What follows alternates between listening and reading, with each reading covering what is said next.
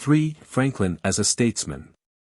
The career of Franklin as a public official began in 1736, when he was appointed clerk of the General Assembly of Pennsylvania. In this position, he remained until his retirement from business precipitated so many political demands upon him that he had to give it up for still higher responsibilities. "The public," he says in the Autobiography, "now considering me as a man of leisure, laid hold of me for their purposes, every part of our civil government, and almost at the same time, imposing some duty upon me. The governor put me into the commission of the peace, the corporation of the city chose me of the common council, and soon after an alderman, and the citizens at large chose me a burgess to represent them in assembly." 51. His legislative seat was all the more agreeable to him because he had grown tired as clerk of listening to debates in which he could take no part, and which were frequently so lifeless that for very weariness he had to amuse himself with drawing magic squares or circles, or what not, as he sat at his desk. The office of Justice of the Peace he withdrew from by degrees, when he found that, to fill it with credit, more knowledge of the common law was requisite than he possessed, and, in this connection, the belief may be hazarded that his influence in Congress and the Federal Convention of 1787 would have been still greater, if he had been a better lawyer, and, therefore, more competent to cope in debate with contemporaries fitter than he was to discuss questions which, true to the time-honored Anglo-Saxon traditions, turned largely upon the provisions of charters and statutes. That he was lacking in fluency of speech we have, as we have seen, his own admission, a species of evidence, however, by no means conclusive in the case of a man so little given to self-praise as he was. But there is testimony to convince us that, as a debater, Franklin was, at least, not deficient in the best characteristic of a good debater, that of placing the accent upon the truly vital points of his case. "I served," declares Jefferson, "with General Washington in the legislature of Virginia, before the Revolution, and, during it, with Dr. Franklin in Congress. I never heard either of them speak 10 minutes at a time, nor to any but the main point, which was to decide the question. They laid their shoulders to the great points, knowing that the little ones would follow of themselves." What John Adams has to say about Franklin as a legislator is manifestly the offspring of mere self-love. After taking a view of his own legislative activity through the highly magnifying lens, which he brought to bear upon everything relating to himself, he pictures Franklin in Congress as, from day to day, sitting in silence, a great part of his time fast asleep in his chair. But whatever were the demerits of Franklin as a speaker, his influence was very great in every legislative assembly, in which he ever sat. To begin with, he had the kind of eloquence that gives point to his own saying, whose life lightens, his words thunder. Commenting in the latter part of his career to Lord Fitzmaurice upon the stress laid by Demosthenes upon action as the point of first importance in oratory, he said that he thought another kind of action of more importance to an orator, who would persuade people to follow his advice, viz. such a course of action in the conduct of life, as would impress them with an opinion of his integrity as well as of his understanding. That, this opinion once established, all the difficulties, delays, and oppositions, usually occasioned by doubts and suspicions, were prevented. And such a man, though a very imperfect speaker, would almost always carry his points against the most flourishing orator, who had not the character of sincerity. In the next place, Franklin's rare knowledge and wisdom made him an invaluable counselor for any deliberative gathering. He was the protagonist in the Pennsylvania Assembly of the Popular Party, in its contest with the Proprietary Party, and was for a brief time its speaker. As soon as he returned from Europe, at the beginning of the Revolution, he was thrice honored by being elected to the Continental Congress, the Pennsylvania Assembly, and the Convention to frame a constitution for Pennsylvania. Besides appointing him Postmaster General, Congress placed him upon many of its most important committees. The Assembly made him chairman of its Committee of Safety, a post equivalent, for all practical purposes, to the executive headship of the province, and the convention made him its president. It is safe to say that, had there not been a Washington, even his extreme old age and physical infirmities would not have kept him from being the presiding officer of the Federal Convention of 1787 and the first President of the United States.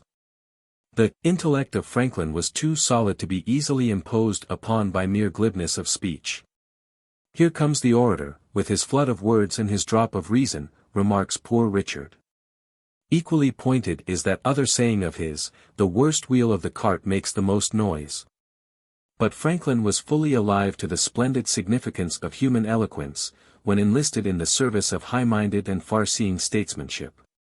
Speaking in a letter to Lord Stanhope of Lord Chatham's speech in support of his motion for the removal of the King's troops from Boston, he said, "Dr. F. is filled with admiration of that truly great man. He has seen, in the course of life, sometimes eloquence without wisdom, and often wisdom without eloquence. In the present instance he sees both united, and both, as he thinks, in the highest degree possible." When Franklin took his seat in the Assembly, William Franklin was elected its clerk in his place, for heredity as well as consanguinity was a feature of the Franklin system of patronage. Once elected to the Assembly, he acquired a degree of popularity and influence that rendered his re-election for many years almost a matter of course. "My election to this trust," he says in the Autobiography, "was repeated every year for 10 years, without my ever asking any elector for his vote, or signifying, either directly or indirectly, any desire of being chosen. So eager were his constituents to confer the honor upon him that they kept on conferring it upon him year after year. Even when he was abroad. 52 He proved himself eminently worthy of this confidence. By nature and training, he was a true Democrat, profoundly conservative at the core, but keenly sensitive to every rational and wholesome appeal to his liberal or generous instincts. He loved law and order, stable institutions, and settled forms and tendencies, rooted in the soil of transmitted wisdom and experience. He was too much of an Englishman to have any sympathy with hasty changes or rash innovations. Much as he loved France, he could never have been drawn into such a delirious outburst as the French Revolution. He loved liberty as Hampden loved it, as Chatham loved it, as Gladstone loved it. John Wilkes, though in some respects an ignoble, was in other respects an indubitable champion of English freedom.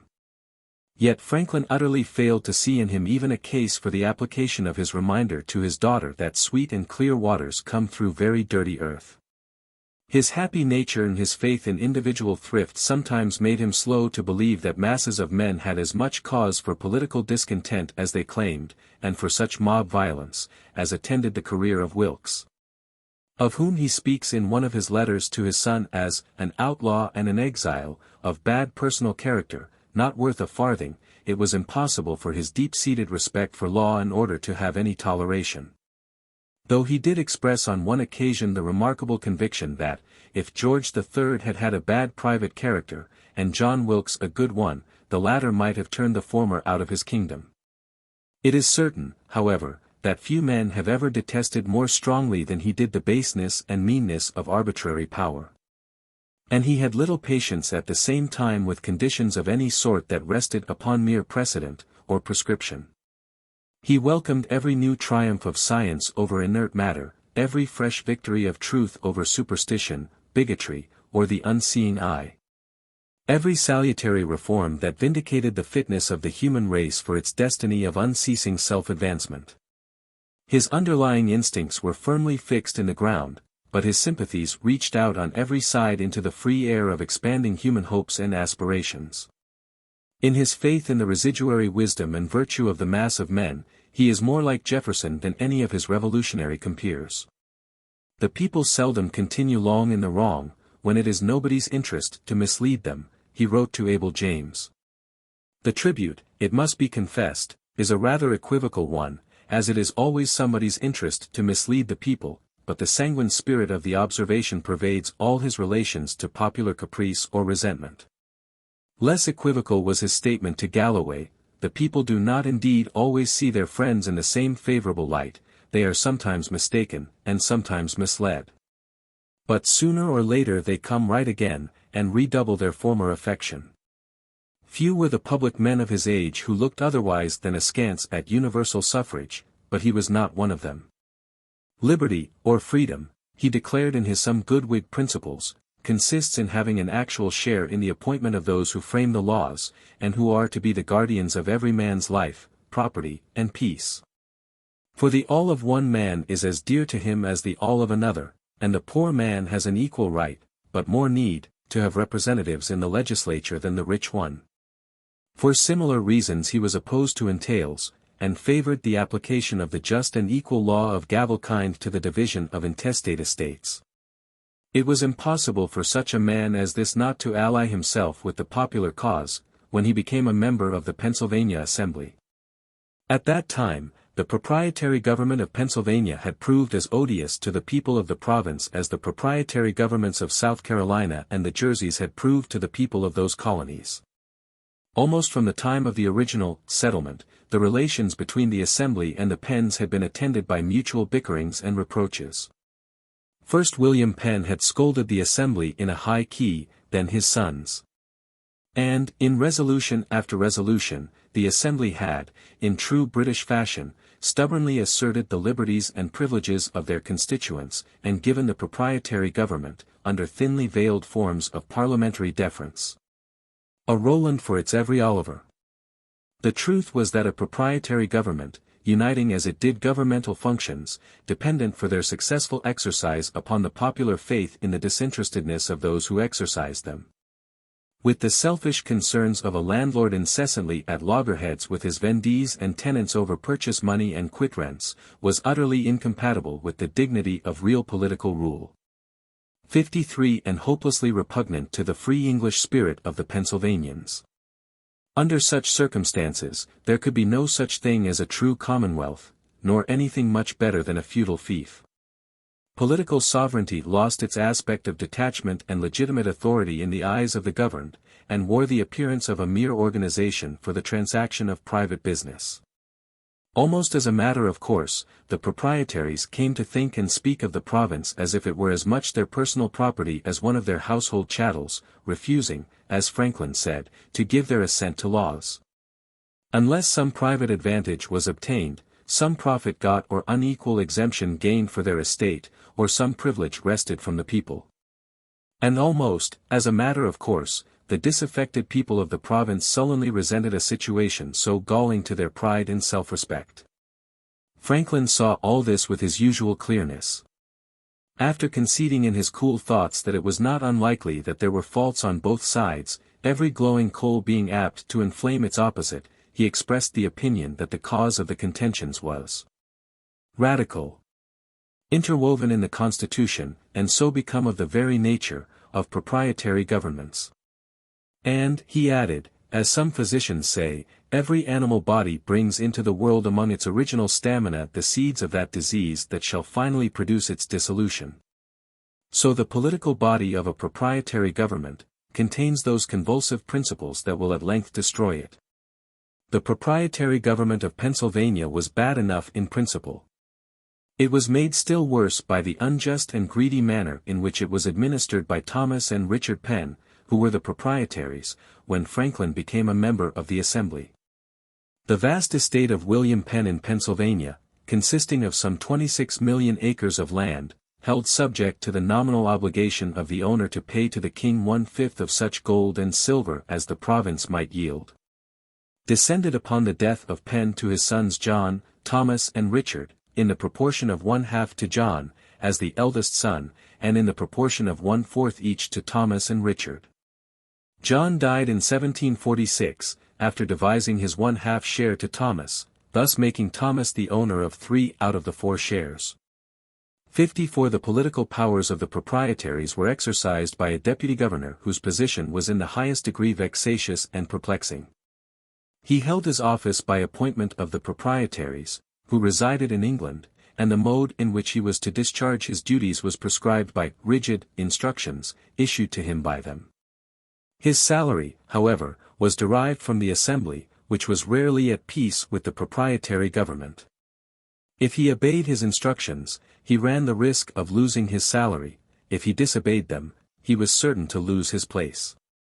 Incredible as it may now seem, the main duty imposed upon him by his instructions was that of vetoing every tax bill enacted by the Assembly which did not expressly exempt all the located, unimproved and unoccupied lands of the proprietaries, and all the quit rents, fines and purchase money out at interest, to which they were entitled, that is to say, the greater part of their immense estate. This was the axis about which the bitter controversy between the popular and proprietary parties, in which Franklin acquired his political training and reputation, revolved like one of the lurid waterspouts with which a letter that his correspondent John Perkins received from him has been illustrated. The Assembly insisted that they should not be required to vote money for the support of the proprietary government, unless the proprietary estate bore its proper share of the common burden. The governor did not dare to violate his instructions for fear of being removed by his masters, and of being sued besides on the bond by which he had bound himself not to violate them. At times, the feud was so intense and absorbing, that, like a pair of gamecocks, too intent on their own deadly encounter to hear an approaching footstep, the combatants almost lost sight of the fact that, under the shelter of their dissensions, the Indian was converting the frontiers of Pennsylvania into a charred and blood-stained wilderness. Occasionally the Assembly had to yield the point with a reservation asserting that its action was not to be taken as a precedent, and once, when England as well as America was feeling the shock of Braddock's defeat, the pressure of public opinion in England was sufficient to coerce the proprietaries into adding £5,000 to the sum appropriated by the Assembly for the defence of the province. But, as a general thing, there was little disposition on either side to compromise. The sharpness of the issue was well illustrated in the bill tendered by the Assembly to Gouverneur Morris for his signature after Braddock's defeat. Both before, and immediately after that catastrophe, he had, in reliance upon the critical condition of the public safety, endeavored to drive the Assembly into providing for the defence of the province without calling upon the proprietary estate for a contribution. The bill in question declared that all estates, real and personal, were to be taxed, those of the proprietaries not excepted. His amendment, says Franklin in his brief way, was, for not read only, a small, but very material alteration. 55. This dependence of the governor upon the Assembly for his salary and the dependence of the Assembly upon the governor for the approval of its enactments brought about a traffic in legislation between them which was one of the most disgraceful features of the proprietary regime. Though it became so customary that even the most honorable governor did not scruple to engage in it. This traffic is thus described by Franklin in his stirring preface to the speech of Joseph Galloway, Esq. Ever since the revenue of the quit rents first, and after that the revenue of tavern licenses, were settled irrevocably on our proprietaries and governors, they have looked on those incomes as their proper estate, for which they were under no obligations to the people, and when they afterwards concurred in passing any useful laws, they considered them as so many jobs, for which they ought to be particularly paid. Hence arose the custom of presents twice a year to the governors, at the close of each session in which laws were passed, given at the time of passing. They usually amounted to £1,000 per annum. But when the governors and assemblies disagreed, so that laws were not passed, the presents were withheld. When a disposition to agree ensued, there sometimes still remained some diffidence. The governors would not pass the laws that were wanted, without being sure of the money, even all that they called their arrears, nor the assemblies give the money without being sure of the laws. Thence the necessity of some private conference, in which mutual assurances of good faith might be received and given, that the transactions should go hand in hand. This system of barter prevailed even before Franklin became a member of the Assembly. And how fixed and ceremonious its forms sometimes were we can infer from what happened on one of the semi-annual market days during Governor Thomas's administration. Various bills were lying dormant in his hands. Accordingly the House ordered 2 of its members to call upon him and acquaint him that it had long waited for his result on these bills, and desired to know when they might expect it. They returned and reported that the governor was pleased to say that he had had the bills long under consideration, and waited the result of the House. Then, after the House had resolved itself into a committee of the whole, for the purpose of taking the governor's support into consideration, there was a further interchange of communications between the House and the governor. The former reporting some progress to the governor, and the governor replying that, as he had received assurances of a good disposition on the part of the House, he thought it incumbent upon him to show the like on his part by sending down the bills, which lay before him, without any amendment. The manifestation of a good disposition was not the same thing as an actual promise to approve the bills. So the wary assembly simply resolved that, on the passage of such bills as then lay before the governor, and of the naturalization bill, and such other bills as might be presented to him during the pending session, there should be paid to him the sum of £500. And that, on the passage of the same bills, there should be paid to him the further sum of £1,000 for the current year's support. Agreeably with this resolution, orders were drawn on the treasurer and trustees of the loan office, and, when the governor was informed of the fact, he appointed a time for passing the bills, which was done with one hand, while he received the orders in the other. Thereupon with the utmost politeness he thanked the House for the £1,500 as if it had been a free gift, and a mere mark of respect and affection. "I thank you, gentlemen," he said, "for this instance of your regard, which I am the more pleased with, as it gives an agreeable prospect of future harmony between me and the representatives of the people." Despicably enough, while this treaty was pending, the Penns had a written understanding with the governor, secured by his bond, that they were to receive a share of all money thus obtained from the people whom they sought to load with the entire weight of taxation. Indeed, emboldened as Franklin said by the declining sense of shame, that always follows frequent repetitions of sinning, they later in Governor Denny's time had the effrontery to claim openly, in a written reply to a communication from the Assembly, with respect to their refusal to bear any part of the expenses entailed on the province by the Indians, that the excess of these donatives over and above the salary of the governor should belong to them. By the Constitution, they said, their consent was essential to the validity of the laws enacted by the people, and it would tend the better to facilitate the several matters, which had to be transacted with them, for the representatives of the people to show a regard to them and their interest. The Assembly hotly replied that they hoped that they would always be able to obtain needful laws from the goodness of their sovereign without going to the market for them to a subject. But the hope was a vain one, and to that market, directly or indirectly, the people of Pennsylvania still had to go, for some time to come. To use Franklin's language, there was no other market that they could go to for the commodity that they wanted.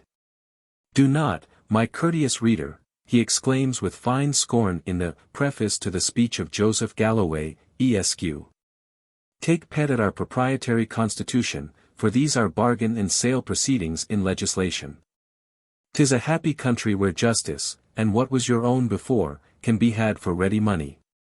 'Tis another addition to the value of money, and of course another spur to industry. Every land is not so blessed. There are countries where the princely proprietor claims to be lord of all property, where what is your own shall not only be wrested from you, but the money you give to have it restored, shall be kept with it, and your offering so much, being a sign of your being too rich, you shall be plundered of everything that remained. These times are not come here yet, your present proprietors have never been more unreasonable hitherto, than barely to insist on your fighting in defense of their property, and paying the expenses yourselves, or if their estates must, be taxed towards it, that the best of their lands shall be taxed no higher than the worst of yours."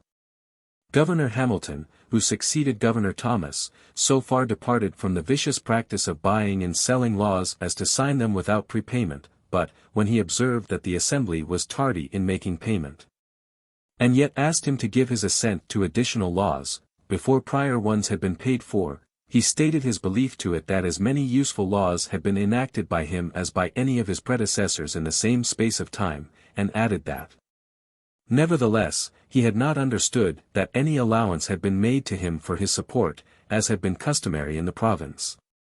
The hint proved effective, the money was paid and the bills were approved. From the time that Franklin became a member of the Assembly until the time that the minor controversy between the proprietary party and the popular party in Pennsylvania was obscured by the larger controversy between the Crown and all the American colonies, he was engaged in an almost uninterrupted struggle with the proprietaries, first, for the annulment of their claim to exemption from taxation, and, secondly, for the displacement of their government by a royal government. If there was ever an interlude in this struggle, it was only because, in devising measures for the defense of the province, a proprietary governor found it necessary, at some trying conjuncture, To rely upon the management of Franklin to quiet the Quakers, who constituted a majority of the assembly and detested both war and the proprietaries, or upon the general abilities and popularity of Franklin to strengthen his own feeble counsels. If there was any political tranquility in the province during this time, it was, to employ one of Franklin's own comparisons, only such tranquility as exists in a naval engagement between two broadsides. On the one hand were ranged the official partisans and dependents of the proprietary government and other adherents of the kind, whose allegiance is likely to be won by the social prestige and political patronage of executive authority.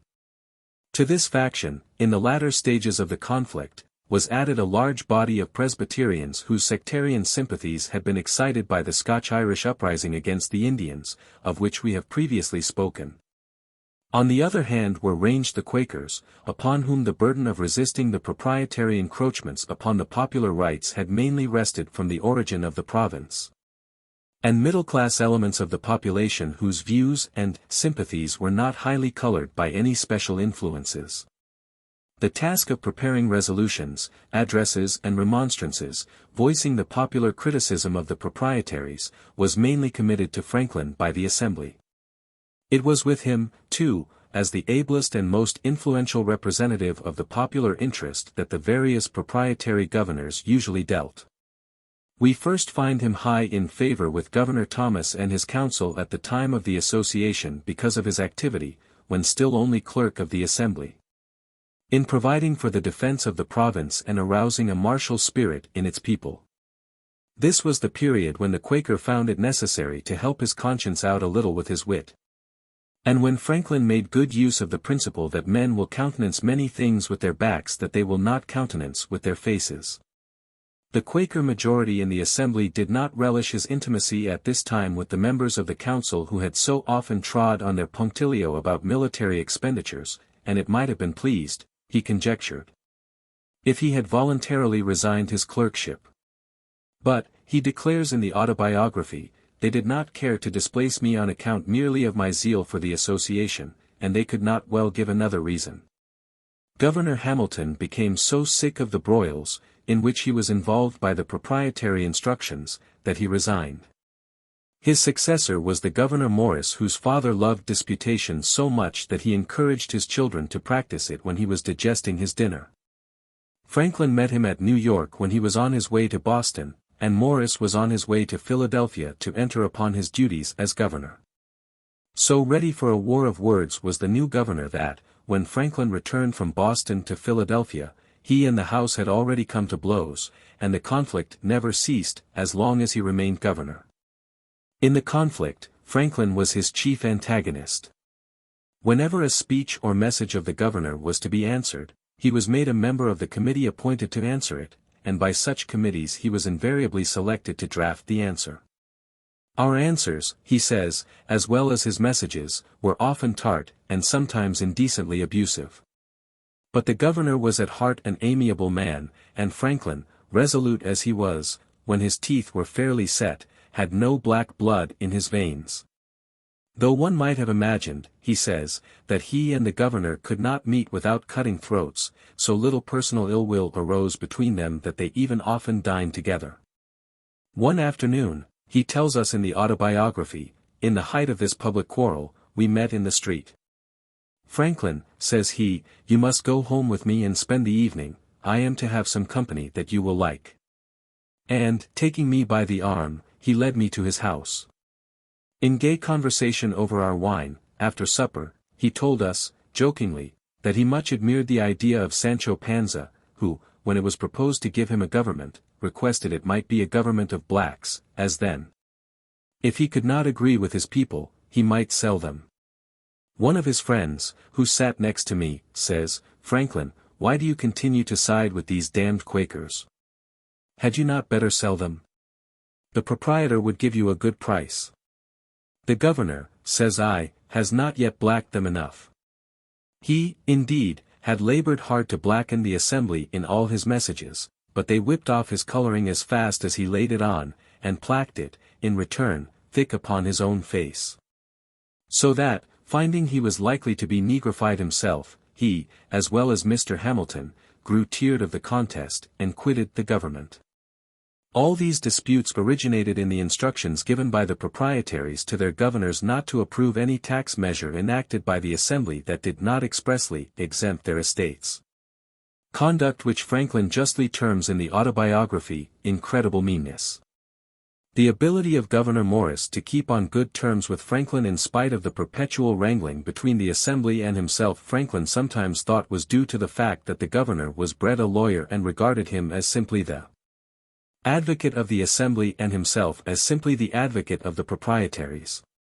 However this was, he sometimes called upon Franklin in a friendly way to advise with him on different points, and occasionally, though not often, Franklin tells us, took his advice. But when the miserable fugitives, who escaped from the Aceldama on the Monongahela, brought back to the settlements their awful tale of carnage and horror, and Dunbar and his rout were cravenly seeking the protection of those whom they should have protected, Gouverneur Morris was only too glad to consult and take the advice of the strongest man on the American continent, except the gallant Virginian. Young in years, but from early responsibilities and hardships, as well as native wisdom and intrepidity, endowed with a calm judgment and tempered courage far beyond his years, whom Providence almost seemed to have taken under its direct guardianship for its future purposes on the day that Braddock fell. Later, when it appeared as if the Indians would carry desolation and death into the very bowels of Pennsylvania, the governor was equally glad to place Franklin in charge of its northwestern frontier, and to thrust blank military commissions into his hands to be filled up by him as he pleased. And later still, when the desire of the governor to consult with Franklin about the proper measures for preventing the desertion of the back counties of Pennsylvania had brought the latter home from the northwestern frontier, the governor did not hesitate, in planning an expedition against Fort Duquesne, to offer Franklin a commission as general. If Franklin had accepted the offer, we are justified, we think, in assuming that he would have won at least as high a degree of credit as that which he accorded to Shirley. For though Shirley, he tells us in the Autobiography, was not a bred soldier, he was sensible and sagacious in himself, and attentive to good advice from others, capable of forming judicious plans, and quick and active in carrying them into execution. No mean summary of the military virtues of Franklin himself as a citizen soldier. But Franklin knew the limitations of his training too well to be allured by such a deceitful honor.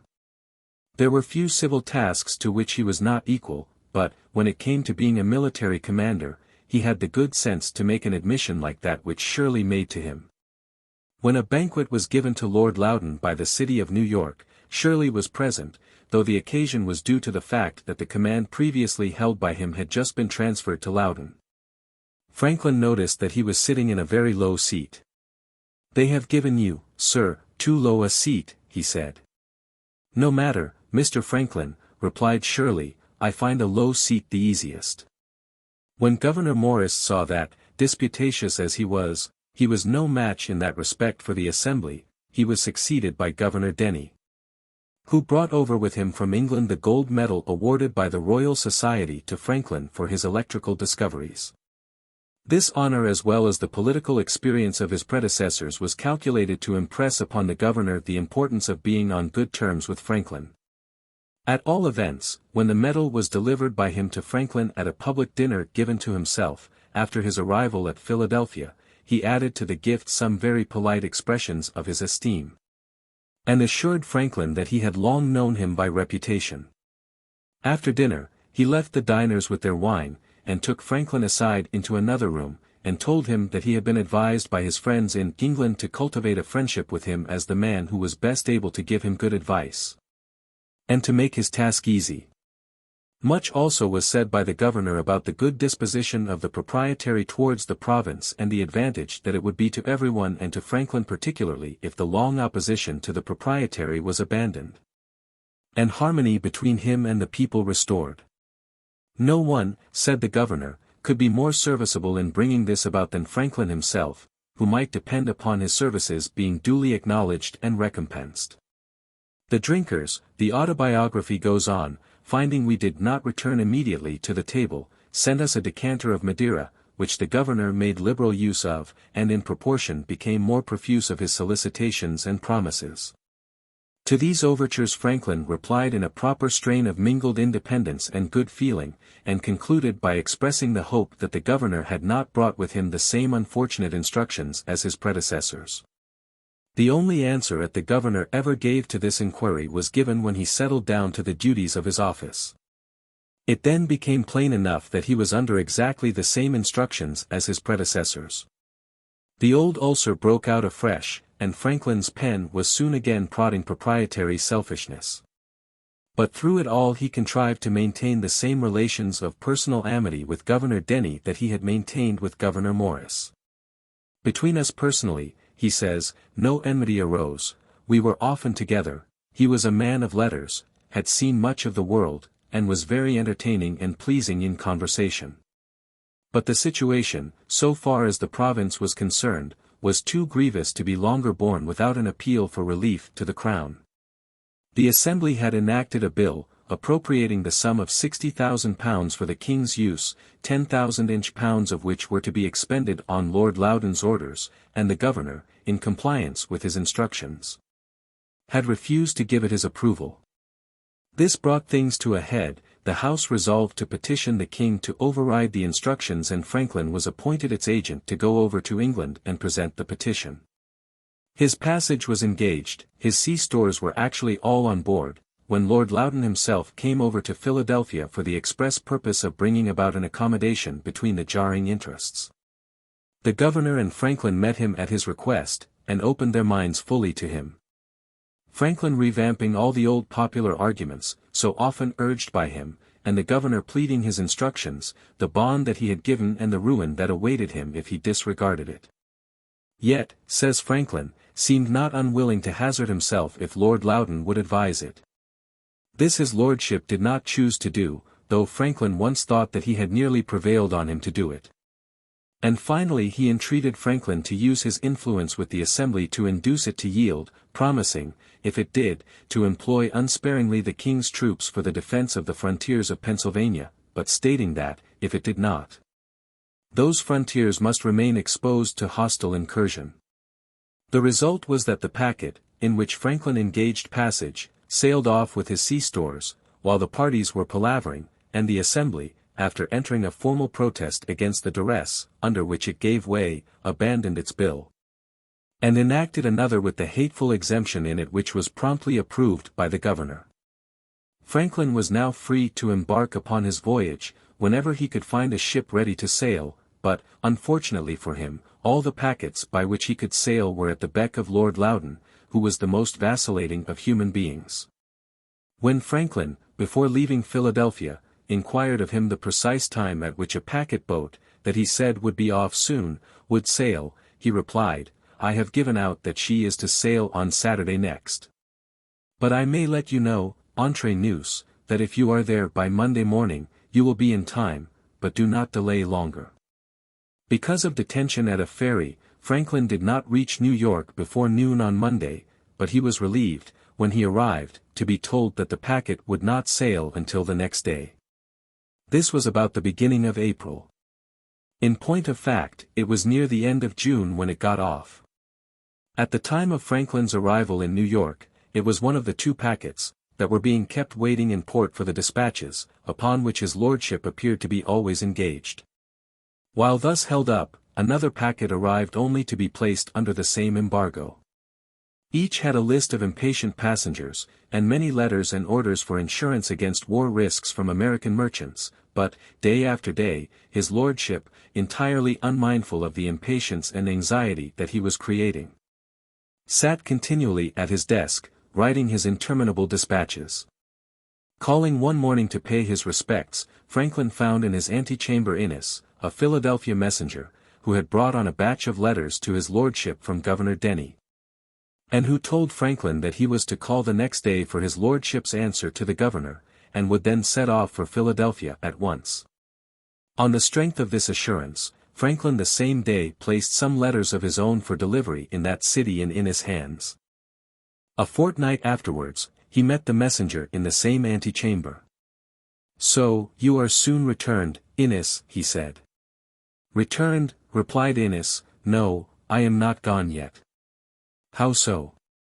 I have called here by order every morning these 2 weeks past for his lordship's letter, and it is not yet ready.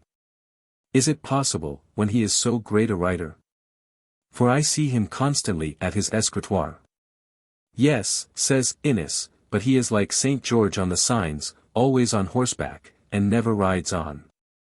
Indeed, so purely rotatory was all his lordship's epistolary energy, unremitting as it seemed to be, that one of the reasons given by William Pitt for subsequently removing him was that the minister never heard from him, and could not know what he was doing. Finally, the 3 packets dropped down to Sandy Hook to join the British fleet there. Not knowing but that they might make off any day, their passengers thought it safest to board them before they dropped down.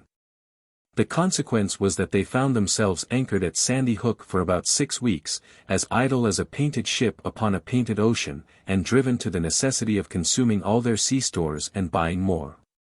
At length, when the fleet did weigh anchor, with his lordship and all his army on board, bound for the reduction of Louisbourg, the 3 packets were ordered to attend it in readiness to receive the dispatches which the general was still scribbling upon the element that was not more mutable than his own purposes.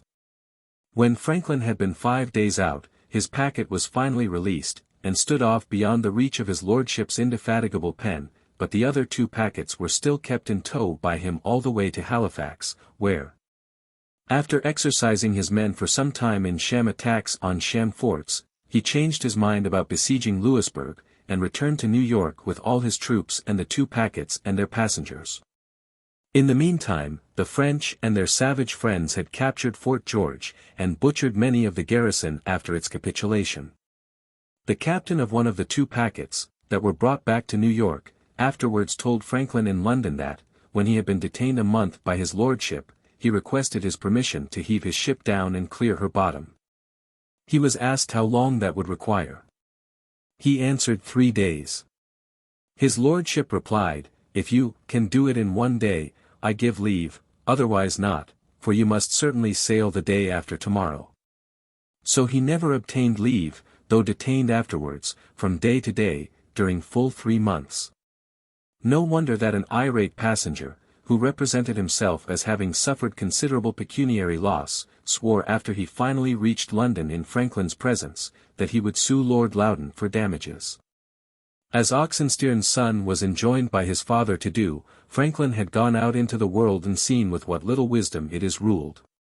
On the whole, he says in the Autobiography, I wondered much how such a man came to be entrusted with so important a business as the conduct of a great army.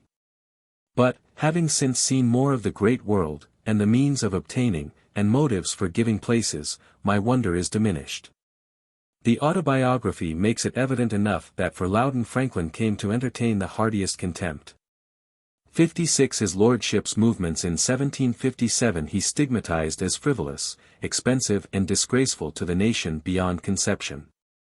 He was responsible, Franklin thought, for the loss of Fort George, and for the foundering of a large part of the Carolina fleet, which, for lack of notice from him, remained anchored in the worm-infested waters of Charleston harbor for 3 months, after he had raised his embargo on the exportation of provisions. Nor does Franklin hesitate to charge that this embargo, while laid on the pretense of cutting off the enemy from supplies, was in reality laid for the purpose of beating down the price of provisions in the interest of the contractors, in whose profits, it was suspected, that Loudon had a share. Not only did his lordship decline, on the shallow pretext that he did not wish to mix his accounts with those of his predecessors, to give Franklin the order that he had promised him for the payment of the balance, still due him on account of Braddock's expedition, though liquidated by his own audit, but, when Franklin urged the fact that he had charged no commission for his services, as a reason why he should be promptly paid, his lordship cynically replied, "Oh, sir, you must not think of persuading us that you are no gainer. We understand better those affairs, and know that everyone concerned in supplying the army finds means, in the doing it, to fill his own pockets." Franklin and his son arrived in London on July 27, 1757. Shortly after he had settled down in his lodgings, he called upon Dr. Fothergill, whose counsel he had been advised to obtain, and who thought that, before an application was made to the British government, there should be an effort to reach an understanding with the pens themselves. Then took place the interview between Franklin and Lord Granville, at which his lordship, after some preliminary discourse, expressed this alarming opinion. You Americans have wrong ideas of the nature of your Constitution. You contend that the King's instructions to his governors are not laws, and think yourselves at liberty to regard or disregard them at your own discretion. But those instructions are not like the pocket instructions given to a minister going abroad, for regulating his conduct in some trifling point of ceremony. They are first drawn up by judges learned in the laws. They are then considered, debated, and perhaps amended in council, after which they are signed by the King. They are then, so far as they relate to you, the law of the land, for the King is the legislator of the colonies. The correctness of this opinion was combated by Franklin. He told his lordship that this was new doctrine to him, and that he had always understood from the American charters that the colonial laws were to be enacted by the assemblies of the colonies, and that, once enacted and assented to by the King, the King could not repeal or alter them, and that, as the colonial assemblies could not make laws for themselves without his assent, so he could not make laws for them without their assent. The great man's reply was as brief as a great man's reply is only too likely to be when his opinions are questioned by his inferiors. It was merely that Franklin was totally mistaken. Franklin did not think so, and, concerned for fear that Lord Granville might be but expressing the sentiment of the court, he wrote down what had been said to him as soon as he returned to his lodgings. The utterance reminded him that some 20 years before a bill had been introduced into Parliament by the ministry of that time containing a clause, intended to make the King's instructions laws in the colonies. But that the clause had been stricken out of it by the House of Commons. For this, he said, the colonies adored the Commons, as their friends and the friends of liberty, until it afterwards seemed as if they had refused the point of sovereignty to the King only that they might reserve it for themselves. A meeting between the proprietaries and Franklin was arranged by Dr. Fothergill. It assumed the form that such meetings are apt to assume, that is of mutual professions of an earnest desire to agree, repetition of the old antagonistic reasonings and a disagreement as stubborn as before. However, it was agreed that Franklin should reduce the complaints against the proprietaries to writing, and that the proprietaries were to consider them. When the paper was drawn, they submitted it to their solicitor, Ferdinand John Paris, who had represented them in the celebrated litigation between the Penns and the Lords Baltimore over the boundary line between Pennsylvania and Maryland, and had written all their papers and messages in their disputes with the Pennsylvania Assembly.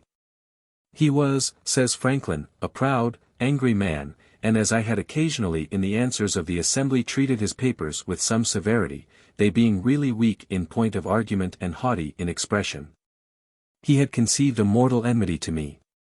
With Paris, Franklin refused to discuss the points of his paper, and the proprietaries then, on the advice of Paris, placed it in the hands of the Attorney and Solicitor Generals for their opinion and advice.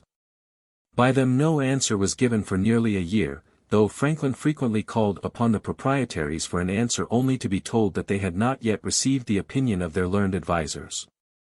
What the opinion was when it was finally rendered the proprietaries did not let Franklin know, but instead addressed a long communication, drawn and signed by Paris, to the Assembly, reciting the contents of Franklin's paper, complaining of its lack of formality as rudeness, and justifying their conduct. They would be willing, they said, to compose the dispute, if the Assembly would send out some person of candor to treat with them. Franklin supposed that the incivility imputed to him consisted in the fact that he had not addressed the proprietaries by their assumed title of true and absolute proprietaries of the province of Pennsylvania. The letter of the proprietaries was not answered by the Assembly. While they were pretending to treat with Franklin, Governor Denny had been unable to withstand the pressure of his situation, and, at the request of Lord Loudon, had approved an act subjecting the estates of the Penns to taxation. When this act was transmitted to England, the proprietaries, upon the advice of Paris, petitioned the King to withhold his assent from it, and, when the petition came on for hearing, the parties were represented by counsel. On the one hand it was contended that the purpose of the act was to impose an oppressive burden upon the proprietary estates. and that the assessment under it would be so unequal because of the popular prejudice against the pens that they would be ruined. To this it was replied that the act was not conceived with any such purpose, and would not have any such effect, that the assessors were honest and discreet men under oath, and that any advantage that might inure to them individually from over-assessing the property of the proprietaries would be too trifling to induce them to perjure themselves. It was also urged in opposition to the petition that the money, for which the act provided, had been printed and issued, and was now in the hands of the inhabitants of the province, and would be deprived of all value, to their great injury, if the act did not receive the royal assent merely because of the selfish and groundless fears of the proprietaries. At this point, Lord Mansfield, one of the counsel for the proprietaries, led Franklin off into a room nearby, while the other lawyers were still pleading, and asked him if he was really of the opinion that the proprietary estate would not be unfairly taxed if the act was executed. "Certainly," said Franklin. "Then," said he, "you can have little objection to enter into an engagement to assure that point." "None at all," replied Franklin. Paris was then called in, and, after some discussion, a paper, such as Lord Mansfield suggested, was drawn up and signed by Franklin and Mr. Charles, who was the agent of Pennsylvania for ordinary purposes, and the law was given the royal assent with the further engagement, upon the part of Franklin and Mr. Charles, that it should be amended in certain respects by subsequent legislation. This legislation, however, the Assembly afterwards declined to enact when a committee, appointed by it, upon which it was careful to place several close friends of the proprietaries, brought in an unanimous report stating that the yearly tax levied before the order of the council reached Pennsylvania had been imposed with perfect fairness as between the proprietaries and the other taxpayers. In the most important respect, therefore, Franklin's mission to England had resulted in success. The principle was established by the Crown that the estate of the proprietaries was subject to taxation equally with that of the humblest citizen of Pennsylvania, and the credit of the paper money, then scattered throughout the province, was saved. The Assembly rewarded its servant, when he returned to Pennsylvania, with its formal thanks and the sum of £3,000. He responded in the happy terms which he always had at his command on occasions of this sort. He made answer, says the official report, that he was thankful to the House, for the very handsome and generous allowance they had been pleased to make him for his services, but that the approbation of this House was, in his estimation, far above every other kind of recompense. The proprietaries punished their servant, Governor Denny, by removing him and threatening him with suit for the breach of his bond, but it is a pleasure to be told in the Autobiography that his position was such that he could despise their threats. While the duel was going on between the proprietaries and the Assembly, Franklin had some significant things at times to say about it in his familiar letters. As far as we can see, his political course, during this period, was entirely candid and manly. He was on agreeable personal terms with all the colonial governors. He seems to have cherished an honest desire to be helpful to the proprietaries, so far as their own illiberality and folly would allow him to be. And it is very plain that he was not without the feeling that the demands of the popular party itself were occasionally immoderate. He was quite willing for the sake of peace to concede anything except the essential points of the controversy. But when it came to these he was immovable as men of his type usually are when they realize that a claim upon them is too unjust or exorbitant even for their pacific temper. "I am much obliged to you for the favorable light you put me in, to our proprietor, as mentioned in yours of July 30th, he wrote to Peter Collinson in 1754, I know not why he should imagine me not his friend, since I cannot recollect any one act of mine that could denominate me otherwise. On the contrary, if to concur with him, so far as my little influence reached in all his generous and benevolent designs and desires of making his province and people flourishing and happy be any mark of my respect and dutiful regard to him, there are many who would be ready to say I could not be suppository deficient in such respect. The truth is I have sought his interest more than his favor, others perhaps have sought both, and obtained at least the latter. But in my opinion great men are not always best served by such as show on all occasions a blind attachment to them. An appearance of impartiality in general gives a man sometimes much more weight when he would serve in particular instances. To the friend to whom these words were written, Franklin was disposed to unbosom himself with unusual freedom, and, in the succeeding year, in another letter to Collinson, he used words which showed plainly enough that he thought that the Assembly too was at times inclined to indulge in more hair-splitting and testiness than was consistent with the public welfare. "You will see," he said, "more of the same trifling in these votes in both sides. I am heartily sick of our present situation. I like neither the governor's conduct, nor the Assembly's. And having some share in the confidence of both, I have endeavored to reconcile them but in vain, and between them they make me very uneasy.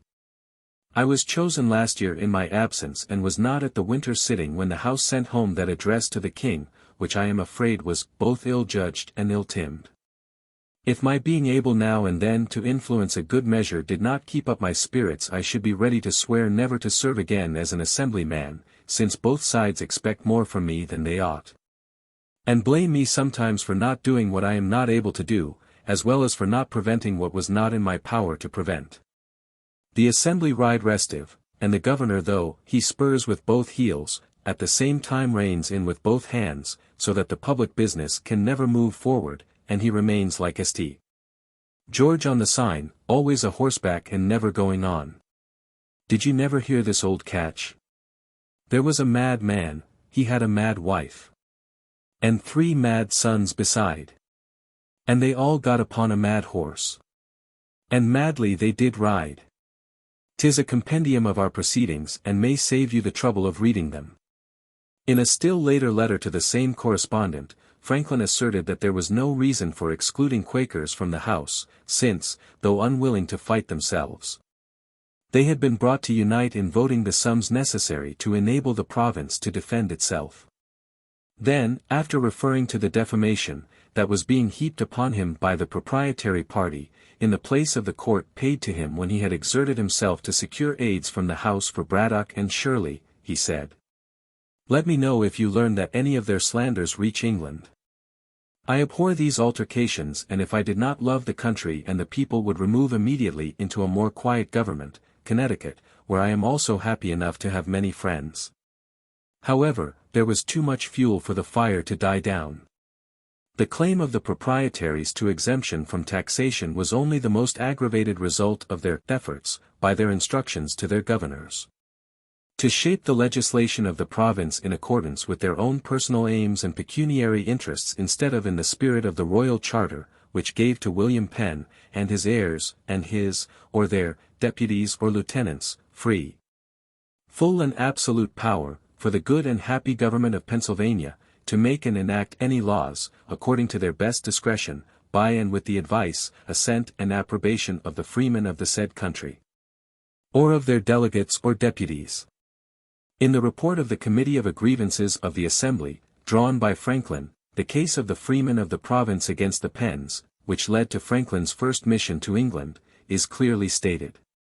They are arraigned not only for seeking to exempt the bulk of their estate from the common burden of taxation, but also, apart from this, for stripping, by their instructions, their governors, and thereby the people themselves, of all real discretion in fixing by legislation the measure and manner in which, and the time at which, aids and supplies should be furnished for the defense of the province.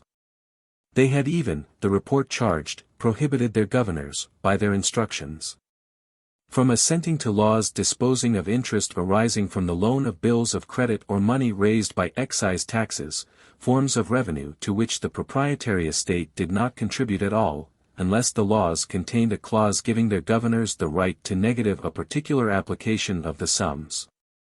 Another grievance was the issuance by the governor of commissions to provincial judges, to be held during the will and pleasure of the governors instead of during good behavior, as covenanted by William Penn, a practice which gave the proprietaries control of the judicial as well as the executive branch of the provincial government.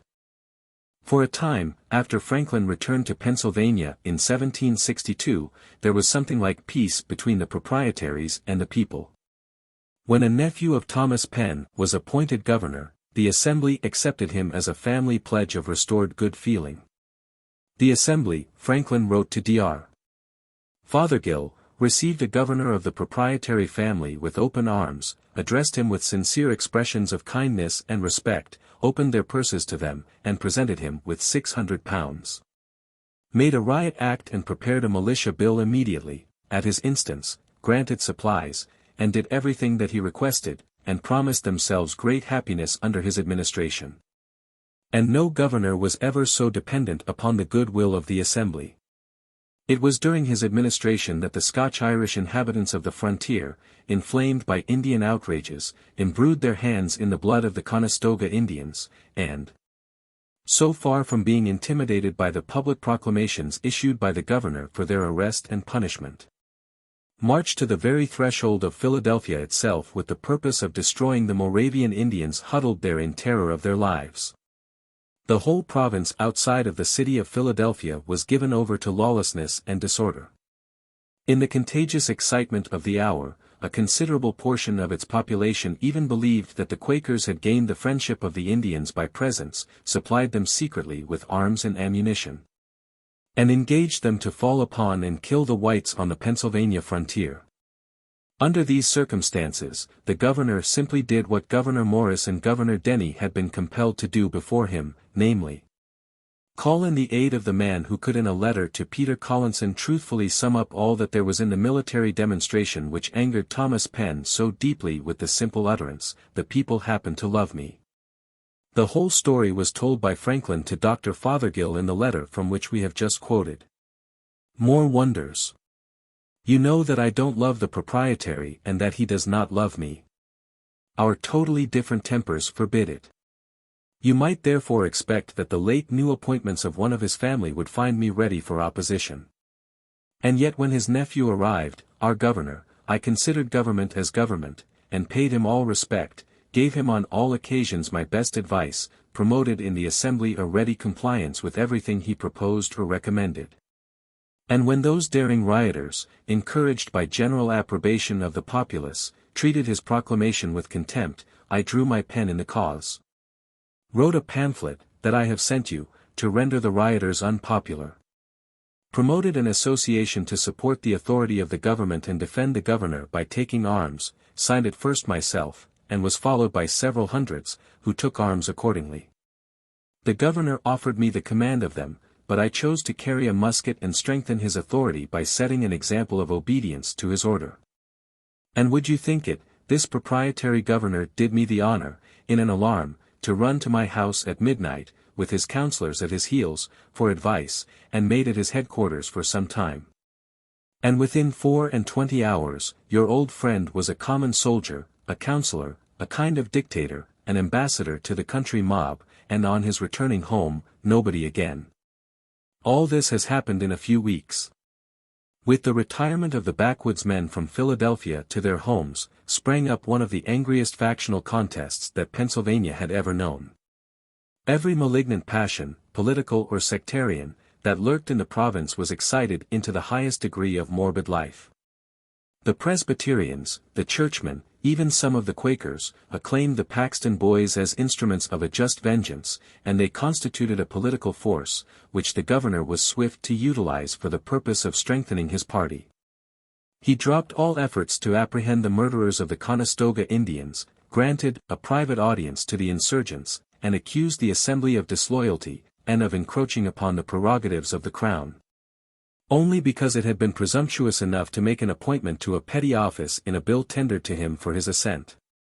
It was during his administration, too, that the claim was made that, even if the proprietary estate had been subjected to taxation by the Lords in Council, under the terms of one of the amendments, proposed by them, the best and most valuable of the proprietary lands, should be taxed and no higher than the worst and least valuable of the peoples.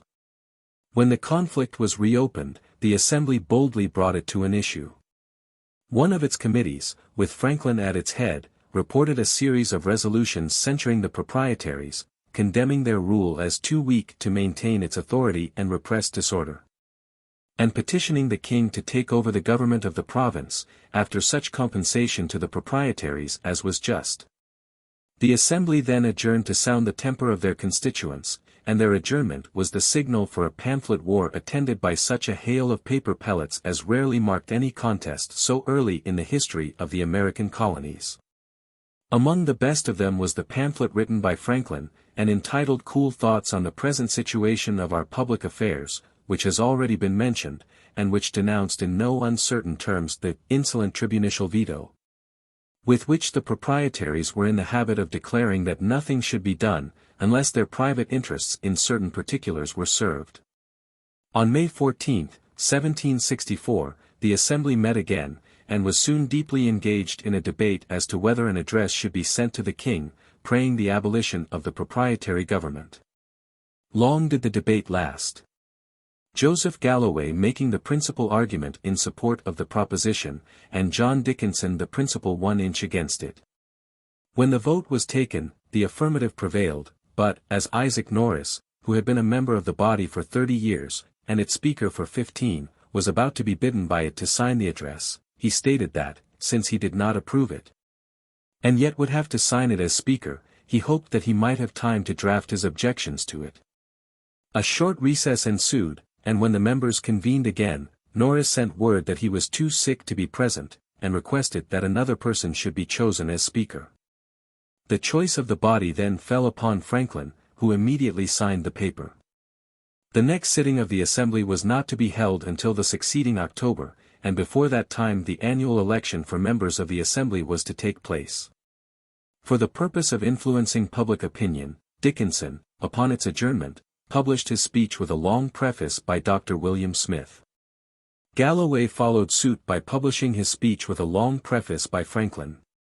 This preface is one of Franklin's masterpieces, marked it is true by some quaint conceits and occasional relaxations of energy, but full of power and withering sarcasm.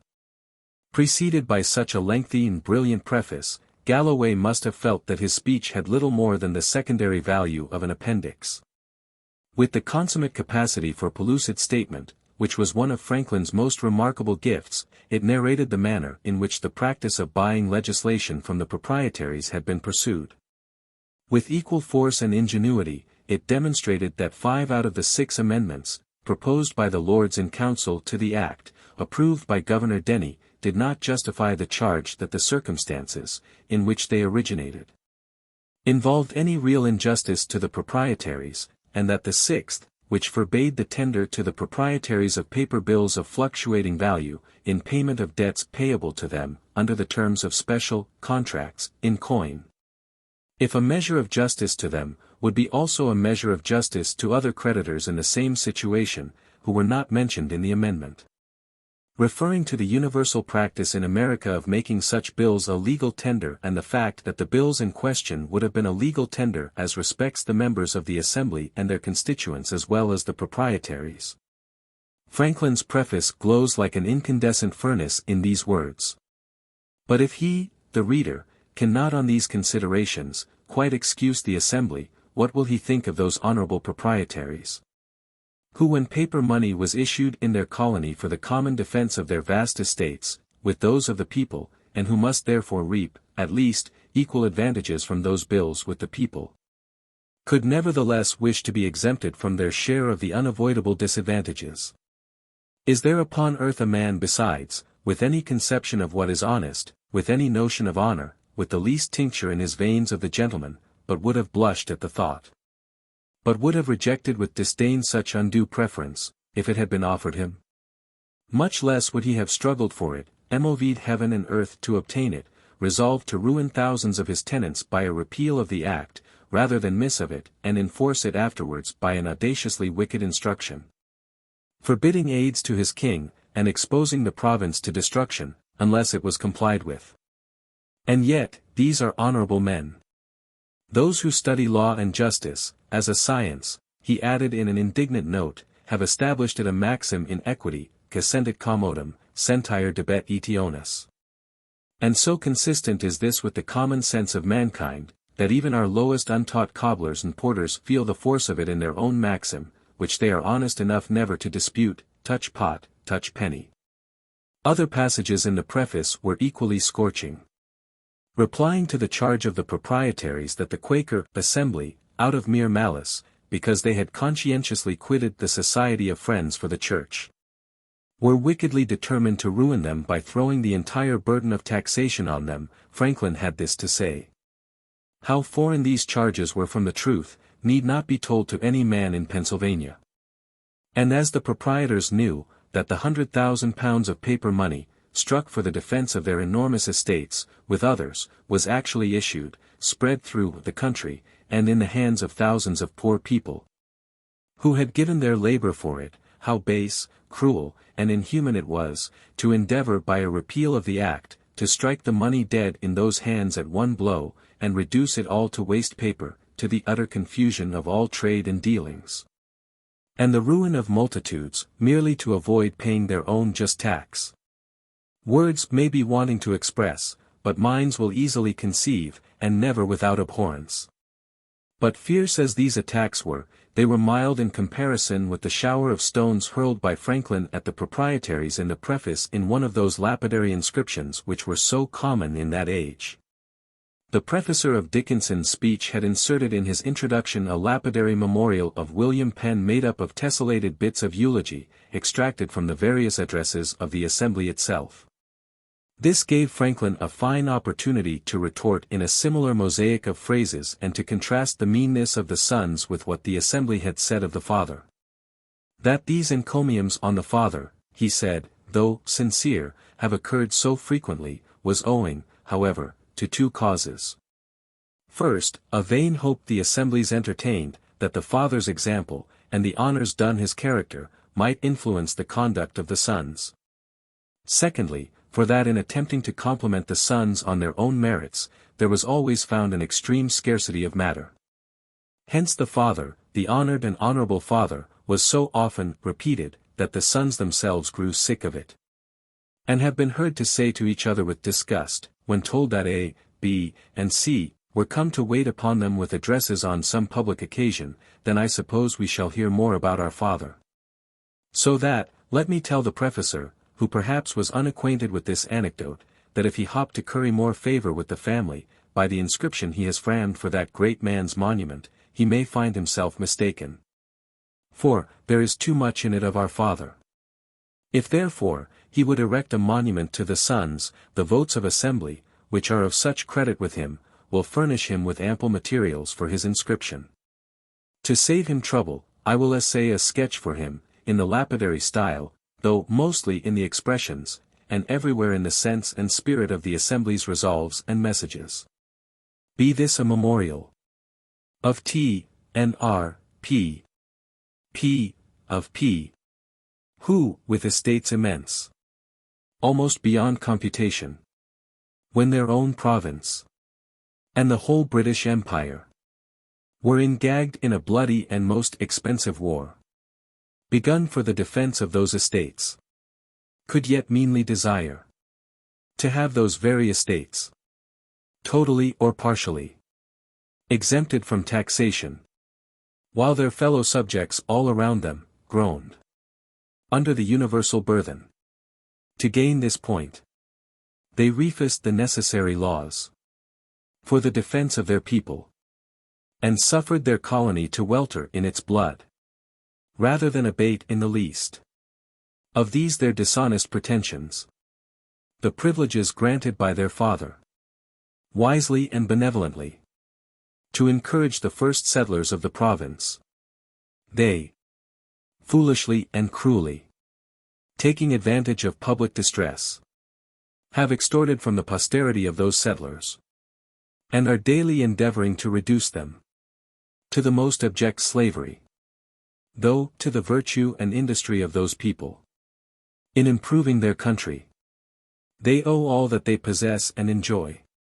A striking instance of human depravity and ingratitude, and an irrefragable proof that wisdom and goodness do not descend with an inheritance, but that ineffable meanness may be connected with unbounded fortune.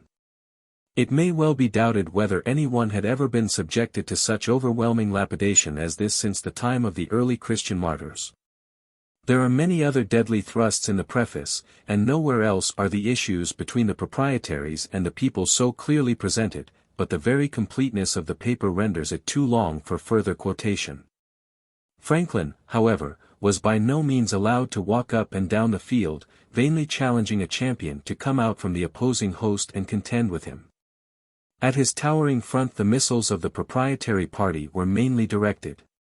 Beneath one caricature of him were these lines: "Fight dog, fight bear. You're all my friends.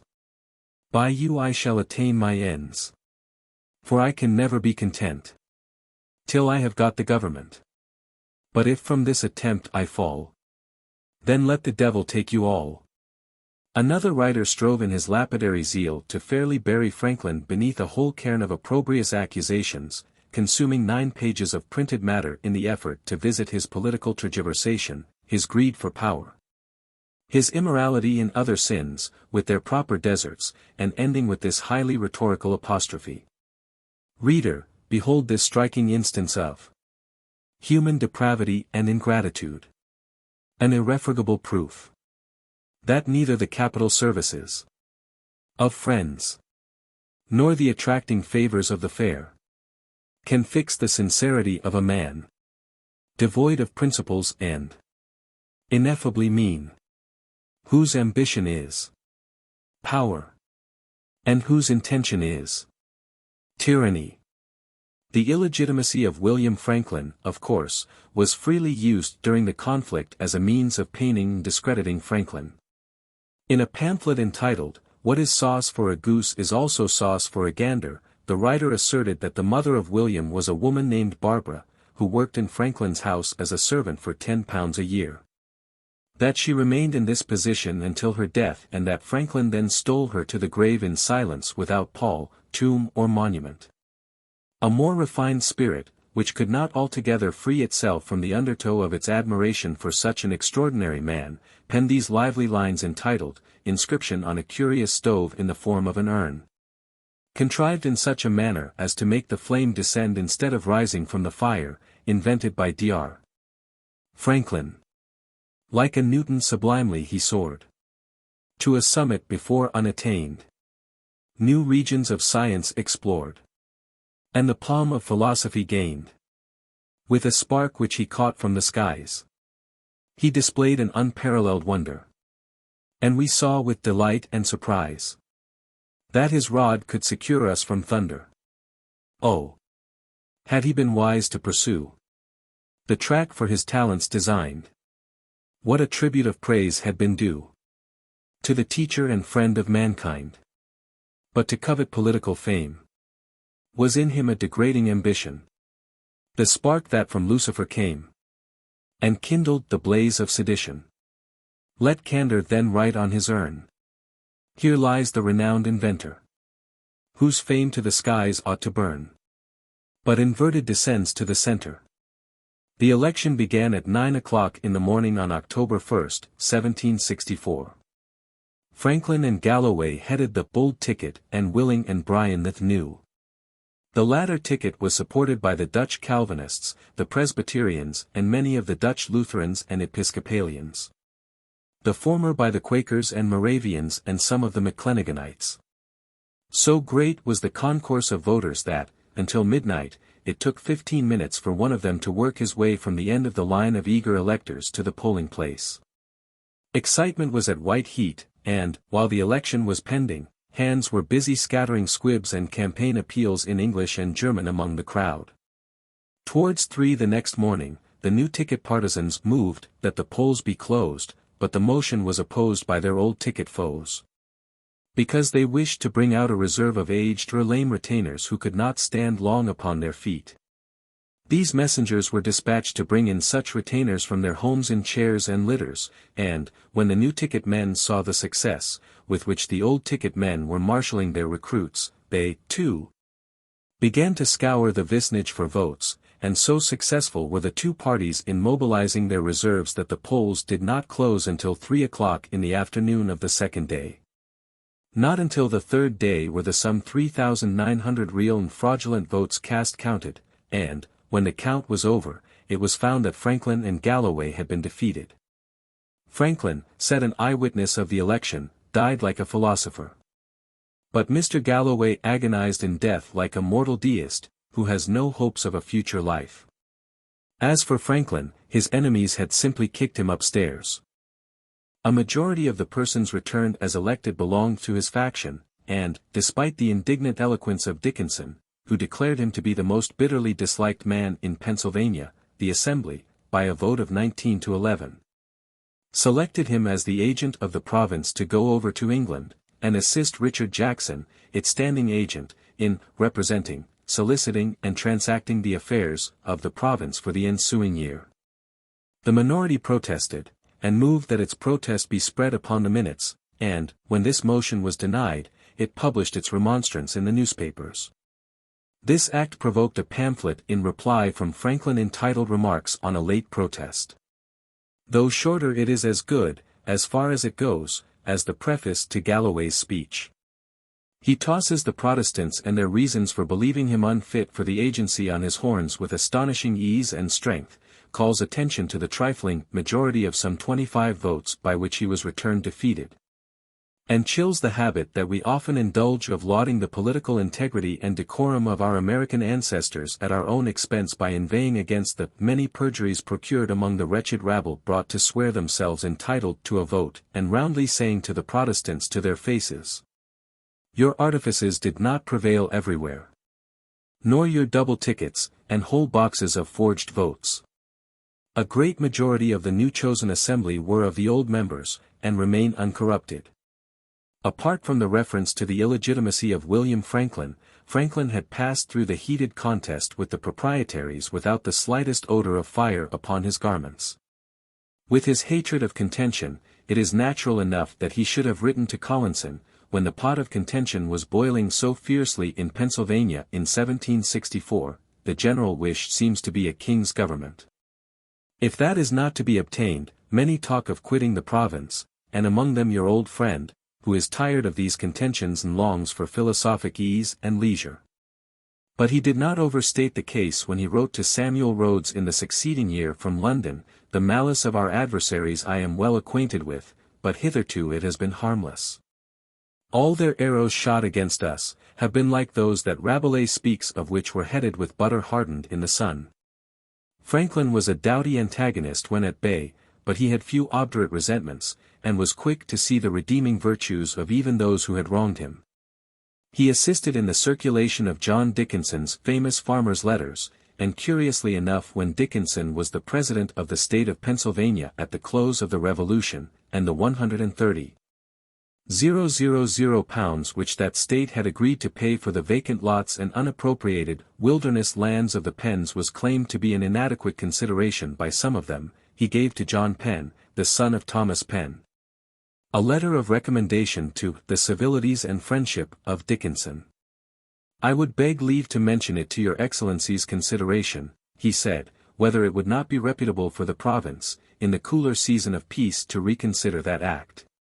And if the allowance made to the family should be found inadequate, to regulate it according to equity, since it becomes a virgin state to be particularly careful of its reputation, and to guard itself not only against committing injustice, but against even the suspicion of it." But nothing better proves what a selfish cur Thomas Penn was than the fact that, more than 20 years after the election, of which we have been speaking, so magnanimous a man as Franklin could express this sober estimate of his conduct and character in a letter to Jan Ingenhouse. "In my own judgment, when I consider that for near 80 years, viz. from the year 1700, William Penn and his sons received the quit rents which were originally granted for the support of government, and yet refused to support the government, obliging the people to make a fresh provision for its support all that time, which cost them vast sums, as the most necessary laws were not to be obtained but at the price of making such provision. When I consider the meanness and cruel avarice of the late proprietor, in refusing for several years of war, to consent to any defense of the frontiers ravaged all the while by the enemy, unless his estate should be exempted from paying any part of the expense, not to mention other atrocities too long for this letter, I cannot but think the family well off, and that it will be prudent in them to take the money and be quiet." William Penn, the first proprietor, father of Thomas, the husband of the present dowager, was a wise and good man, and as honest to the people as the extreme distress of his circumstances would permit him to be. But the said Thomas was a miserable churl, always intent upon griping and saving. And whatever good the father may have done for the province was amply undone by the mischief received from the son, who never did anything that had the appearance of generosity or public spirit but what was extorted from him by solicitation and the shame of backwardness in benefits evidently incumbent on him to promote. And which was done at last in the most ungracious manner possible. The lady's complaints of not duly receiving her revenues from America are habitual. They were the same during all the time of my long residence in London, being then made by her husband as excuses for the meanness of his housekeeping and his deficiency in hospitality. Though I knew at the same time that he was then in full receipt of vast sums annually by the sale of lands, interest of money, and quit rents.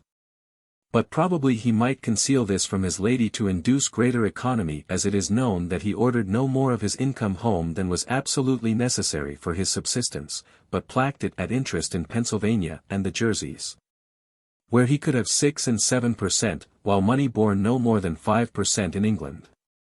I used often to hear of those complaints, and laugh at them, perceiving clearly their motive. They served him on other as well as on domestic occasions. You remember our rector of St. Martin's Parish, Dr. Saunders. He once went about, during a long and severe frost, soliciting charitable contributions to purchase coals for poor families. He came among others to me, and I gave him something.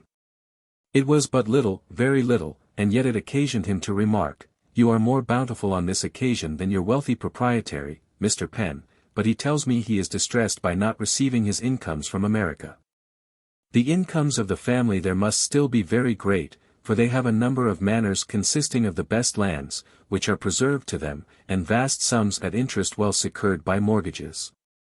So that if the dowager does not receive her proportion, there must be some fault in her agents. You will perceive by the length of this article that I have been a little chauffed by her making the complaints you mentioned to the Princess Dowager of Liechtenstein at Vienna.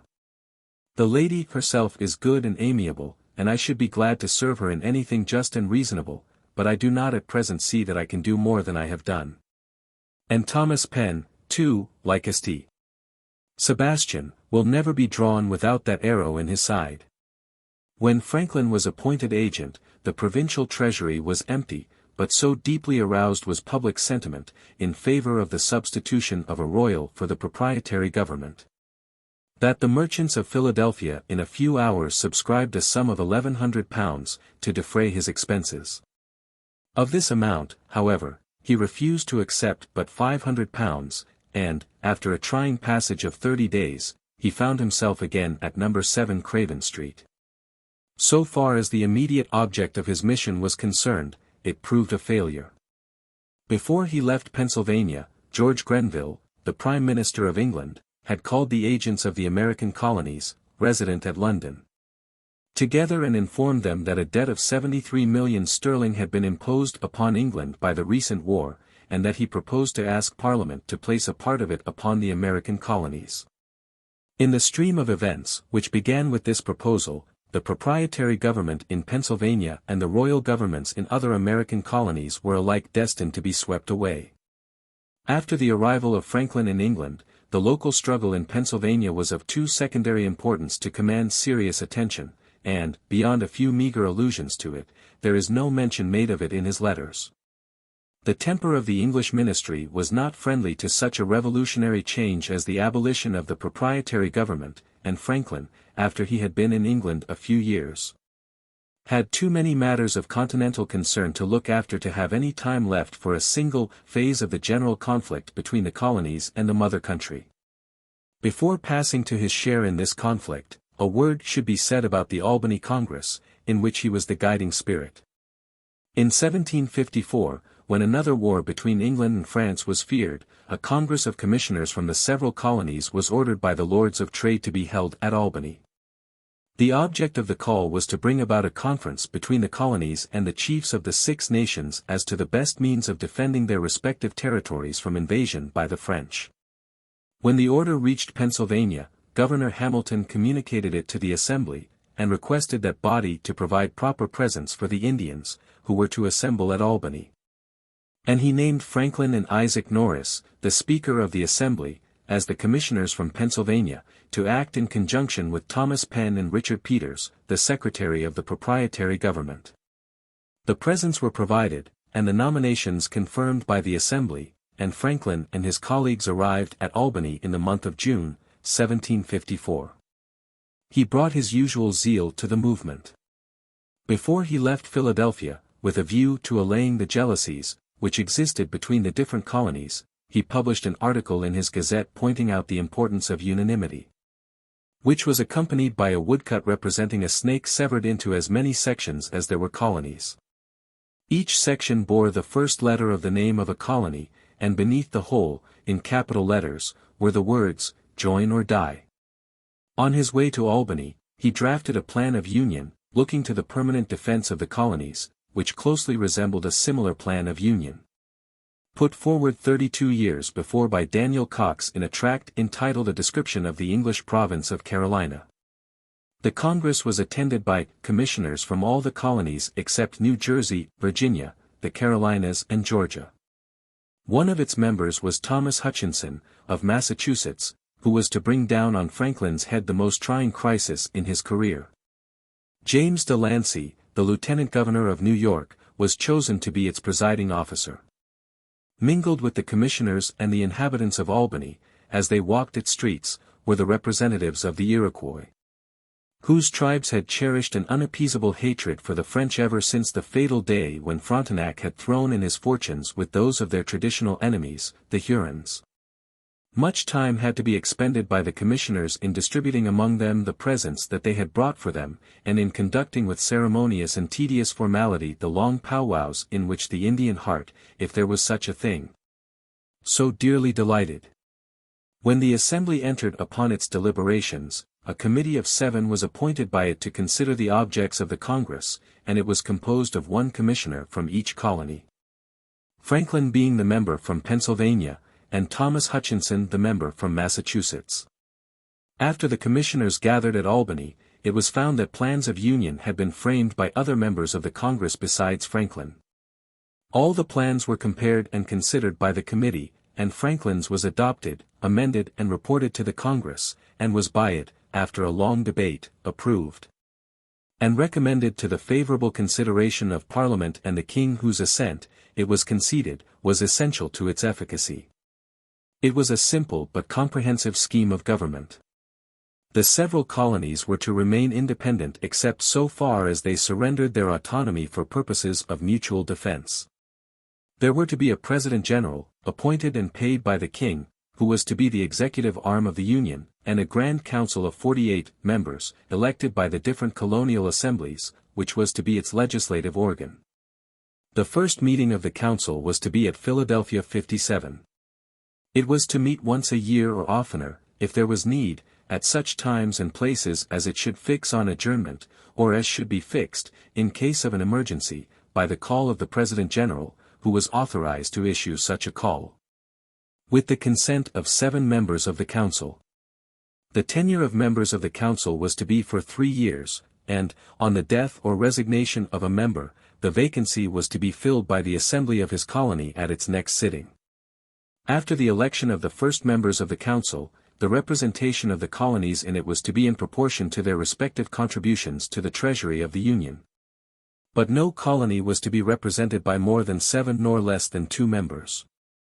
The Council was to have the power to choose its Speaker, and was to be neither dissolved, prorogued nor continued in session longer than 6 weeks at one time without its consent, or the special command of the Crown. Its members were to be allowed for their services 10 shillings sterling a day, whether in session or journeying to or from the place of meeting. 25 members were to constitute a quorum, provided that among this number was at least 1 member from a majority of the colonies. The assent of the President General was to be essential to the validity of all acts of the Council, and it was to be his duty to see that they were carried into execution. And the President General and Council were to negotiate all treaties with the Indians, declare war and make peace with them, regulate all trade with them, purchase for the Crown from them all lands sold by them, and not within the limits of the old colonies, and make and govern new settlements on such lands until erected into formal colonies. They were also to enlist and pay soldiers, build forts and equip vessels for the defense of the colonies, but were to have no power to impress men in any colony without the consent of its assembly. All military and naval officers of the Union were to be named by the President General with the approval of the Council, and all civil officers of the Union were to be named by the Council with the approval of the President General. In case of vacancies, resulting from death or removal, in any such offices, they were to be filled by the governors of the provinces in which they occurred until appointments could be made in the regular way. And the President General and Council were also to have the power to appoint a General Treasurer for the Union and a local Treasurer for the Union in each colony, when necessary. All funds were to be disbursed on the joint order of the President General and the Council, except when sums had been previously appropriated for particular purposes, and the President General had been specially authorized to draw upon them. The general accounts of the Union were to be each year communicated to the several colonial assemblies. And, for the limited purposes of the Union, the President General and the Council were authorized to enact laws, and to levy general duties, imposts and taxes. The laws so enacted to be transmitted to the King in Council for his approbation, and, if not disapproved within 3 years, to remain in force. A final feature of the plan was the provision that each colony might in a sudden emergency take measures for its own defense, and call upon the President General and Council for reimbursement. The Albany Plan of Union was one of the direct lineal antecedents of the federal Constitution. In other words, it was one of the really significant things in our earlier history that tended to foster the habit of union, without which that Constitution could never have been adopted. But, when considered in the light of the jealousy with which the mother country then regarded the colonies, and with which the colonies regarded each other, it is not at all surprising that the plan recommended by it should have to come to nothing. Its fate was singular, says Franklin in the Autobiography. The assemblies did not adopt it, as they all thought there was too much prerogative in it, and in England it was judged to have too much of the democratic. Even in Pennsylvania, though the governor laid it before the assembly with a handsome tribute to the great clearness and strength of judgment, with which it had been drawn up, that body, when Franklin was absent, condemned it without giving it any serious consideration.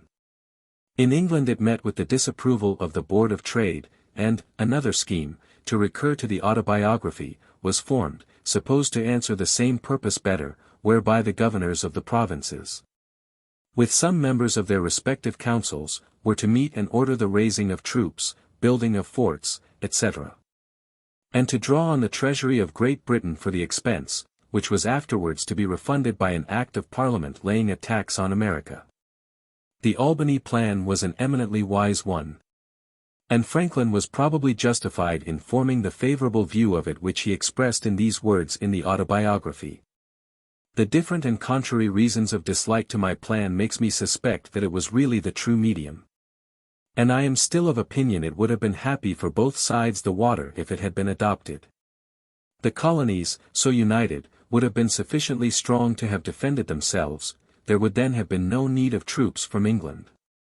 Of course, the subsequent pretense for taxing America, and the bloody contest it occasioned, would have been avoided. But such mistakes are not new, history is full of the errors of states and princes. Look round the habitable world, how few know their own good, or, knowing it, pursue. Those who govern, having much business on their hands, do not generally like to take the trouble of considering and carrying into execution new projects. The best public measures are therefore seldom adopted from previous wisdom, but forked by the occasion. In the autumn of 1754, Franklin made a journey to Boston. There he met Shirley, and was apprised by him of the plan formed in England for the defense of the colonies. This intelligence elicited 3 notable letters from him to Shirley in which he succinctly but luminously and vigorously stated his objections to the plan. In the first letter, he deprecated in brief but grave general terms a scheme of colonial administration, in which the people of the colonies were to be excluded from all share in the choice of the Grand Council contemplated by the scheme, and were to be taxed by a parliament in which they were to have no representation. Where heavy burdens are laid on the people, it had been found useful, he said, to make such burdens as much as possible their own acts. The people bear them better when they have, or think they have, some share in the direction. And, when any public measures are generally grievous, or even distasteful to the people, the wheels of government move more heavily. In the second letter, Franklin states what in his opinion the people of the colonies were likely to say of the proposed plan, namely, that they were as loyal as any other subjects of the king. That there was no reason to doubt their readiness to grant such sums as they could for the defense of the colonies, that they were likely to be better judges of their own military necessities than the remote English Parliament. That the governors, who came to the colonies, often came merely to make their fortunes, and to return to England, were not always men of the best abilities or integrity, had little in common with the colonists, and might be inclined to lavish military expenditures for the sake of the profit to be derived from such expenditures by them for themselves and their friends and dependents. That members of colonial councils being appointed by the Crown, on the recommendation of colonial governors, and being often men of small estates, and dependent on such governors for place, were too subject to influence.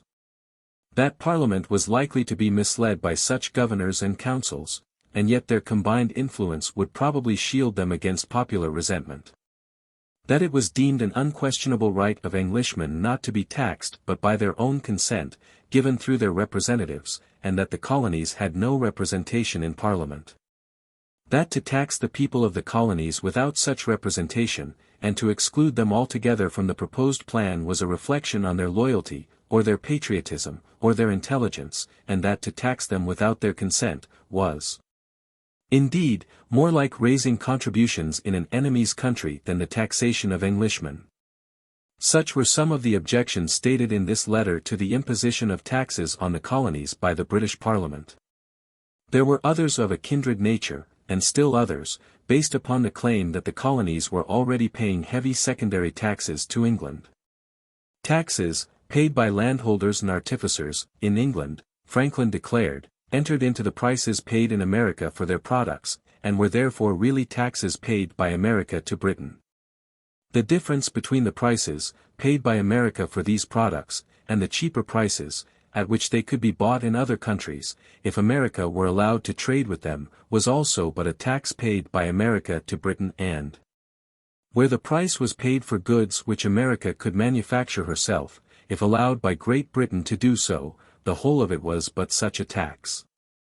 Such a tax, too, was the difference between the price that America received for its own products in Britain, after the payment of duties, and the price that it could obtain in other countries, if allowed to trade with them. In fine, as America was not permitted to regulate its trade, and restrain the importation and consumption of British superfluities, its whole wealth ultimately found its way to Great Britain, and if the inhabitants of Great Britain were enriched in consequence, and rendered better able to pay their taxes, that was nearly the same thing as if America itself was taxed. Of these kinds of indirect taxes America did not complain, but to pay direct taxes, without being consulted as to whether they should be laid, or as to how they should be applied, could not but seem harsh to Englishmen, who could not conceive that by hazarding their lives and fortunes in subduing and settling new countries, and in extending the dominion and increasing the commerce of the mother country, they had forfeited the native rights of Britons, which they thought that, on these accounts, might well be given to them, even if they had been before in a state of slavery. Another objection to the scheme, the letter asserted, was the likelihood that the governors and councillors, not being associated with any representatives of the people, to unite with them in their measures, and to render these measures palatable to the people, would become distrusted and odious, and thus would embitter the relations between governors and governed and bring about total confusion. The letter, short as it is, sums up almost all the main points of the more copious argument that was, in a few years, to be made with so much pathos as well as power by the colonies against the resolve of the British ministry to tax them without their consent. Franklin's third letter to Shirley is but the statement in embryo of the sagacious and enlarged views of the policy of Great Britain, with respect to the colonies, which he subsequently expressed in so many impressive forms. The letter is, first of all, interesting as showing that the subject of promoting a closer union between Great Britain and her colonies by allowing the latter to be represented in Parliament had already been discussed by Shirley and Franklin in conversation. It is also an indication, for all that was said later about the submissive loyalty of the colonies. That the sense of injustice and hardship worked by the repressive effects of the existing British restrictions on American commerce and manufactures was widely diffused in America. The proposal to allow America representatives in Parliament would, Franklin thought, be very acceptable to the colonies, provided the presentation was a reasonable one in point of numbers, and provided all the old Acts of Parliament limiting the trade, or cramping the manufactures, of the colonies, were, at the same time, repealed and the cisatlantic subjects of Great Britain put on the same footing of commercial and industrial freedom as its transatlantic subjects. Until a Parliament, in which both were represented, should deem it to be to the interest of the whole empire that some or all of the obnoxious laws should be revived. Franklin also was too much of a latter-day American not to believe that laws, which then seemed to the colonists to be unjust to them, would be acquiesced in more cheerfully by them, and be easier of execution, if approved by a Parliament in which they were represented. The letter ended with a series of original reflections, highly characteristic of the free play, which marked the mental operations of the writer in dealing with any subject, encumbered by short-sighted prejudices. Of what importance was it, he argued, whether manufacturers of iron lived at Birmingham or Sheffield, or both, since they were still within the bounds of Great Britain? Could the Goodwin sands be laid dry by banks, and land, equal to a large county thereby gained to England, and presently filled with English inhabitants? Would it be right to deprive such inhabitants of the common privileges enjoyed by other Englishmen, the right of vending their produce in the same ports, or of making their own shoes, because a merchant or a shoemaker, living on the old land, might fancy it more for his advantage to trade or make shoes for them? Would this be right even if the land was gained at the expense of the state? And would it seem less right if the charge and labor of gaining the additional territory to Great Britain had been borne by the settlers themselves? Now I look on the colonies, Franklin continued, as so many counties gained to Great Britain, and more advantageous to it than if they had been gained out of the seas around its coasts, and joined to its land, for being in different climates, they afford greater variety of produce, and being separated by the ocean, they increase much more its shipping and seamen. And since they are all included in the British Empire, which has only extended itself by their means, and the strength and wealth of the parts are the strength and wealth of the whole, what imports it to the general state, whether a merchant, a smith, or a hatter, grow rich in Old or New England? To this question, of course, the 19th or 20th century could only have had one answer. But the 18th, blinded by economic delusions, had many. In the opinion of Franklin, expressed in his letters to Peter Collinson, until the Albany Plan of Union, or something like it, was adopted, no American war would ever be carried on as it should be. And Indian affairs would continue to be mismanaged. But he was fair-minded and clear-sighted enough to see that, if some such plan was not adopted, the fault would lie with the colonies rather than with Great Britain. In one of his letters to Peter Collinson, he declared that, in his opinion, it was not likely that any of them would agree to the plan, or even propose any amendments to it. Everybody, he said, cries, a union is absolutely necessary. But when they come to the manner and form of the union, their weak noddles are perfectly distracted. So if ever there be an union, it must be formed at home by the ministry and Parliament. I doubt not but they will make a good one, and I wish it may be done this winter. The essential features of the Albany Plan of Union were all outlined by Franklin 3 or 4 years before the Albany Congress met, in a letter to James Parker, his New York partner. A union of the colonies, under existing conditions, was, he thought, impracticable. If a governor became impressed with the importance of such a union, and asked the other colonial governors to recommend it to their assemblies, the request came to nothing, either because the governors were often on ill terms with their assemblies, and were seldom the men who exercised the most influence over them, or because they threw cold water on the request for fear that the cost of such a union might make the people of their colonies less able or willing to give to them, or simply because they did not earnestly realize the necessity for it. Besides, under existing conditions, there was no one to back such a request or to answer objections to it. A better course would be to select half a dozen men of good understanding and address, and send them around, as ambassadors to the different colonies, to urge upon them the expediency of the Union. It would be strange, indeed, Franklin thought, if the 6 Iroquois tribes of ignorant savages could be capable of forming a union which had lasted for ages, and yet 10 or a dozen English colonies be incapable of forming a similar one. These views were elicited by a pamphlet on the importance of gaining and preserving the friendship of the Indians, which had been sent to Franklin by Parker. And they constitute a natural introduction to a brief review of the relations sustained by one of the most reasonable of the children of men to perhaps the most unreasonable of all the children of men, the Indian of the American forest.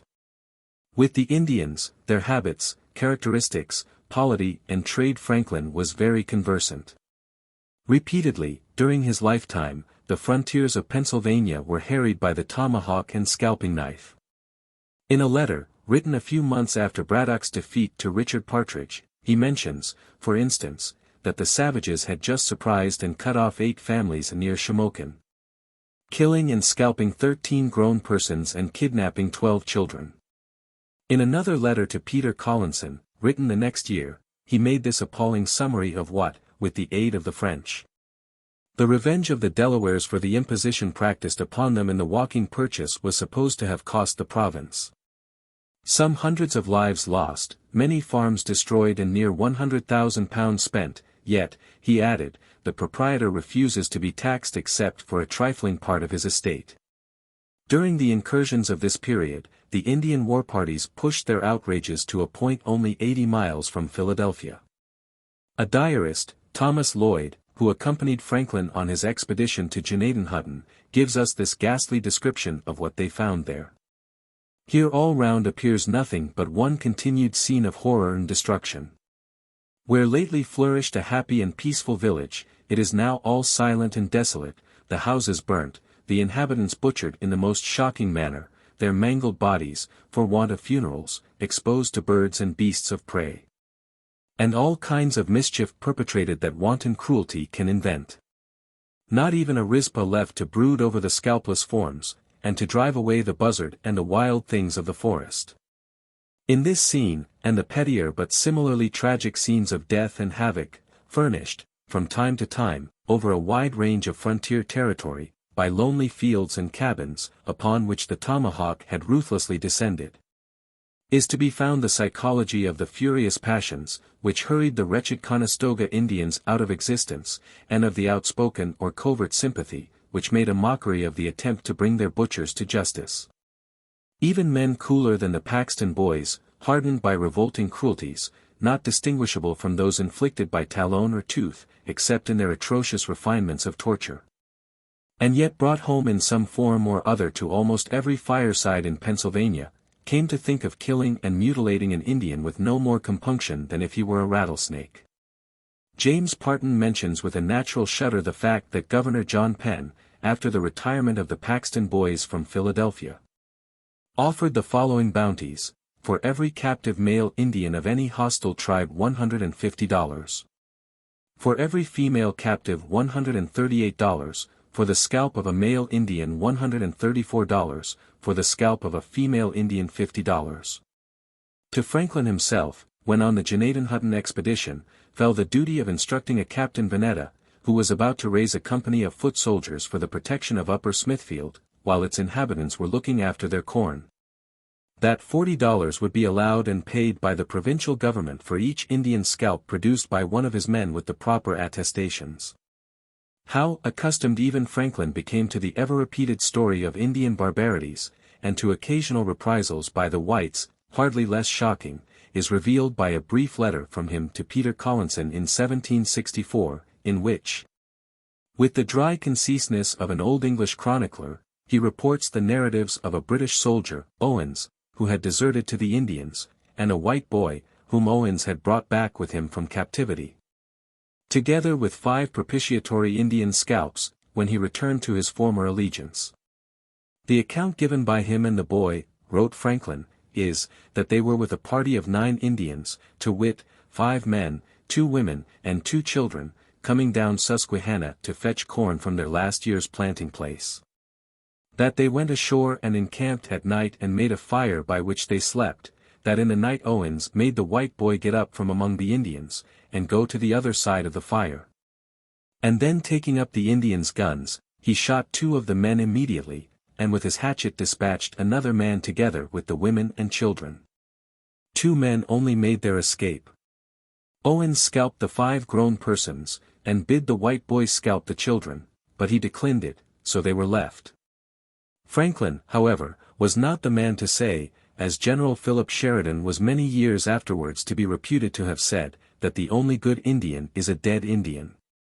In the course of his varied life, he had many opportunities for becoming familiarly acquainted with the history and character of the Indians, and forming a just judgment as to how far their fiendish outbreaks were due to sheer animal ferocity, and how far to the provocation of ill treatment by the whites.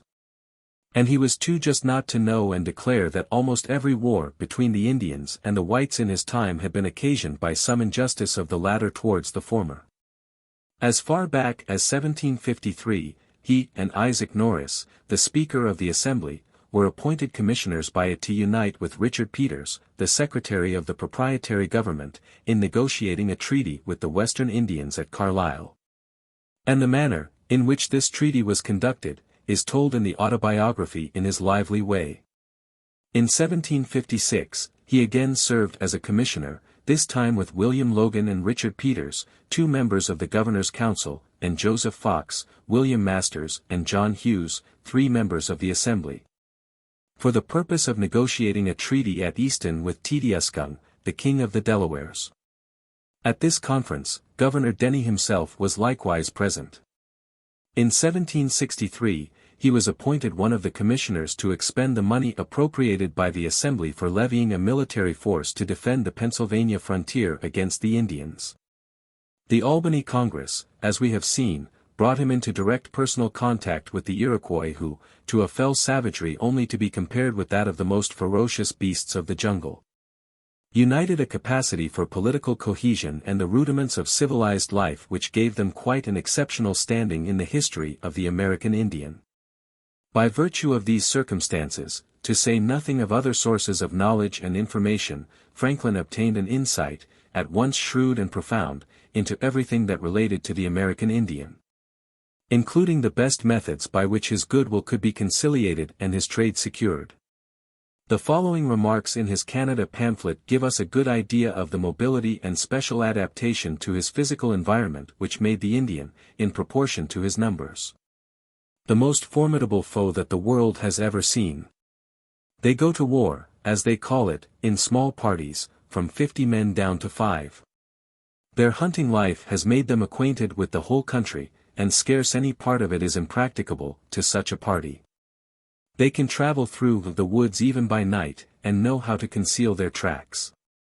They pass easily between your forts undiscovered, and privately approach the settlements of your frontier inhabitants. They need no convoys of provisions to follow them.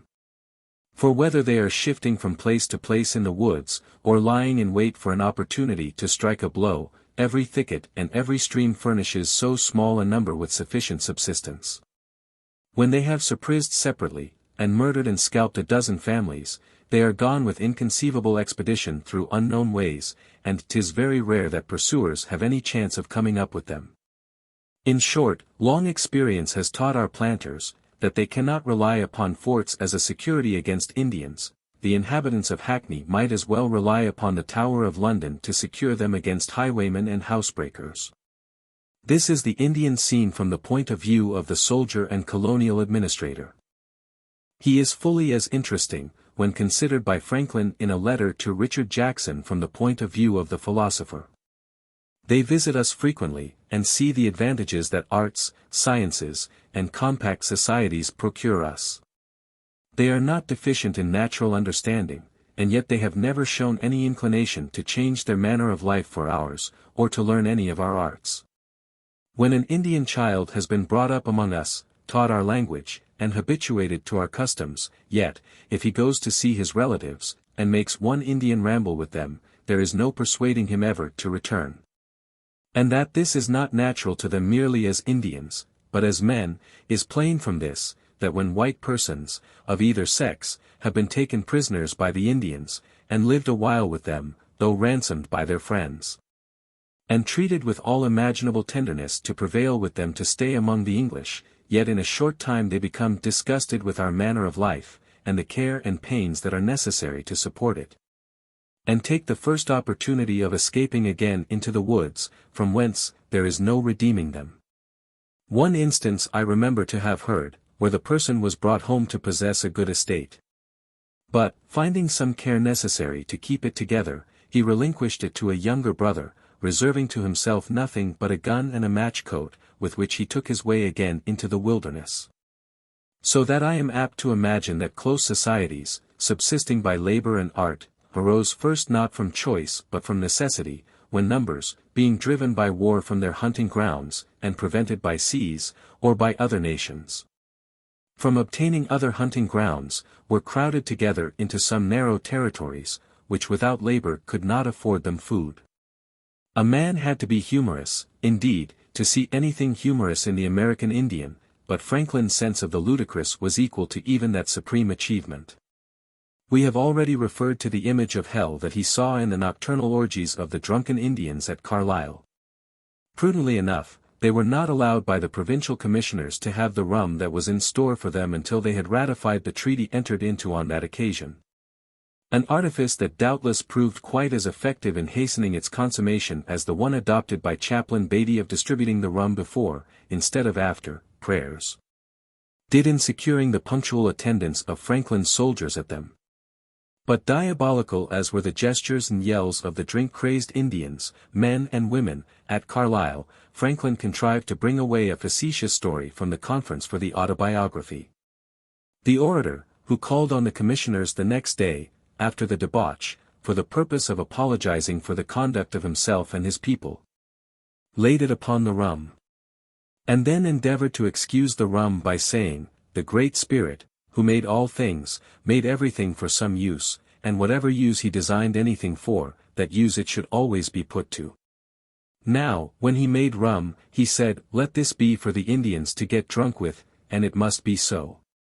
And indeed, adds Franklin, if it be the design of Providence to extirpate these savages in order to make room for cultivators of the earth, it seems not improbable that rum may be the appointed means. It has already annihilated all the tribes who formerly inhabited the seacoast." There is another good Indian story in the letter from Franklin to Richard Jackson from which we have recently quoted. When everything had been settled at a conference between the Six Nations and some of the colonies, and nothing remained to be gone through with but a mutual exchange of civilities, the English commissioners told the Indians that they had in their country a college for the instruction of youth in the various languages, arts and sciences, and that, if the Indians were willing, they would take back with them a half-dozen of their brightest lads and bring them up in the best manner. The Indians, after weighing the proposal, replied that they remembered that some of their youths had formerly been educated at that college, but that it had been observed that for a long time, after they returned to their friends, they were absolutely good for nothing, being neither acquainted with the true methods of killing deer, catching beaver, or surprising an enemy. The proposition, however, they regarded as a mark of kindness and goodwill on the part of the English, which merited a grateful return, and therefore, if the English gentlemen would send a dozen or two of their children to Oppendago, the Great Council would take care of their education, bring them up in what was really the best manner, and make men of them. 58. That the whites had much to answer for in their intercourse with the Indians Franklin saw clearly. The Canada pamphlet speaks of the goods sold to them by French and English traders as loaded with all the impositions that fraud and knavery could contrive to enhance their value. And in one of Franklin's notes on the Albany Plan of Union he referred many Indian wars to cheating, practiced by Indian traders on Indians, whom they had first made drunk. These traders he termed on another occasion, the most vicious and abandoned wretches of our nation. "I do not believe we shall ever have a firm peace with the Indians," he wrote to Thomas Pownall in 1756, "till we have well drubbed them." This was the natural language of a man who had no toleration for wanton applications of force but did not shrink from applying it, when nothing else would answer. But no man could have been more fearless than he in denouncing outrages committed by the whites upon inoffensive Indians, or Indians of any sort, when not on the war-path. "It grieves me," he wrote to Sir William Johnson in 1766, "to hear that our frontier people are yet greater barbarians than the Indians, and continue to murder them in time of peace." His views about the proper methods of controlling the Indians and securing their trade were worthy of his liberal and enlightened mind. Their friendship he deemed to be of the greatest consequence to the colonies, and the best way to make sure of it, he thought, was to regulate trade between the whites and the Indians in such a way as to convince the latter that, as between France and England, the English goods were the best and cheapest, and the English merchants the most honorable, and to form a union between the colonies strong enough to make the Indians feel that they could depend on it for protection against the French, or that they would suffer at its hands if they should break with it. The Indian trade, for which the colonists had sacrificed so much blood and treasure, was, he boldly reminded his auditors, in his famous examination before the House of Commons, not an American but a British interest, maintained with British manufactures for the profit of British merchants and manufacturers. In a letter to Cadwallader Colden, he even suggested that the government should take it over, and furnish goods to the Indians at the cheapest prices, without regard to profit, as Massachusetts had done. Other suggestions of Franklin with respect to the conduct of the Indian trade were hardly less interesting. Pittsburgh, he contended, after the restoration of peace in 1759, should be retained by the English, with a small tract of land about it for supplying the fort with provisions, and with sufficient hunting grounds in its vicinity for the peculiar needs of their Indian friends. A fort, and a small population of sober, orderly people there, he thought, would help to preserve the friendship of the Indians by bringing trade and the arts into close proximity to them, and would bridle them, if seduced from their allegiance by the French, or would, at least, stand in the gap, and be a shield to the other American frontiers. Another suggestion of his was that, in time of peace, parties should be allowed to issue from frontier garrisons on hunting expeditions, with or without Indians, and enjoy the profits of the peltry that they brought back. In this way, a body of woodrunners would be formed, well acquainted with the country and of great value in time of war as guides and scouts. Every Indian was a hunter, every Indian was a disciplined soldier. They hunted in precisely the same manner as they made war. The only difference was that in hunting they skulked, surprised and killed animals, and, in making war, men. It was just such soldiers that the colonies needed. For the European military discipline was of little use in the woods. These words were penned 4 or 5 years before the Battle of the Monongahela confirmed so bloodily their truth. Franklin also thought that a number of sober, discreet smiths should be encouraged to reside among the Indians. The whole subsistence of Indians depended on their keeping their guns in order. They were a people that thought much of their temporal, but little of their spiritual interests, and, therefore, a smith was more likely to influence them than a Jesuit. In a letter to his son, he mentions that he had dined recently with Lord Shelburne, and had availed himself of the occasion to urge that a colony should be planted in the Illinois country for furnishing provisions to military garrisons more cheaply, clinching the hold of the English upon the country, and building up a strength which, in the event of a future war, might easily be poured down the Mississippi upon the lower country, and into the Bay of Mexico, to be used against Cuba or Mexico itself.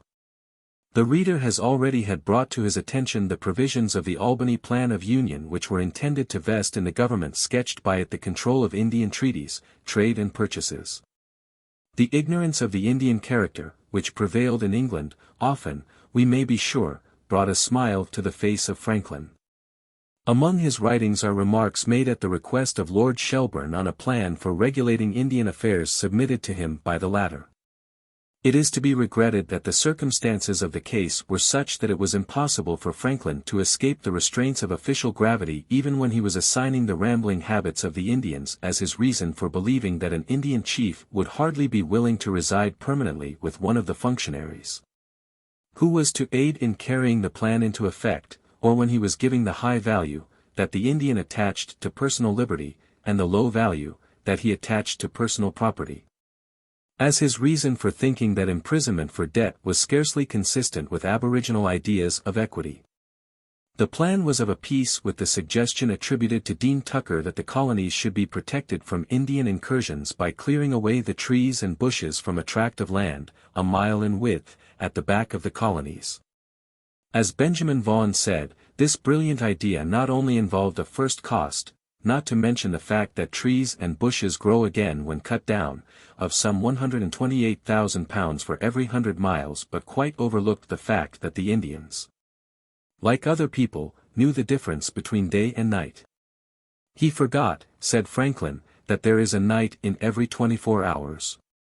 The distinction, which Franklin enjoyed in England, during his first mission to that country, was due to his philosophical and literary reputation, but his second mission to England and the colonial agencies, held by him while it lasted, afforded him an opportunity for playing a conspicuous part in the stirring transactions, which ushered in the American Revolution. Apart from all other considerations, his place in the history of these transactions will always be an extraordinary one because of the consummate wisdom and self-restraint exhibited by him in his relations to the controversy that finally ended in a fratricidal war between Great Britain and her colonies, which should never have been kindled. To the issues involved in this controversy, he brought a vision as undimmed by political bigotry and false economic conceptions of colonial dependence as that of a British statesman of the present day. It is easy to believe that, if his counsels had been heeded, Great Britain and the communities, which make up the American Union, would now be connected by some close organic or federative tie. It is, at least, certain that no other Englishman on either side of the Atlantic saw as clearly as he did the true interests of both parties to the fatal conflict, or strove with such unerring sagacity and sober moderation of purpose to avert the breach between the two great branches of the English people. In no way can the extreme folly, which forced independence upon the colonies, be better measured than by contrasting the heated vehemence of Franklin's later feelings about the King and Parliament with his earlier sentiments towards the country that he did not cease to call home until to call it so would have been mockery. Devoted attachment to England, the land endeared to him by so many ties of family, intellectual sympathy and friendship, profound loyalty to the British Crown, deep-seated reverence for the laws, institutions and usages of the noble people, in whose inheritance of enlightened freedom he vainly insisted upon having his full share as an Englishman, were all characteristics of his, before the alienation of the colonies from Great Britain. 59. His earlier utterances breathe a spirit of ingrained loyalty to the British Crown. The French were mischievous neighbors, France, that perfidious nation. I congratulate you on the defeat of Jacobitism by your glorious Duke, he wrote to Strahan in 1746, after the Duke of Cumberland had earned his title of the Butcher at Culloden. I pray God to preserve long to Great Britain the English laws, manners, liberties, and religion, was an exclamation 7 years later in one of his letters to Richard Jackson. Wise and good prince, the best of kings, your good king, are some of the terms in which he expressed his opinion of his royal master. In the light of later events, there is something little short of amusing about the horoscope which he framed of the reign of George III in a letter to Strahan a year or so before the passage of the Stamp Act. Replying to forebodings of Strahan, Franklin said of the prince, whom he styled our virtuous young king, on the contrary, I am of opinion that his virtue and the consciousness of his sincere intentions to make his people happy will give him firmness and steadiness in his measures and in the support of the honest friends he has chosen to serve him. And when that firmness is fully perceived, faction will dissolve and be dissipated like a morning fog before the rising sun, leaving the rest of the day clear with a sky serene and cloudless. Such after a few of the first years will be the future course of His Majesty's reign, which I predict will be happy and truly glorious. In his letter to Polly about the French king and queen, whom he had seen dining in state, which was written the year after the repeal of the Stamp Act, he declared, in his fear that he might seem to be too well pleased with them, that no Frenchman should go beyond him in thinking his own king and queen, the very best in the world, and the most amiable. The popular commotions in the succeeding year, with their watch cry of Wilkes and liberty, seemed to him to indicate that some punishment was preparing for a people, who were ungratefully abusing the best constitution and the best king that any nation was ever blessed with. As late as 1770, he wrote to Dr. Samuel Cooper, "Let us, therefore, hold fast our loyalty to our king, who has the best disposition towards us, and has a family interest in our prosperity." Indeed, even 2 years later than this, he complacently wrote to his son, "The king, too, has lately been heard to speak of me with great regard." Strangely enough, it was not until 2 years before the Battle of Bunker Hill that he awoke sufficiently from his fool's paradise to write to his son, "Between you and I, the late measures have been, I suspect, very much the king's own." And he has in some cases a great share of what his friends call firmness. Even then he hazarded the opinion that by painstaking and proper management the wrong impression of the colonists that George III had received might be removed. Down to this time so secretly had the king pursued the insidious system of corruption by which he kept his parliamentary majority unmurmuringly subservient to his system of personal government, that Franklin does not appear to have even suspected that his was the master hand, or rather purse, which shaped all its proceedings against America. When the whole truth, however, was made manifest to Franklin, his awakening was correspondingly rude and unforgiving. How completely reversed became the current of all his feelings towards George III, after the Revolution began, we have already seen in some of our references to letters written by him to his English friends, in which the king, whom he once revered, was scored in terms of passionate reprobation. Tenacious, too, was the affection with which Franklin clung to England and the English people.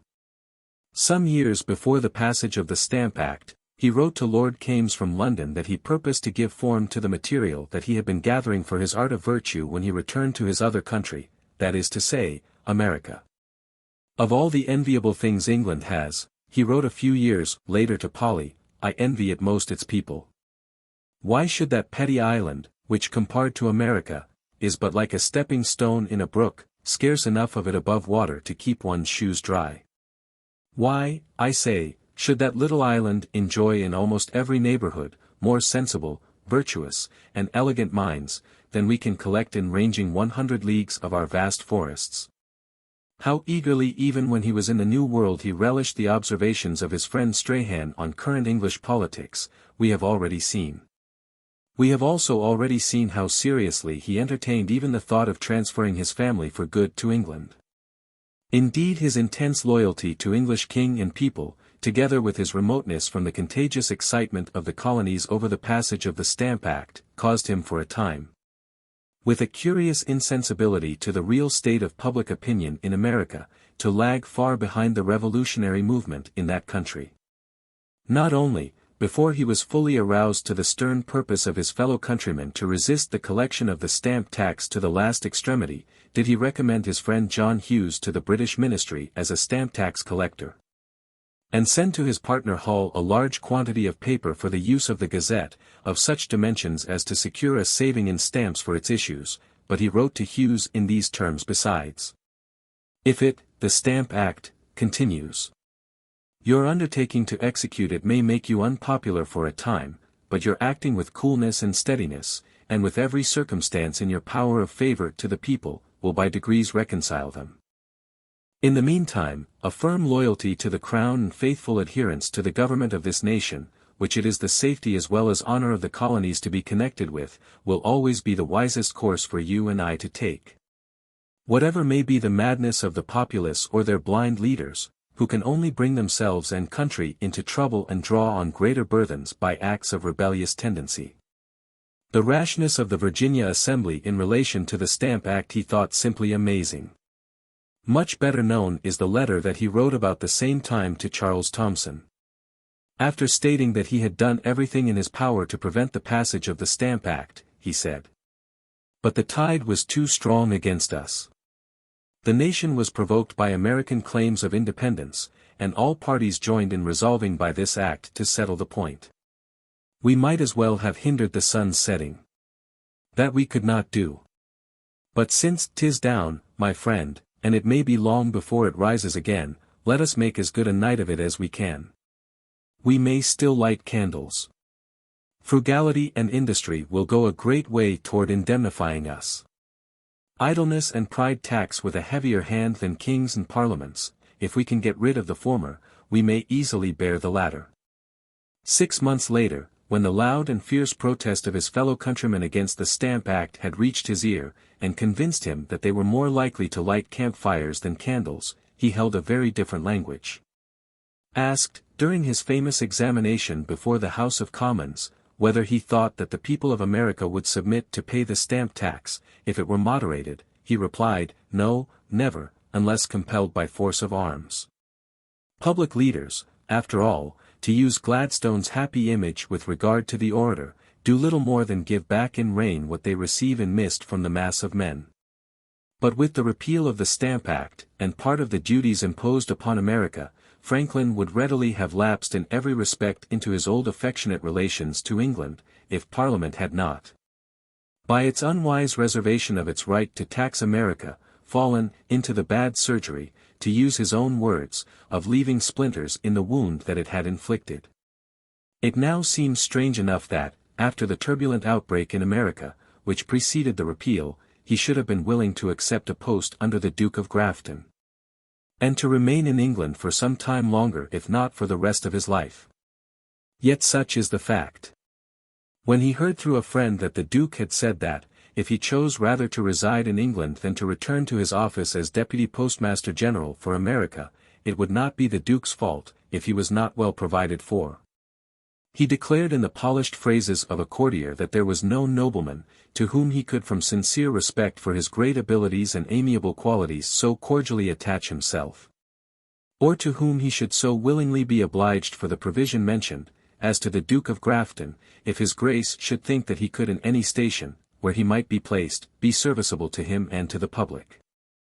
To anyone who knows what a profligate the Duke was, during the most scandalous part of his career, this language sounds not a little like the conventional phrases in which Franklin, during his mission to France, assured Croco, the blackmailing emissary of the piratical Emperor of Morocco, that he had no doubt but that, as soon as the affairs of the United States were a little settled, they would manifest equally good dispositions as those of his master and take all the proper steps to cultivate and secure the friendship of a monarch, whose character, Franklin knew, they had long esteemed and respected.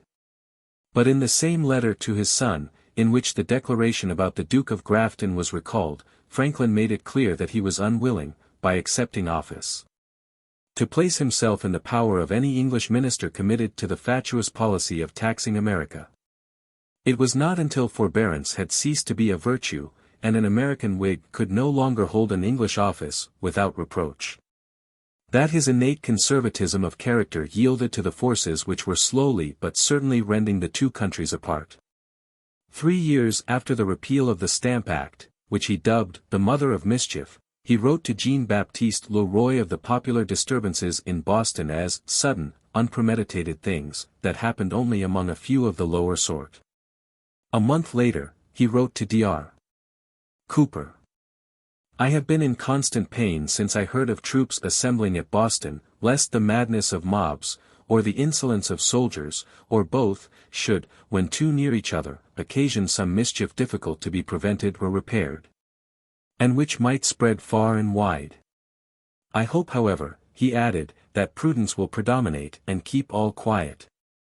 A little later still, in another letter to the same correspondent, after saying that he could scarcely conceive a king of better dispositions, of more exemplary virtues, or more truly desirous of promoting the welfare of all his subjects than was George III, he further and truly said, "The body of this people, too, is of a noble and generous nature, loving and honoring the spirit of liberty, and hating arbitrary power of all sorts. We have many, very many, friends among them." As late as the autumn of 1774 he was grieved to hear of mobs and violence and the pulling down of houses in America, which the friends of America in England could not justify, and which gave a great advantage to the enemies of America in that country.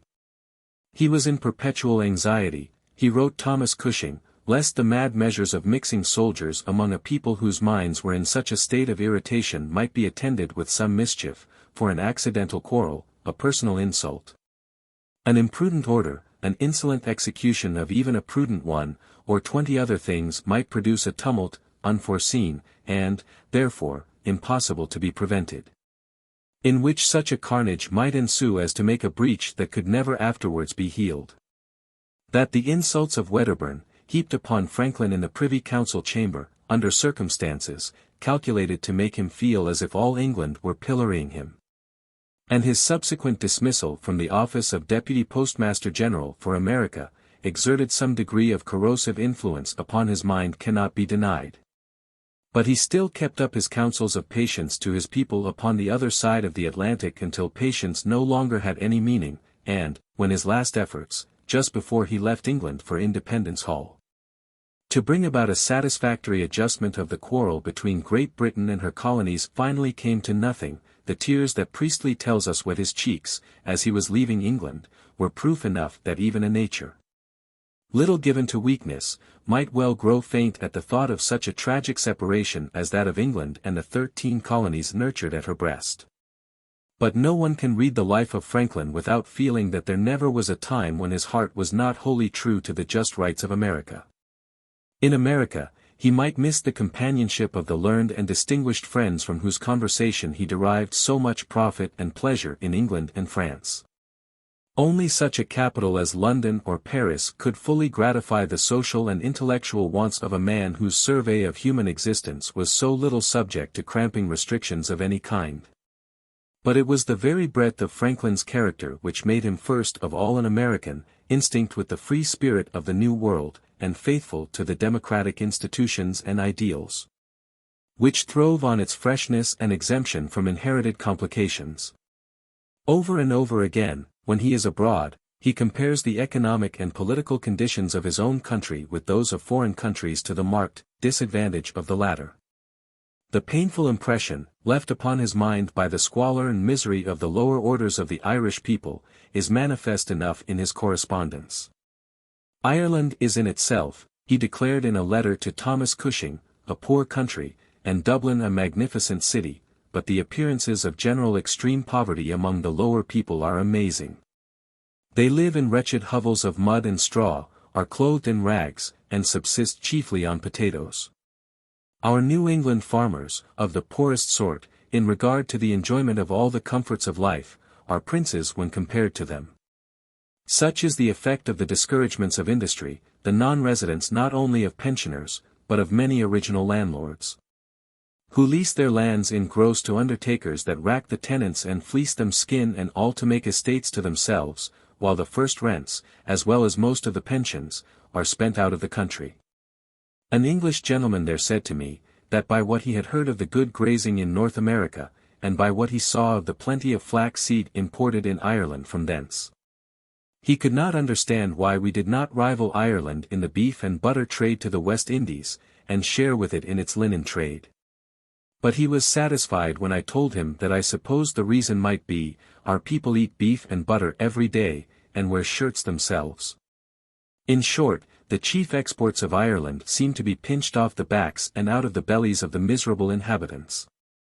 Darker and more forbidding still glooms the background of the joyous hours spent by Franklin in Ireland, Scotland, and England in these painful words which he wrote to Dr. Joshua Babcock in the early part of 1772. I have lately made a tour through Ireland and Scotland.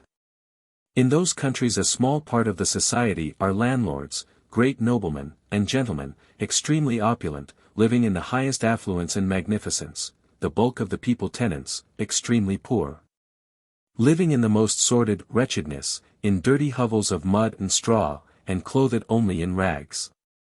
I thought often of the happiness of New England, where every man is a freeholder, has a vote in public affairs, lives in a tidy, warm house, has plenty of good food and fuel, with whole clothes from head to foot, the manufacture perhaps of his own family. Long may they continue in this situation. But if they should ever envy the trade of these countries, I can put them in a way to obtain a share of it. Let them with 3/4 of the people of Ireland live the year round on potatoes and buttermilk, without shirts, then may their merchants export beef, butter, and linen.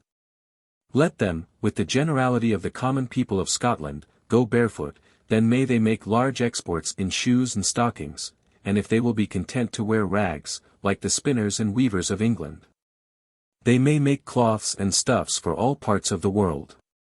Farther, if my countrymen should ever wish for the honor of having among them a gentry enormously wealthy, let them sell their farms and pay racked rents. The scale of the landlords will rise as that of the tenants is depressed, who will soon become poor, tattered, dirty, and abject in spirit. Had I never been in the American colonies, but was to form my judgment of civil society by what I have lately seen, I should never advise a nation of savages to admit of civilization, for I assure you, that in the possession and enjoyment of the various comforts of life, compared to these people every Indian is a gentleman, and the effect of this kind of civil society seems only to be the depressing multitudes below the savage state that a few may be raised above it. America on the other hand, as Franklin pictured it, was the land of neither the very rich nor the very poor, but one in which a general happy mediocrity prevailed.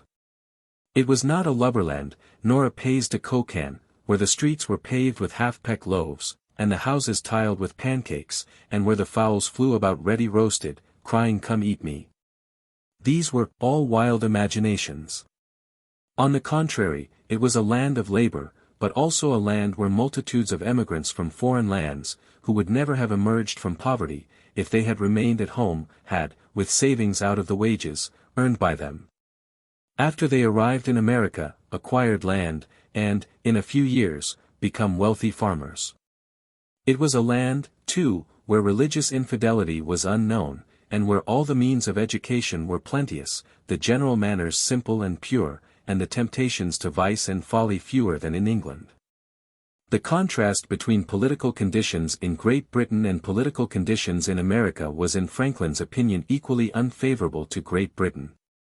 Loyal as he was to the king, attached as he was to the English people, he harbored a deep feeling of aversion and contempt for the Parliament which he did not realize was but the marionette of the king. When certain residents of Oxford, after being confined for some days in Newgate for corrupt practices, knelt before the Speaker of the House of Commons, and received his reprimand, Franklin wrote to Galloway, "The House could scarcely keep countenances, knowing as they all do, that the practice is general. People say, they mean nothing more than to beat down the price by a little discouragement of borough jobbing, now that their own elections are all coming on. The price indeed is grown exorbitant, no less than £4,000 for a member." In the same letter, a grim story is told of the callous levity with which the parliamentary majority regarded its own debasement.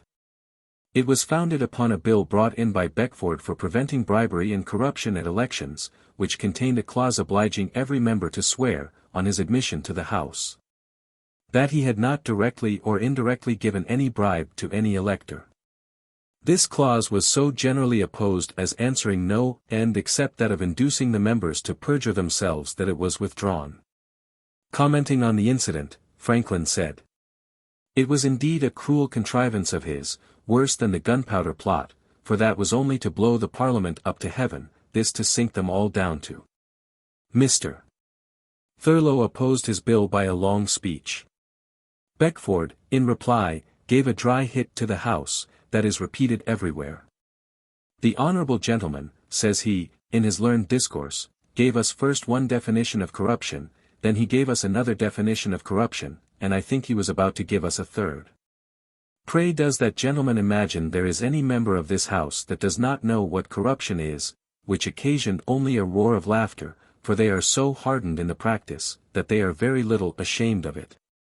Later Franklin wrote to Galloway that it was thought that near £2,000,000 would be spent in the parliamentary election then pending, but that it was computed that the Crown had 2 millions a year in places and pensions to dispose of. On the same day, he wrote to his son, "In short, this whole venal nation is now at market, will be sold for about 2 millions. And might be bought out of the hands of the present bidders, if he would offer 500,000 more, by the very devil himself." To Thomas Cushing he wrote that luxury brought most of the commons as well as lords to market, and that, if America would save for 3 or 4 years the money she spent in the fashions and fineries and fopperies of England, she might buy the whole Parliament, minister and all. Over against these depraved electoral conditions he was in the habit of placing the simpler and purer conditions of his native land. In most of the colonies, he declared in his Rise and Progress of the differences between Great Britain and her American colonies, there was no such thing as standing candidate for election. There was neither treating nor bribing. No man expressed the least inclination to be chosen. Instead of humble advertisements, entreating votes and interest, one saw before every new election requests of former members, acknowledging the honor done them by preceding elections, but setting forth their long service and attendance on the public business in that station, and praying that in consideration thereof some other person might be chosen in their room. After a dissolution, the same representatives might be and usually were re-elected without asking a vote or giving even a glass of cider to an elector. On the eve of his return to America in 1775, the contrast between the extreme corruption prevalent in the old rotten state and the glorious public virtue, so predominant in rising America, as he expressed it, assumed a still more aggravated form. After mentioning in his last letter to his friend Galloway that numberless and needless places, enormous salaries, pensions, perquisites, bribes, groundless quarrels, foolish expeditions, false accounts or no accounts, contracts and jobs, which in England devoured all revenue, and produced continual necessity in the midst of natural plenty, he said.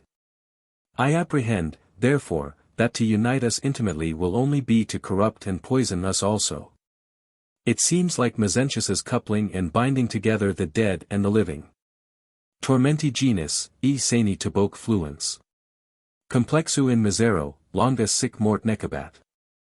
However, he added with his readily reawakened loyalty to the mother country, I would try anything, and bear anything that can be borne with safety to our just liberties, rather than engage in a war with such near relations, unless compelled to it by dire necessity in our own defense. Nor was any American of Franklin's time more profoundly conscious than he of the growing power and splendid destiny of the colonies. His familiarity with America was singularly minute and accurate. He had supped at its inns and sojourned in its homes, been delayed at its ferries and crippled on its roads. In one way or another, he had acquired a correct and searching insight into almost everything that related to its political, social and industrial life. His answers to the questions put to him during his famous examination before the House of Lords have been justly reputed to be among the most striking of all the proofs of ability that he ever gave, marked as they were by great wisdom and acuteness, marvelous conciseness as well as clearness of statement, invincible tact and dexterity. But in no respect are these answers more remarkable than in the knowledge that they display of colonial America in all its relations. Accompanying this knowledge, too, was unquestionably a powerful feeling of affection for the land of his birth which renders us more or less skeptical as to whether he was at all certain of himself on the different occasions when he expressed his willingness to die in some other land than his own. I have indeed, he wrote to his son from England in 1772, so many good kind friends here, that I could spend the remainder of my life among them with great pleasure, if it were not for my American connections, and the indelible affection I retain for that dear country, from which I have so long been in a state of exile. At all times the tread of those coming millions of human beings, which the family fecundity of America made certain, sounded majestically in his ears. Referring to America in a letter to Lord Kames in the year after the repeal of the Stamp Act, he employed these significant words. She may suffer at present under the arbitrary power of this country. She may suffer for a while in a separation from it, but these are temporary evils that she will outgrow. Scotland and Ireland are differently circumstanced. Confined by the sea, they can scarcely increase in numbers, wealth and strength, so as to overbalance England. But America, an immense territory, favored by nature with all advantages of climate, soil, great navigable rivers, and lakes, and must become a great country, populous and mighty, and will, in a less time than is generally conceived, be able to shake off any shackles that may be imposed on her, and perhaps place them on the imposers. In the meantime, every act of oppression will sour their tempers, lessen greatly, if not annihilate the profits of your commerce with them, and hasten their final revolt. For the seeds of liberty are universally found there, and nothing can eradicate them. Even, if confined westward by the Mississippi and northward by the St. Lawrence and the lakes, He thought that, in some centuries, the population of America would amount to 100 millions of people. Such were the prepossessions brought by Franklin to the controversy between Great Britain and her colonies. In his view he was none the less an Englishman because he was an American, and, as the controversy gained in rancor, his dual allegiance to the two countries led to no little misconstruction. To an unknown correspondent he wrote several years after the repeal of the Stamp Act that he was becoming weary of talking and writing about the quarrel, especially, he said, as I do not find that I have gained any point, in either country. Except that of rendering myself suspected by my impartiality. In England of being too much an American, and in America, of being too much an Englishman. His view of the legal tie between England and the colonies was very simple. How, he wrote to William Franklin, the people of Boston could admit that the General Court of Massachusetts was subordinate to Parliament, and yet, in the same breath, deny the power of Parliament to enact laws for them, he could not understand. Nor could he understand what bounds the farmers' letters set to the authority in Parliament, which they conceded, to regulate the trade of the colonies. It was difficult, he thought, to draw lines between duties for regulation and those for revenue, and, if Parliament was to be the judge, it seemed to him that the distinction would amount to little.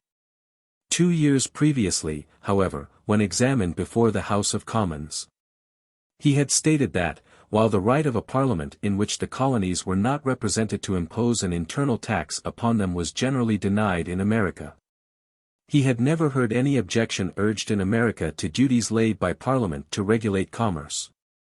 And, when he was asked whether there was any kind of difference between the two taxes to the colonies on which they might be laid, he had a prompt answer. I think the difference is very great. An external tax is a duty laid on commodities imported. That duty is added to the first cost and other charges on the commodity, and, when it is offered to sale, makes a part of the price. If the people do not like it at that price, they refuse it, they are not obliged to pay it. But an internal tax is forced from the people without their consent, if not laid by their own representatives. And then, when asked immediately afterwards whether, if the external tax or duty was laid on the necessaries of life imported into Pennsylvania, that would not be the same thing in its effects as an internal tax, he doubtless filled the minds of his more insular auditors with astonishment by replying, I do not know a single article imported into the northern colonies, but what they can either do without, or make themselves.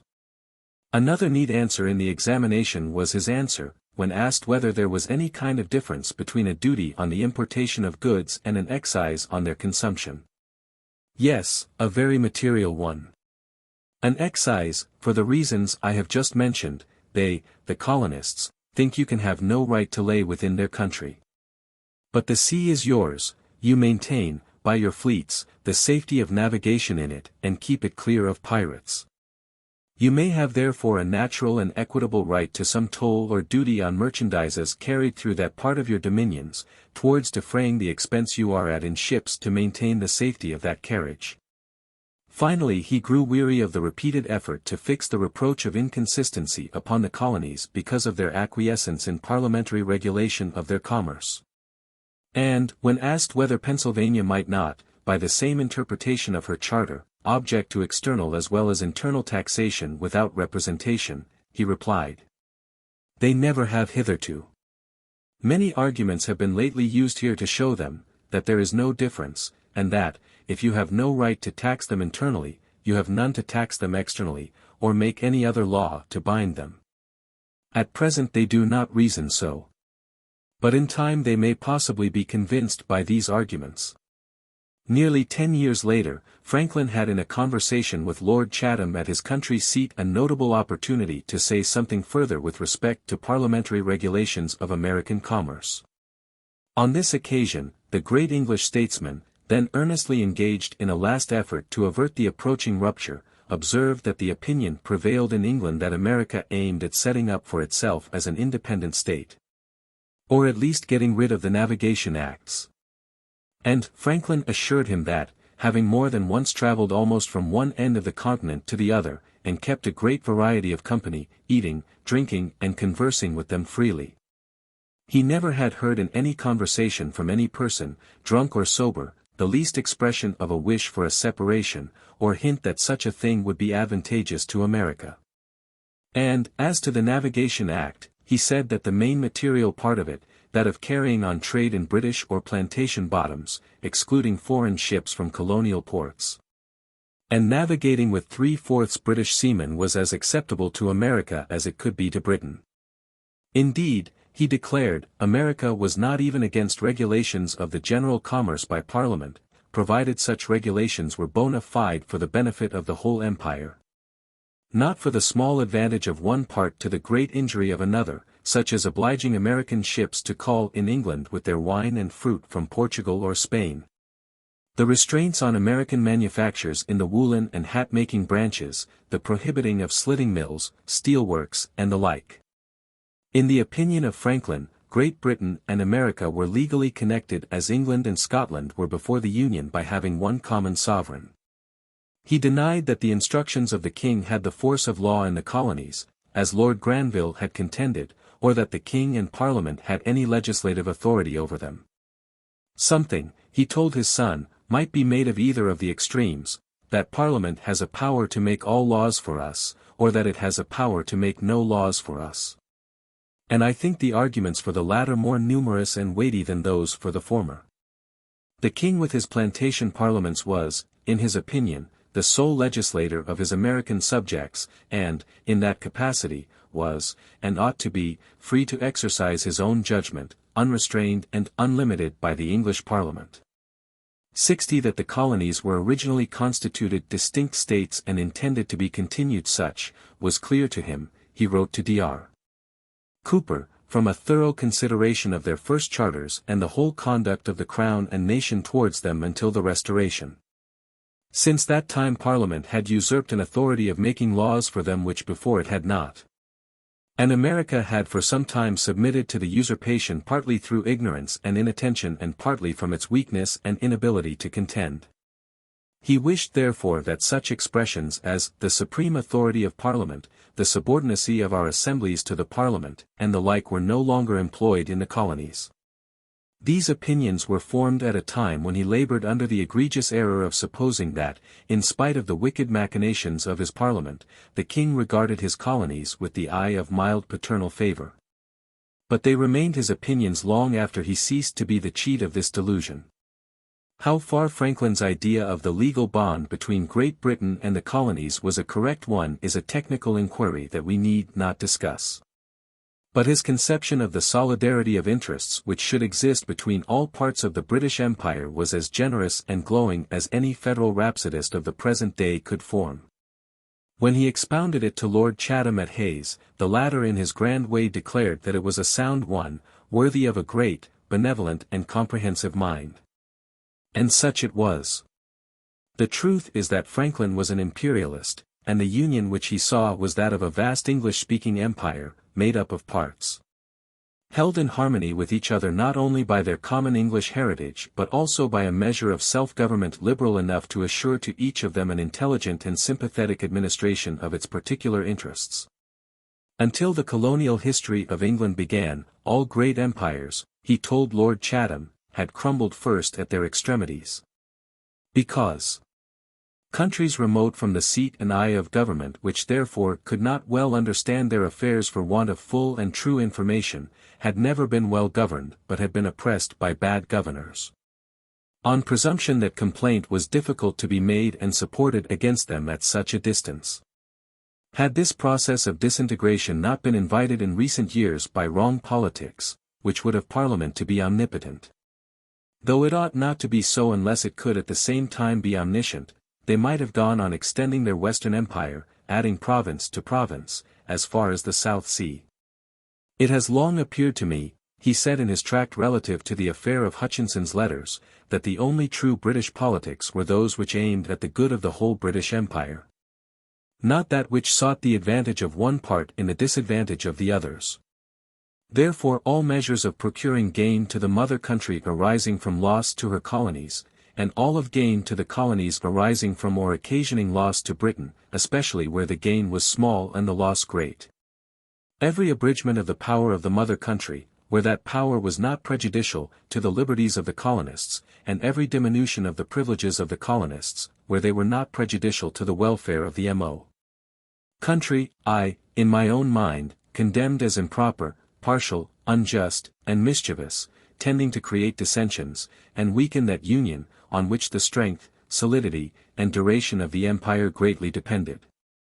And I opposed, as far as my little powers went, all proceedings, either here or in America, that in my opinion had such tendency. But in no words of Franklin is his inspiring idea of British unity more strikingly expressed than in one of his letters to Lord Howe during the Revolutionary War. Long did I endeavour, with unfeigned and unwearied zeal, was his touching language, to preserve from breaking that fine and noble China vase, the British Empire. For I knew, that, being once broken, the separate parts could not retain even their shares of the strength and value that existed in the whole, and that a perfect reunion of those parts could scarce ever be hoped for. Your lordship may possibly remember the tears of joy that wet my cheek, when, at your good sister's in London, you once gave me expectations that a reconciliation might soon take place.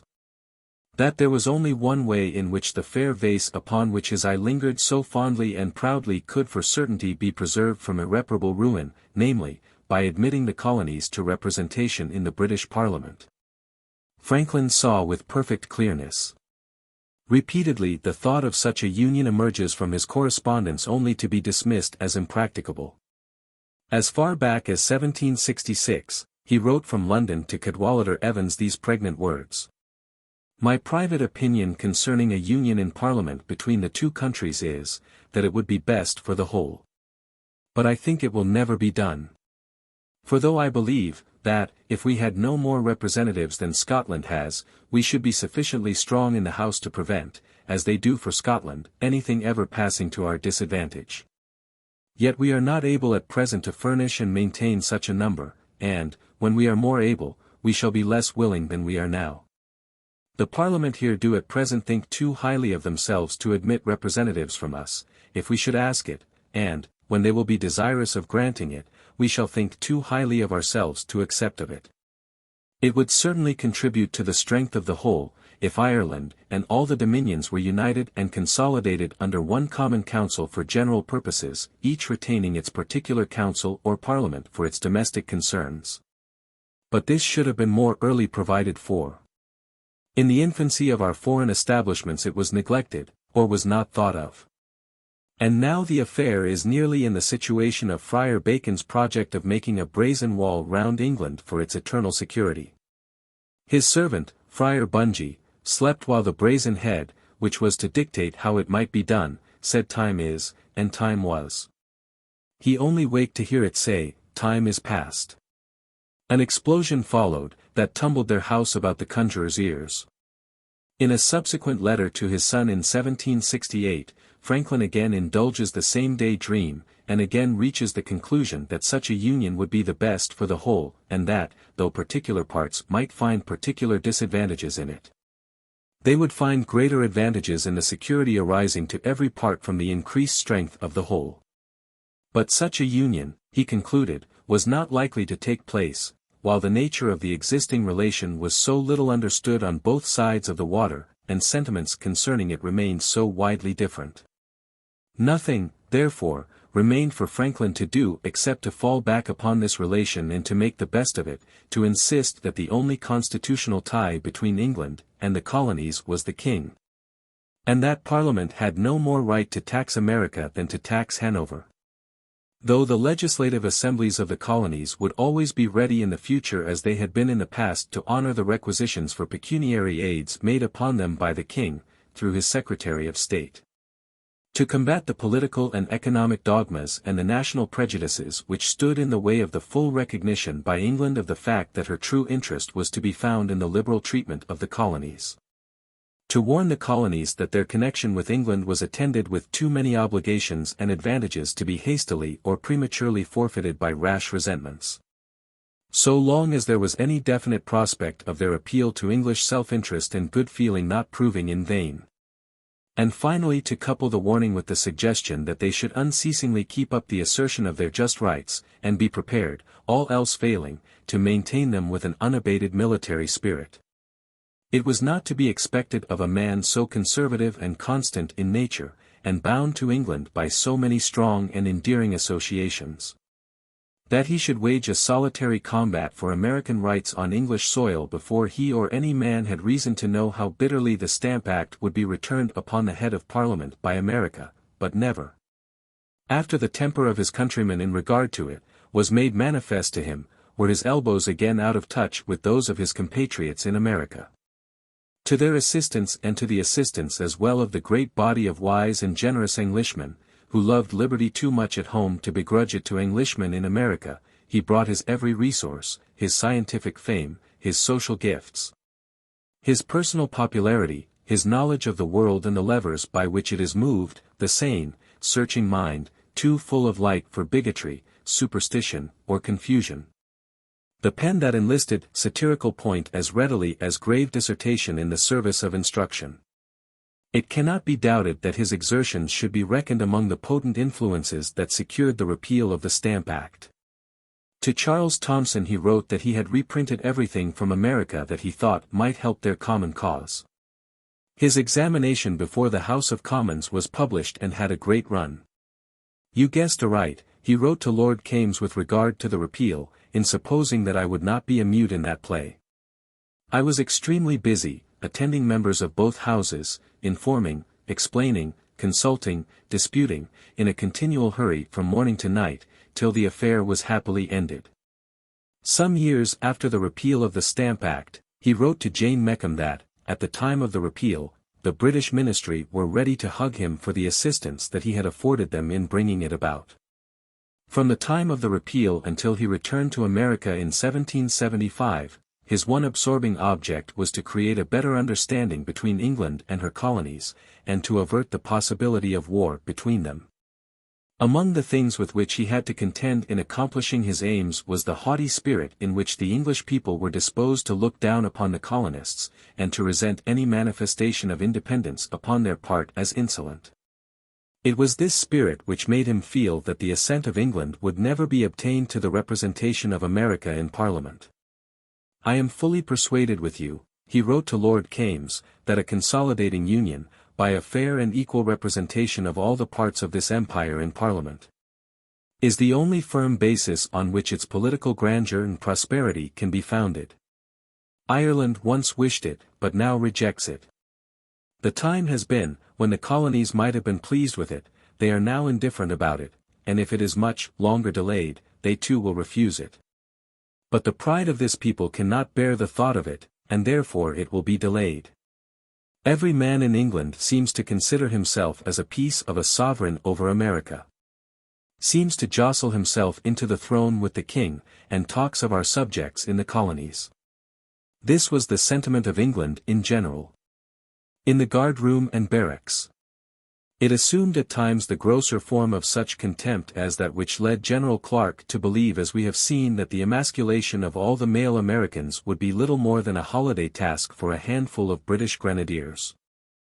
Along with this haughty spirit went a crass ignorance of America and Americans which Franklin despaired of ever enlightening except by good-natured ridicule. An illustration of the manner in which he employed this agency is found in his letter to the editor of a newspaper. It had been claimed, he said, that factories in America were impossible because American sheep had but little wool, and the dearness of American labor rendered the profitable working of iron and other materials, except in some few coarse instances, impracticable. Dear sir, was his reply, do not let us suffer ourselves to be amused with such groundless objections. The very tails of the American sheep are so laden with wool, that each has a little car or wagon on 4 little wheels, to support and keep it from trailing on the ground. Would they caulk their ships, would they fill their beds, would they even litter their horses with wool, if it were not both plenty and cheap? And what signifies dearness of labor, when an English shilling passes for 25? Their engaging 300 silk throsters here in 1 week, for New York, was treated as a fable, because, forsooth, they have no silk there to throw. Those, who made this objection, perhaps did not know, that at the same time the agents from the King of Spain were at Quebec to contract for 1,000 pieces of cannon to be made there for the fortification of Mexico. And at New York engaging the annual supply of woven floor carpets for their West India houses, other agents from the Emperor of China were at Boston treating about an exchange of raw silk for wool, to be carried in Chinese junks through the Straits of Magellan. Another thing, with which Franklin had to contend, was the misrepresentations that the colonial governors were constantly making about American conditions. These misrepresentations were in keeping with the unworthy character of some of them and with the transitory relation that almost all of them bore to the colonies, of which they were the executives. What the Americans truly thought of them is pointedly expressed in Franklin's Causes of the American Discontents. They say then as to governors, he declared, that they are not like princes whose posterity have an inheritance in the government of a nation, and therefore an interest in its prosperity. They are generally strangers to the provinces they are sent to govern, have no estate, natural connection, or relation there, to give them an affection for the country, that they come only to make money as fast as they can. Are sometimes men of vicious characters and broken fortunes, sent by a minister merely to get them out of the way. That as they intend staying in the country no longer than their government continues, and purpose to leave no family behind them, they are apt to be regardless of the goodwill of the people, and care not what is said or thought of them after they are gone. That such men were biased and untrustworthy witnesses touching American conditions goes without saying, but, when discontent became deeply implanted in the breasts of the colonists, their partisan and perverted reports to the English government as to the state of America did much to mislead their masters. The burden of these reports as a rule was that the disaffected were few in numbers and persons of little consequence, that the colonists of property and social standing were satisfied, and inclined to submit to parliamentary taxation, that it was impossible to establish manufacturing industries in America, and that, if Parliament would only steadily persist in the exercise of its legislative authority over America, the non-importation agreements and other defensive measures adopted by its people would be abandoned. But the most intractable of all the obstacles with which Franklin had to contend was the policy of commercial and industrial restriction, partly the result of economic purblindness, peculiar to the time, and partly the result of sheer selfishness, which England relentlessly pursued in her relations to the colonies. Every suggestion that this policy should be relaxed was met by its more extreme champions, such as George Grenville, with the statement that the acts of navigation were the very palladium of England. On no account were the colonies to be allowed to import wine, oil and fruit directly from Spain and Portugal, or to even import iron directly from foreign countries. Enlarged as was the understanding of Lord Chatham himself, it could not tolerate the thought that America should be permitted to convert any form of crude material into manufactured products. Every hat made in America, every shipload of emigrants that left the shores of England for America, was jealously regarded as signifying so much pecuniary loss to England. The colonists were to be mere adscripti glebe, mere tillers of the American soil for the purpose of wringing from it the price of the manufactured commodities, with which they were to be exclusively supplied by the factories and shops of the mother country. The idea that, in any other sense, the expanding numbers and wealth of America could inure to the benefit of England, was one that seemed to be wholly foreign to its consciousness. To this little England Franklin steadfastly opposed his conception of an imperial England, based upon the freedom of all its parts to contribute to the wealth and importance of the whole by the full enjoyment of all their peculiar natural gifts and advantages. No one can more sincerely rejoice than I do, he wrote to Lord Kames in 1760, on the reduction of Canada, and this is not merely as I am a colonist, but as I am a Briton. I have long been of opinion, that the foundations of the future grandeur and stability of the British Empire lie in America. And though, like other foundations, they are low and little seen, they are, nevertheless, broad and strong enough to support the greatest political structure human wisdom ever yet erected. These words, splendid as was the vision by which they were illumined, were but the utterance in another form of the thought that he had expressed 9 years before in America in his essay on the increase of mankind. Speaking of the population of the colonies at that time he said, "This million doubling, suppose but once in 25 years, will, in another century, be more than the people of England. And the greatest number of Englishmen will be on this side the water. What an accession of power to the British Empire by sea as well as land! What increase of trade and navigation! What numbers of ships and seamen! We have been here but little more than 100 years, and yet the force of our privateers in the late war, united, was greater, both in men and guns, than that of the whole British Navy in Queen Elizabeth's time. Indeed, so fully possessed was he even as late as 1771 with the federative spirit, which has brought recruits from Canada and Australia to the side of England in recent wars that, after urging upon Thomas Cushing the importance of a well-disciplined militia being maintained by Massachusetts for her protection against invasion by a foreign foe, he added, "And what a glory would it be for us to send, on any trying occasion, ready and effectual aid to our mother country."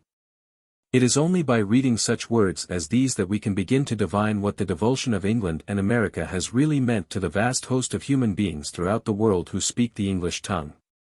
To all the shallow sophistries or sottish errors that tended to falsify his glorious dream of worldwide British unity, Franklin presented a merciless intellect. With regard to the intention of Parliament to tax the colonies, he had these pointed words to say in a letter to Peter Collinson in 1764, "What we get above a subsistence we lay out with you for your manufactures. Therefore what you get from us in taxes you must lose in trade.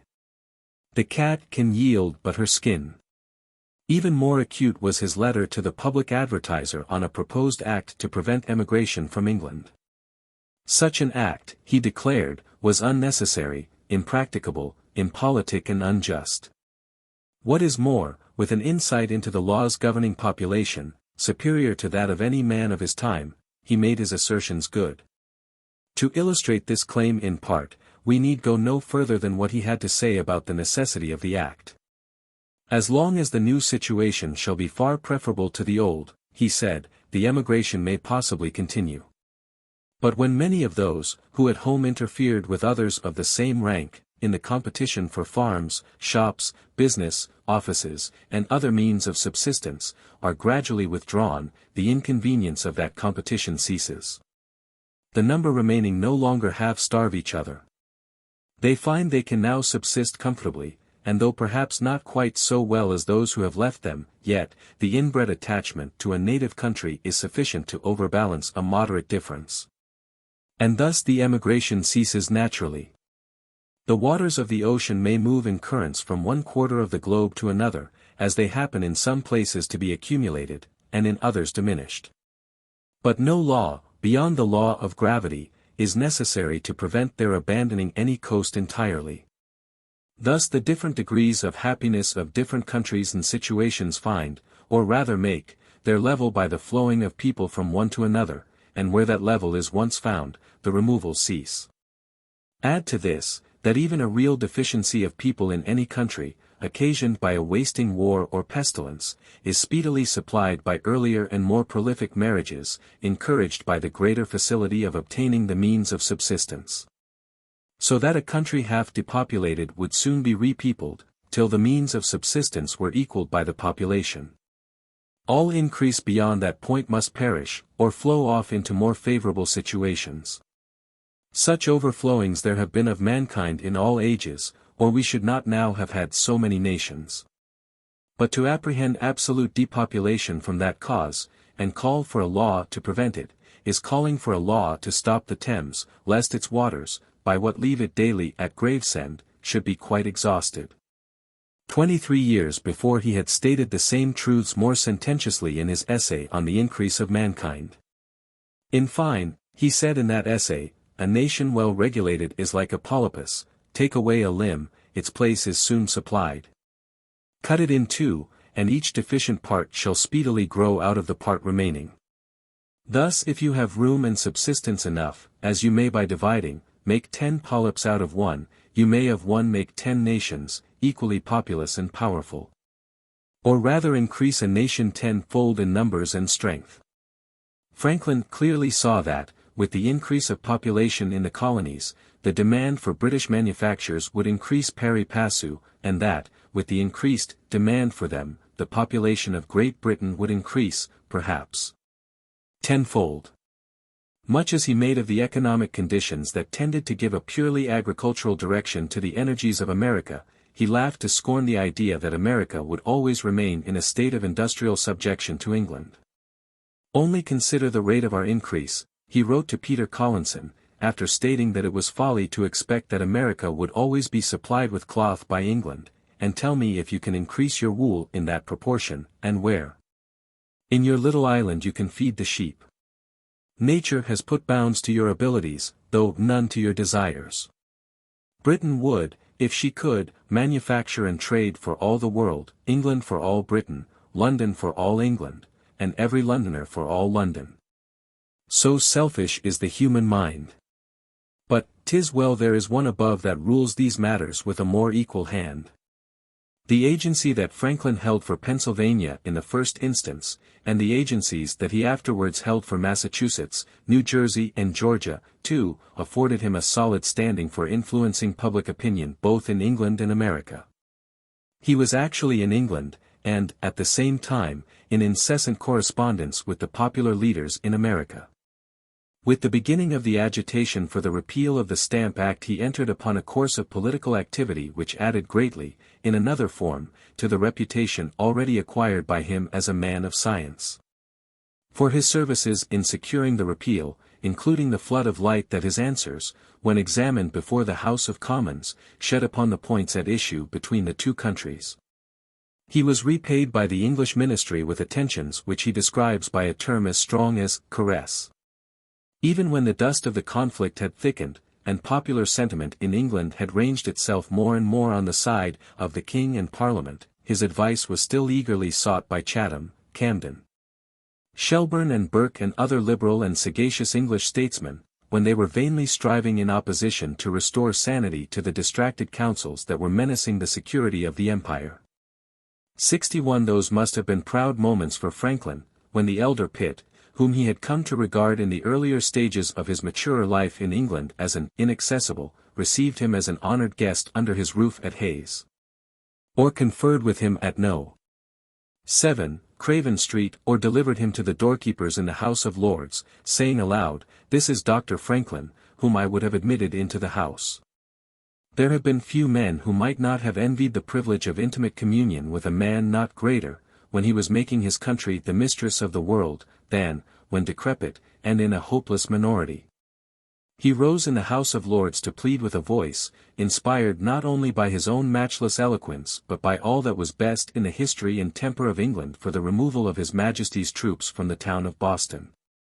On the other side of the Atlantic, too, as the final catastrophe drew nearer, Franklin acquired a position, as the champion of the colonies, which led Governor Hutchinson of Massachusetts to say of the memorable report made by a committee to the town meeting, held in Boston on November 20, 1772, that, although at its first appearance it was considered as their own work, yet they had little more to do than to make the necessary alterations in the arrangement of materials prepared for them by their great director in England, whose counsels they obeyed, and in whose wisdom and dexterity they had an implicit faith. And with entire truth it can be said that, until war became inevitable, Franklin used his influence in both countries with the unwavering purpose of promoting the best interests of both. The representation of America in Parliament at that time he saw was impracticable, and it is hard to believe, though the imbecility of a government without a sanction had not yet been forced upon his attention by the Articles of Confederation, that so practical a man could have had much faith in the steady efficacy of mere requisitions for aids by the Crown on the colonial assemblies. But, within the limits set him by the insurmountable barriers of the hour, it cannot be doubted, bold as such an assertion may be, that the wisest thing that both England and the colonies could have done, if such an idea is conceivable, would have been to leave the controversy between them to his sole arbitration.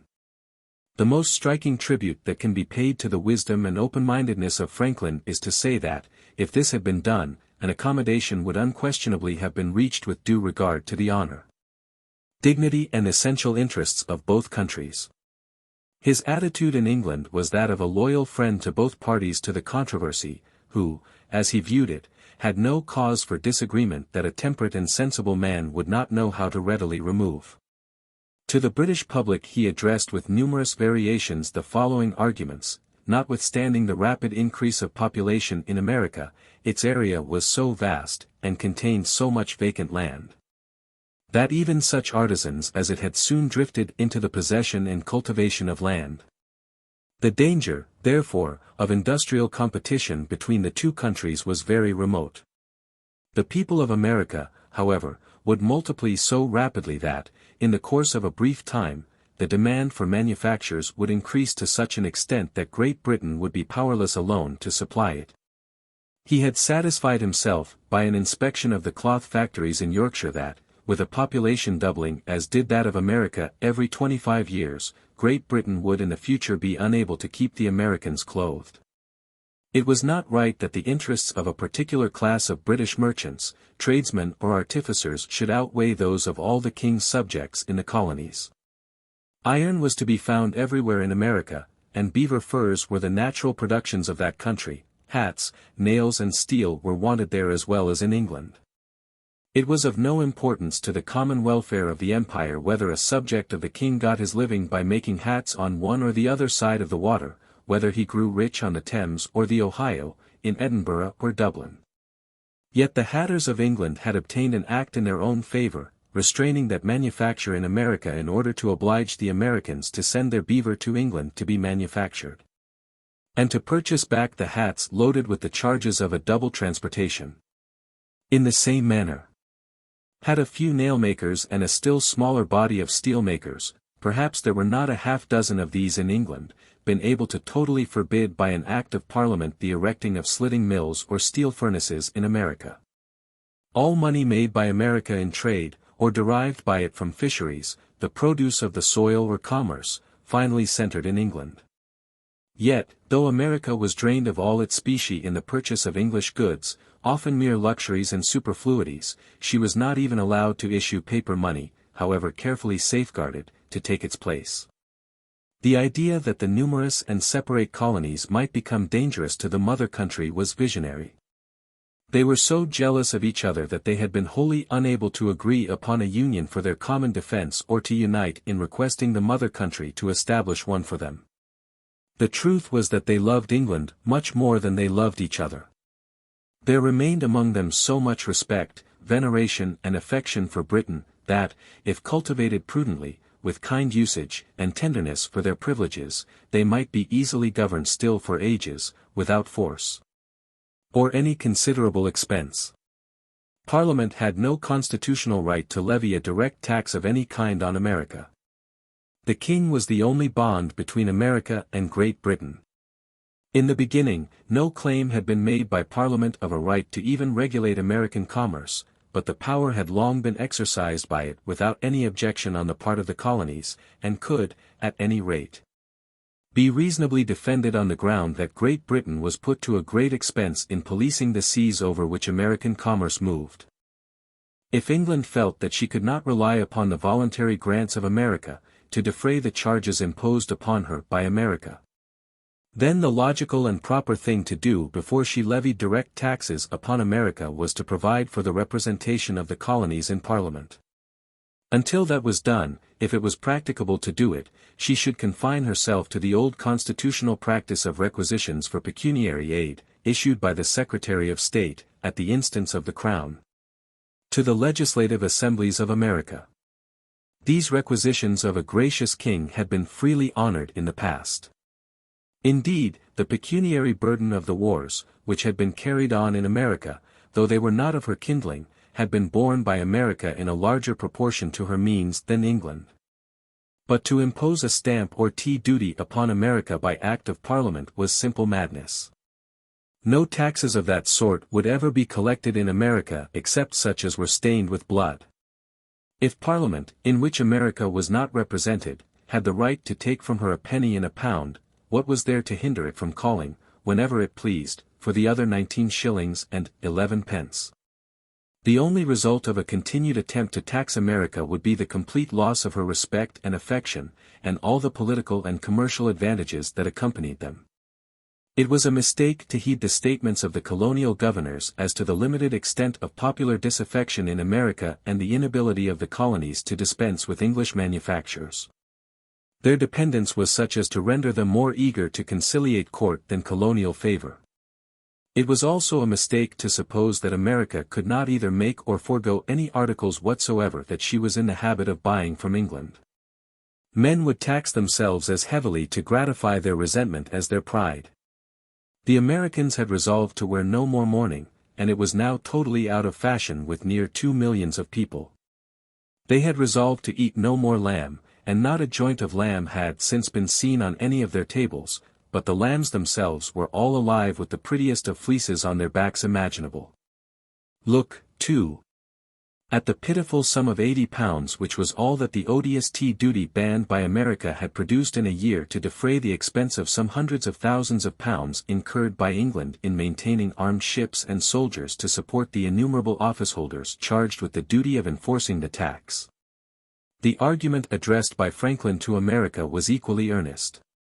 The protection that England could afford her, the office of umpire that England could perform for her, in case of disputes between the colonies, so that they could go on without interruption with their improvements, and increase their numbers, were the advantages that America enjoyed in her connection with England. By the exercise of prudent moderation on her part, mixed with a little kindness, Franklin wrote to Thomas Cushing, and by a decent behavior on ours, excusing where we can excuse from a consideration of circumstances, and bearing a little with the infirmities of her government, as we would with those of an aged parent, 62, though firmly asserting our privileges, and declaring that we mean at a proper time to vindicate them. This advantageous union may still be long continued. We wish it, and we may endeavor it, but God will order it as to his wisdom shall seem most suitable.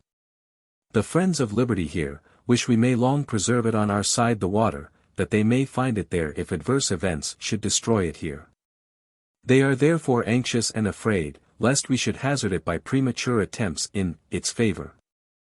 They think we may risque much by violent measures and that the risque is unnecessary, since a little time must infallibly bring us all we demand or desire, and bring it us in peace and safety. I do not presume to advise. There are many wiser men among you, and I hope you will be directed by a still superior wisdom. Every personal difference Franklin contended did not justify a quarrel, or did every act of oppression on the part of the mother country justify a war. The policy, which he laid down for the colonies, was to exercise patience and forbearance, and to look to political changes in England and their own rapidly increasing numbers and wealth for the ultimate redress of their grievances, but, in the meantime, to reaffirm fearlessly their constitutional rights on every proper occasion. This policy is again and again recommended in his letters to his friends and political correspondents overseas.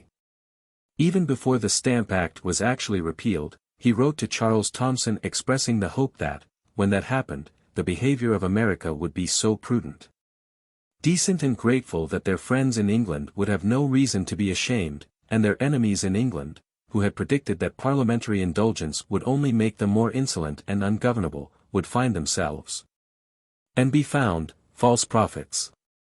After the repeal of the Stamp Act, in a letter to Galloway, he expressed deep regret that the English merchants, who had helped to secure that result, and to communicate the knowledge of it, at their expense to America, should feel that the Americans had proved themselves ingrates, and he accordingly said that he hoped that some decent acknowledgments or thanks would be sent to these merchants by the colonial assemblies.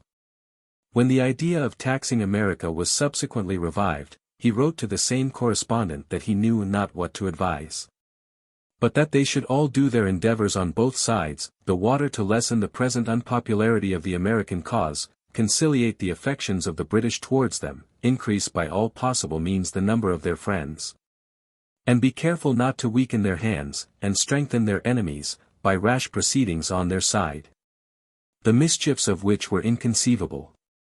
In a letter to the printer of the Gazetteer, signed, New England, he said, I only hate calumniators and Botaphus on either side the water, who would for the little dirty purposes of faction, set brother against brother, turn friends into mortal enemies, and ruin an empire by dividing it.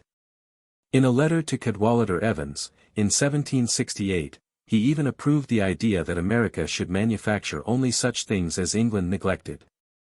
These are but scant gleanings from the numerous letters in which, down to the very last, Franklin unweariedly repeated his counsels of self-restraint to his fellow countrymen. Accompanying them was every word of good cheer that he thought might tend to make this self-restraint easier. Several times he assured his American correspondents that, in the debate with the mother country, America had the sympathy of all Europe. For a long time, he endeavored to allay the resentment of his countrymen, under the sting of parliamentary injustice, by voicing the delusion that the king did not share the sentiments of the corrupt legislature which, as a matter of fact, he was all the time corrupting for the purpose of fostering such sentiments. Every indication of a favorable disposition towards the colonies upon the part of the English people, during the alternations of anxiety and confidence that his mind underwent with the rise and fall of English ministries, friendly or unfriendly to America, was promptly observed by him and reported to America. At times, it is plain enough that he thought a war it would be. Yet as late as 1775, when he believed that the adverse ministry of that time was tottering, his sanguine nature reached the conclusion in a letter to James Bowdoin that the redoubled clamor of the trading, manufacturing and Whig interests in England would infallibly overthrow all the enemies of America, and produce an acknowledgment of her rights and satisfaction for her injuries. Parliament rarely gave him any occasion to speak of it except in terms of mingled amazement and indignation. But it is agreeable to remember that, in a letter in 1774 to Jane Meckham, he made grateful mention of the generous and noble friends of America, in both houses, whose names, dear to the highest traditions of human genius and public spirit, should never be forgotten in any movement to reintegrate in some form the broken fragments of the China vase in which Franklin saw a symbol of the unity of the British Empire. Accompanying Franklin's counsels of patience, however, was also an unceasing warning to America not to alter for a moment her posture of resistance and protest. If under all the insults and oppressions you are now exposed to, he told Dr. Cooper, you can prudently, as you have lately done, continue quiet, avoiding tumults, but still resolutely keeping up your claim and asserting your rights, you will finally establish them. And this military cloud that now blusters over you will pass away, and do no more harm than a summer thunder shower. The colonies, he wrote subsequently to Robert Morris and Thomas Leach, have adversaries enow to their common privileges, they should endeavor to agree among themselves, and avoid everything that may make ill blood and promote divisions, which must weaken them in their common defense. To Thomas Cushing he wrote that America should continue from time to time to assert its rights in occasional solemn resolves and other public acts, never yielding them up, and avoiding even the slightest expressions that seemed confirmatory of the claim that had been set up against them. As the end of it all became more and more obvious, his note of warning assumed an additional significance. In a letter to Thomas Cushing in 1773, he wrote, "But our great security lies, I think, in our growing strength, both in numbers and wealth. That creates an increasing ability of assisting this nation in its wars, which will make us more respectable, our friendship more valued, and our enmity feared. Thence it will soon be thought proper to treat us not with justice only, but with kindness, and thence we may expect in a few years a total change of measures with regard to us. Unless, by a neglect of military discipline, we should lose all martial spirit, and our western people become as tame as those in the eastern dominions of Britain, when we may expect the same oppressions.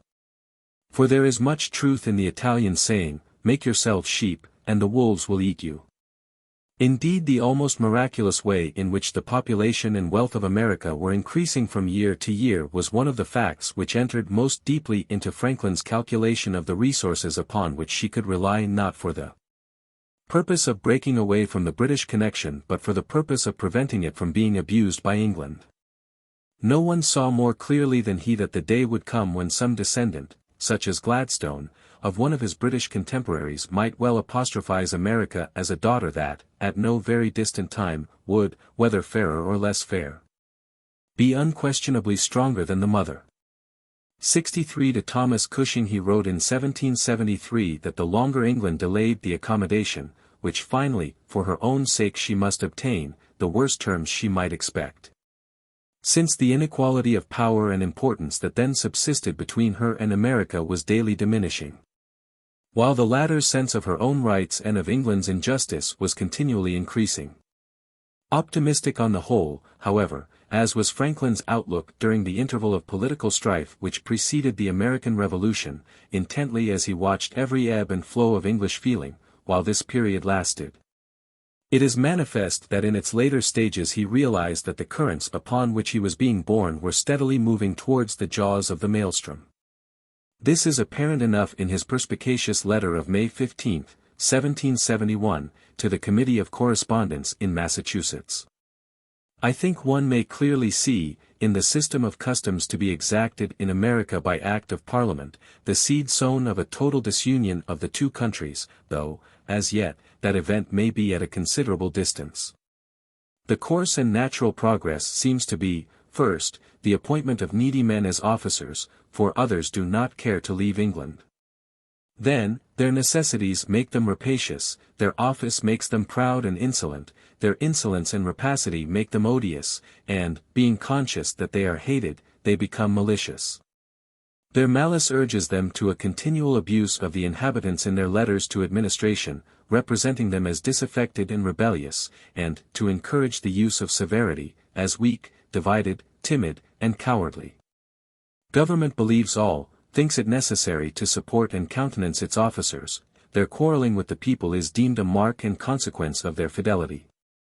They are therefore more highly rewarded, and this makes their conduct still more insolent and provoking. The resentment of the people will, at times and on particular incidents, burst into outrages and violence upon such officers, and this naturally draws down severity in acts of further oppression from hence. The more the people are dissatisfied, the more rigor will be thought necessary, severe punishments will be inflicted to terrify, rights and privileges will be abolished, greater force will then be required to secure execution and submission. The expense will become enormous, it will then be thought proper, by fresh exactions, to make the people defray it, thence, the British nation and government will become odious, the subjection to it will be deemed no longer tolerable. War ensues, and the bloody struggle will end in absolute slavery to America, or ruin to Britain by the loss of her colonies, the latter most probable, from America's growing strength and magnitude. But, as the whole empire must, in either case, be greatly weakened, I cannot but wish to see much patience and the utmost discretion in our general conduct, that the fatal period may be postponed, and that, whenever this catastrophe shall happen, it may appear to all mankind that the fault has not been ours. Franklin's written comments upon the American controversy between the passage of the Stamp Act and his return to America in 1775 are usually marked by a sobriety and dignity of expression worthy of their wisdom. It is only at times that the strong character, habitually held in leash by innate prudence and severely disciplined self-control, breaks out into impatience. Naturally enough now and then he has a word of scorn for the graceless venality which made Westminster almost as much a market as Smithfield, and was, after all, the real thing that rendered England deaf to the warning time is, of Friar Bacon's brazen mouthpiece. 4. Franklin as a man of science. Franklin, as we have said, was primarily a man of action. If we do not always think of him as deeply involved in what Goethe calls, being's ocean, action's storm, it is only because he moved from appointed task to appointed task with such frictionless self-command and ease. But, throughout his life, his mind was quick to make excursions into the domain of philosophical speculation and experiment, whenever business cares or political responsibilities allowed it to do so. Poor Richard would seem to have little in common with Prometheus, but Prometheus, if Condorcet is to be believed, as well as poor Richard, Franklin was, to say nothing of other transmigrations. That his interest in natural phenomena began at a very early age, is disclosed by his journal of a voyage from London to Philadelphia in 1726, when he was in his 21st year. Throughout the course of this voyage, his faculties were intently concentrated upon all the marvels of the sea and its setting. With sedulous minuteness, he registers the state of the winds each day, and records the impression made on him by every object with a secret at its heart, to be plucked out by an inquisitive mind. A lunar rainbow, an eclipse of the sun, which darkened 10/12 of his disk, an eclipse of the moon, which spread over 6 digits of her surface, dolphins in their bright mail of mixed green, silver, and gold. A shark moving around the ship in a slow, majestic manner, and attended by an obsequious retinue of pilot fish, schools of harried flying fish, groups of young crabs, clinging to seaweeds, with indented leaves about 3/4 of an inch long. And small yellow berries filled with nothing but wind, a white, tropical bird, said never to be seen further north than latitude 40, and marked by short wings and a single tail feather, other birds, too near the western continent not to be Americans, are among the things that the open-eyed and thoughtful youth jotted down in his journal in terms that plainly enough indicated not only the eager curiosity but the exactitude of a future man of science. As almost always, the child was but the father of the man. Upon each of his subsequent 6 voyages across the Atlantic, Franklin exhibited the same, though severer, and more practiced, vigilance in observing everything that the ocean, including the instruments of commerce afloat on it, have for a penetrating and suggestive intelligence. How essentially he was a man of science, is demonstrated by the fact that, whenever he was on the element, where alone he could hope for exemption from the political demands of his countrymen, his intellect turned at once with ardor to the study of nature. Old and feeble as he was, he wrote no less than 3 valuable dissertations on his last voyage across the Atlantic, one on the causes and cure of smoky chimneys, one on his smoke-consuming stove, and a third, distinguished by an extraordinary wealth of knowledge and observation, on the construction, equipment and provisioning of ships, and the winds, currents and temperature of the sea, which was accompanied by valuable thermometric tables, based upon observations made by him during 3 of his transatlantic voyages.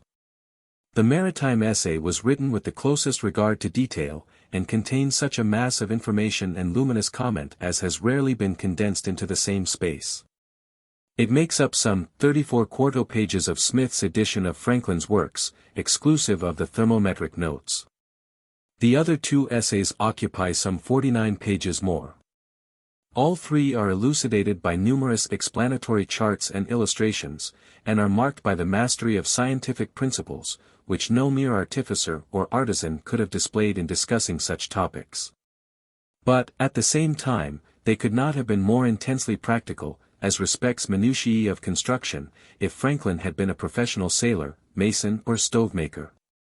The maritime observations range from the Chinese method of dividing the hulls of vessels into separate compartments, which is now regarded as one of the most efficient devices for securing the safety of ocean greyhounds, to an inquiry into the reason why fowls served up at sea are usually too tough to be readily masticated and the best means of dishing soup on a rolling and pitching vessel.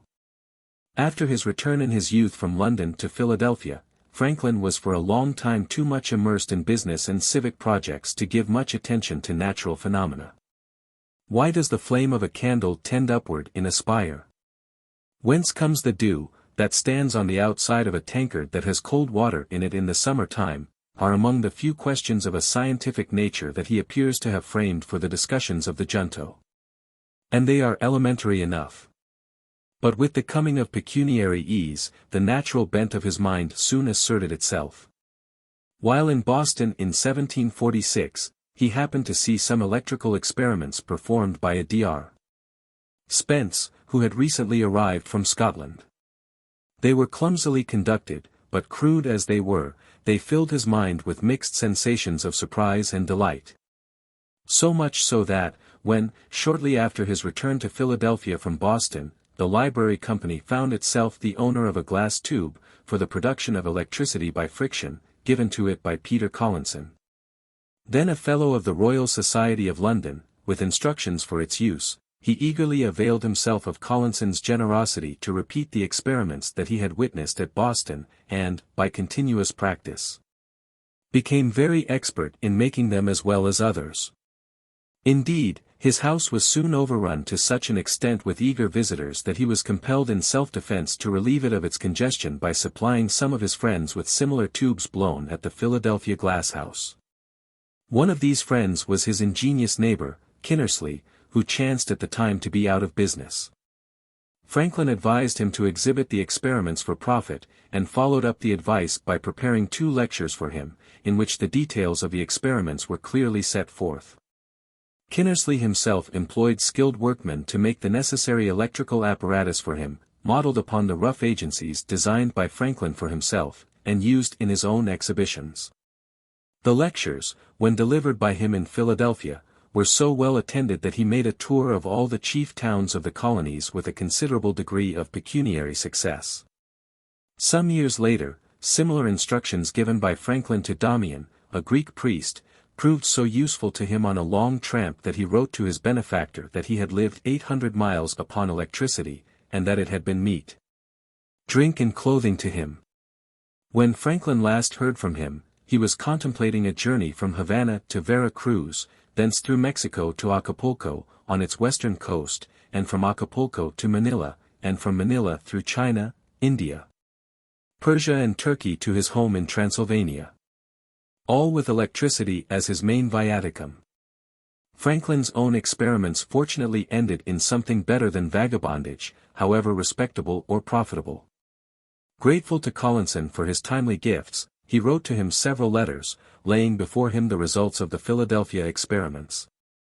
Collinson procured for these letters the privilege of being read before the Royal Society, where they did not excite enough notice to be printed among its transactions. Another letter, one to Kinnersley, in which Franklin propounded the identity of lightning and electricity, he sent to Dr. Mitchell, an acquaintance of his, and also a member of the Royal Society, who replied by telling him that it had been read before the Society, but had been laughed at by the connoisseurs.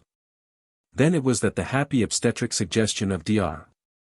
Fothergill that the letters were of too much value to be stifled led Collinson to gather them together for publication by Cave in the Gentleman's Magazine. They were not published in this magazine, but Cave did bring them out in pamphlet form with a preface by Dr. Fothergill. The event showed that he and the general public had more acumen than the sages of the Royal Society, for the letters, when subsequently published in a quarto volume, with additions by Franklin, ran through 5 editions, without the cost of a penny to Cave for copyright. It was from France, however, that they first received the full meed of prompt approbation that they deserved. A copy of them happened to fall into the hands of Buffon, who prevailed upon Dalibard to translate them into French. Their publication in that language provoked an attack upon them by the Abbé Nollet, preceptor in natural philosophy to the royal family, and the author of a popular theory of electricity. At first, the Abbé could not believe that America was capable of producing such letters, and insisted that they must have been fabricated at Paris for the purpose of discrediting his system. In fact, he even doubted whether there was such a person as Franklin, but, afterwards, being convinced upon that point, he published a volume of letters, mainly addressed to Franklin, in which he defended his own theory, and denied the accuracy of Franklin's experiments and conclusions. Leroy, of the Royal Academy of Sciences, rejoined on behalf of Franklin, who had decided to let the truth be its own champion, and easily refuted the Abbé. The papers could not have asked for a better advertisement than this controversy. They were further translated into the Italian, German and Latin languages, and Franklin's theory of electricity was so generally adopted by the learned men of Europe in preference to that of the Abbé, that the latter lived, Franklin tells us, to see himself the last of his sect, except Monsieur B. of Paris, his Élève and immediate disciple. It is surprising that even the solitary Élève should have been left clinging to his master. For, in the meantime, the most momentous experiment, suggested by Franklin in his letters, had been performed, substantially in the manner outlined by him, with brilliant success, by Dalibard, on a hill at Marly-la-Ville, where a pointed rod of iron, 40 feet high, and planted on an electric stand, had been erected for the purpose of carrying it into execution. When a thundercloud passed over the rod on May 10, 1752, between 2 and 3 o'clock in the afternoon, the persons, set by Dalibard to watch it, had drawn near and attracted from it sparks of fire. Perceiving the same kind of commotions as in the common electrical experiments. A week later, the fire and crackling sound, elicited by M. Delort from a rod, erected at his house in Paris on a cake of resin and electrified by a cloud between 4 and 5 o'clock in the afternoon, told the same story. He had previously performed what he called the Philadelphia experiments in the presence of Louis XV, who seems to have been as much delighted with them as if they had been a new mistress. In a short time, they became so popular that we are told by Franklin that all the curious of Paris flocked to see them. One of the results of the fame acquired by him in France was a letter written by Dr. Wright, an English physician, then in Paris, to a member of the Royal Society, apprising the latter of the excitement that the experiments had created in France, and expressing his astonishment that Franklin's papers had been so little noticed in England. Quickened by Dr. Wright's words, the Society reconsidered the letters which had been read before them, and caused an abstract of them and the other letters on electricity, sent to England by Franklin, to be printed among its transactions. Afterwards, when several members of the Society had themselves drawn down lightning from the clouds, it elected Franklin a member, and, in view of the fact that the honor had not been sought by him, voted that he was not to pay anything. Which meant that he was to be liable for neither admission fee nor annual dues, and was even to receive his copy of the transactions of the Society free of charge. Nor did it stop here. It also awarded to Franklin, for the year 1753, the Copley Gold Medal, accompanied by an address, in which Lord Macclesfield, its president, endeavored to make full amends to him for its belated recognition of the value of his discoveries.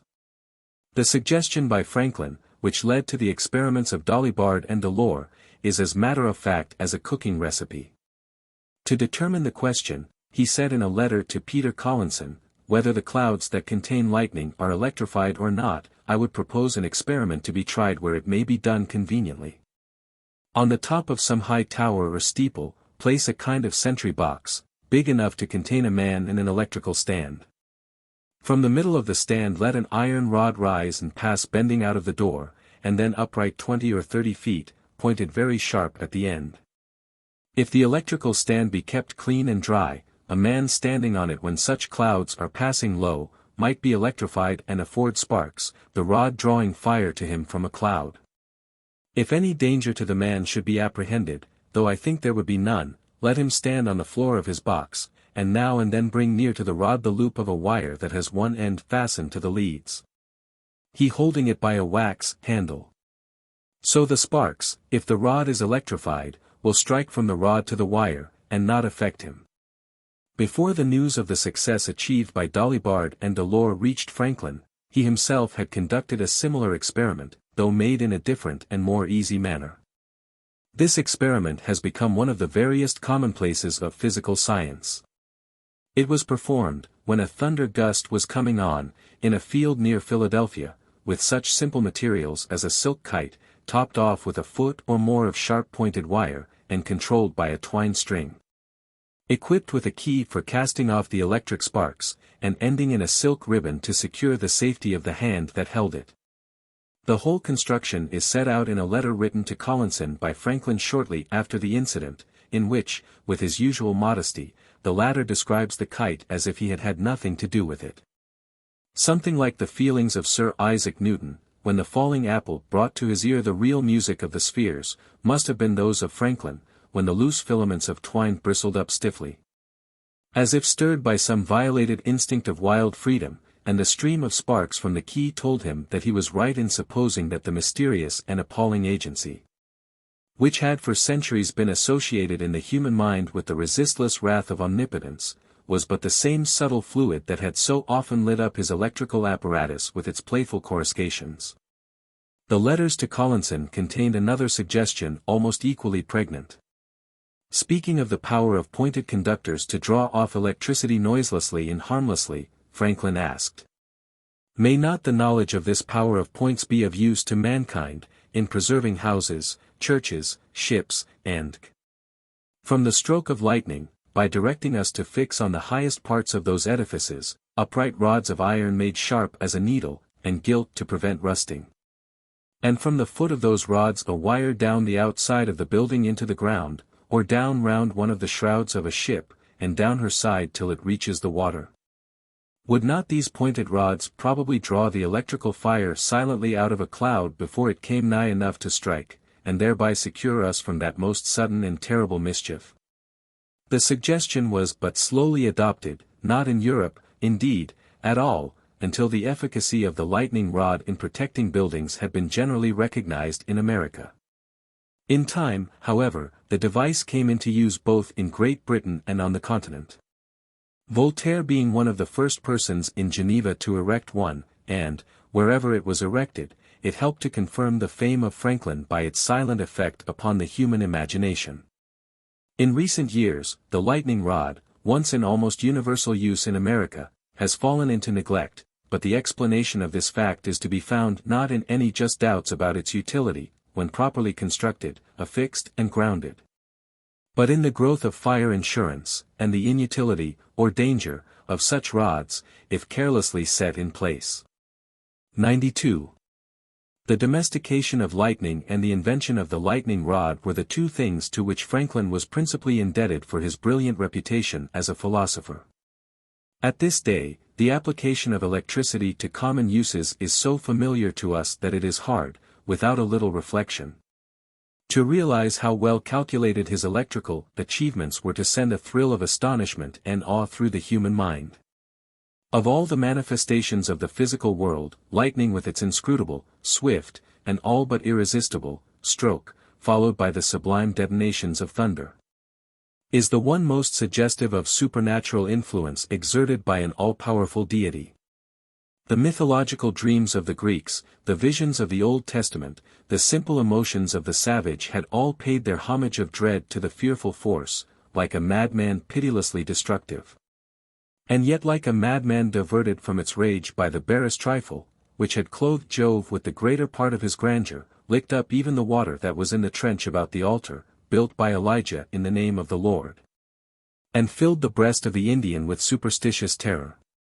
Discovery, that laid bare the real nature and destructive limits of this force, could not fail to excite an extraordinary degree of attention everywhere. It was the singular fortune of Franklin, though a practical, sober-minded denizen of the earth, if ever man was, to have enjoyed in his day a reputation not unlike that of a divinity of the upper ether. 93. It so happens that the atmosphere was, in one way or another, the home of all the scientific problems which engaged his interest most deeply. His philosophical Pegasus, so little akin to the humble brute bestrid by poor Richard, was a beast for Perseus, pure air and fire, and especially, it is needless to say, was this true of his relations to the lightning. When the fact became known throughout the civilized world that human ingenuity had succeeded in even snaring it, Franklin was exalted, for a time, to a seat on Olympus. All the literature of the period, as well as that of a much later period, bears out the statement that rarely has any single, peaceful incident ever so fired the human imagination.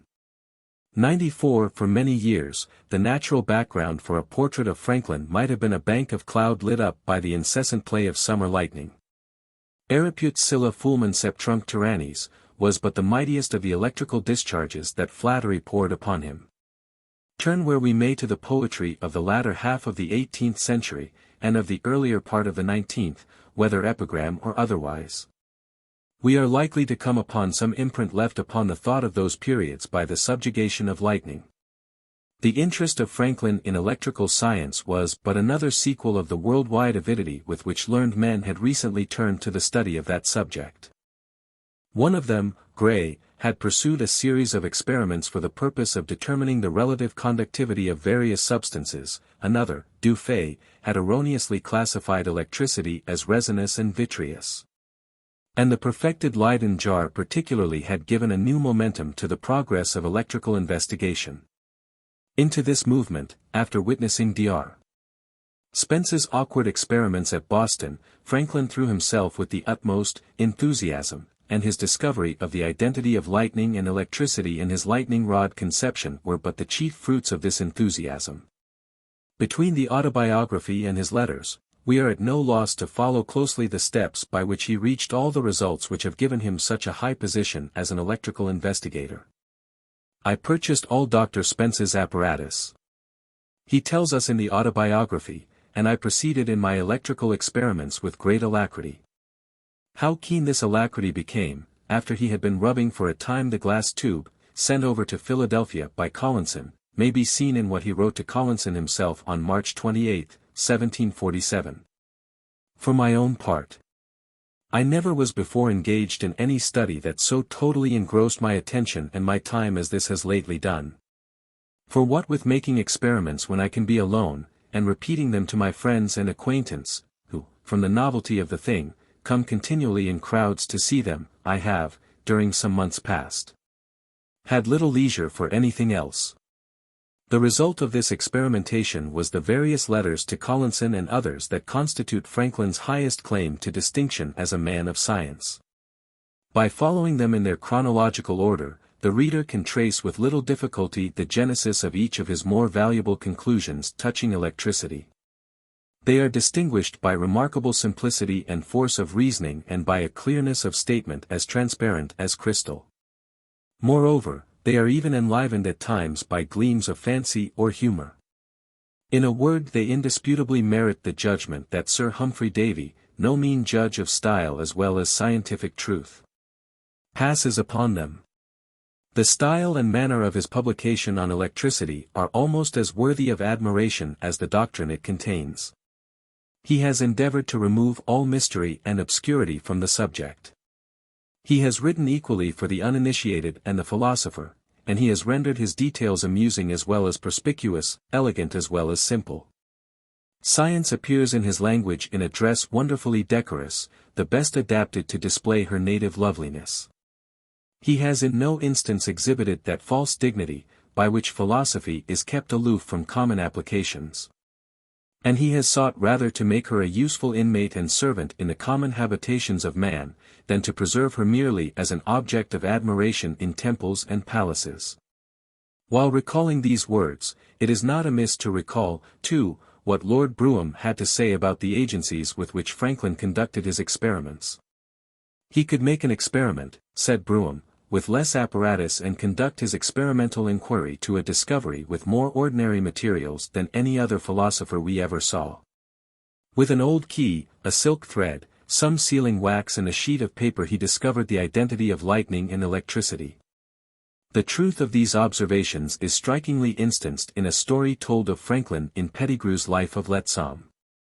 When Henry Smeathman was insisting that the flight of birds is on inclined planes, and that they could not fly at all, but would simply float with the wind, if they were not heavier than the air, Franklin launched half a sheet of paper obliquely into the air, observing, as he watched its course, that that was an evident proof of the propriety of Smeathman's doctrines.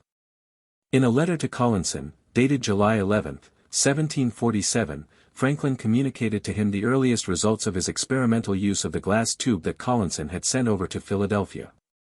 The first phenomenon, which fixed his attention, was the wonderful effect of pointed bodies in drawing off the electrical fire.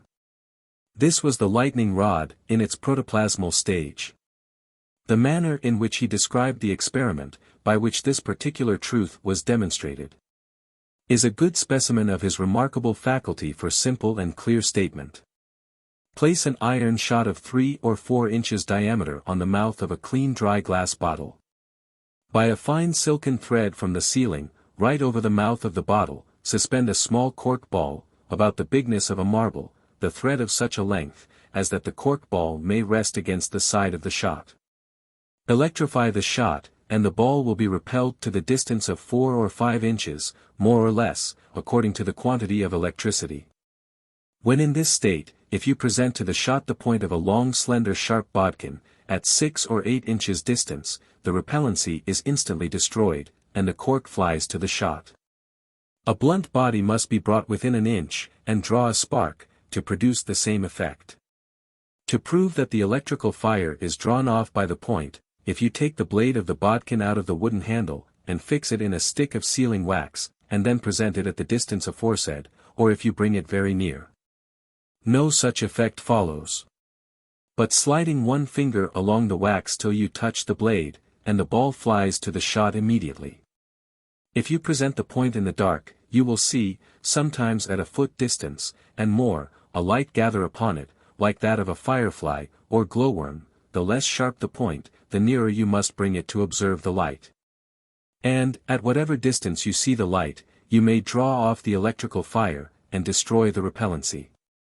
If a cork ball so suspended be repelled by the tube, and a point be presented quick to it, though at a considerable distance, 'tis surprising to see how suddenly it flies back to the tube.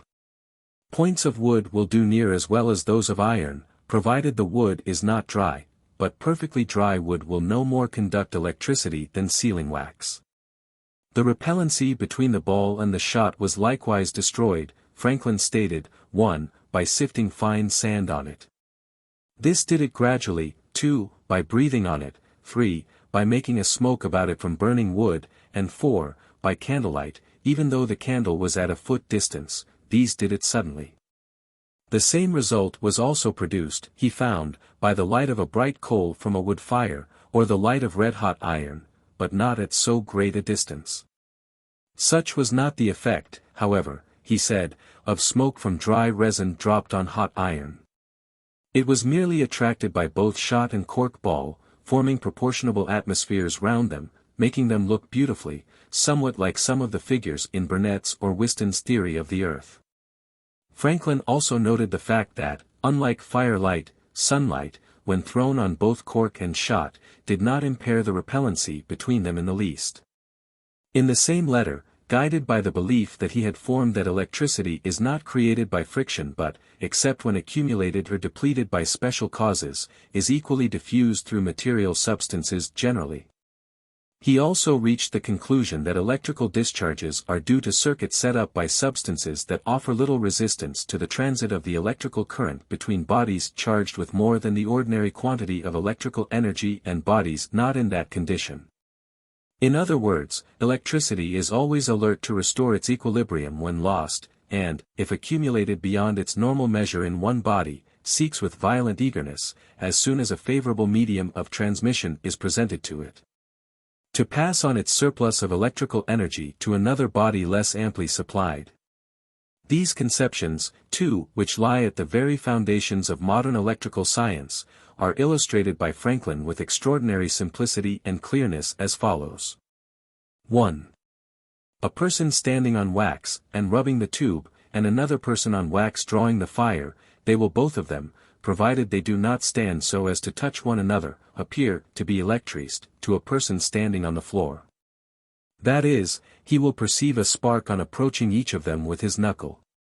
2. But, if the persons on wax touch one another during the exciting of the tube, neither of them will appear to be electrized. 3.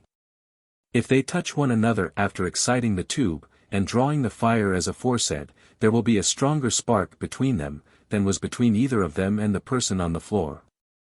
4. After such strong spark, neither of them discover any electricity.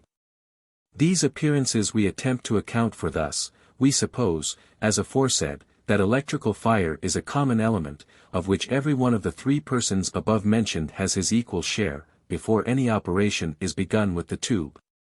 A, who stands on wax and rubs the tube, collects the electrical fire from himself into the glass, and his communication with the common stock being cut off by the wax, his body is not again immediately supplied. B, who stands on wax likewise, passing his knuckle along near the tube, receives the fire which was collected by the glass from A, and his communication with the common stock being likewise cut off, he retains the additional quantity received.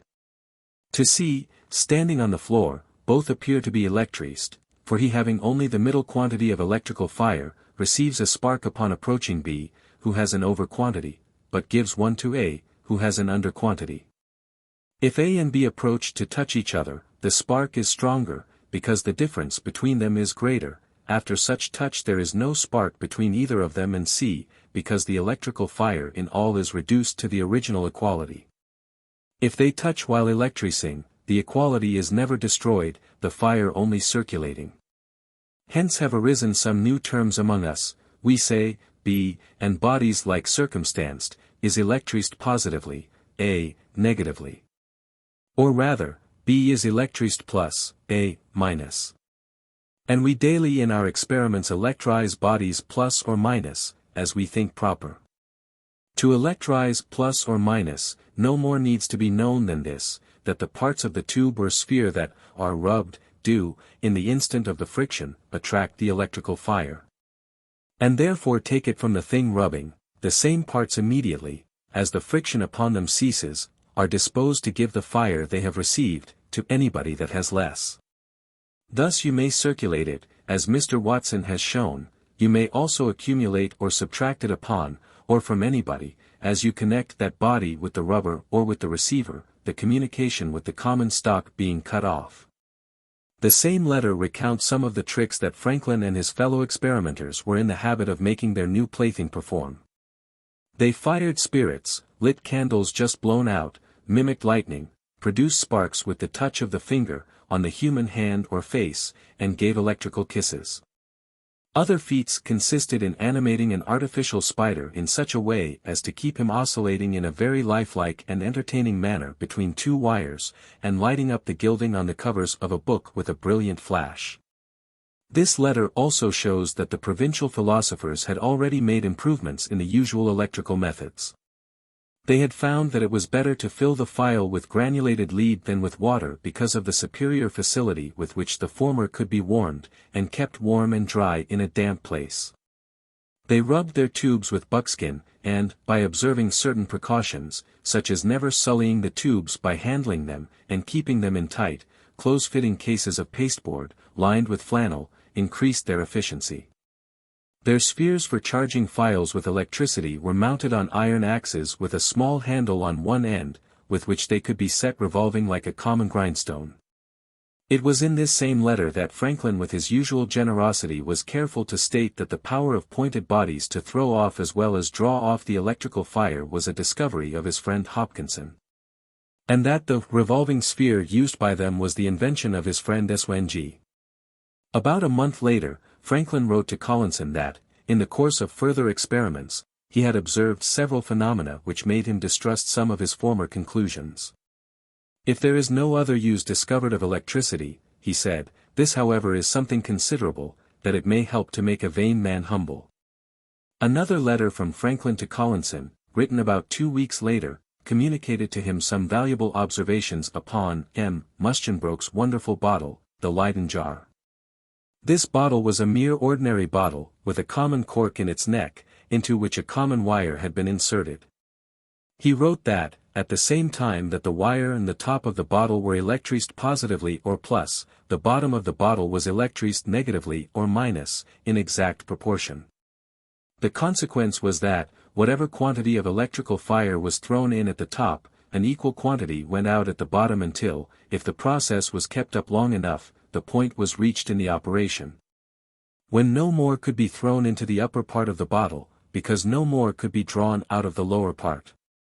If the attempt was made to throw more in, the fire was spewed back through the wire, or flew out in loud cracks through the sides of the bottle. He also noted that an equilibrium could not be restored in the bottle by inward communication or contact of the parts, but only by a communication, formed without the bottle between its top and bottom.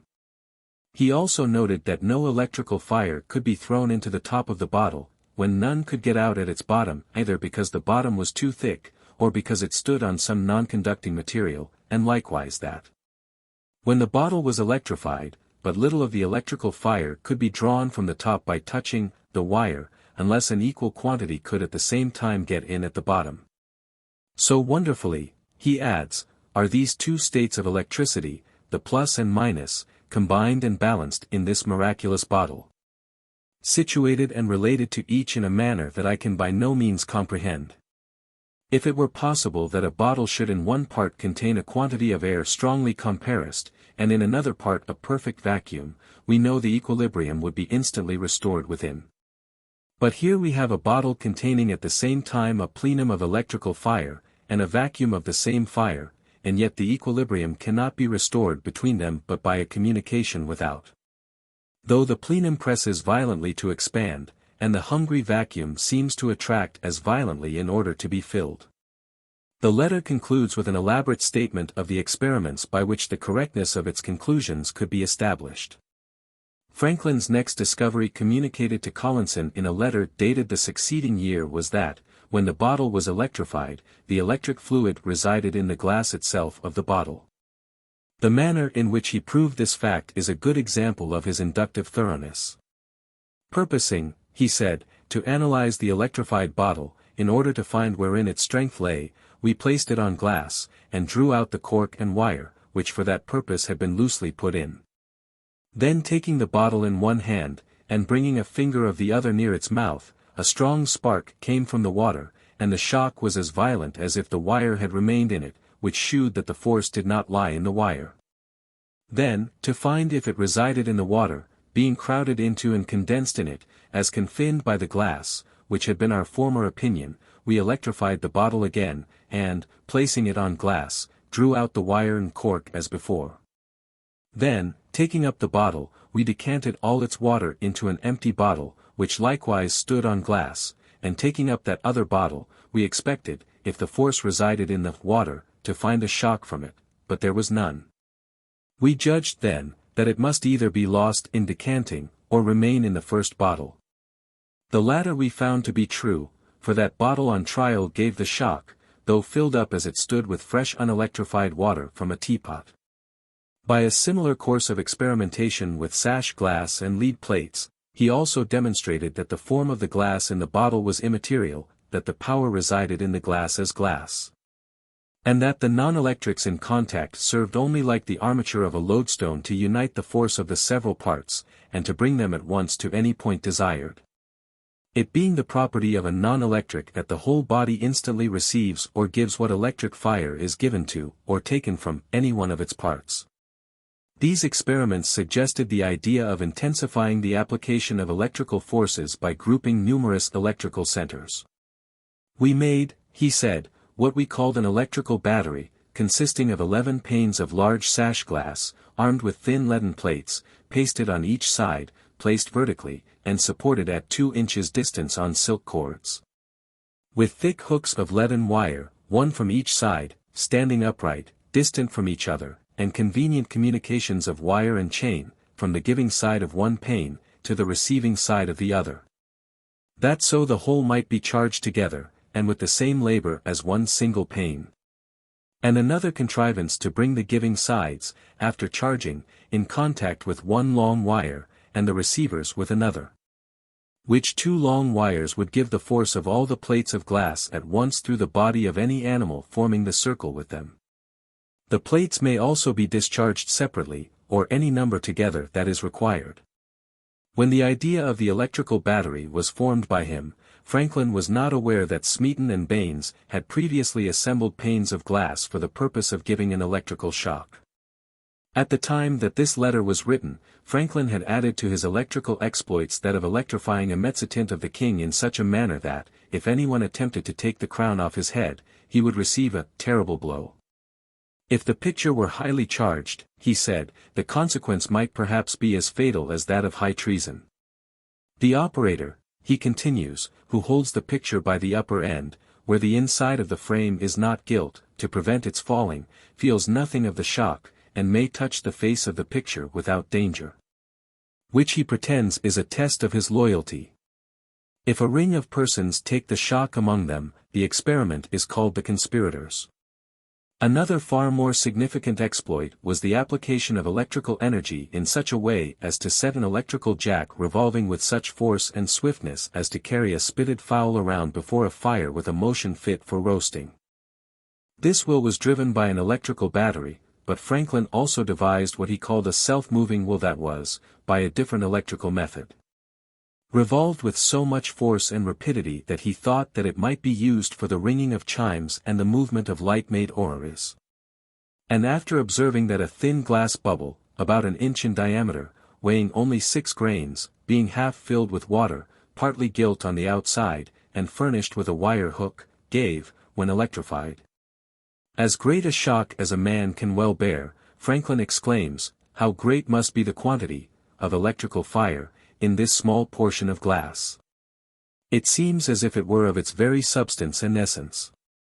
Perhaps if that due quantity of electrical fire so obstinately retained by glass, could be separated from it, it would no longer be glass. It might lose its transparency, or its brittleness, or its elasticity. This letter also reaches the conclusion that bodies, having less than the common quantity of electricity, repel each other, as well as those that have none. It concludes with a lively paragraph.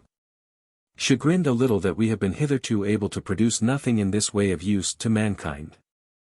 And the hot weather coming on, when electrical experiments are not so agreeable, it is proposed to put an end to them for this season, somewhat humorously, in a party of pleasure on the banks of Schuylkill. Spirits, at the same time, are to be fired by a spark sent from side to side through the river, without any other conductor than the water, an experiment which we some time since performed, to the amazement of many.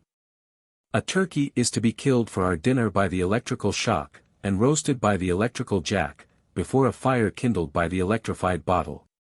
When the healths of all the famous electricians in England, Holland, France, and Germany are to be drank in electrified bumpers, under the discharge of guns from the electrical battery.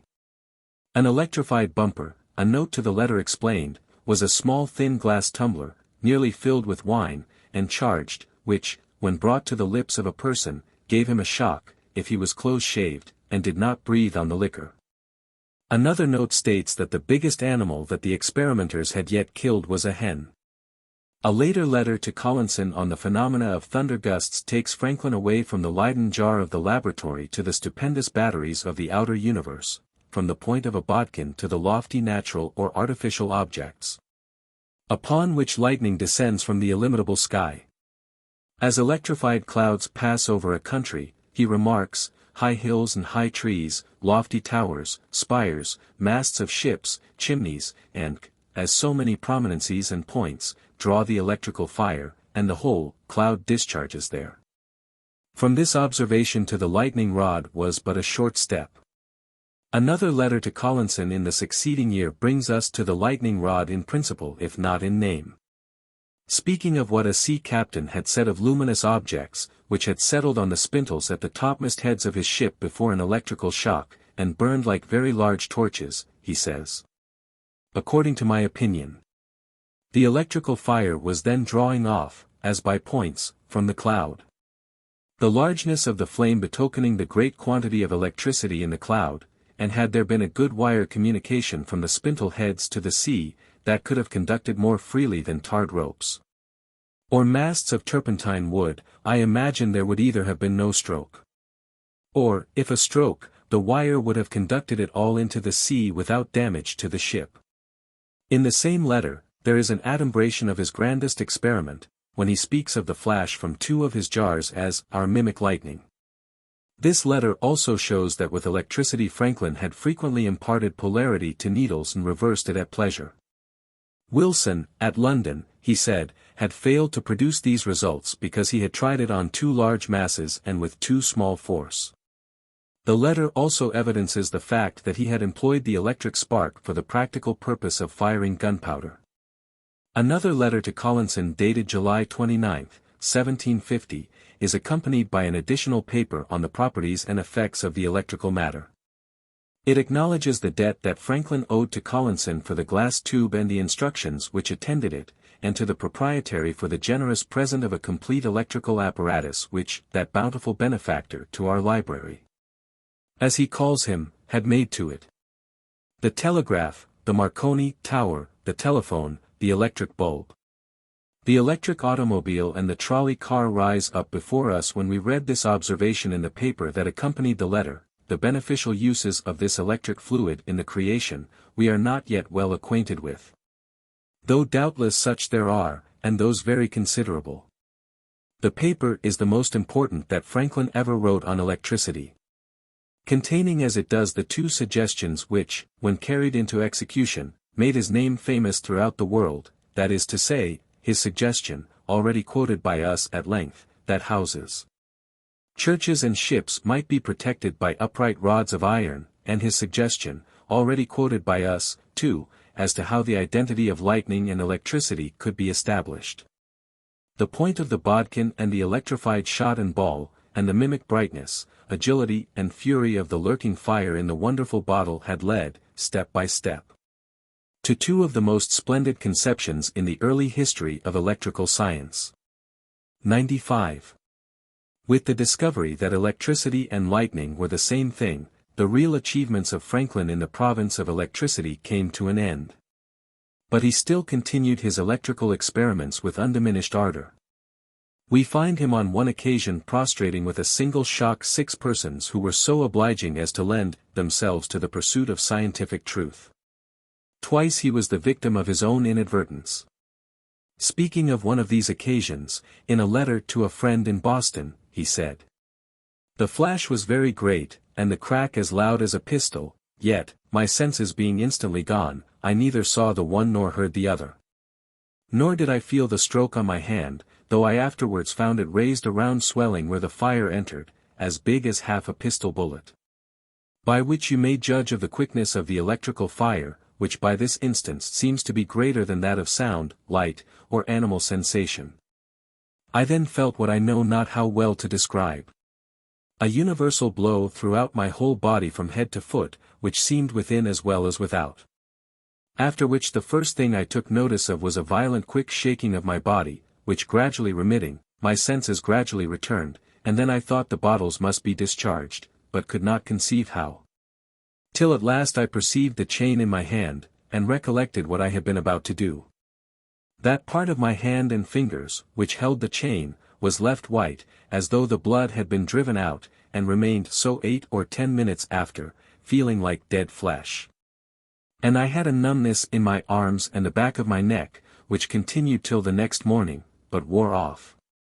Nothing remains now of this shock, but a soreness in my breastbone, which feels as if it had been bruised. I did not fall, but suppose I should have been knocked down, if I had received the stroke in my head. The whole was over in less than a minute. On the second occasion, while making ready to give a healing shock to a paralytic, he received a charge through his own head. He did not see the flash, hear the report or feel the stroke. When my senses returned, he told Jan Ingenhouse, I found myself on the floor. I got up, not knowing how that had happened. I then again attempted to discharge the jars. But one of the company told me they were already discharged, which I could not at first believe, but on trial found it true. They told me they had not felt it, but they saw I was knocked down by it, which had greatly surprised them. On recollecting myself and examining my situation, I found the case clear. A small swelling rose on the top of my head, which continued sore for some days, but I do not remember any other effect good or bad. One of Franklin's contemporaries, Professor Richman, of St. Petersburg, did not fare so well, for a stroke of the lightning that he had allured from the clouds brought his life to an end. Priestley, however, seems to have regarded such a death as a form of euthanasia. At any rate, in speaking of this martyr of science in his History of Electricity he terms him, the justly envied Richman. After Franklin learned how to impound lightning, his intercourse with electricity was more familiar than ever. In September, 1752, he wrote to Collinson, I erected an iron rod to draw the lightning down into my house, in order to make some experiments on it. With 2 bells to give notice when the rod should be electrified, a contrivance obvious to every electrician. I found the bells rang sometimes when there was no lightning or thunder, but only a dark cloud over the rod, that sometimes, after a flash of lightning, they would suddenly stop. And, at other times, when they had not rang before, they would, after a flash, suddenly begin to ring, that the electricity was sometimes very faint, so that, when a small spark was obtained, another could not be got for some time after. At other times the sparks would follow extremely quick, and once I had a continual stream from bell to bell, the size of a crow quill, even during the same gust there were considerable variations. In the winter following I conceived an experiment, to try whether the clouds were electrified positively or negatively. The result of these experiments, conducted with Franklin's usual painstaking completeness, was the conclusion on his part that thunderclouds are, as a rule, in a negatively electrical state, and that, therefore, generally speaking, they do not discharge electricity upon the earth, but receive it from the earth. For the most part, he said, 'tis the earth that strikes into the clouds, and not the clouds that strike into the earth. The thoroughness with which he addressed himself to the study of electricity was very marked. His investigation was as searching and minute as that of an anatomist engaged in the dissection of nervous tissue. Under his hands, the bare Leyden jar became a teeming storehouse of instruction and amusement. He collected electricity from common objects by friction, he brought it down from the sky, he sought its properties in amber, in the tourmaline stone, in the body of the torpedo. He thought that he discerned it in the radiance of the aurora borealis. He put it through all its vagaries, juggled with it, teased it, cowed it until it confessed its kinship with the tempestuous heavens. He tested its destructive effects upon hens and turkeys, its therapeutic value to paralytic patients, its efficacy as a corrective of tough meat. He even, it is said, charged the railing under his windows with it to repel loafers standing about his front door. And, in his relations to electricity, as to everything else, his purposes were always those of practical utility. In one of his papers, he admits that he cannot tell why points possess the power of drawing off the electrical fire. Nor is it of much importance to us, he adds, to know the manner in which nature executes her laws. 'Tis enough if we know the laws themselves. 'Tis of real use to know that china left in the air unsupported will fall and break, but how it comes to fall, and why it breaks, are matters of speculation. 'Tis a pleasure indeed to know them, but we can preserve our china without it. He anticipated, or, in some instances, all but anticipated, several of the more important discoveries of modern electrical science. He knew that, when a number of Leyden jars are connected up under certain conditions, the extent, to which each jar can be charged from a given source, varies inversely as the number of jars. For a time, he was puzzled by the fact that the light of a candle, or of a fire coal, or of red-hot iron, would destroy the repellency between his electrified ball and shot, but that the light of the sun would not. But it was not long before he hit upon this ingenious explanation. This different effect probably did not arise from any difference in the light, but rather from the particles separated from the candle, being first attracted and then repelled, carrying off the electric matter with them. And from the rarefying the air, between the glowing coal or red-hot iron, and the electrized shot, through which rarefied air the electric fluid could more readily pass. Referring to what Franklin had to say about the action of sunlight in this connection, Arthur Schuster, in his Some Remarkable Passages in the Writings of Benjamin Franklin, observes, had Franklin used a clean piece of zinc instead of iron shot he might have anticipated Hertz's discovery of the action of strong light on the discharge of gases. In the course of one of his experiments with an electrified can, Franklin reached the conclusion that a cork, which he had lowered into the can, was not attracted to its internal surface, as it would have been to its external. Because the mutual repulsion of the two inner opposite sides of the can might prevent the accumulation of an electrical atmosphere upon them. From the same experiment, the genius of Henry Cavendish deduced his law that electrical repulsion varies inversely as the square of the distance between the charges. Instead of declining, it can truly be said that the reputation of Franklin as an electrical investigator and writer has increased with the progress of electrical science. We shall, I am sure, remarks Professor J. Thomson in his Electricity and Matter, be struck by the similarity between some of the views which we are led to take by the results of the most recent researches, with those enunciated by Franklin in the very infancy of the subject. Nor should we omit a tribute of Dr. William Garnett, in his Heroes of Science, in regard to the statements in Franklin's first letters to Collinson. They are, he says, perfectly consistent with the views held by Cavendish and by Clerk Maxwell, and, though the phraseology is not that of modern textbooks, the statements themselves can hardly be improved upon today.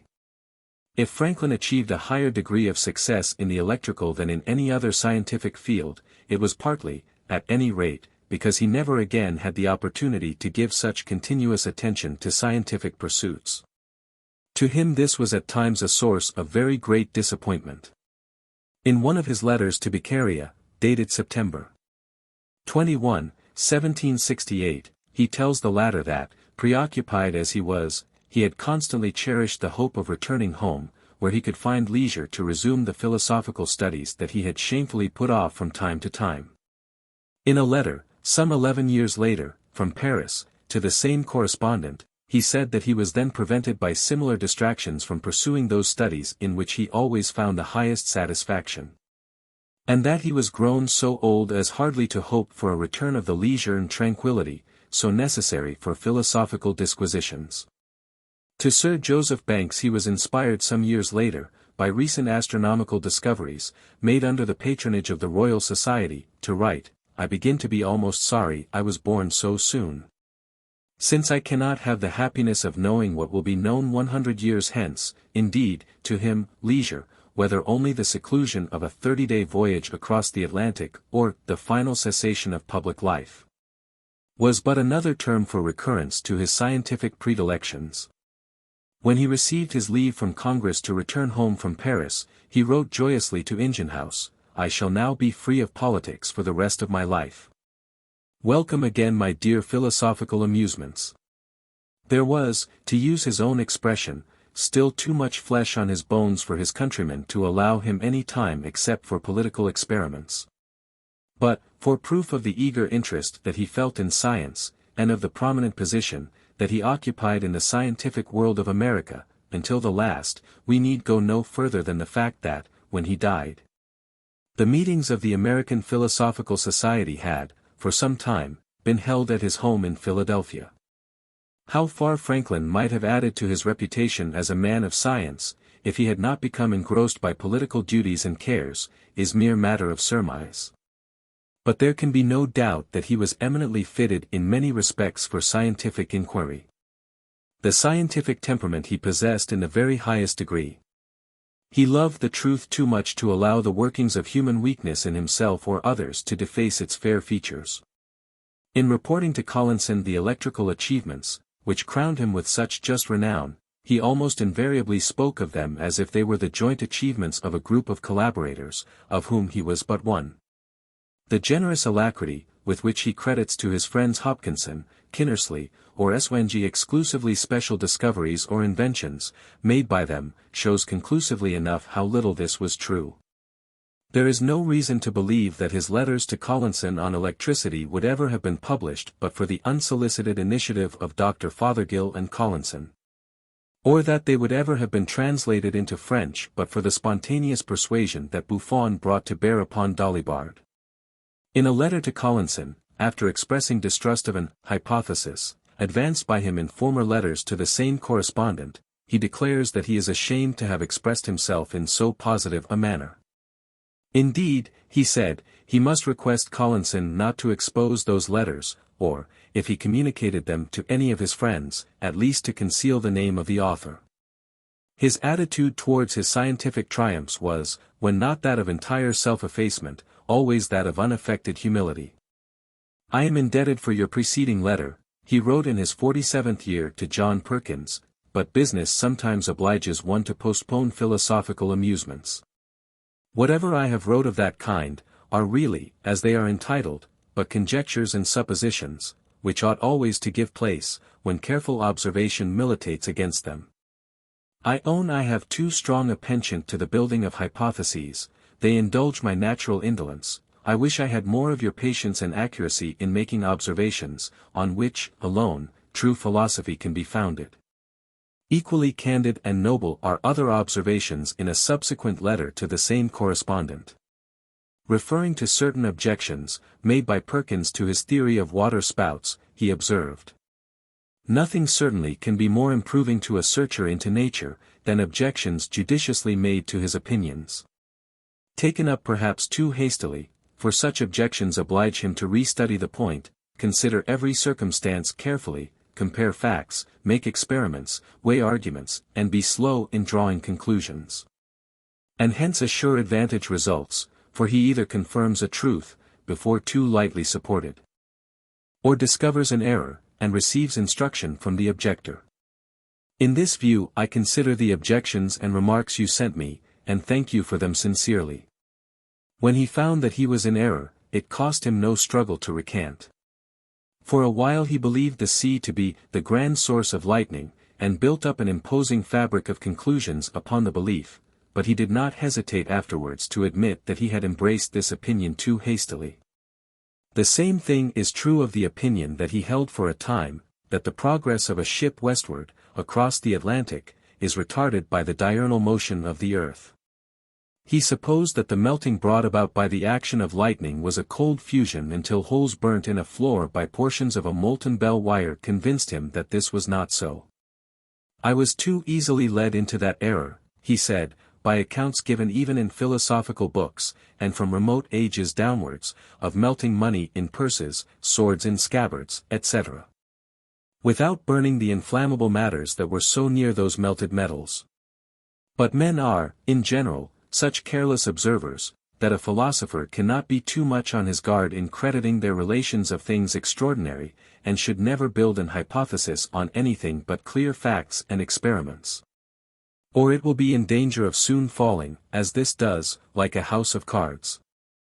In one of his letters to Collinson, he declared that, even though future discoveries should prove that certain conjectures of his were not wholly right, yet they ought in the meantime to be of some use by stirring up the curious to make more experiments and occasion more exact disquisitions. Following out the same thought in another letter to Collinson he concluded, "You are at liberty to communicate this paper to whom you please. It being of more importance that knowledge should increase, than that your friend should be thought an accurate philosopher."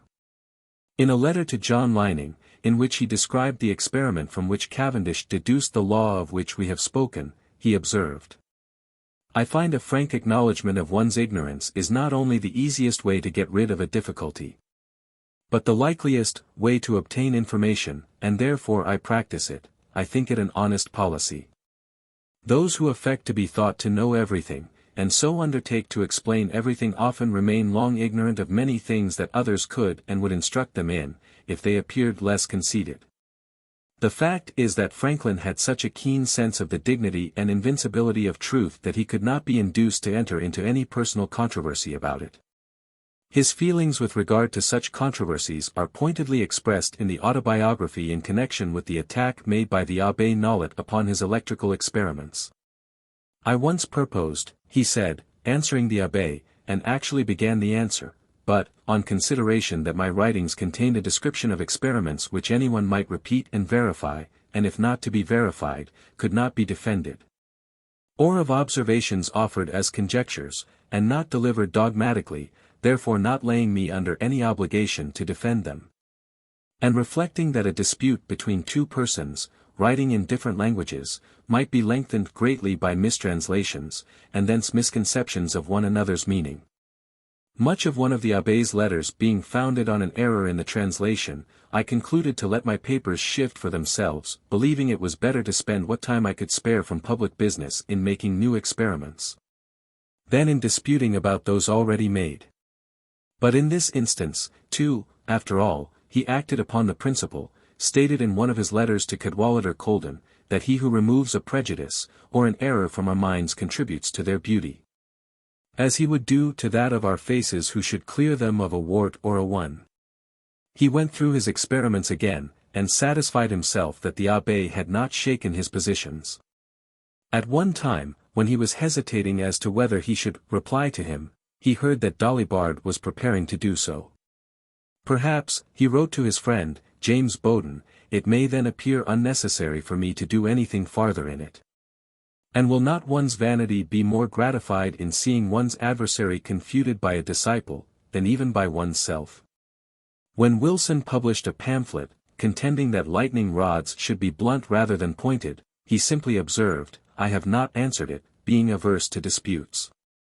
Not only his temperament but his general mental attitude was instinctively scientific. As we have seen, while Whitefield's other auditors were standing mute and spellbound, he was carefully computing the distance that the words of the orator would carry. As we have also seen, when his soldiers were cutting down the giant pines at Gnadenhutten, he had his watch out, deep in his observation of the time that it took them to fell a tree. When his friend, Small, complained of deafness, he wrote to him that he had found by an experiment at midnight that, by putting his thumb and fingers behind his ear, and pressing it out and enlarging it as it were with the hollow of his hand, he could hear the tick of a watch at the distance of 45 feet which was barely audible at a distance of 20 feet without these aids. Even in his relations to the simplest concerns of life, he had always the eye of a man of science to weight, measure, dimension and distance. If anyone wishes to see how easily he reduced everything to its scientific principles, let him read Franklin's letter to Oliver Neave, who thought that it was too late in life for him to learn to swim. With the confidence bred by a proper sense of the specific gravity of the human body as compared with that of water, Franklin said, there was no reason why a human being should not swim at the first trial. If Neave would only wade out into a body of water, until it came up to his breast and by a cast of his hand sink an egg to the bottom, between him and the shore, where it would be visible, but could not be reached except by diving, and then endeavor to recover it, he would be surprised to find what a buoyant thing water was. Franklin also had all the inquisitiveness of a born philosopher. The winds, the birds, the fish, the celestial phenomena brought to his attention on his first voyage from England, the sluggish movement of his ship on his voyage to England in 1757, the temperature and movement of the Gulf Stream, the social and religious characteristics of the Moravians, Indian traits and habits, the still flies in their bath of Madeira wine, all excited his insatiable curiosity, and started him off on interesting trains of observation or reflection. He was in the 78th year of his age, when, in the sight of 50,000 people, one of the balloons recently invented by the Montgolfiers, and inflated with gas, produced by pouring oil of vitriol on iron filings, ascended from the Champs de Mars. Shining brightly in the sun during the first stages of its ascent, then dwindling until it appeared scarcely larger than an orange, and then melting away in the clouds that had never before been invaded by such a visitant. But so fresh still was his interest in every triumph of human ingenuity, that it required a long letter to Sir Joseph Banks, the President of the Royal Society, supplemented by 2 postscripts, to disburthen his mind of the sensations and thoughts excited by the thrilling spectacle. Mingled in this letter with many precise details of size, weight and distance are the speculations of the Parisians with respect to the practical uses to which the toy might be put. Some believed that, now that men might be supported in the air, nothing was wanted but some light handy instruments to give and direct motion.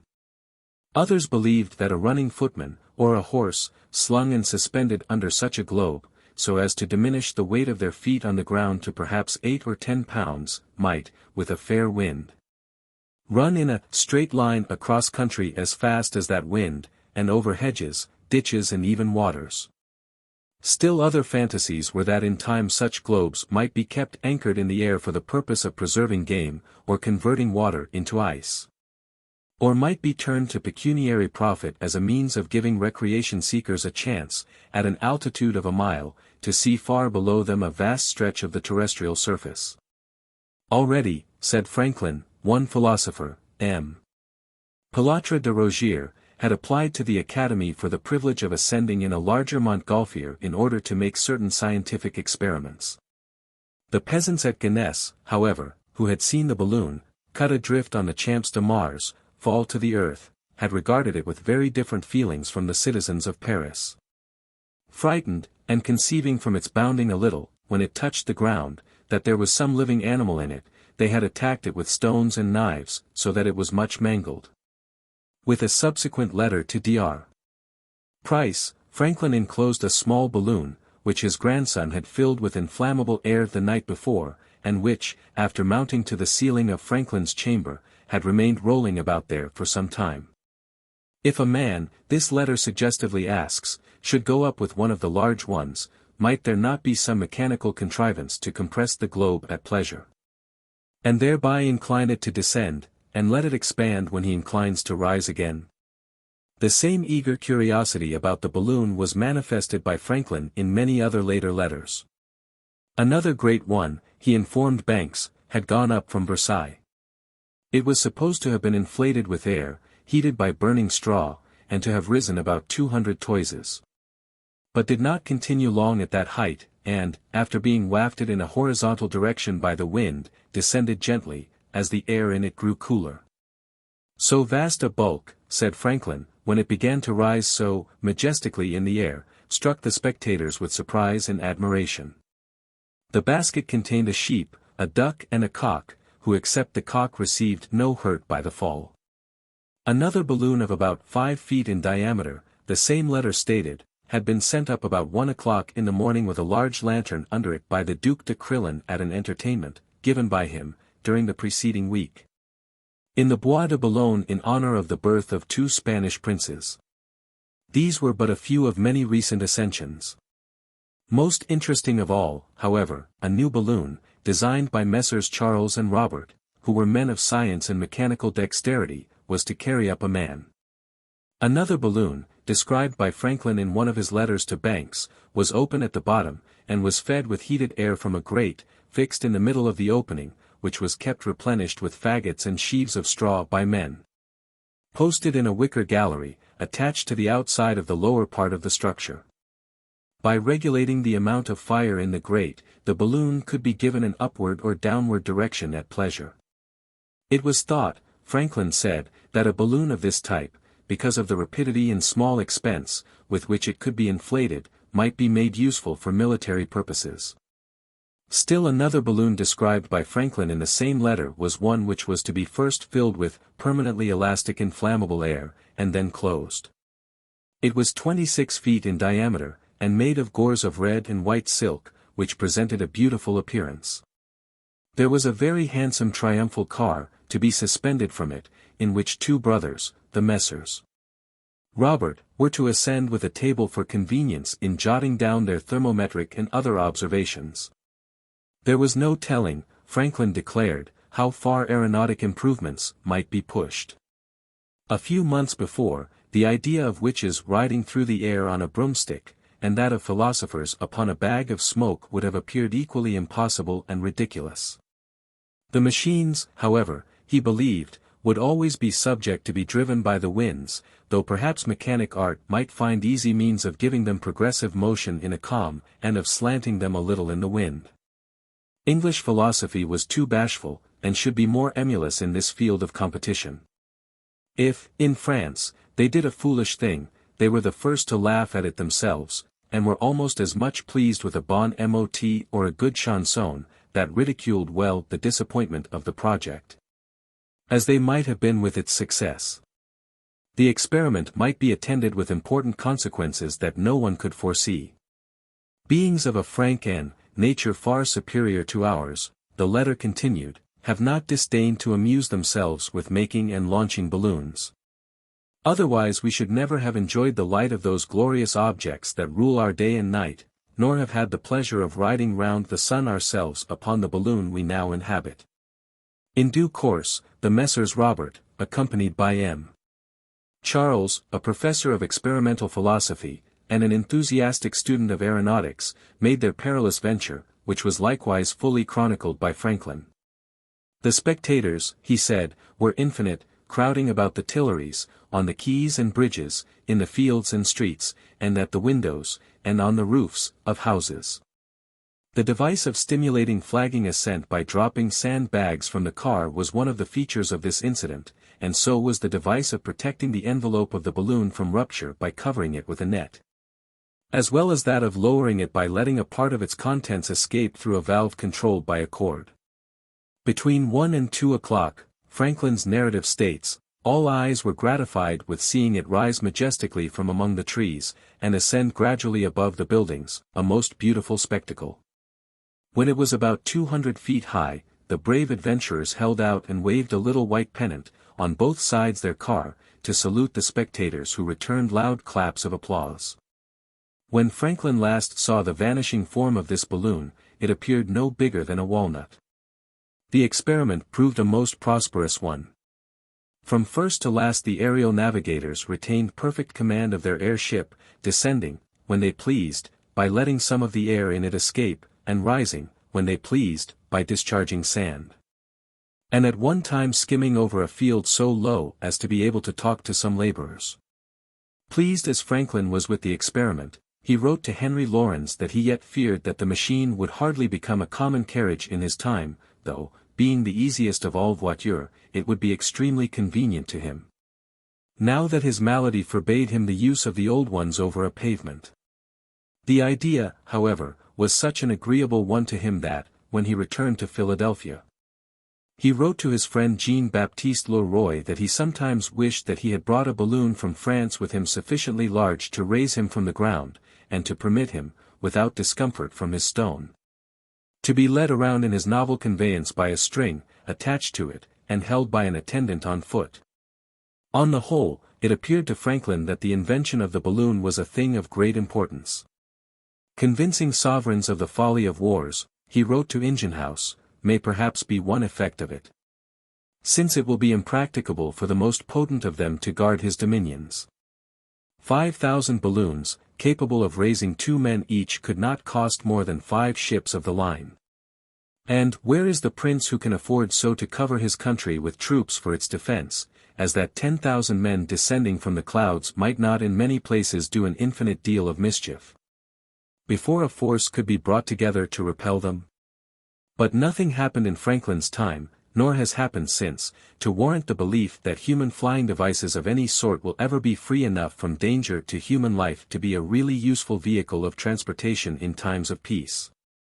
So far their principal value has been during war, when human safety has little to choose between the earth and the sky, but it is fair to say that Franklin would have loathed war even more deeply than he did, if he could have lived to see them in the form of aeroplane or dirigible, making their way through the air like winged monsters of the antediluvian past, and dropping devilish agencies of death and desolation upon helpless innocents, and the fairest monuments of human industry and art.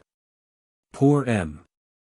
Pilatre de Rogier, whom we have already mentioned, and who was no less a person than the professor of chemistry, at the Athénée Royal, of which he was the founder, fell with a companion from an altitude of 1,000 toises to the rocky coast near Boulogne-sur-Mer, and was, as well as his companion, dashed to pieces. Since his time the discariated Phaetons, who have fallen from the upper levels of the atmosphere, even when not engaged in war, with the same fearful result, have been numerous enough to constitute a ghastly necrology. Nor, it would appear, was the peril under the conditions of aerial navigation in its earliest stages limited to the aeronaut himself. In dissuading Ingenhouse from attempting a balloon experiment, Franklin said that it was a serious thing to draw out from their affairs all the inhabitants of a great city and its environs, and that a disappointment made them angry. At Bordeaux lately, a person, who pretended to send up a balloon, and had received money from many people, not being able to make it rise, the populace were so exasperated that they pulled down his house, and had like to have killed him. Anyone, who has ever heard the execrations hurled at the head of a baseball umpire in the United States, when one of his decisions has failed to command general assent, will experience no difficulty, we are sure, in understanding the force of the impulse that provoked this outbreak of Gallic excitement. The enthusiasm, aroused in Franklin by the balloon, is not more noticeable than his brooding desire to find some practical use for it. The visionary speculation, which seeks to take the moon in its teeth, was no part of his character. He grew no orchids in the air. To use his homely words in a letter to Charles Thomson, he made no shoes for feet that he had never measured. Every conclusion, every hypothesis had to be built upon a basis of patient observation and gradual induction, every invention or discovery had to have some useful application. At an earlier period than that of the discovery of the balloon, his inquisitive spirit had led him to the study of marsh gas and the pacifying effect of oil upon troubled waters. In 1764, he had reason to believe that a friend of his had succeeded in igniting the surface of a river in New Jersey, after stirring up the mud beneath it. But his scientific friends in England found it difficult to believe that he had not been imposed upon. And the Royal Society withheld from publication among its transactions a paper on the experiment, written by Dr. Finlay, the president of Princeton College, and read before it. Franklin twice tried it in England without success, and he prosecuted his investigation with such energy and persistency that he finally contracted an intermittent fever by bending over the stagnant water of a deep ditch, and inhaling its foul breath, or, as would now be said, by being bitten by a mosquito hovering about it. In 1757, when on one of the ships, bound on Lord Loudon's fool's errand to Louisbourg, he observed that the water in the wake of 2 of them was remarkably smooth, while that in the wake of the others was ruffled by the wind, which was blowing freshly, and, when he spoke of the circumstance to his captain, the latter answered somewhat contemptuously, as if to a person ignorant of what everybody else knew, the cooks have, I suppose, been just emptying their greasy water through the scuppers, which has greased the sides of those ships a little. The incident, and what he had read in Pliny about the practice among the seamen of Pliny's time of calming rough seas with oil, made him resolve to test the matter by experiment at the first opportunity. This intention was afterward strengthened, when he was again at sea in 1762, by the wonderful quietness of oil, resting on the surface of an agitated bed of water in the glass lamp swinging in his cabin. And by the supposition of an old sea captain that the phenomenon was in keeping with the practice, pursued by the Bermudians, of putting oil on water, when they would strike fish. By the same captain, he was told that he had heard that fishermen at Lisbon were in the habit of emptying a bottle or two of oil on the sea, when the breakers on the bar at that port were running too high for their boats to cross it in safety. From another person, he learnt that, when divers in the Mediterranean needed more light for their business, they spewed out from their mouths now and then a small quantity of oil, which, rising to the surface, smoothed out its refracting waves. This additional information supplied his curiosity with still further fuel. It all ended in his dropping a little oil from a cruet on a large pond at Clapham. The fluid spread with surprising swiftness over the surface, on which it had fallen. But he found that he had made the mistake of dropping it on the leeward, instead of the windward, side of the pond. When this mistake was repaired, and a teaspoonful of oil was poured on its windward side, where the waves were in an incipient state, and the oil could not be driven back on the shore, an instant calmness diffused itself over a space several yards square, which extended gradually until it reached the lee side of the pond, making all that quarter of it, perhaps half an acre, as smooth as a looking-glass.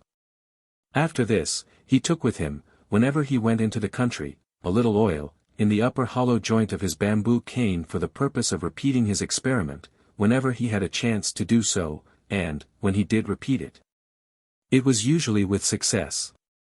Far from being so successful, however, was the experiment when, on a blustering, unpleasant day, he attempted, with the co-operation of Sir Joseph Banks and other friends, to still the surf on a shore at Portsmouth with oil poured continually on the sea, at some distance away, through a hole, somewhat bigger than a goose quill, in the cork of a large stone bottle.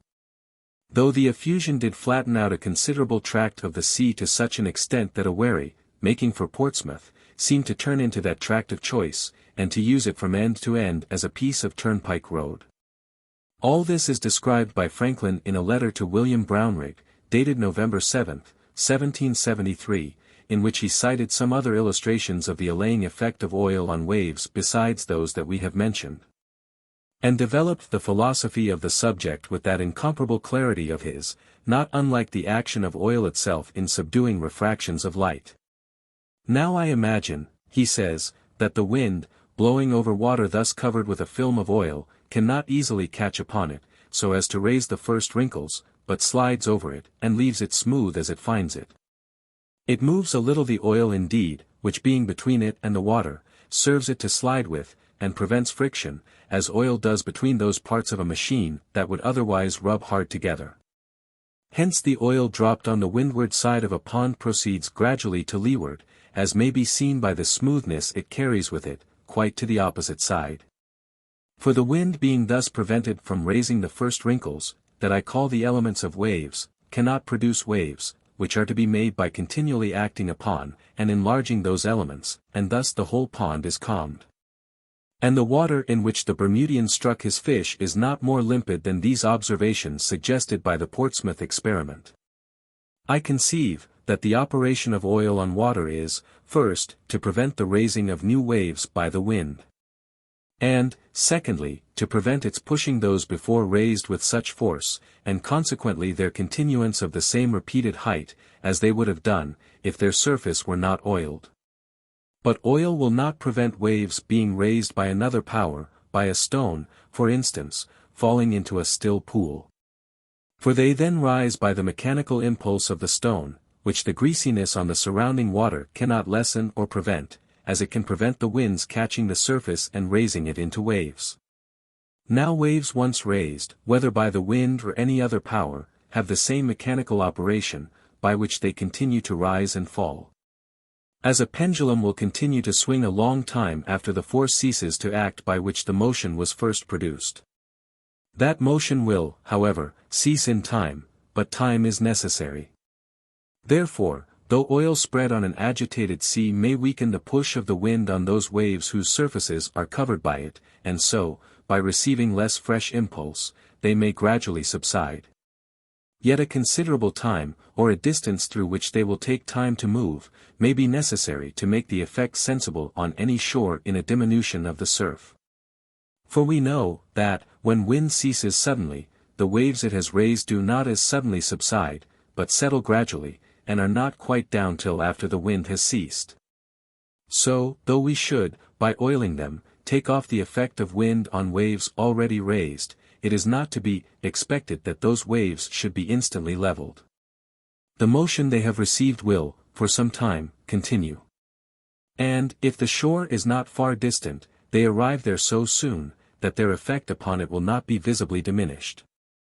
Nor was it on Clapham Pond and at Portsmouth alone that Franklin, when in England, tested the tranquilizing properties of oil. He performed the same experiment on Derwentwater and a small pond near the house of John Smeaton, the celebrated engineer, at Osthorpe Lodge, and also on a large sheet of water at the head of the Green Park.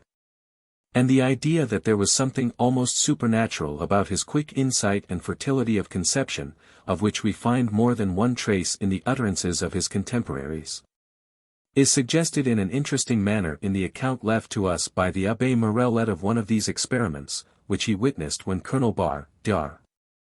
Hawkesworth, David Garrick, Franklin and himself happened to be guests of Lord Shelburne at Wickham in 1772.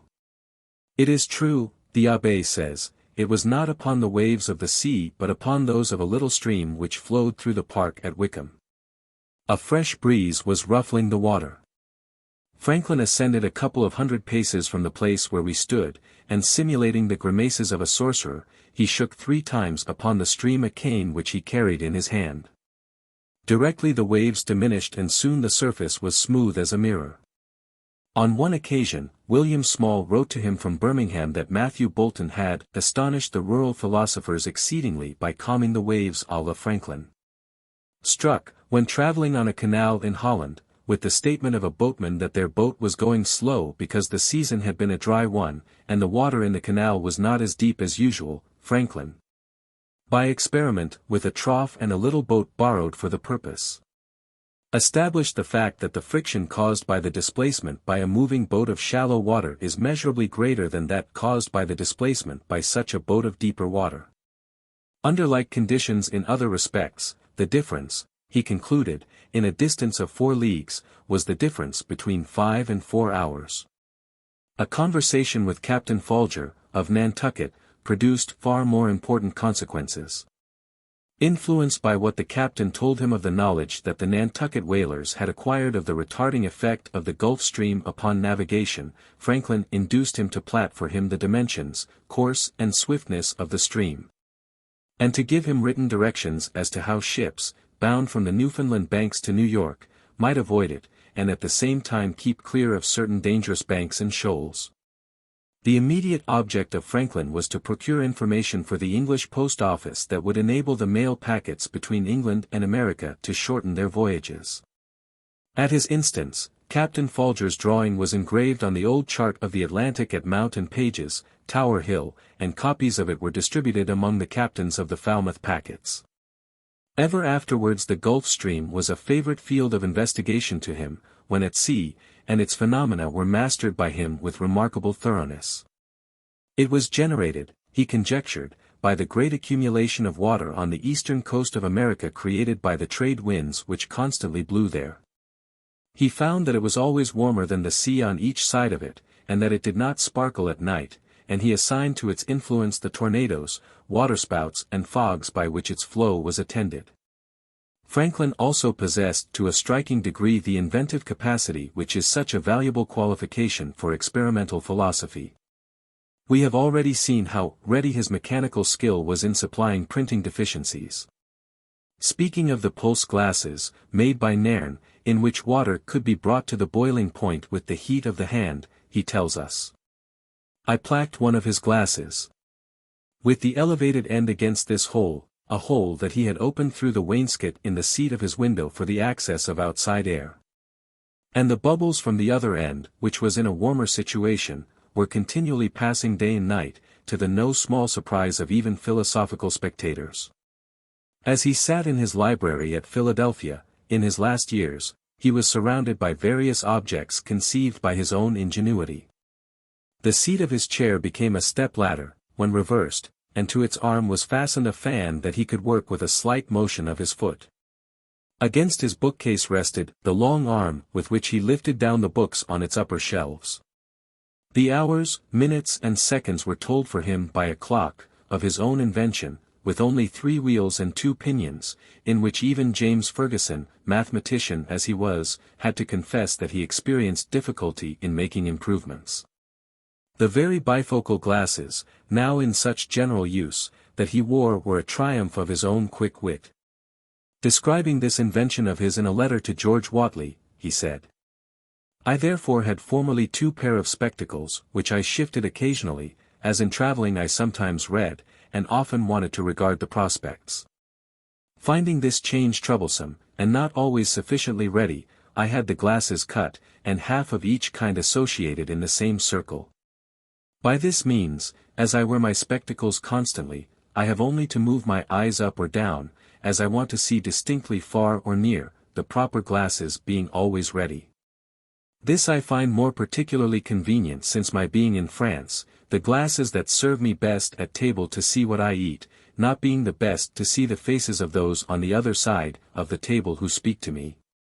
And when one's ears are not well accustomed to the sounds of a language, a sight of the movements in the features of him that speaks helps to explain, so that I understand French better by the help of my spectacles."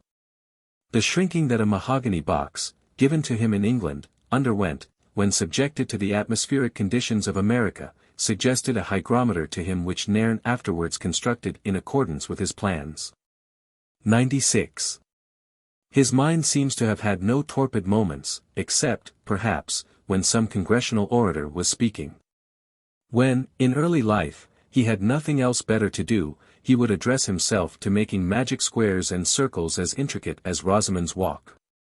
He took it into his head, James Logan wrote to Collinson, to think of magical squares, in which he outdid Frenicle himself, who published above 80 pages in folio on that subject alone. Not willing to be outdone even by Stifelius, Franklin drew a square of such extraordinary numerical properties that not only did the numbers on all the rows and diagonals on its face total 2056, but the sum of the numbers on every group of 16 smaller squares on its face, when revealed through a hole in a piece of paper, moved backwards and forwards over its face, equaled precisely 2056 too. He likewise drew a magic circle, consisting of 8 concentric circles, and 8 radial rows, filled with a series of numbers, from 12 to 75, inclusive, so disposed as that the numbers of each circle or each radial row, being added to the central number 12, they made exactly 360, the number of degrees in a circle. And this circle had, moreover, all the properties of the square of 8. Both of these conceits were duly forwarded to Collinson and, with regard to the square of 16, Franklin wrote to him playfully that he made no question but that he would readily allow that it was the most magically magical of any magic square ever made by any magician. From the terms of this letter, it is plain that the practical intellect of Franklin was a little ashamed of these feats as but difficiles nugi. But his misgivings were somewhat soothed by the suggestion of Logan that they might not be altogether useless if they produced by practice an habitual readiness and exactness in mathematical disquisitions. Hardly more profitable than the magic squares but indicative, too, of the same mental initiative, was the scheme formed by Franklin for a new alphabet and a reformed mode of spelling. In the new alphabet, the first effort was to arrange the letters in what was supposed to be a more natural order than that of the old alphabet by beginning with the simple sounds framed by the breath with no or very little help from the tongue, teeth and lips, and proceeding gradually forward from sounds, produced at the back of the mouth, to the sound produced by closing the lips, that is M. The C of the old alphabet was omitted, K being left to supply its hard sound, and S its soft, and K being also left to supply the place of Q, and with an S added, the place of X. W as well as Q and X was also dismissed from service, the vowel U, sounded as OO, being relied upon to perform its function.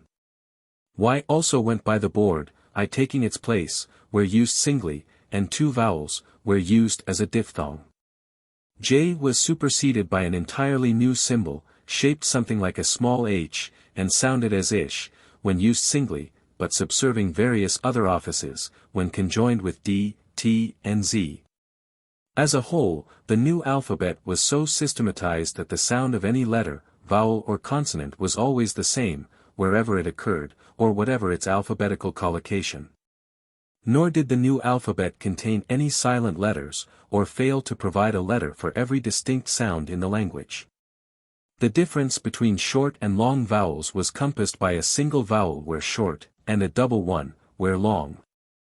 For illustration, mend remained mend, and did, but remained reappeared as remained, and deed as died. Typographical obstacles prevent us from bringing to the eye of the reader a specimen of the reformed alphabet and spelling as they looked on a printed page. They, of course, issued from the mind of Franklin as stillborn as his reformed Episcopal prayer book. His only proselytes appear to have been Polly, who even wrote a letter to him in the strange forms, and his loving sister, Jane, who was delighted to have another language with which to express her affection for him. Our world is one in which some things are made but others make themselves, and, however arbitrary their character, will not allow themselves to be made over, even at the behest of such merciless rationalism as that of Franklin. In the latter part of Franklin's life, Noah Webster, the lexicographer, also formed a scheme for the reform of the alphabet, and Franklin had the pleasure of writing to him, "Our ideas are so nearly similar that I make no doubt of our easily agreeing on the plan." Several years later, Webster, in his dissertations on the English language, stated that Franklin had compiled a dictionary, based upon his own reformatory system, and procured the types for printing it, but, finding himself too old to prosecute his design, had offered both manuscript and types to him. Whether this project, so deeply interesting to this country, Webster said, will ever be effected, or whether it will be defeated by insolence and prejudice, remains for my countrymen to determine. Another thing upon which the ingenuity of Franklin was brought to bear, as the reader has already been told, was the harmonica. In his letter to Beccaria, extolling its merits, he describes it with a wealth of detail, not only thoroughly in keeping with his knack for mechanics, but showing that to music as to everything else, that won the favor of his intellect. He brought the ken of a man of science. The letter concludes with a dulcet compliment, which harmonizes well with its subject. In honor of your musical language, the Italian, I have borrowed from it the name of this instrument, calling it the harmonica. In one of his papers, he drew up instructions for the proper use of the instrument which nothing but the most intimate familiarity with its operation could have rendered possible. Admiration has often been expended upon the acuteness with which Franklin, in a letter to Lord Kames, accounted for the pleasure afforded by the old Scotch tunes, as compared with the pleasure afforded by the difficult music of his day, which, he said, was of the same nature as that awakened by the feats of tumblers and rope dancers. The reason was this. The old Scotch melodies were composed by the minstrels of former days, to be played on the harp, accompanied by the voice. The harp was strung with wire, which gives a sound of long continuance, and had no contrivance like that in the modern harpsichord, by which the sound of the preceding note could be stopped, the moment a succeeding note began. To avoid actual discord, it was therefore necessary that the succeeding emphatic note should be accord with the preceding, as their sounds must exist at the same time. Hence arose that beauty in those tones that had so long pleased, and would please forever, though men scarce knew why. The most useful invention of Franklin was what came to be known as the Franklin stove.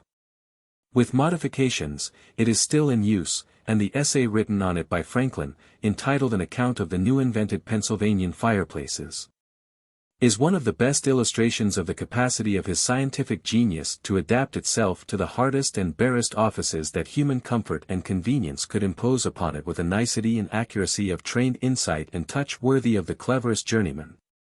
A command of scientific principles to be expected only of a professional student, and a gift of clear, lively expression which reminds us of the remark of Stella that Dean Swift could write agreeably even about a broomstick. The principle upon which the Franklin stove was constructed was that of making the heat from its open fireplace, after first ascending to its top, descend in such a manner at its back, before passing off into the chimney, as to diffuse by radiation through the room, in which it stood, a large part of its warmth. The essay enumerates the different methods of heating rooms then in use, the great, open, smoky chimney place, that the unremitting labor of one man could scarce keep supplied with fuel, and that gave out little more heat for human warmth than a fire outdoors. This chimney place reduced to a smaller size with jambs, and free, to a great extent from the reproach of smokiness, yet, with its contraction setting up strong currents of whistling and howling air, which reminded Franklin of the Spanish proverb, "If the wind blows on you through a hole, make your will, and take care of your soul." The expensive and intricate French fireplaces with hollow backs, hearths and jambs of iron, the Holland stove, which shut off the sight of the fire, and could not conveniently be used for any purposes except those of warmth.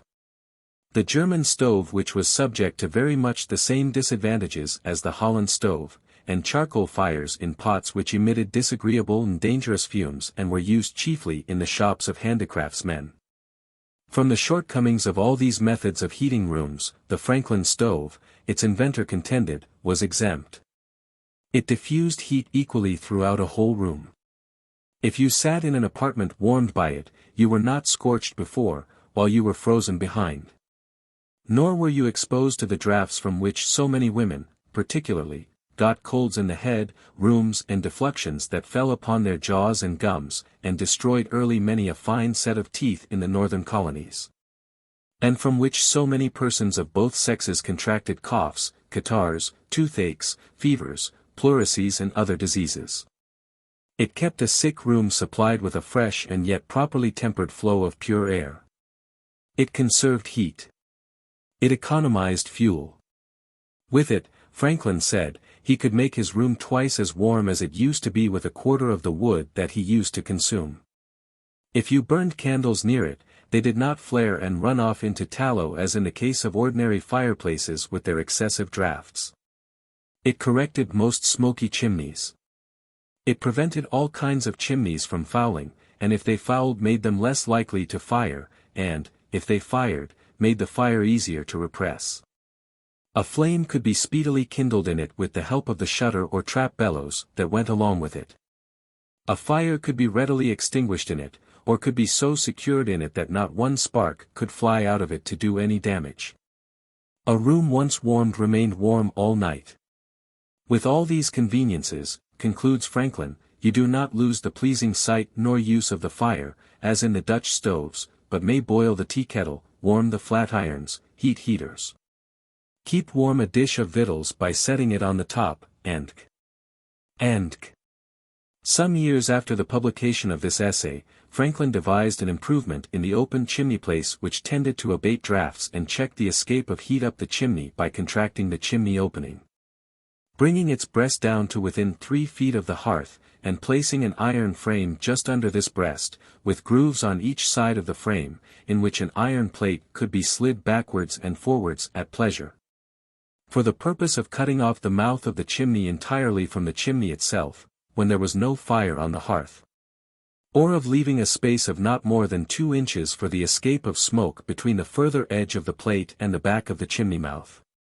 This improved chimney place was described by Franklin in letters to Alexander Dick and James Bowdoin. The letter to Bowdoin seems to leave little to be said on the subject of chimneys. It indicates that Franklin had subjected them to a scrutiny hardly less close than that which he had fixed upon the Leyden jar. In connection with the currents and reverse currents, set up in them in summer by the relations of inequality, which the air in them sustains, at different hours of the day and night, to the outside temperature. He suggests that joints of meat might keep for a week or more during the hottest weather in chimney openings, if well wrapped 3 or 4 fold in wet linen cloths, sprinkled once a day with water to prevent evaporation. Butter and milk in vessels and bottles covered with wet cloths might, he thought, be preserved in the same way. And he even thought, too, that the movements of air in chimneys might, with the aid of smoke-jack vanes, be applied to some mechanical purposes, where a small but pretty constant power only was needed. To appreciate how patiently and exhaustively Franklin was in the habit of pursuing every course of observation or reflection opened up by his scientific propensities, the whole of this letter, which had much more to say on the subject of chimneys than we have mentioned, should be read. At a later period of his life, Franklin describes to Turgot what he called his new stove. The novel feature of this consisted of an aerial siphon by which the smoke from the fireplace of the stove was first drawn upwards through the longer leg of the siphon, and then downwards through its shorter leg, and over burning coals, by which it was kindled into flame and consumed. The ingenuity of Franklin was also exerted very successfully in the rectification of smoky chimneys. In his essay on the causes and cure of such chimneys, written on his last ocean voyage, he resolved the causes into no less than 9 heads, and stated with his accustomed perspicuity and precision the remedy for each cause. In his time, the art of properly carrying off smoke through chimneys was but imperfectly understood by ordinary builders and mechanics. And it was of too humble a nature to tempt discussion by such men of science as were capable of clearly expounding the physical principles upon which it rested. It was not strange, therefore, that Franklin, who deemed nothing, that was useful, to be beneath the dignity of philosophy, should have acquired in his time the reputation of being a kind of universal smoke doctor, and should have been occasionally consulted by friends of his, such as Lord Kames, about refractory chimneys. The only smoky chimney, that seems to have completely baffled his investigation, recalls in a way the philosopher, who thought that he had discovered a new planet, but afterwards found that what he saw was only a fly in the end of his telescope.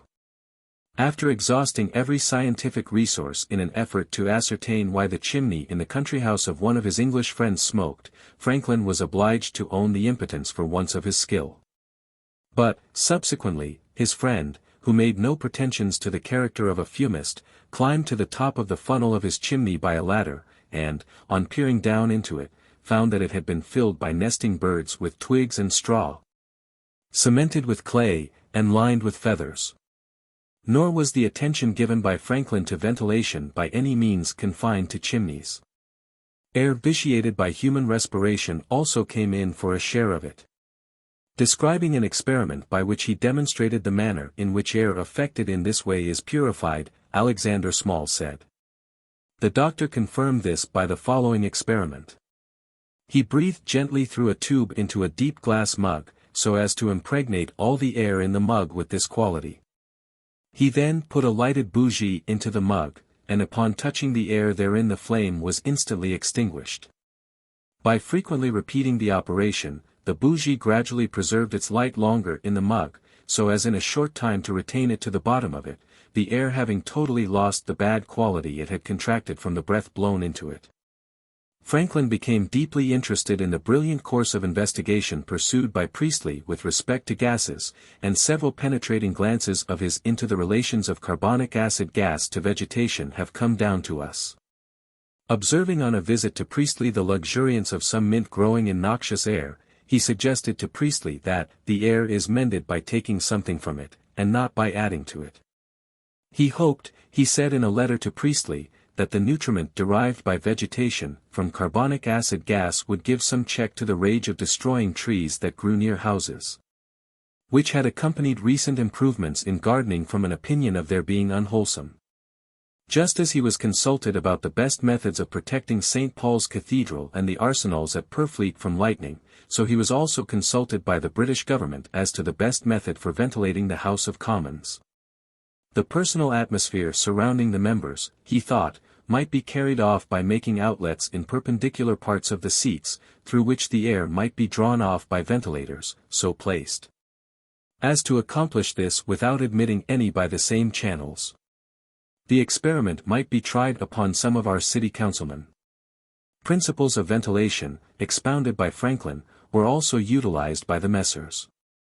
Adam of the Adelphi, in the construction of the large room built by them for the meetings of the Society for the Encouragement of Arts. We also find him suggesting openings, close to the ceilings of rooms, and communicating with flues, constructed alongside of chimney flues, as effective means for ventilating rooms. With all his primary and secondary gifts for scientific research, it is difficult to believe that, if Franklin had not been diverted from it by engrossing political cares, he would have added both to his special reputation as a student of electricity and to his general reputation as a man of science. As it was, his civic activity and popular leadership in Pennsylvania, his several agencies abroad, his participation in the American Revolution, his career as minister to France, and his official duties, after his return, made such imperious demands upon his time that he had little or no leisure left for scientific pursuits. This picture of his situation, which he presented in a letter to Ingenhouse, when he was in France, was more or less true of almost every part of his life after he became famous. Besides being harassed with too much business, I am exposed to numberless visits, some of kindness and civility, many of mere idle curiosity, from strangers of America and of different parts of Europe, as well as the inhabitants of the provinces who come to Paris. These devour my hours, and break my attention, and at night I often find myself fatigued without having done anything. Celebrity may for a while flatter one's vanity, but its effects are troublesome. I have begun to write 2 or 3 things, which I wish to finish before I die, but I sometimes doubt the possibility. Some of the reflections of Franklin on scientific subjects, such as his early letters to Cadwallader Colden with regard to perspirance and absorbance, are, to use his own expression in one of them, too plainly ultra crepidam to have any value. Of others, we might fairly say that his knowledge of the topics which he handled in them was hardly deep enough to deserve any praise more confident than that which he allowed himself when writing to Cadwallader Colden in 1751 of the Philadelphia experiments. So, he said to Colden in this letter, "We are got beyond the skill of Rabelais' devils of 2 years old, who, he humorously says, had only learnt to thunder and lighten a little round the head of a cabbage." All the same, even aside from his electrical experiments, Franklin acquired no little fame as a philosopher. Made more than one fruitful suggestion to fellow workers of his in the domain of science and contributed many useful observations to the general fund of scientific thought. Apparently his views on medical topics were held in very considerable respect. In 1777, he was elected a member of the Royal Medical Society of Paris, and in 1787 an honorary member of the Medical Society of London. Many works on medical subjects were dedicated to him by their authors. He was one of the commission which exposed the imposture of Mesmer. There are few things that give us a better idea of the extraordinary celebrity enjoyed by him than the wide currency obtained by a spurious opinion of his, ascribing great merit to tobacco ashes as a remedy for dropsy. It won such an extensive circulation, and brought down on his head such a flood of questions from physicians and others, that he was compelled to deny flatly the truth of the story. One person, Lord Cadros, afterwards the Earl of Buchan, firmly believed that he would have perished at the hands of a professional physician, who wished to blister him, when he was afflicted with a fever, if Franklin had not dissented from the treatment.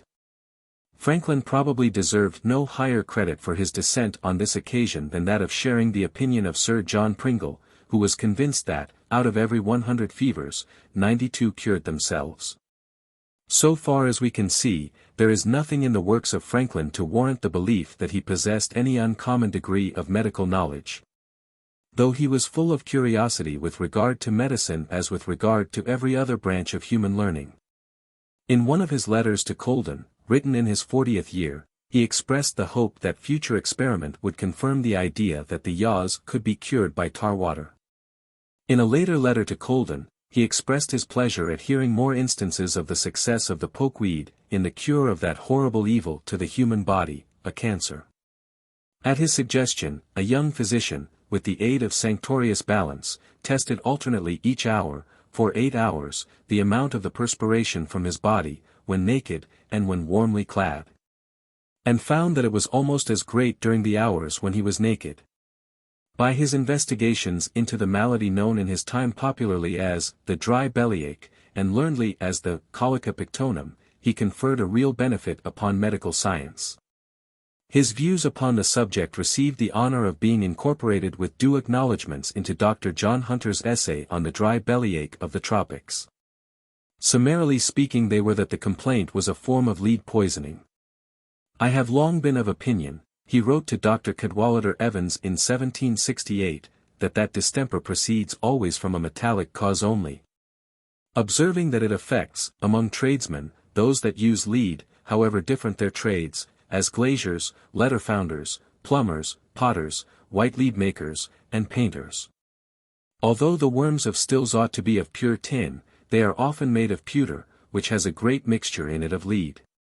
The year before this letter was written, Franklin had found on reading a pamphlet, containing the names and vocations of the persons, who had been cured of the colic at Charite, a Parisian hospital, that all of them had followed trades which handle lead in some form or other. On going over the vocations, he was at first puzzled to understand why there should be any stonecutters or soldiers among the sufferers, but his perplexity was cleared up by a physician at the hospital, who informed him that stonecutters frequently used melted lead for fixing the ends of iron balustrades in stone, and that the soldiers had been employed as laborers by painters, when grinding colors. These facts were long afterwards communicated by Franklin to Benjamin Vaughan in a letter, in which he cited other incidents, interesting partly because they corroborated his theory, and partly because they are additional proofs of his vigilance and patience in collecting facts, before advancing an hypothesis, as well as of a memory which retained every instructive circumstance imparted to it by eye or ear as imperishably as hardening cement retains the impression of a dog's foot. When he was a boy at Boston, Franklin said, it was discovered that New England rum, which had produced the dry bellyache and paralyzed the limbs in North Carolina, had been made by distilleries with leaden stillheads and worms. Later, when he was in London, he had been warned by an old workman at Palmer's printing house, as well as by an obscure pain in his own hands, that it was a dangerous practice to handle a heated case of types. About the same time, a letter founder in the same clothes at Palmer's, in a conversation with him, ascribed the existence of the ailment among his workmen to the fact that some of them were slovenly enough to go to their meals with unwashed hands that had come into contact with molten lead. He had also observed in Derbyshire that the smoke from lead furnaces was pernicious to grass and other vegetables, and in America had often observed that streaks on shingle roofs, made by white lead, washed from balusters or dormer window frames, were always entirely free from moss. He had also been told of a case where this colic had afflicted a whole family, and was supposed to be due to the corrosive effect of the acid in leaves, shed upon the roof, from which the family derived the supply of rain water, upon which it relied for drink. More important still than the insight that Franklin obtained into the painter's colic was the insight which he obtained into the salutary effect of the custom which is now almost universal, except in the homes of the ignorant and squalid, of sleeping at night in rooms with the windows up. This custom, as well as the outdoor regimen, which has proved of such signal value in the treatment of tuberculosis, originated in hygienic conceptions identical with those steadfastly inculcated by him. His opinions with regard to colds and the benefits of pure air were expressed at many different times, and in many different forms, but nowhere so conveniently for the purposes of quotation as in a letter which he wrote to Dr. Benjamin Rush in 1773. "I hope," he said in this letter, "that after having discovered the benefit of fresh and cool air applied to the sick, people will begin to suspect that possibly it may do no harm to the well. I have not seen Dr. Cullen's book, but am glad to hear that he speaks of catarrhs or colds by contagion. I have long been satisfied from observation, that besides the general colds now termed influenzas, which may possibly spread by contagion, as well as by a particular quality of the air, people often catch cold from one another when shut up together in close rooms, coaches, and when sitting near and conversing so as to breathe in each other's transpiration, the disorder being in a certain state.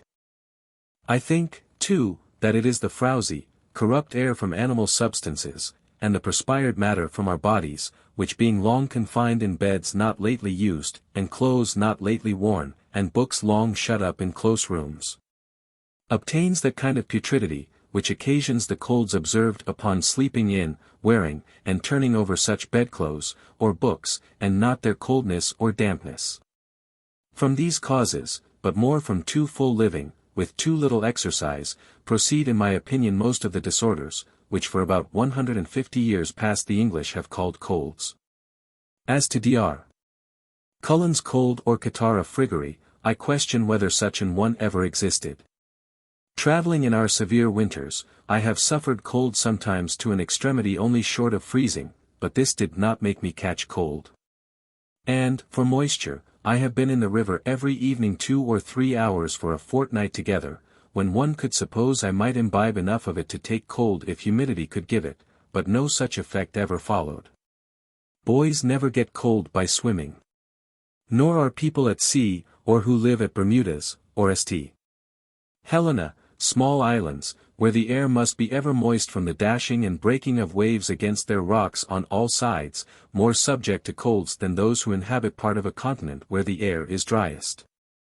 Dampness may indeed assist in producing putridity and those miasmata which infect us with the disorder we call a cold, but of itself can never by a little addition of moisture hurt a body filled with watery fluids from head to foot.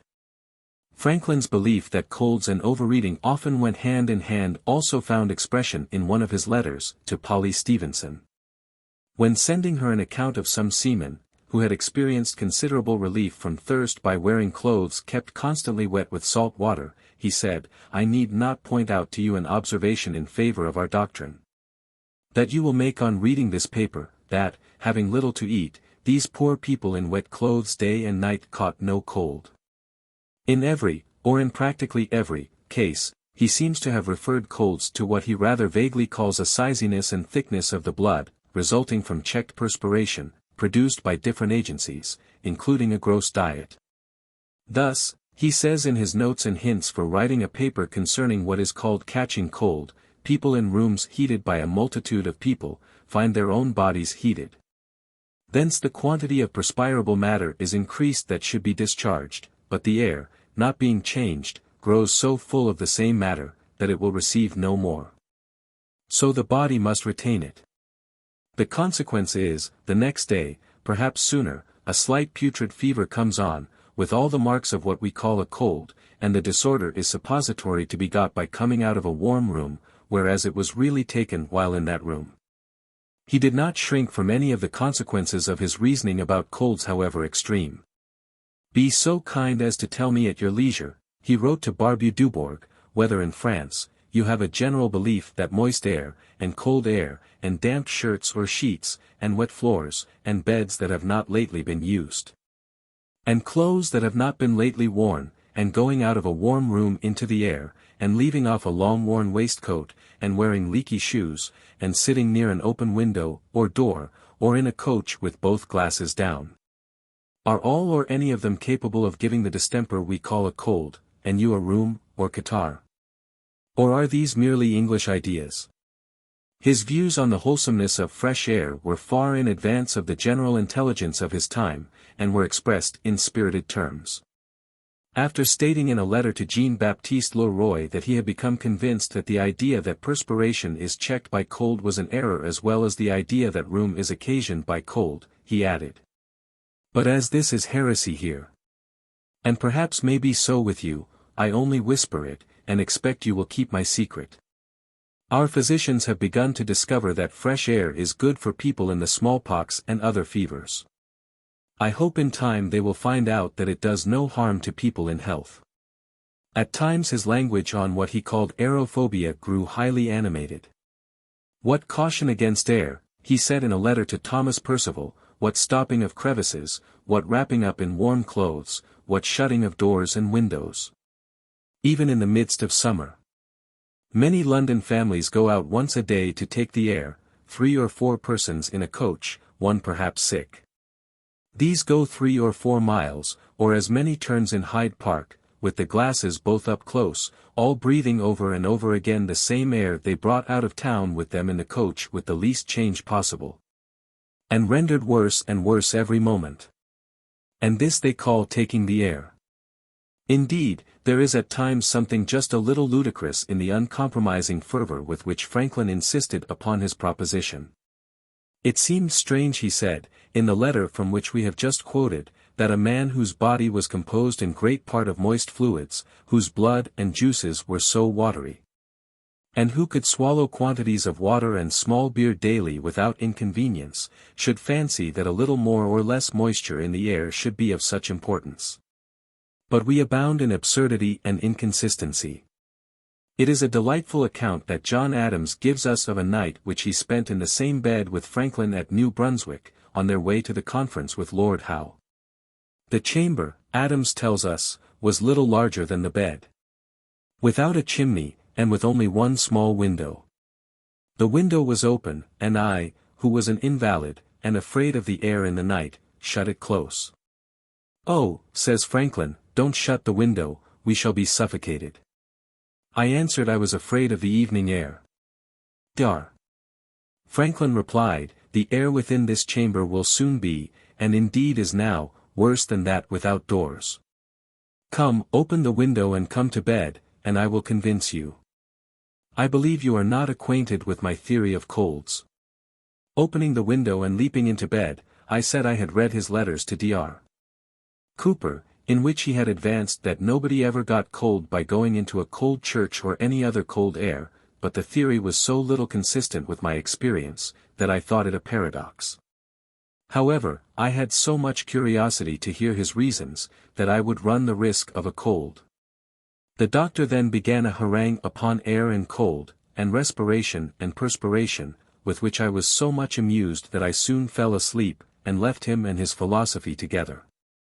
But I believe they were equally sound and insensible within a few minutes after me, for the last words I heard were pronounced as if he was more than half asleep.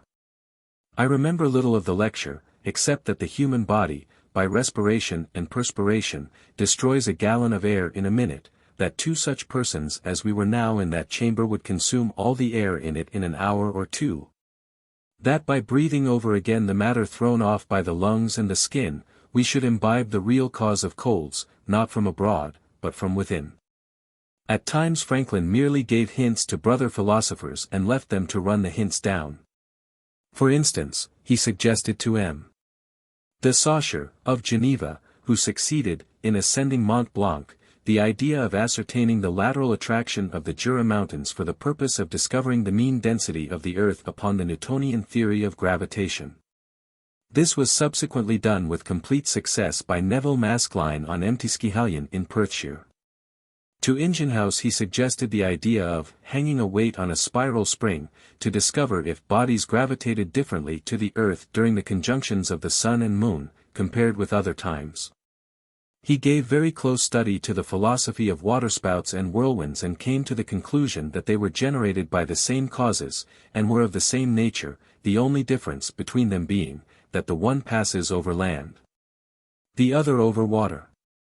He was the first person to discover that northeast storms did not begin in the northeast at all. The manner in which he did it is another good illustration of his quickness in noting the significance of every fact by which his attention was challenged. He desired to observe a lunar eclipse at 9 o'clock in the evening at Philadelphia, but his efforts were frustrated by a northeast storm, which lasted for a night and a day, and did much damage all along the Atlantic coast.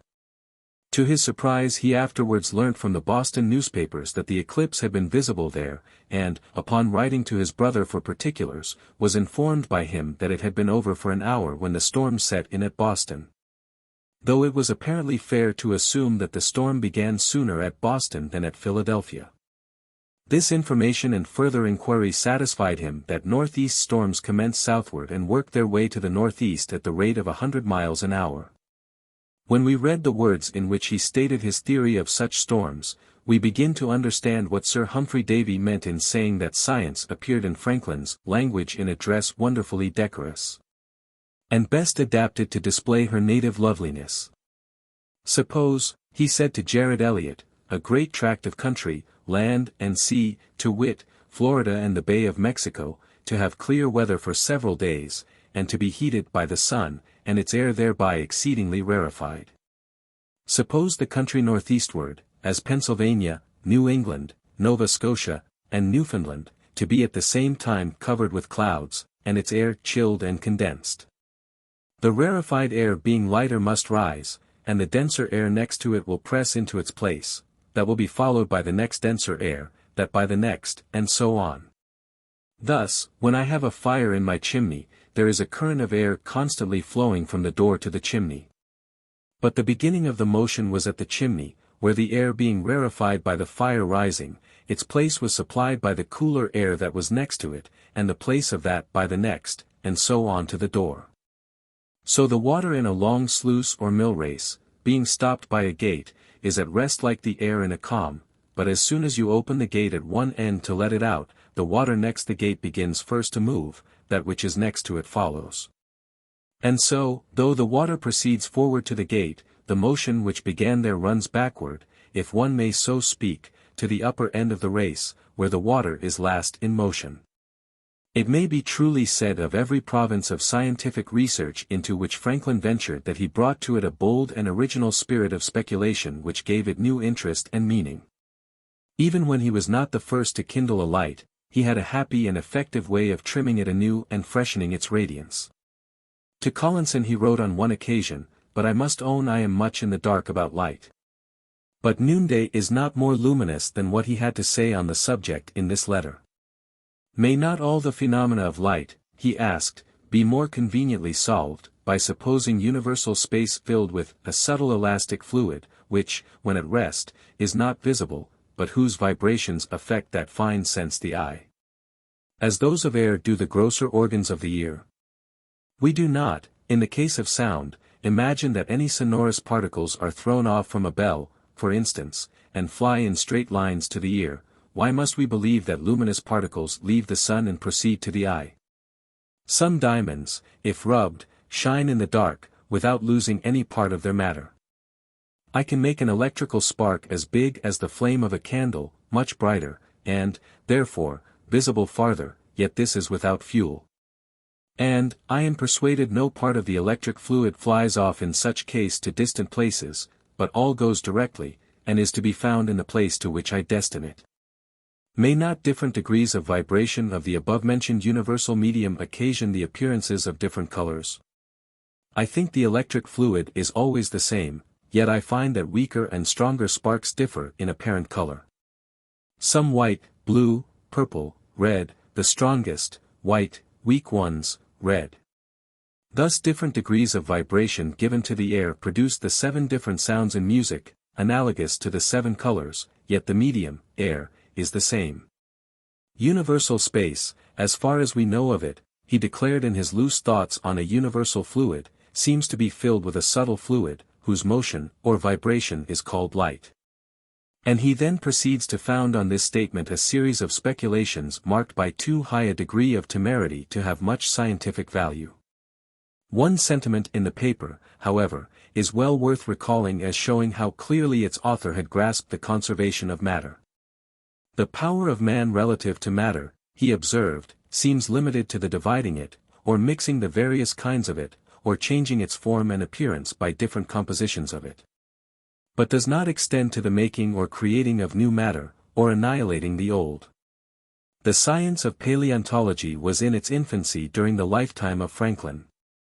Many years before Cuvier gave the name of mastodon to the prehistoric beast, whose fossil remains had been brought to sight from time to time in different parts of the world, George Croghan, the Indian trader, sent to Franklin a box of tusks and grinders, which had been found near the Ohio, and which he supposed to be parts of a dismembered elephant.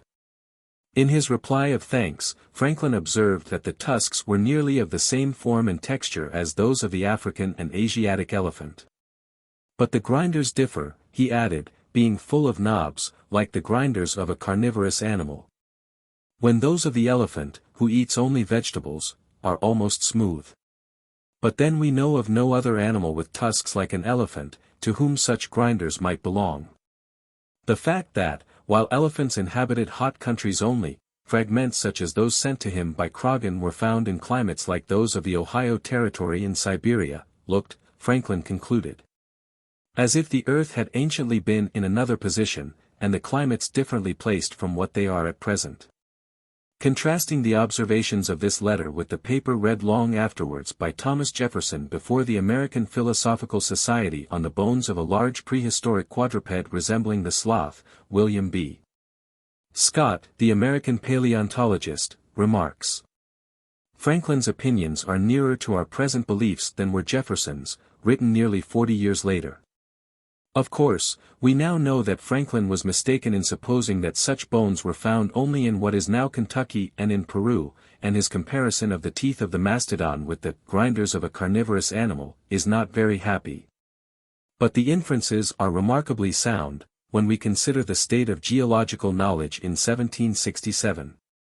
In a letter to Antoine Court de Gebelin, the author of the Monde Primitif, Franklin gave him a valuable caution, in relation to apparent linguistic variations.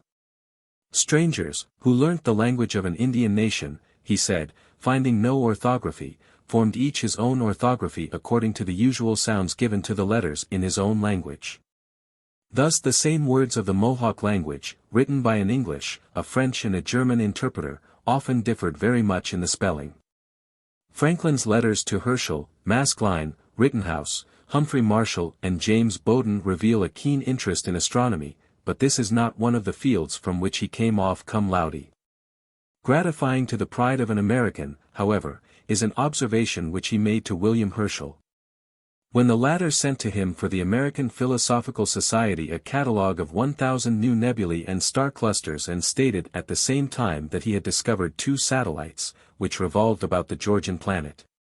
In congratulating him on the discovery, Franklin said, "You have wonderfully extended the power of human vision, and are daily making us acquainted with regions of the universe totally unknown to mankind in former ages.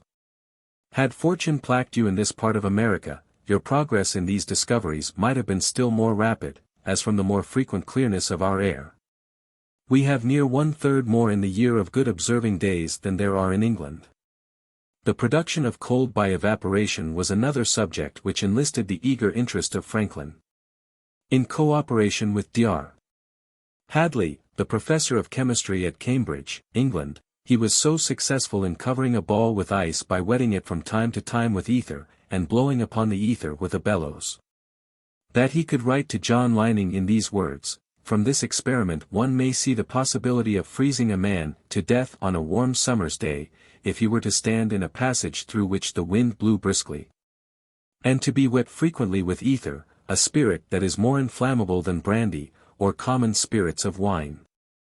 Geology was in its infancy during Franklin's time, but he hazarded some conjectures about the formation of the earth that are perhaps not less trustworthy than those advanced by riper geologists. In the letter, in which these conjectures were communicated to the Abbé Solavi, he said, "Part of the high county of Derby being probably as much above the level of the sea, as the coal mines of Whitehaven were below it, seemed a proof that there had been a great bouleversement in the surface of that island, Great Britain, some part of it having been depressed under the sea, and other parts which had been under it being raised above it.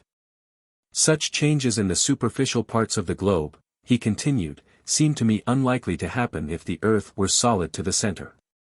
I therefore imagined that the internal parts might be a fluid more dense, and of greater specific gravity than any of the solids we are acquainted with, which therefore might swim in or upon that fluid.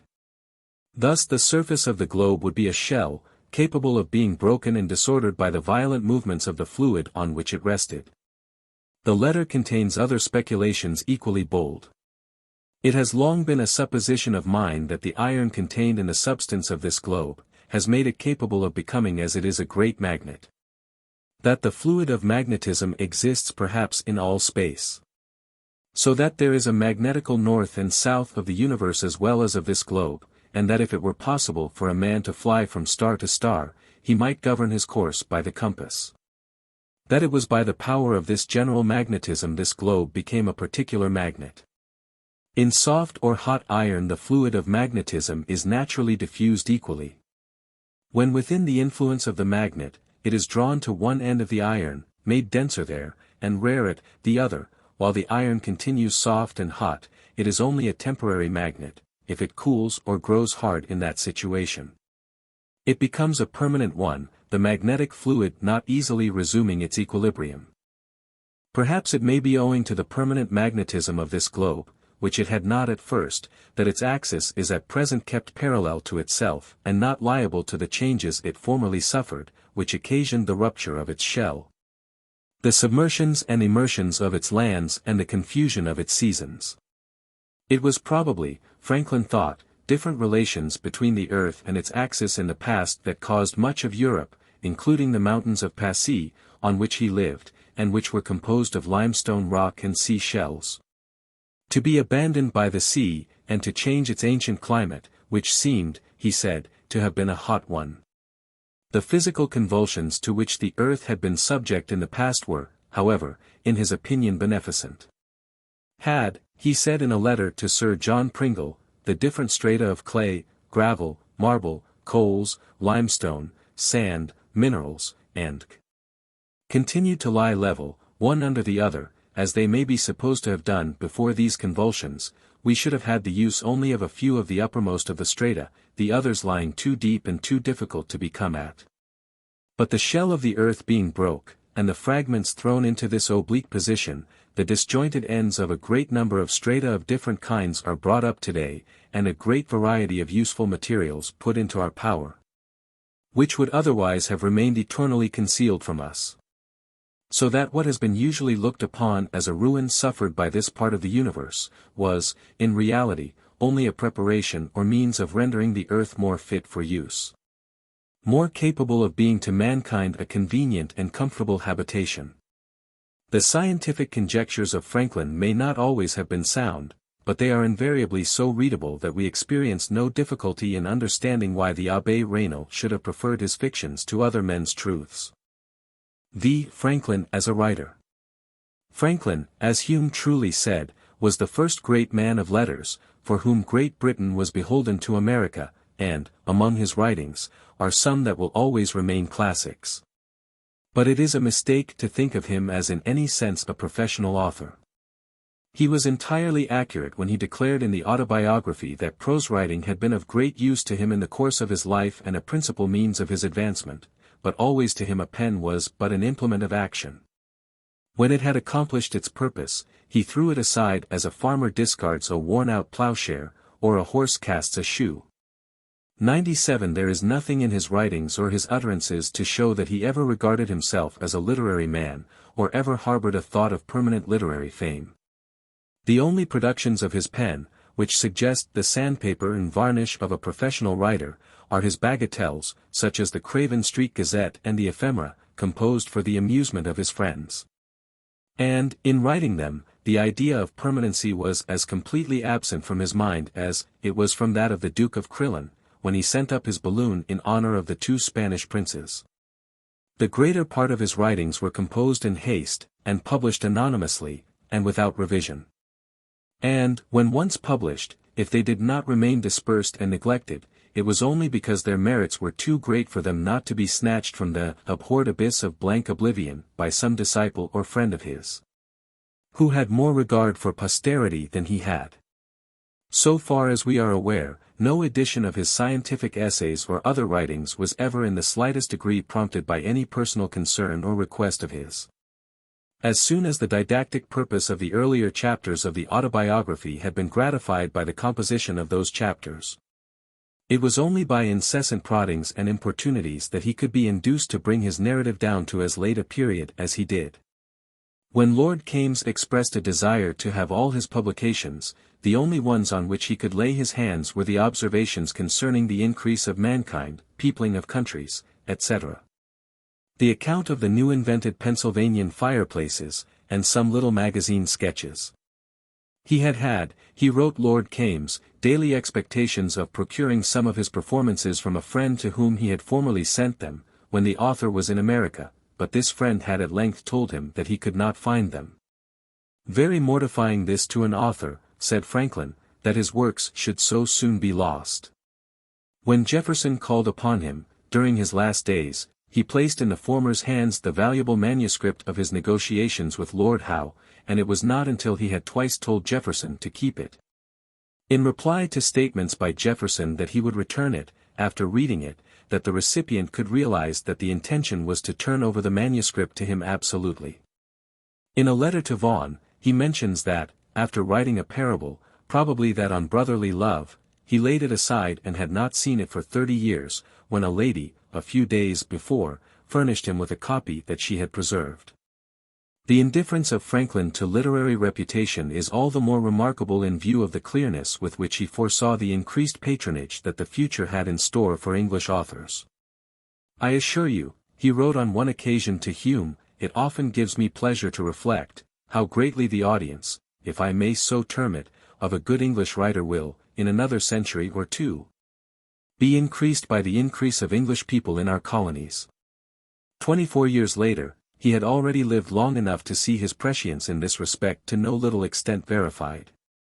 By the way, he wrote to William Strahan, "The rapid growth and extension of the English language in America must become greatly advantageous to the booksellers and holders of copyrights in England. A vast audience is assembling there for English authors ancient, present, and future, our people doubling every 20 years, and this will demand large and of course profitable impressions of your most valuable books. I would, therefore, if I possessed such rights, entail them, if such a thing be practicable, upon my posterity, for their worth will be continually augmenting." This grave advice was followed by the jolly laugh that was never long absent from the intercourse between Franklin and Strahan. "This," Franklin said, "may look a little like advice, and yet I have drank no Madeira these 10 months." The manner in which Franklin acquired the elements of his literary education is one of the inspiring things in the history of knowledge. At the age of 10, as we have seen, he was done forever with all schools except those of self-education and experience, but he had one of those minds that simply will not be denied knowledge. Even while he was pouring tallow into his father's molds, he was reading the Pilgrim's Progress, Burton's historical collections, Small Chapman's books, and cheap, 40 or 50 in all, Plutarch's Lives. Defoe's essay on projects and Cotton Mather's essay upon the good that is to be devised and designed by those who desire to answer the great end of life, and to do good while they live. All books full of wholesome and stimulating food for a hungry mind. Happily for him, his propensity for reading found ampler scope when his father bound him over as an apprentice to James Franklin. Here he had access to better books. An acquaintance with the apprentices of booksellers, he tells us in the Autobiography, enabled me sometimes to borrow a small one, which I was careful to return soon and clean. Often I sat up in my room reading the greatest part of the night, when the book was borrowed in the evening and to be returned early in the morning, lest it should be missed or wanted. This clandestine use of what did not belong to him or to his obliging young friends was an illicit enjoyment, but was one of those offenses, we may be sure, for which the recording angel has an expunging tear. More legitimate was the use that he made of the volumes lent to him by Mr. Matthew Adams, who had a pretty collection of books, and who frequented the printing house, took notice of him and invited him to his library, and very kindly lent him such books as he chose to read. As we have seen, it was not long before Benjamin struck a bargain with his brother, by which the obligation of the latter to board him was commuted into a fixed weekly sum, which, though only half what had been previously paid by James for his weekly board, proved large enough to afford the boy a fund for buying books with. Not only under this arrangement did he contrive to save for this purpose 1/2 of the sum allowed him by James, but also to secure an additional margin of time for reading. My brother and the rest, Franklin tells us in the Autobiography, going from the printing house to their meals, I remained there alone, and, dispatching presently my light repast, which often was no more than a biscuit or a slice of bread, a handful of raisins or a tart from the pastry cook's, and a glass of water, had the rest of the time till their return for study, in which I made the greater progress. From that greater clearness of head and quicker apprehension which usually attend temperance in eating and drinking. Then it was that he read Locke's essay on Human Understanding and the Art of Thinking by Messrs. Du Port Royal. To the same period belongs his provoking dalliance with the Socratic method of reasoning. From reading the works of others to what Sir Fopling Flutter called the natural sprouts of one's own brain is always but a short step for a clever and ambitious boy. Franklin's first literary ventures were metrical ones, the lispings that filled the mind of his uncle Benjamin with such glowing anticipations. and some little pieces, which excited the commercial instincts of James Franklin to the point of putting Benjamin to composing occasional ballads. The subject of one ballad, The Lighthouse Tragedy, was the death by drowning of Captain Worthlake and his 2 daughters. Another ballad was a sailor's song on the taking of Teach, or Blackbeard, the flagitious pirate.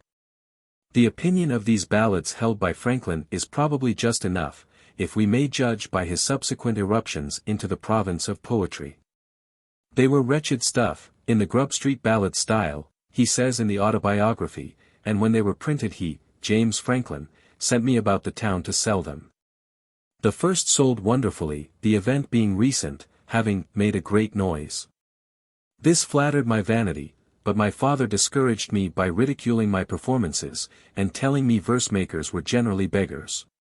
So I escaped being a poet, most probably a very bad one. From the doggerel, thus condemned by the hard head of Josiah, Benjamin turned to prose. Believing that in oral discussion with his friend Collins on the qualifications of women for learning, he had been borne down rather by the fluency than the logic of his antagonist, he reduced his arguments to writing. Copied them in a fair hand and sent them to Collins.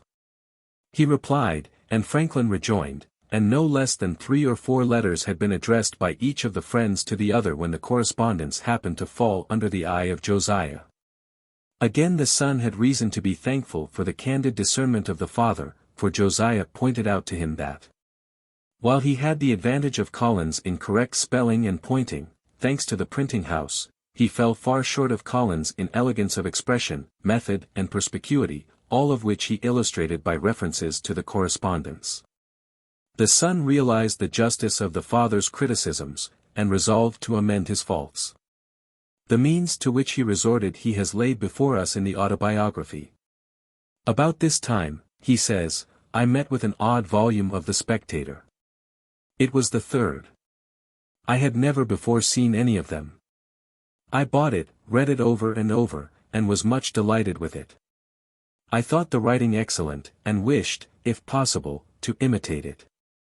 With this view I took some of the papers, and, making short hints of the sentiment in each sentence, laid them by a few days, and then, without looking at the book, tried to complete the papers again, by expressing each hinted sentiment at length, and as fully as it had been expressed before, in any suitable words that should come to hand. Then I compared my Spectator with the original, discovered some of my faults, and corrected them. But I found I wanted a stock of words, or a readiness in recollecting and using them, which I thought I should have acquired before that time if I had gone on making verses. Since the continual occasion for words of the same import, but of different length, to suit the measure, or of different sound for the rhyme, would have laid me under a constant necessity of searching for variety, and also have tended to fix that variety in my mind, and make me master of it. Therefore I took some of the tales, and turned them into verse, and, after a time, when I had pretty well forgotten the prose, turned them back again. I also sometimes jumbled my collection of hints into confusion, and after some weeks endeavored to reduce them into the best order, before I began to form the full sentences and complete the paper. This was to teach me method in the arrangement of thoughts. By comparing my work afterwards with the original, I discovered many faults and amended them. But I sometimes had the pleasure of fancying that, in certain particulars of small import, I had been lucky enough to improve the method of the language, and this encouraged me to think I might possibly in time come to be a tolerable English writer, of which I was extremely ambitious. My time for these exercises and for reading was at night, after work or before it began in the morning, or on Sundays, when I contrived to be in the printing house alone, evading as much as I could the common attendance on public worship which my father used to exact of me when I was under his care, and which indeed I still thought a duty, though I could not, as it seemed to me, afford time to practice it. The next step in Benjamin's literary development was when he contrived to disguise his handwriting and thrust the first of his silenced do-good letters under the door of his brother's printing house. And we can readily imagine what his feelings were when the group of contributors to the Courant, who frequented the place, read it and commented on it, in his hearing, and afforded him what he terms in the Autobiography the exquisite pleasure of finding that it met with their approbation. And that in their different guesses at the author none were named but men of some character in the town for learning and ingenuity. Encouraged by his success, he wrote and communicated to the Courant in the same furtive way the other letters in the Silence Duguid series, keeping his secret, he tells us. Until his small fund of sense for such performances was pretty well exhausted, when he disclosed his authorship, only to arouse the jealousy of the churlish brother, who, alone of the Courant circle, failed to regard him with augmented respect. If there was no extrinsic evidence to fix the authorship of the Duguid letters, their intrinsic characteristics, incipient as they are, would be enough to disclose the hand of Franklin. The good dame, who finally succumbed to the rhetoric of her reverend master and protector, after he had made several fruitless attempts on the more topping part of her sex, bears very much the same family lineaments as the Anthony Afterwit and Alice Athertongue of the Pennsylvania Gazette.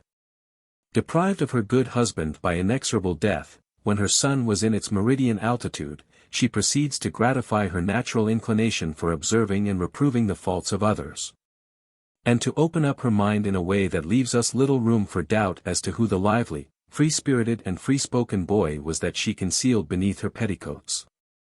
A hearty lover of the clergy and all good men, and a mortal enemy to arbitrary government and unlimited power, she was, she assures us in one letter, besides being courteous and affable, good-humored, unless first provoked, and handsome, and sometimes witty.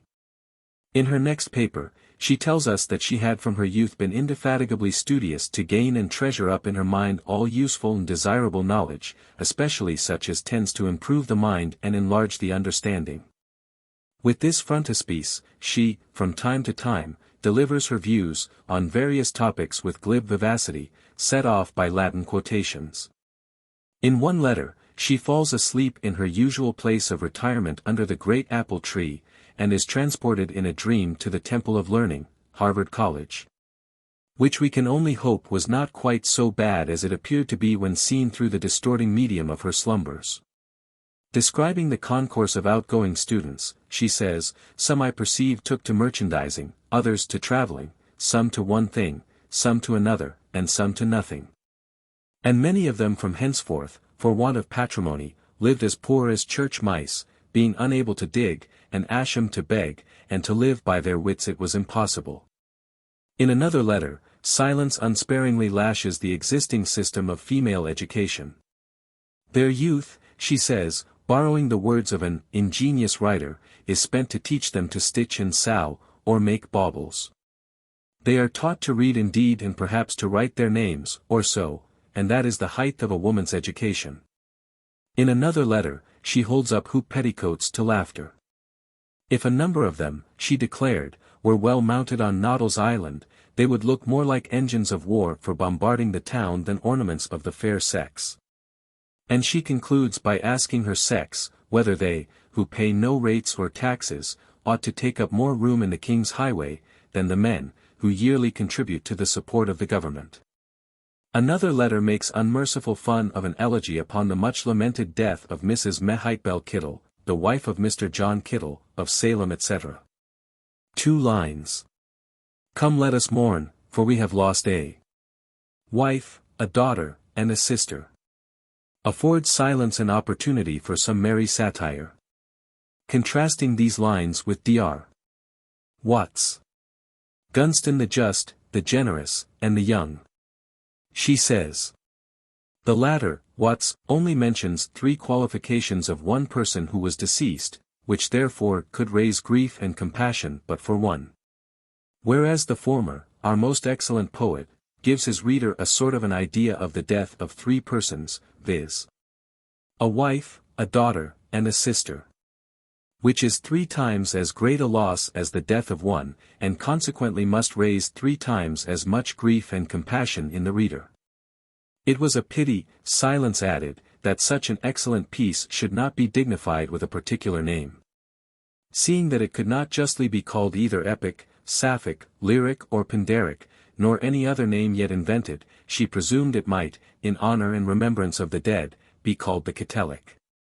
The next letter on freedom of speech was, or purported to be, an extract from the London Journal.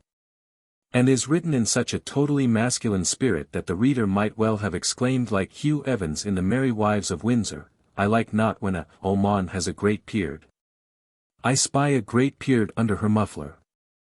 This is one of its masculine sentiments: whoever would overthrow the liberty of a nation, must begin by subduing the freeness of speech, a thing terrible to public traitors.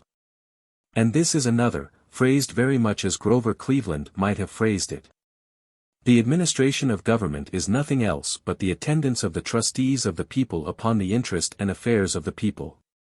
The next letter inveighs against hypocritical pretenders to religion.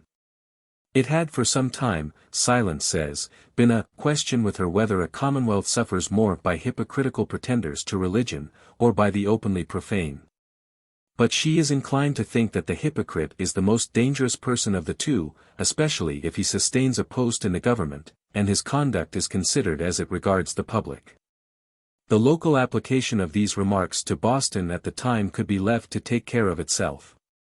The next letter gives us another peep under Silence's petticoats, for it advances a plan for the insurance of widows, worked out with actuarial precision, and bearing the unmistakable earmarks of the projecting spirit of the founder of the junto. For my own part, Silence ends, "I have nothing left to live on, but contentment and a few cows." And though I cannot expect to be relieved by this project, yet it would be no small satisfaction to me to see it put in practice for the benefit of others. The next letter contains a missive from Margaret after Caste, a forlorn virgin, well stricken in years and repentance, to Silence, in which the writer, prompted by the provision for widows proposed by Silence, begs her to form a project also for the relief of all those penitent mortals of the fair sex, that are like to be punished with their virginity until old age, for the pride and insolence of their youth. The next letter is a clever discourse on drunkenness. It hints at the truth that Franklin afterwards insisted upon in the dialogue between Horatio and Philocles, that we must stint sensual pleasure to really enjoy it. And sets forth a vocabulary of cant terms for intoxication similar to that subsequently published by him in the Pennsylvania Gazette. The next letter is on the forbidding subject of night walkers.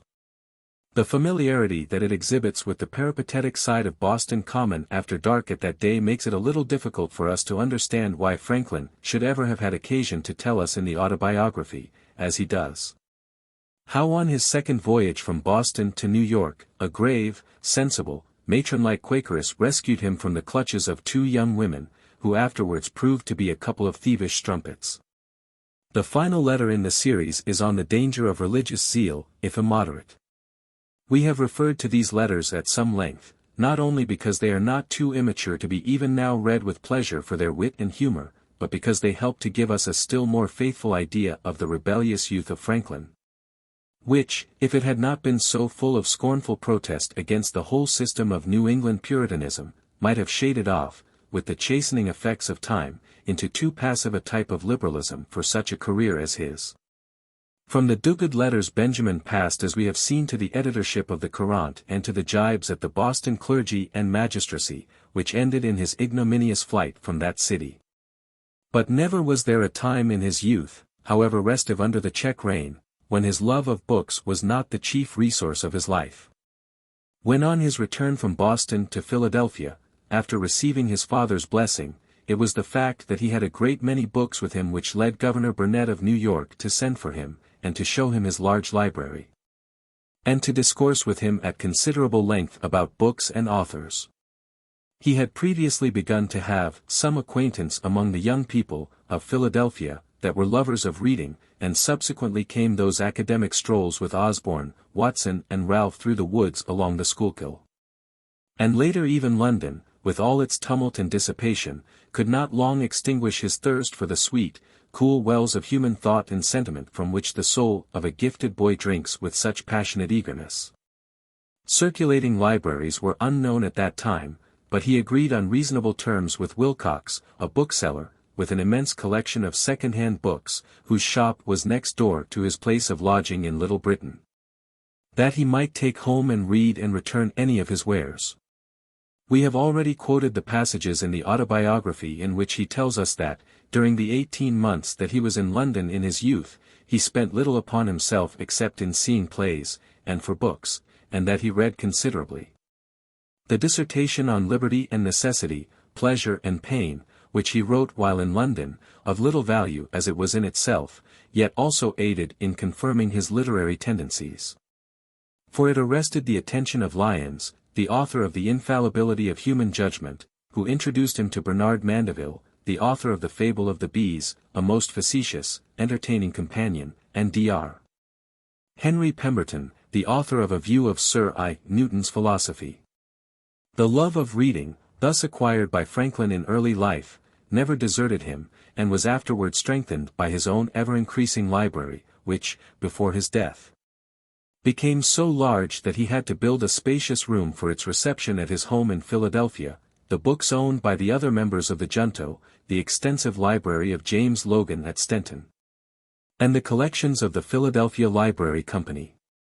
Even when his private business was too exacting to allow him time for any other form of recreation, he still found time for reading, including the acquirement of several modern languages, and the consequence was that, when he began to write in earnest, he was well supplied with all the materials for literary workmanship. While Franklin never became a professional writer, he was very scrupulous about the typographical dress of what he wrote and not a little of a purist in his choice of words. Nor does he seem to have been less averse than authors usually are to editorial mutilation. Among his letters is one to Woodfall, the printer of Junius Letters, asking him to take care that the compositor observed strictly the italicing, capitaling and pointing of the copy enclosed with the letter. Referring in a letter to William Franklin to a reprint in the London Chronicle of his Edict by the King of Prussia, he said, "It is reprinted in the Chronicle, where you will see it, but stripped of all the capitaling and italicing that intimate the allusions and mark the emphasis of written discourses, to bring them as near as possible to those spoken, printing such a piece all in one even small character. Seems to me like repeating one of Whitefield's sermons in the monotony of a schoolboy." On another occasion he was led by the alterations made in the text of one of his papers to write to William Franklin in these terms: "The editor of that paper, one Jones, seems a Grenvillian, or is very cautious, as you will see by his corrections and omissions. He has drawn the teeth and pared the nails of my paper, so that it can neither scratch nor bite." Among the many delightful letters of Franklin is one that he wrote in his extreme old age to Noah Webster, acknowledging the receipt of a copy of the latter's dissertations on the English language, and applauding his zeal for preserving the purity of the English language both in its expressions and pronunciation, and in correcting the popular errors into which several of the states were continually falling with respect to both.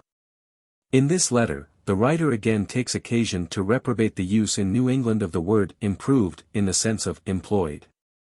The word in that signification appears to have been decidedly obnoxious to him, for he had previously banned it in a letter to Jared Eliot. Among the ludicrous instances that he gave in his letter to Webster of its use in its perverted sense was an obituary statement to the effect that a certain deceased country gentleman had been for more than 30 years improved as a justice of the peace.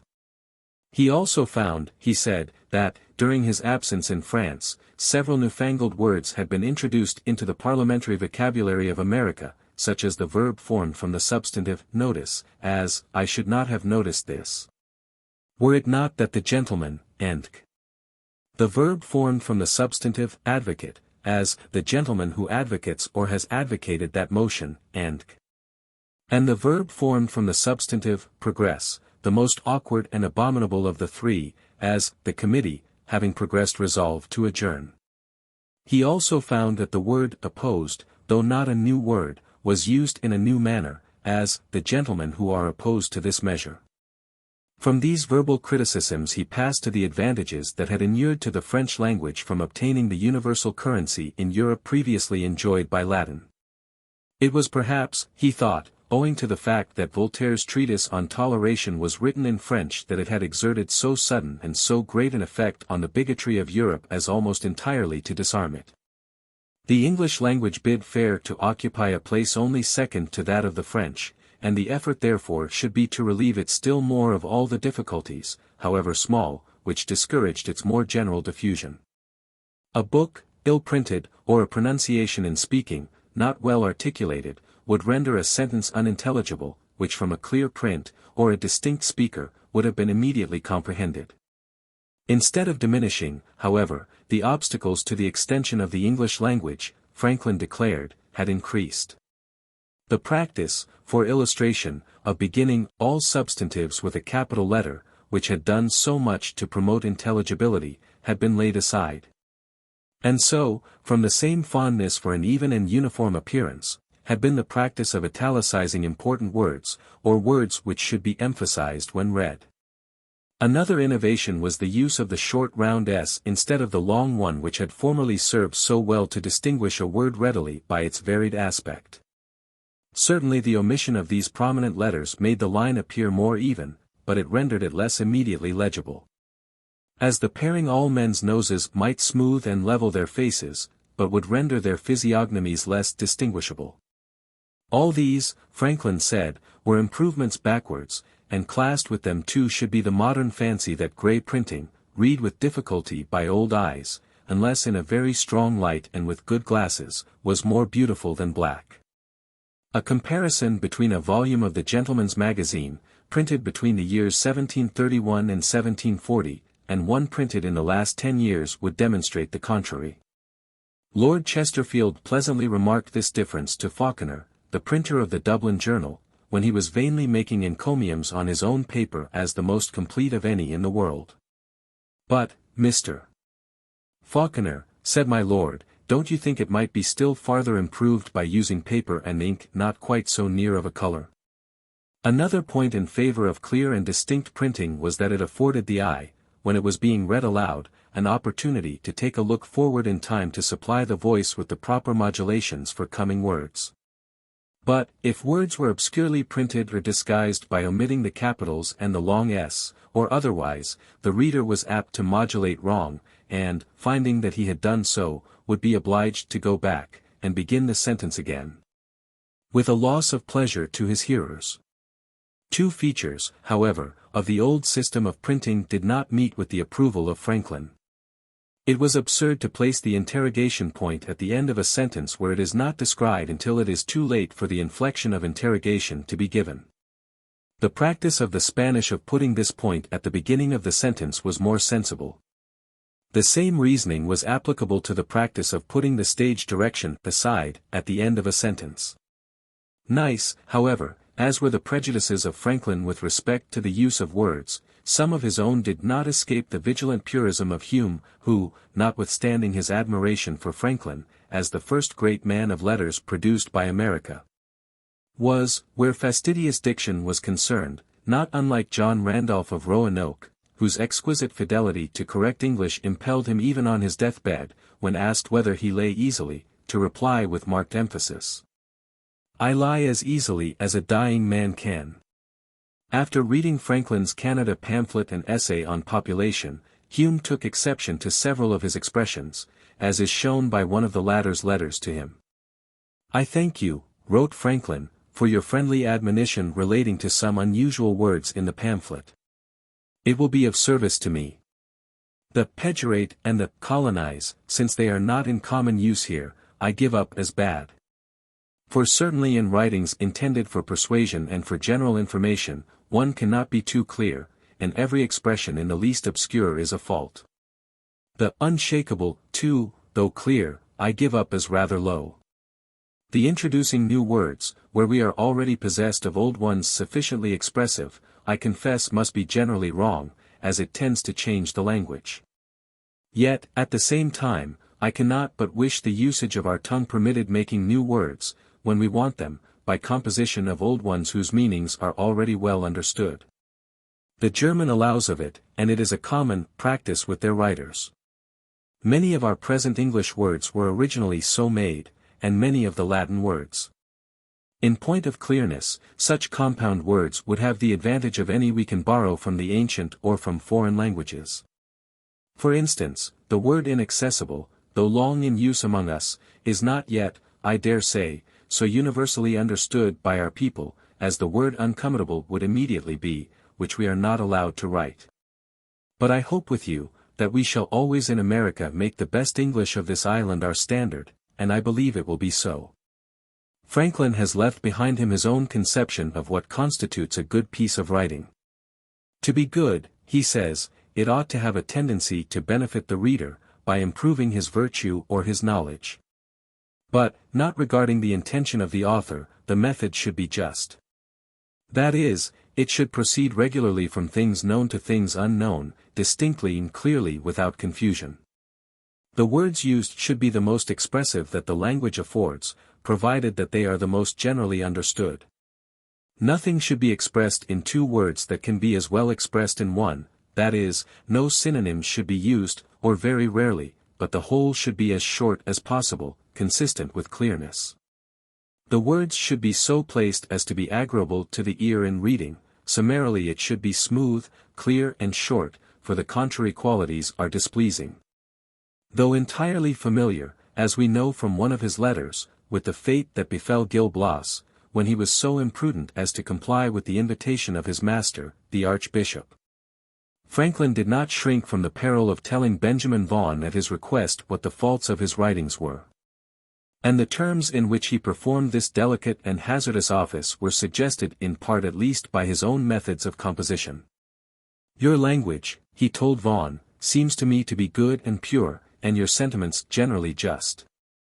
But your style of composition wants perspicuity, and this I think owing principally to a neglect of method.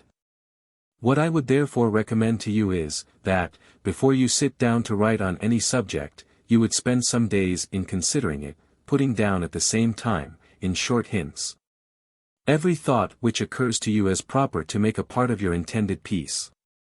When you have thus obtained a collection of the thoughts, examine them carefully with this view, to find which of them is properest to be presented first to the mind of the reader that he, being possessed of that, may the more easily understand it, and be better disposed to receive what you intend for the second.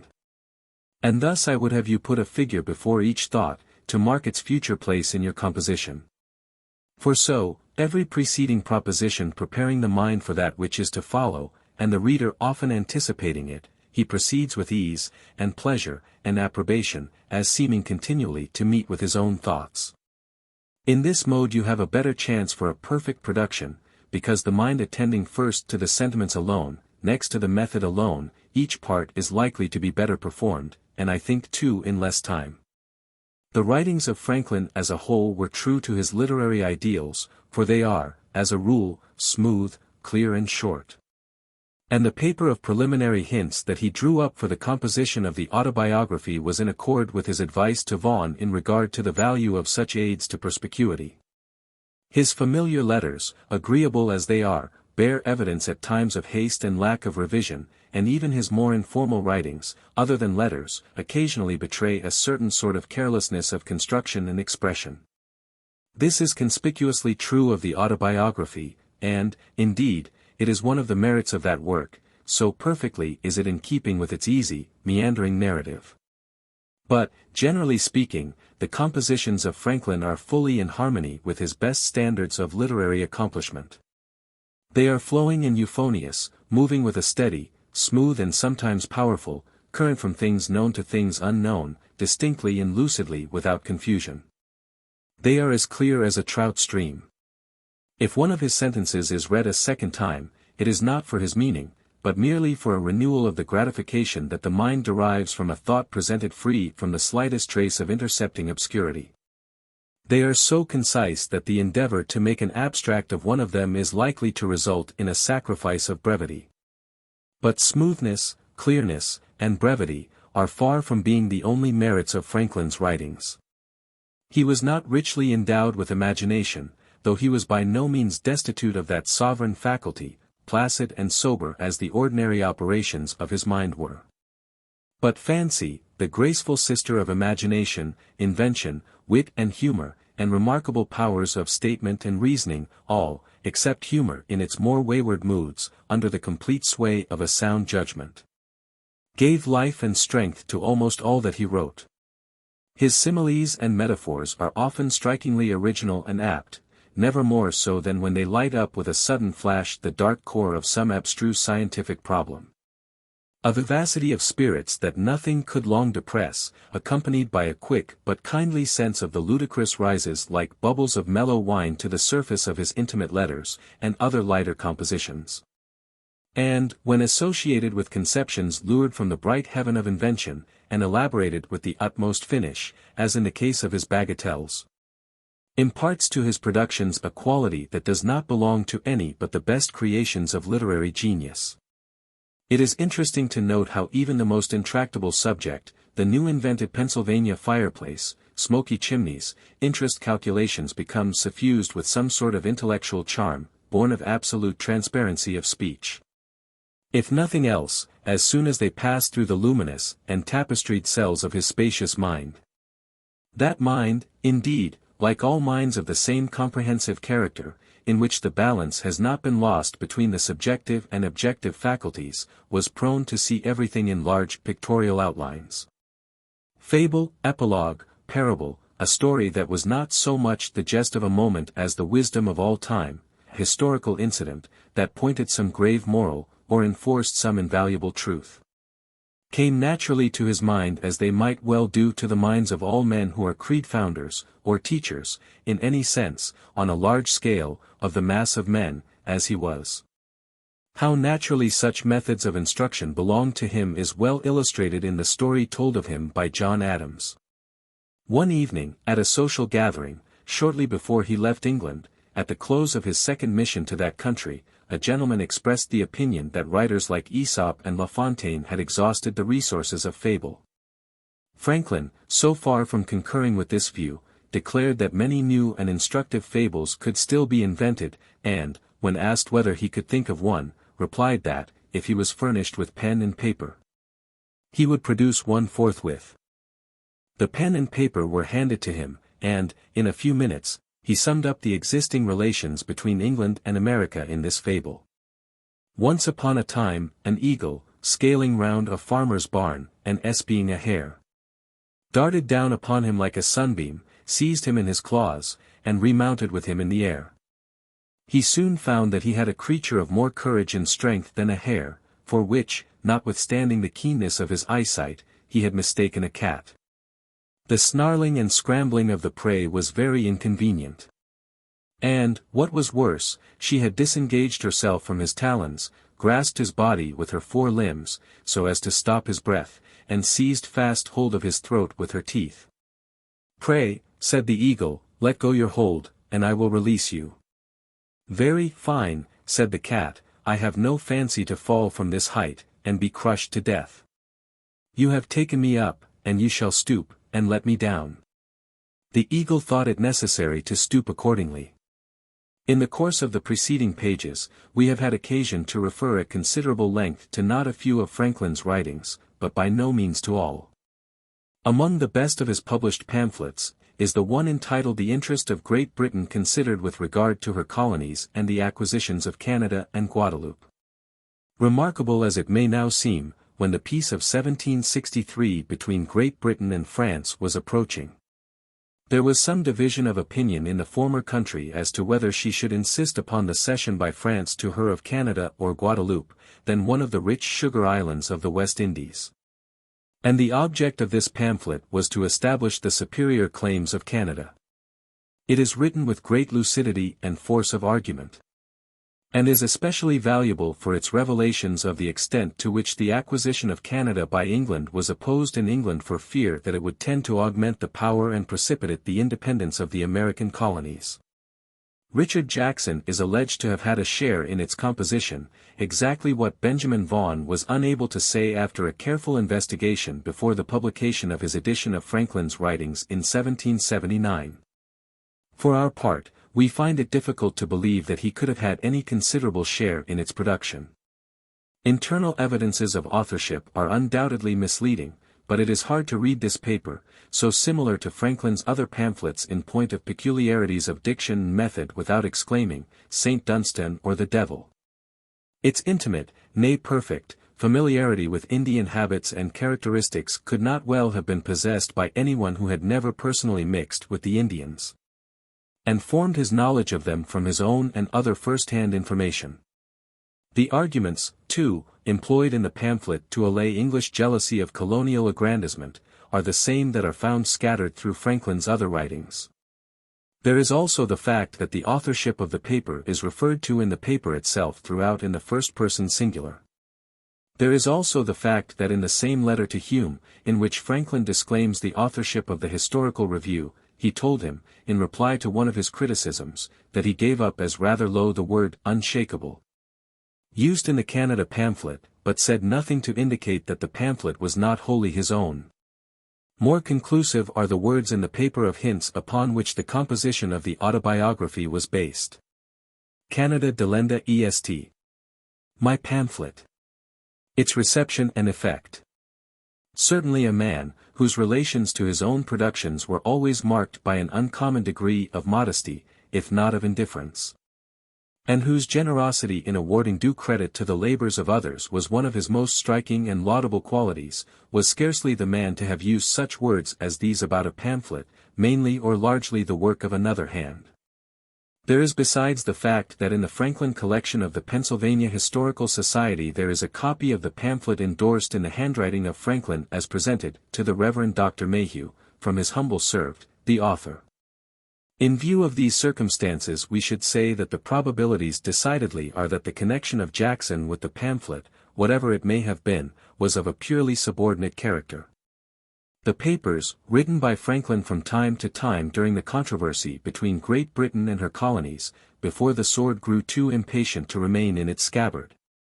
Such as his letters to the London Chronicle and the London Public Advertiser, his answers to Strahan's queries respecting American affairs, his essay on toleration in Old England and New England, his tract relative to the affair of Hutchinson's letters, and his account of negotiations in London for effecting a reconciliation between Great Britain and the American colonies were, taken as a whole, pamphleteering or narration of a very interesting and effective order.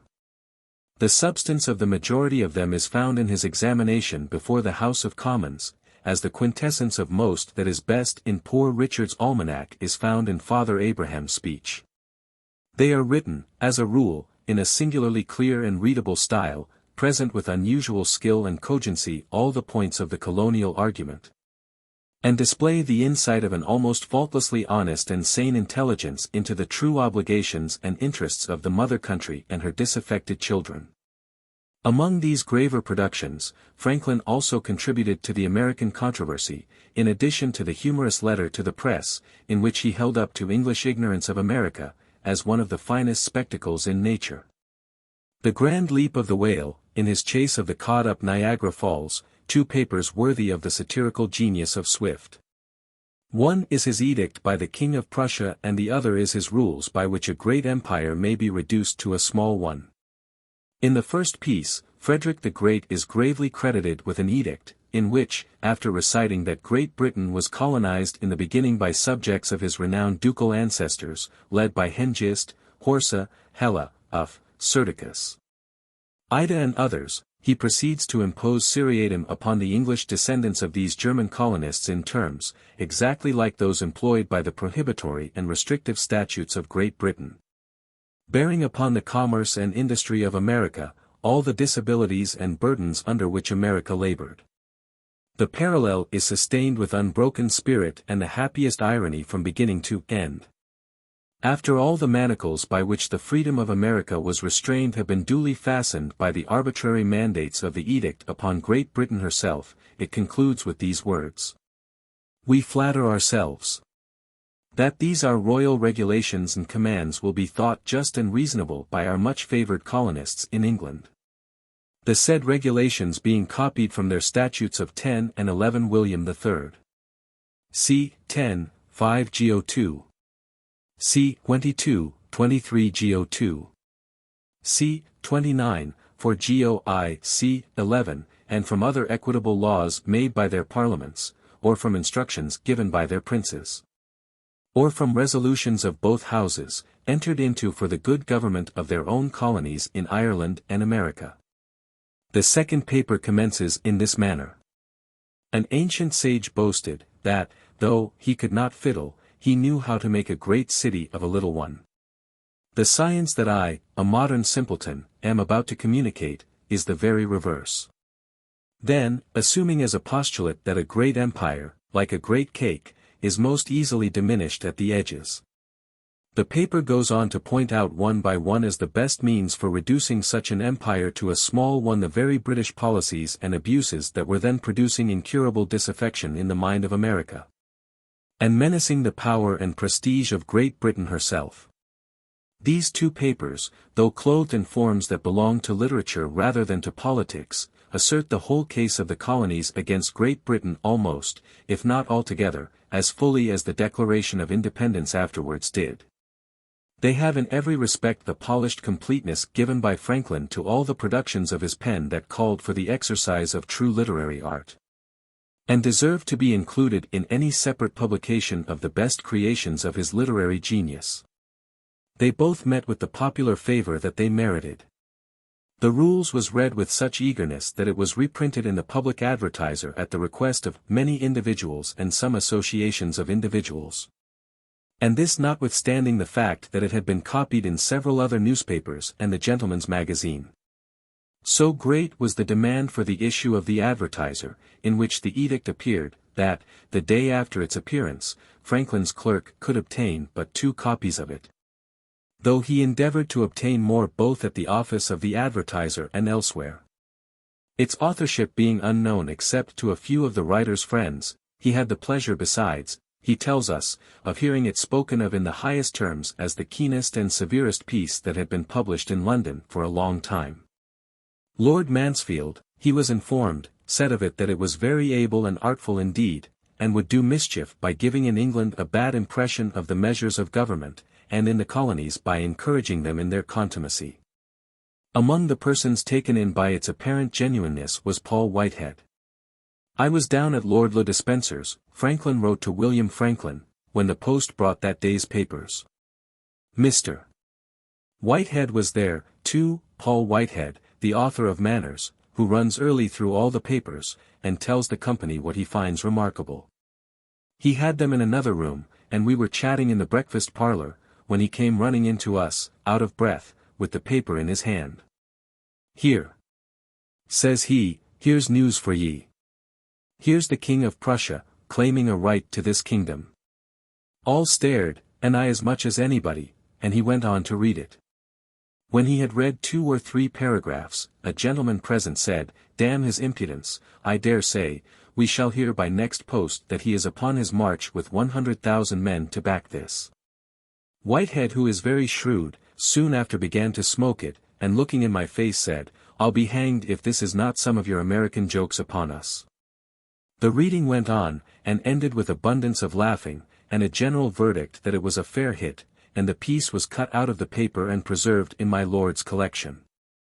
There are some humorous passages in other contributions made by Franklin, in one assumed character or another, to the American controversy.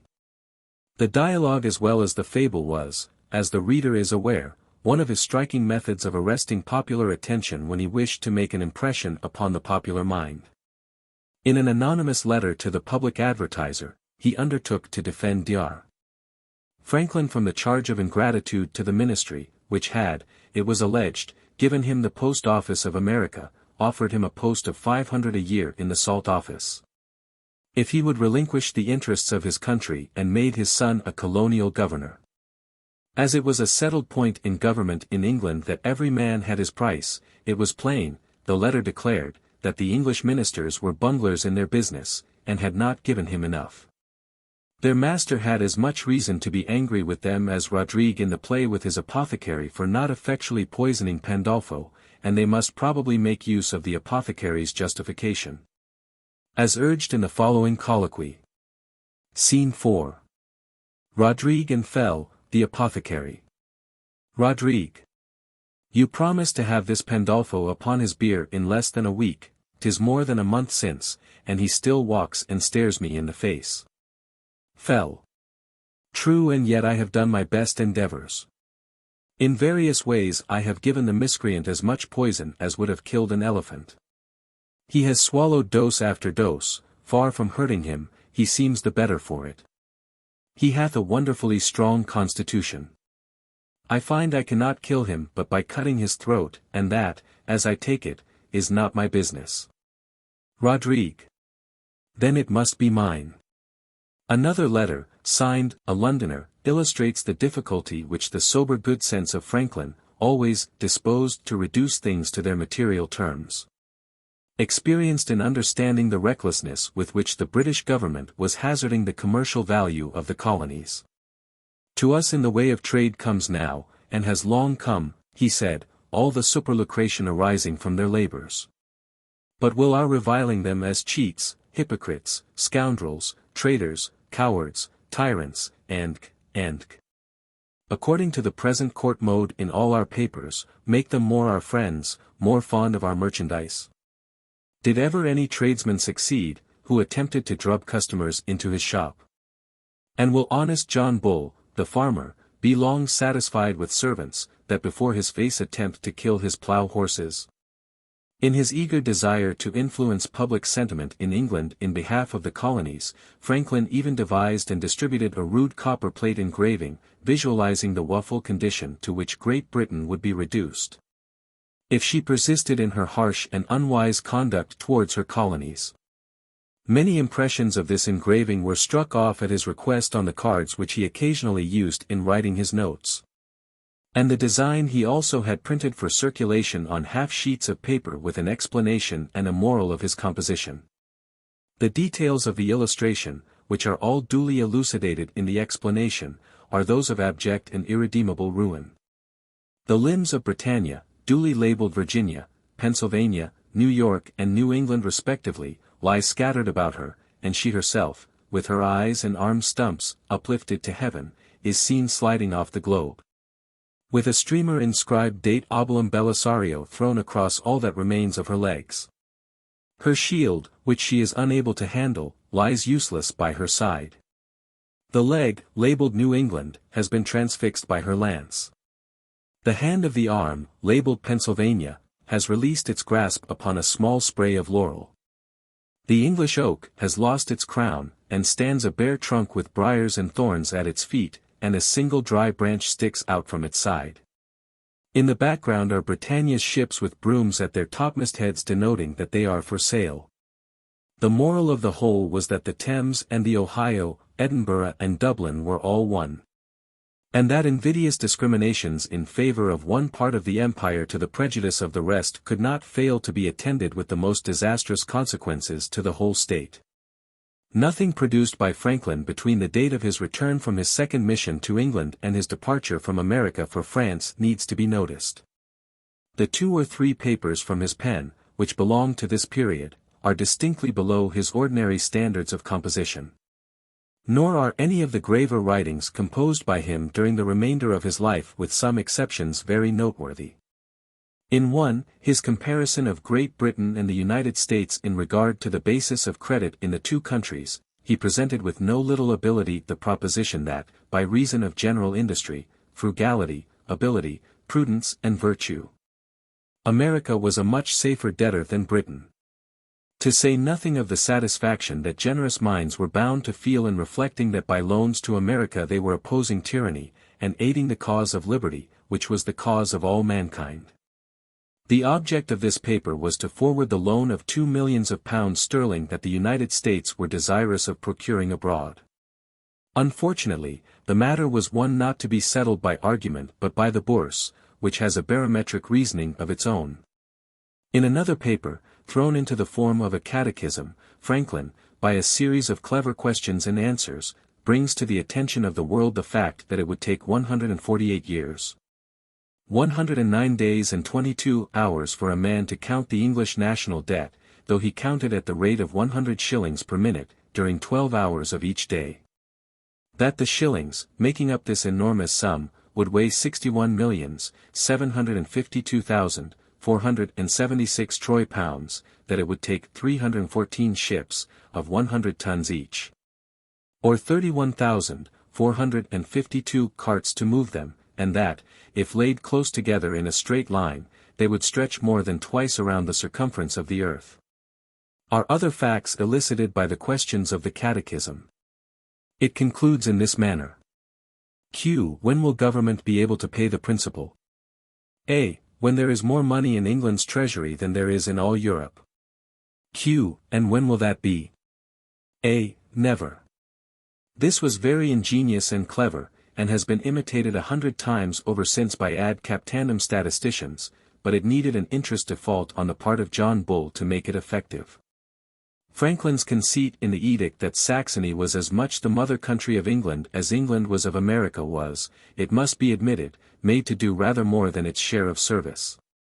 It reappeared in his vindication and offer from Congress to Parliament, when, in repelling the charge that America was ungrateful to England, he said that there was much more reason for retorting that charge on Britain, which not only never contributed any aid, nor afforded, by an exclusive commerce, any advantages, to Saxony, her mother country, but no longer since than the last war, without the least provocation, subsidized the King of Prussia, while he ravaged that mother country, and carried fire and sword into its capital, the fine city of Dresden. The same conceit also reappeared a second time in the dialogue between Britain, France, Spain, Holland, Saxony and America, which he wrote soon after he arrived in France as one of our envoys. In this lively dialogue, Britain beseeches Spain, France and Holland successively not to supply America with arms. Spain reminds her of her intervention in behalf of the Dutch, and expresses surprise at her impudence. France reminds her of her intervention in behalf of the Huguenots, and tells her that she must be a little silly, and Holland ends by informing her defiantly that, with the prospect of a good market for brimstone, she, Holland, would make no scruple of even sending her ships to hell, and supplying the devil with it. America then takes a hand, and denounces Britain as a bloodthirsty bully, to which Britain replies as quickly as her choking rage will permit by denouncing America as a wicked, Whig Presbyterian, serpent. To this America rejoins with the statement that she will not surrender her liberty and property but with her life, and some additional statements which cause Britain to exclaim, "You impudent b.h. Am not I your mother country? Is that not a sufficient title to your respect and obedience?" At this point Saxony, for the first time breaks in. "Mother country! Ha, ha, he! What respect have you the front to claim as a mother country? You know that I am your mother country, and yet you pay me none. Nay, it is but the other day, that you hired ruffians to rob me on the highway, and burn my house. For shame! Hide your face and hold your tongue. If you continue this conduct, you will make yourself the contempt of Europe. This is too much for even the assurance of the dauntless termagant who, before the American War was over, was to be engaged in conflict at one time with every one of the other parties to the dialogue except Saxony. "O Lord," she exclaims in despair, "where are my friends?" The question does not remain long unanswered. France, Spain, Holland, and Saxony, all together. Friends! Believe us, you have none, nor ever will have any, till you mend your manners. How can we, who are your neighbors, have any regard for you, or expect any equity from you, should your power increase, when we see how basely and unjustly you have used both your own mother, and your own children? With such rollicking fun, did Franklin beguile his Gibeonite tasks. A letter of information to those who would remove to America, an essay on the elective franchises enjoyed by the small boroughs in England, the 3 essays on smoky chimneys, the new stove, and maritime topics, the retort courteous, in which some pithy reasons were given why Americans were slow in paying their old debts to British merchants, the observations relative to the intentions of the original founders of the Academy in Philadelphia, the address of the Pennsylvania Society for Promoting the Abolition of Slavery and the Relief of Free Negroes Unlawfully Held in Bondage, the plan for improving the condition of the free blacks, the essay on the internal state of America and the paper on good Whig principles make up the bulk of the graver pamphlets and papers written by Franklin between the beginning of his mission to France and his death. Some, if not all, of them have already come in for our attention, and most of them invite no special comment. All, like everything that he wrote, even the marginalia on the books that he read, have some kind of salt in them that keeps them sweet, assert itself as time will. Other serious papers of Franklin, not inspired by political motives, belong to an earlier date, and, with the exception of those, to which we have more than barely referred in previous chapters of this book, call for a word of comment. 2. The hints for those that would be rich and the advice to a young tradesman are merely echoes of Poor Richard's Almanac but are good examples of the teachings that make Franklin the most effective of all propagandists. He that loses fives not only loses that sum, but all the advantage that might be made by turning it in dealing, which, by the time that a young man becomes old, amounts to a comfortable bag of money. This is a typical sentence taken from the hints. After reading such a discourse as the advice to a young tradesman, it is easy enough to see why it was that pecuniary truisms took on new life when vitalized by the mind of Franklin. Money, he tells the young tradesman, is of the prolific, generating nature. He that kills a breeding sow, destroys all her offspring to the 1000th generation. He that murders a crown, destroys all that it might have produced, even scores of pounds. The young novice is also told that the most trifling actions that affect a man's credit are to be regarded. The sound of your hammer at 5 in the morning, or 9 at night, heard by a creditor, makes him easy 6 months longer. But, if he sees you at a billiard table, or hears your voice at a tavern, when you should be at work, he sends for his money the next day.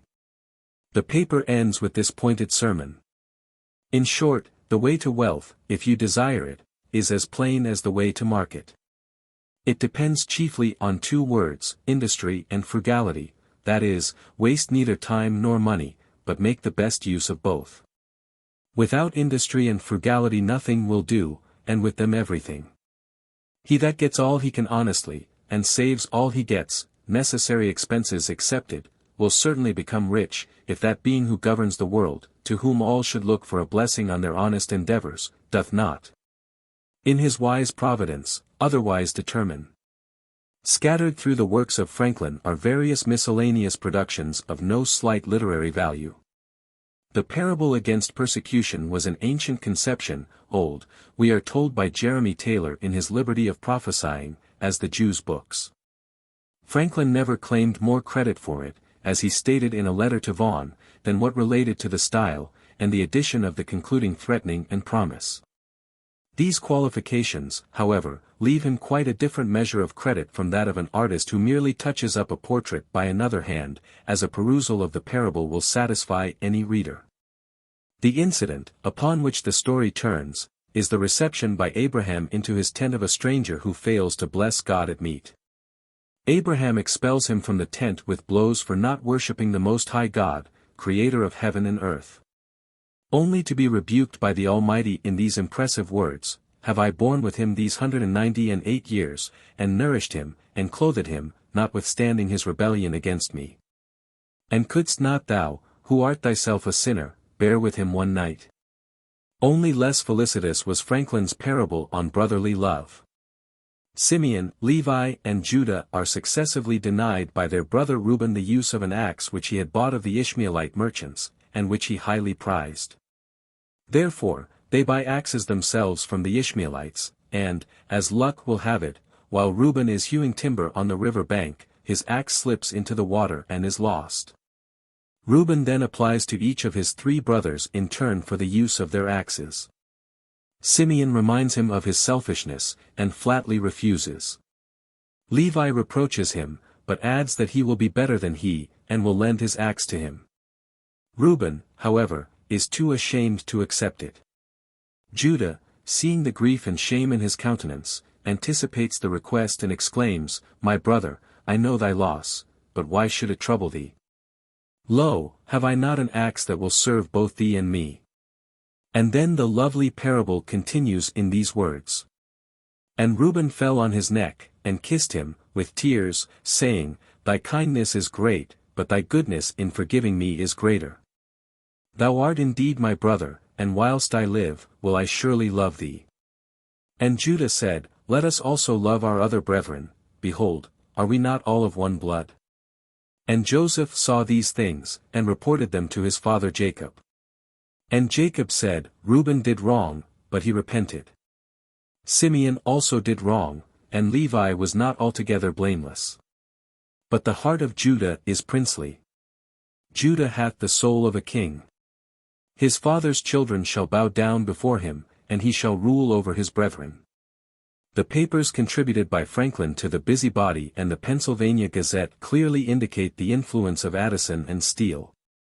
The Ridentius and Eugenius of the second issue, Ridentius, the white, who gave himself an hour's diversion on the cock of a man's hat, the heels of his shoes or on one of his unguarded expressions or personal defects.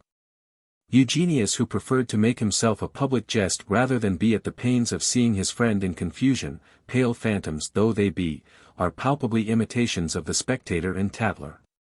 So are the Cato of the third issue of the Busybody, whose countenance revealed habits of virtue that made one forget his homespun linen and 7 days' beard, and the Critico of the same issue. The sour philosopher, who commanded nothing better from his dependents than the submissive deportment, which was like the worship paid by the Indians to the devil. Unlike these characters, the Patience of the fourth issue of the Busybody is a real creature of flesh and blood. She writes to the Busybody for advice, informing him that she is a single woman, and keeps a shop in the town for her livelihood, and has a certain neighbor, who is really agreeable company enough, and has for some time been an intimate of hers. But who, of late, has tried her out of all patience by her frequent and long visits. She cannot do a thing in the world but this friend must know all about it, and her friend has besides 2 children just big enough to run about and do petty mischief, who accompany their mother on her visits and put things in the shop out of sorts. So that the writer has all the trouble and pesterment of children without the pleasure of calling them her own. Pray, sir, concludes the unhappy Patience, tell me what I shall do. And talk a little against such unreasonable visiting in your next paper.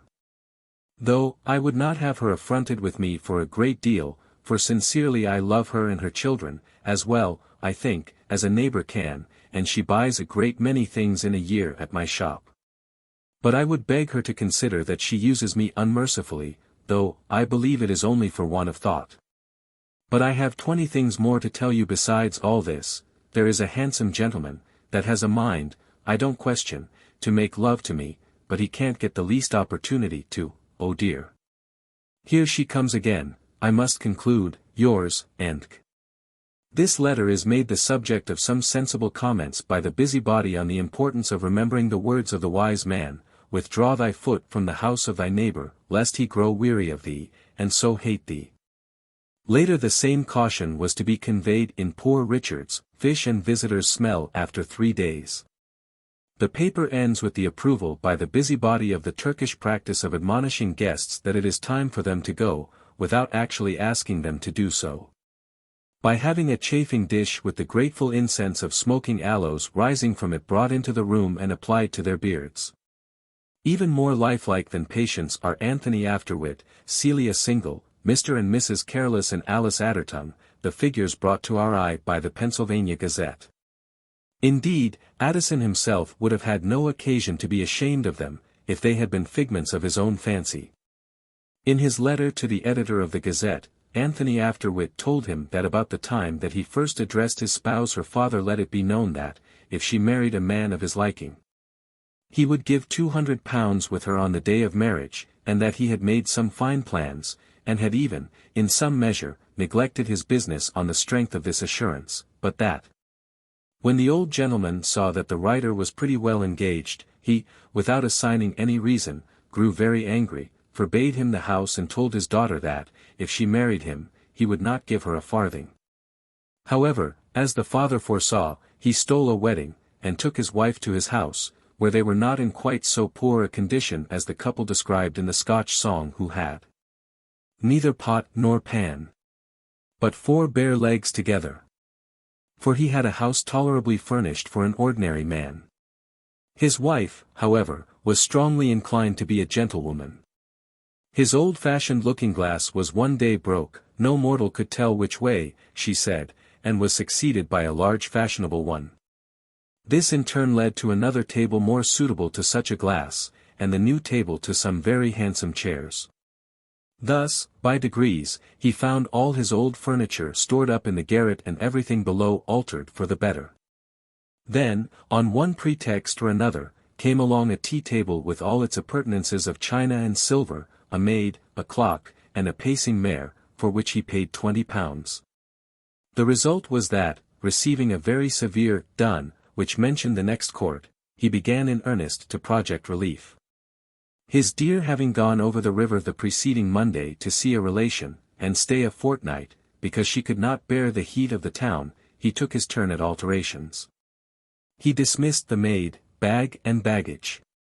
He sold the pacing mare, and bought a good milch cow with 3 pounds of the money. He disposed of the tea table, and put a spinning wheel in its place.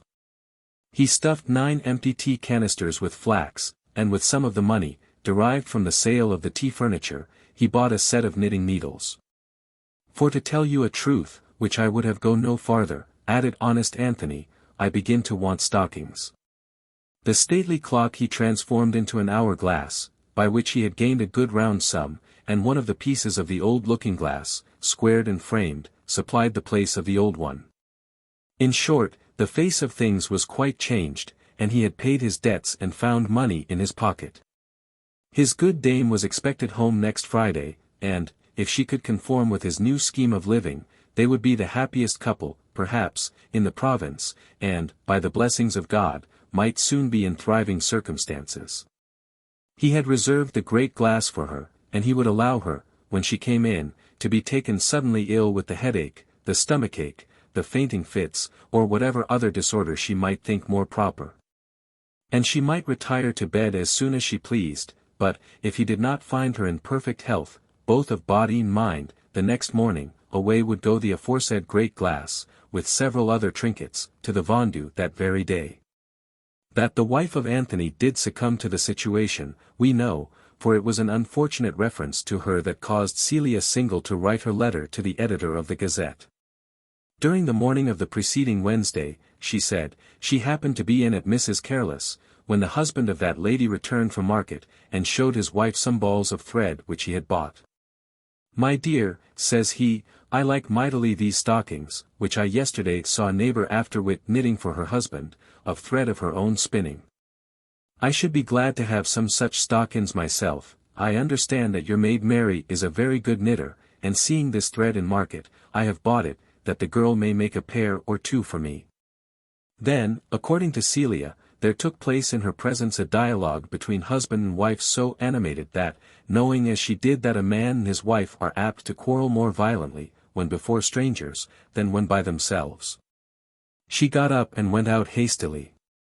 She was glad, however, to understand from Mary, who came to her of an errand in the evening, that the couple dined together pretty peaceably, the balls of thread, that had caused the difference, being thrown into the kitchen fire. The story, beginning with the reply of Mrs. Careless to the offensive suggestion of Mr. Careless, is too good not to be reproduced in full. Mrs. Careless was just then at the glass, dressing her head, and turning about with the pins in her mouth. Lord, child, says she, are you crazy? What time has Mary to knit? Who must do the work, I wonder, if you set her to knitting? Perhaps, my dear, says he, you have a mind to knit yourself. I remember, when I courted you, I once heard you say, that you had learned to knit of your mother. I knit stockings for you, says she, not I truly. There are poor women enough in town, that can knit, if you please, you may employ them. Well, but my dear, says he, you know a penny saved is a penny got, a pin a day is a groat a year, every little makes a muckle, and there is neither sin nor shame in knitting a pair of stockings. Why should you express such a mighty aversion to it? As to poor women, you know we are not people of quality, we have no income to maintain us, but, what arises from my labor and industry, methinks you should not be at all displeased, if you have an opportunity to get something as well as myself. I wonder, says she, how you can propose such a thing to me. Did not you always tell me you would maintain me like a gentlewoman? If I had married Captain, he would have scorned even to mention knitting of stockings. Prithee, says he, a little nettled, what do you tell me of your captains? If you could have had him, I suppose you would, or perhaps you did not very well like him. If I did promise to maintain you like a gentlewoman, I suppose 'tis time enough for that, when you know how to behave like one. Meanwhile 'tis your duty to help make me able. How long, d'ye think, I can maintain you at your present rate of living? Pray, says she, somewhat fiercely, and dashing the puff into the powder box, don't use me after this manner, for I assure you I won't bear it. This is the fruit of your poison newspapers, there shall come no more here, I promise you. Bless us, says he, what an unaccountable thing is this. Must a tradesman's daughter, and the wife of a tradesman, necessarily and instantly be a gentlewoman? You had no portion, I am forked to work for a living, you are too great to do the like. There's the door, go and live upon your estate, if you can find it, in short, I don't desire to be troubled w.e. And then it was that Celia Single gathered up her skirts and left. The letter from Alice Athertongue to the editor of the Gazette is exactly in the manner of the School for Scandal, written many years later. She is a young girl of about 35, she says, and lives at present with her mother. Like the emperor, who, if a day passed over his head, during which he had conferred no benefit on any man, was in the habit of saying, Diem perdidi, I have lost a day, she would make use of the same expression. Were it possible for a day to pass over her head, during which she had failed to scandalize someone? A misfortune, thanks be praised, that had not befallen her these dozen years.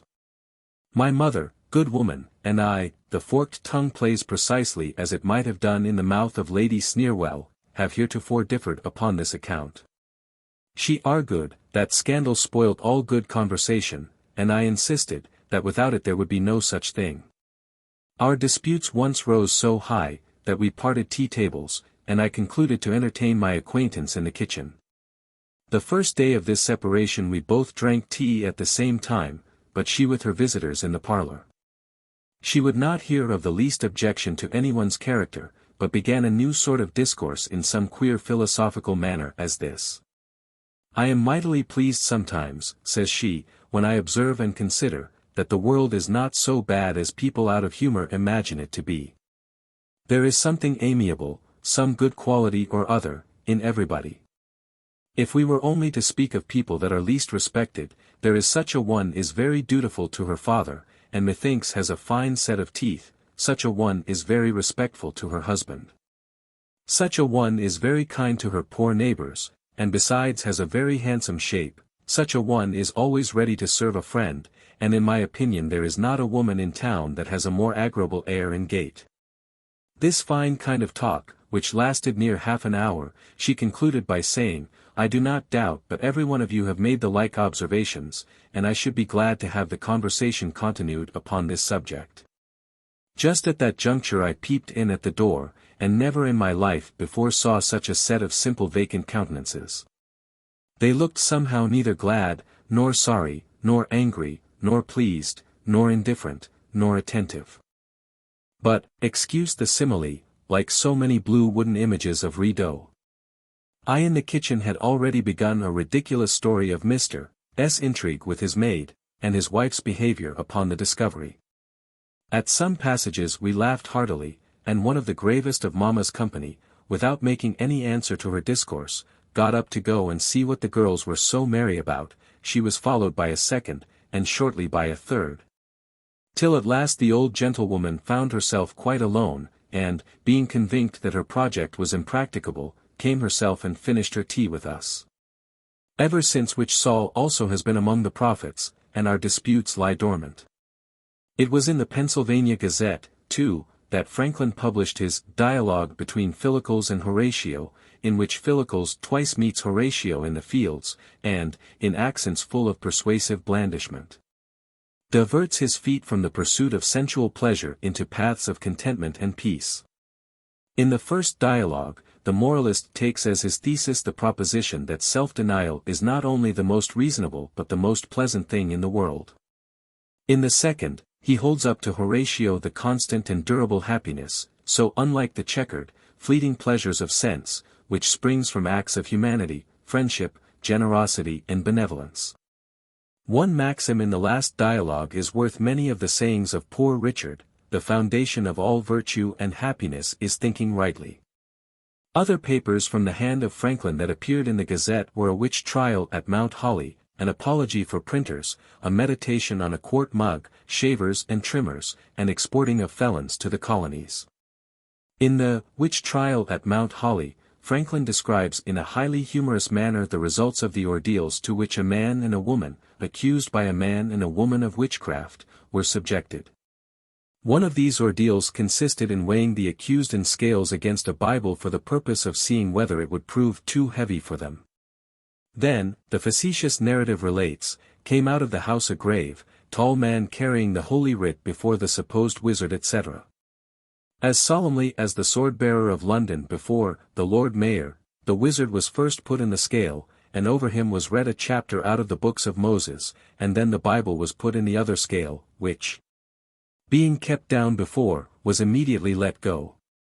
But, to the great surprise of the spectators, flesh and bones came down plump, and outweighed that great good book by abundance. After the same manner the others were served, and their lumps of mortality severally were too heavy for Moses and all the prophets and apostles. This ordeal was followed by the trial by water. Both accused and accusers were stripped, except that the women were not deprived of their shifts, bound hand and foot and let down into the water by ropes from the side of a barge. The rest is thus told. The accused man being thin and spare with some difficulty began to sink at last, but the rest, every one of them, swam very light upon the water. A sailor in the flat jumped out upon the back of the man accused thinking to drive him down to the bottom, but the person bound, without any help, came up some time before the other. The woman accuser being told that she did not sink, would be ducked a second time, when she swam again as light as before.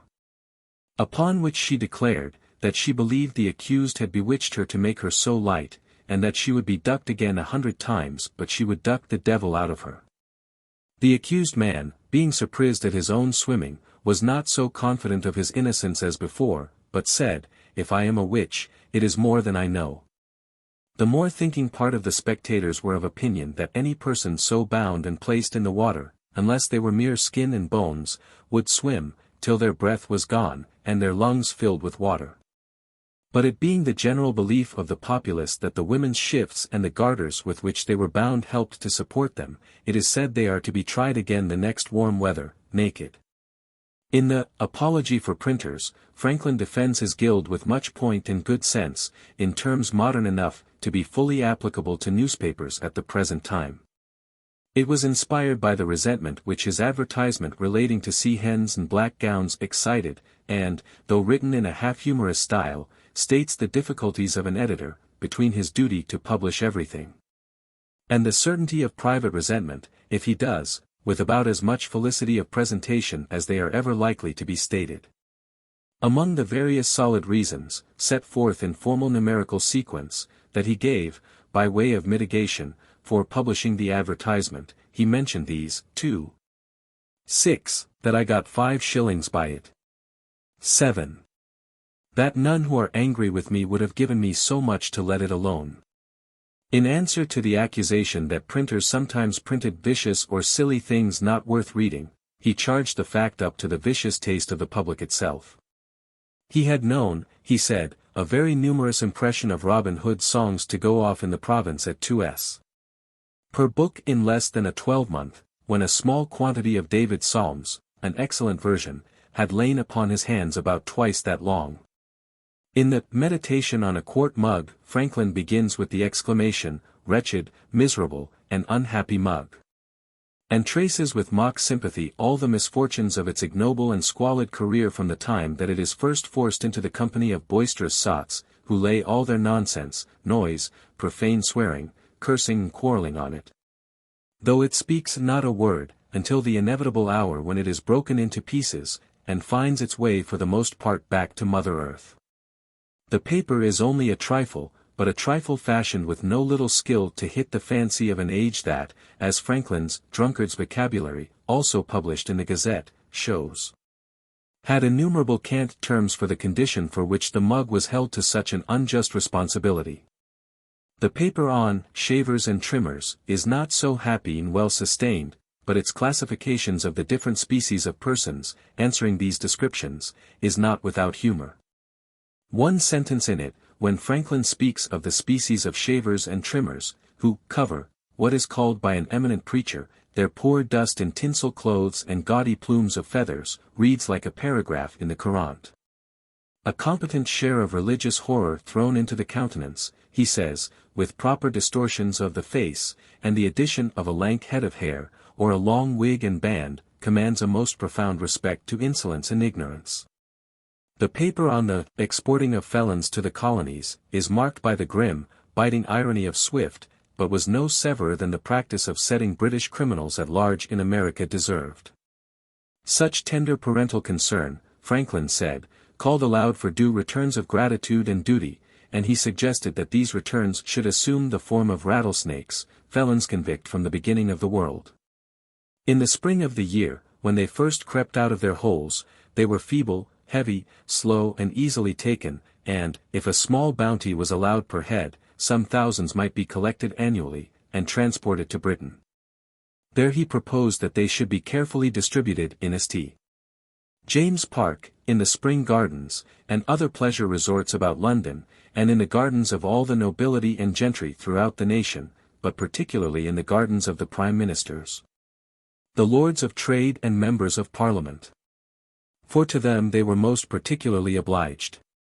Such a paper, it is needless to say, was better calculated for its purpose than 1,000 appeals of the ordinary type would have been. The speech of Polly Baker is one of the most famous of Franklin's jeux d'esprit. The introduction to it states that it was delivered when she was prosecuted for the 5th time for having a bastard child, and with such effect that the court decided not to punish her. Indeed, with such effect that one of her judges even married her the next day, and in time had 15 children by her. The perfectly ingenuous manner in which the traverser refuses to admit that she has committed any offense whatever and insists that, in default of honorable suitors, she has but dutifully, though irregularly, complied with the first and great command of nature and nature's God, increase and multiply, is undoubtedly, coarse as it is, a stroke of art, but the performance is too gross for modern scruples. More decorous reading is the fictitious discourse by a Spanish Jesuit on the means of disposing the enemy to peace, which Franklin, during his first mission to England, contributed to the London Chronicle for the purpose of rousing the English people to a sense of the artifices that were being employed by the French to build up a party in England for peace at any price. In the introduction to the discourse, it is stated that it was taken from a book containing a number of discourses, addressed by the Jesuit to the King of Spain in 1629. And that nothing was needed to render it apropos to the existing situation of England except the substitution of France for Spain. The discourse points out in detail, with shrewd insight into all the selfish and timid impulses, by which a society is corrupted or enervated, when cunningly practiced upon. The different classes in the country of the enemy that could be manipulated in one way or another until no sound but that of peace, peace, peace would be heard from any quarter. The Craven Street Gazette, written in mock court language, and replete with the subtle suggestions of household intimacy, is one of the most exquisite triumphs of Franklin's wit and fancy. This morning, it begins, Queen Margaret, accompanied by her first maid of honor, Miss Franklin, Sally Franklin, set out for Rochester. Immediately on their departure, the whole street was in tears, from a heavy shower of rain. It is whispered, that the new family administration which took place on Her Majesty's departure, promises, like all other new administrations, to govern much better than the old one. We hear, that the great person, so called from his enormous size, of a certain family in a certain street, is grievously affected at the late changes, and could hardly be comforted this morning. Though the new ministry promised him a roasted shoulder of mutton and potatoes for his dinner. It is said, that the same great person intended to pay his respects to another great personage this day, at St. James's, it being Coronation Day, hoping thereby a little to amuse his grief. But was prevented by an accident, Queen Margaret, or her maid of honor having carried off the key of the drawers, so that the lady of the bedchamber could not come at a laced shirt for his highness. Great clamours were made on this occasion against Her Majesty. And so the Gazette goes on, gay and graceful as the play of sunshine on the surface of a dimpled sea, from incident to incident that took place during the absence of Queen Margaret, Mrs. Stevenson, and Miss Franklin, investing each with a ceremonious dignity and importance that never descend to buffoonery. These are some of the occurrences chronicled as taking place on the first Sunday after the departure of the Queen. Walking up and down in his room we might observe was one of Franklin's ways of taking exercise. Lord and Lady Hewson walked after dinner to Kensington, to pay their duty to the Dowager, and Dr. Fat Sides made 469 turns in his dining room, as the exact distance of a visit to the lovely Lady Barwell, whom he did not find at home. So there was no struggle for and against a kiss, and he sat down to dream in the easy chair that he had it without any trouble. And these are some of the observations made under the date of the succeeding Tuesday. It is remarked, that the skies have wept every day in Craven Street, the absence of the Queen. The public may be assured that this morning a certain great personage was asked very complacently by the mistress of the household, if he would choose to have the blade bone of Saturday's mutton that had been kept for his dinner today broiled or cold. He answered gravely, if there is any flesh on it, it may be broiled, if not, it may as well be cold. Orders were accordingly given for broiling it. But when it came to table, there was indeed so very little flesh, or rather none, Puss having dinned on it yesterday after Nanny, 98, that if our new administration had been as good economists as they would be thought, the expense of broiling might well have been saved to the public, and carried to the sinking fund. It is assured the great person bears all with infinite patience. But the nation is astonished at the insolent presumption, that dares treat so much mildness in so cruel a manner. Under the same date is made the announcement that at 6 o'clock, that afternoon, news had come by the post that Her Majesty arrived safely at Rochester on Saturday night. The bells, the Gazette adds, immediately rang, for candles to illuminate the parlor, the court went into cribbage, and the evening concluded with every other demonstration of joy. This is followed by a letter to the Gazette from a person signing himself Indignation, who says that he makes no doubt of the truth of the statement that a certain great person is half-starved on the blade bone of a sheep by a set of the most careless, worthless, thoughtless, inconsiderate, corrupt, ignorant, blundering, foolish, crafty and knavish ministers, that ever got into a house and pretended to govern a family and provide a dinner. Alas for the poor old England of Craven Street, this correspondent exclaims, if they continue in power another week, the nation will be ruined. Undone, totally undone, if I and my friends are not appointed to succeed them.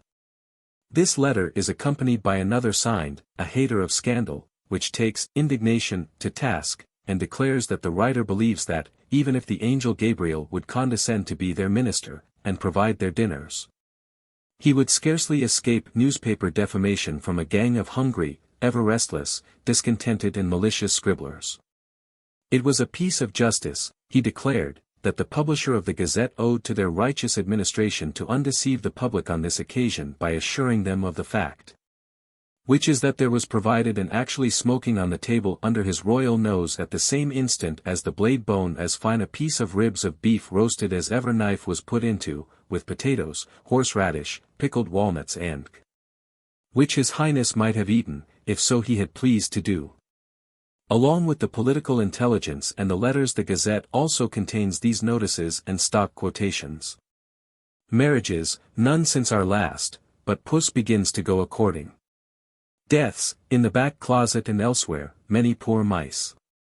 Stocks biscuit, very low. Buckwheat and Indian meal, both sour.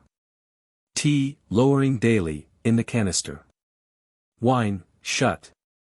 The petition of the letter Z was a humorous offshoot of Franklin's reformed alphabet.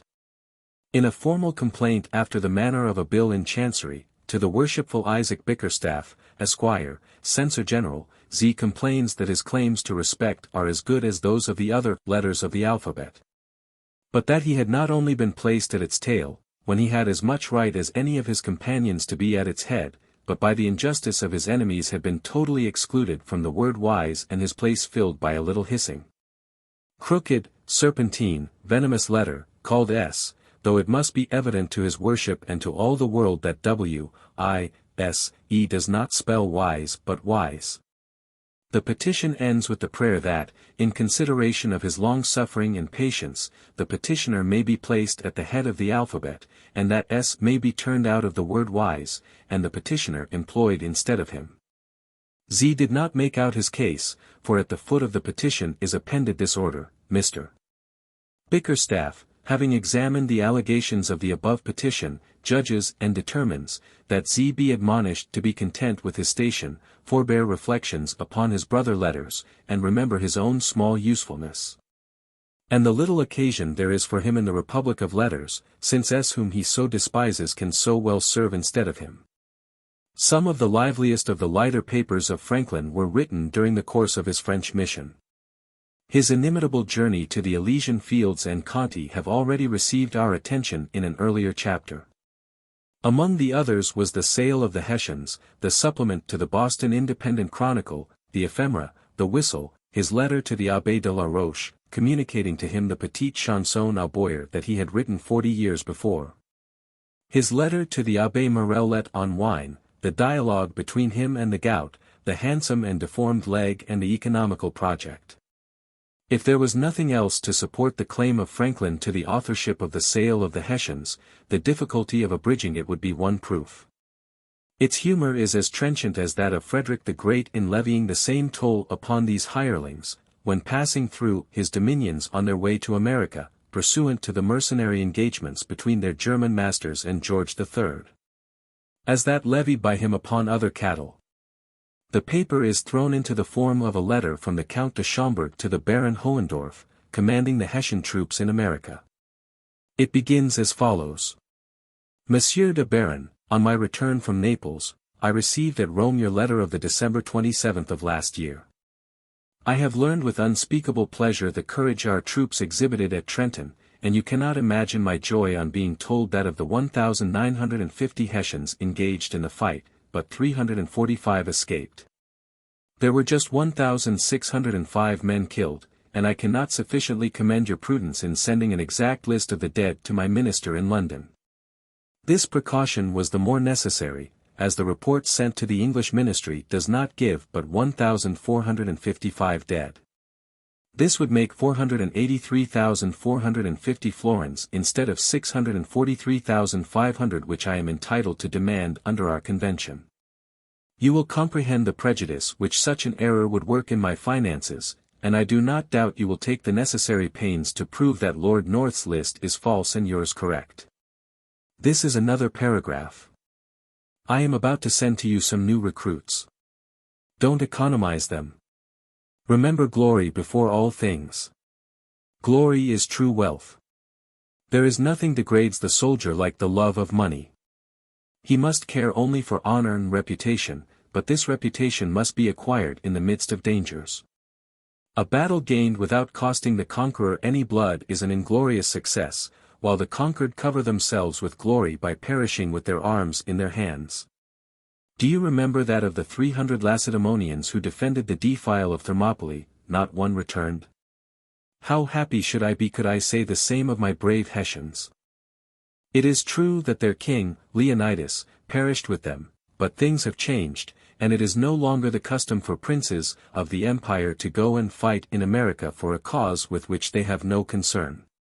The Baron is further commended for sending back to Europe that Dr. Crummerus who was so successful in curing dysentery, and is told that it is better that the Hessians should burst in their barracks than fly in a battle, and tarnish the glory of the Count's arms. Besides, the Count continues, you know that they pay me as killed for all who die from disease, and I don't get a farthing for runaways.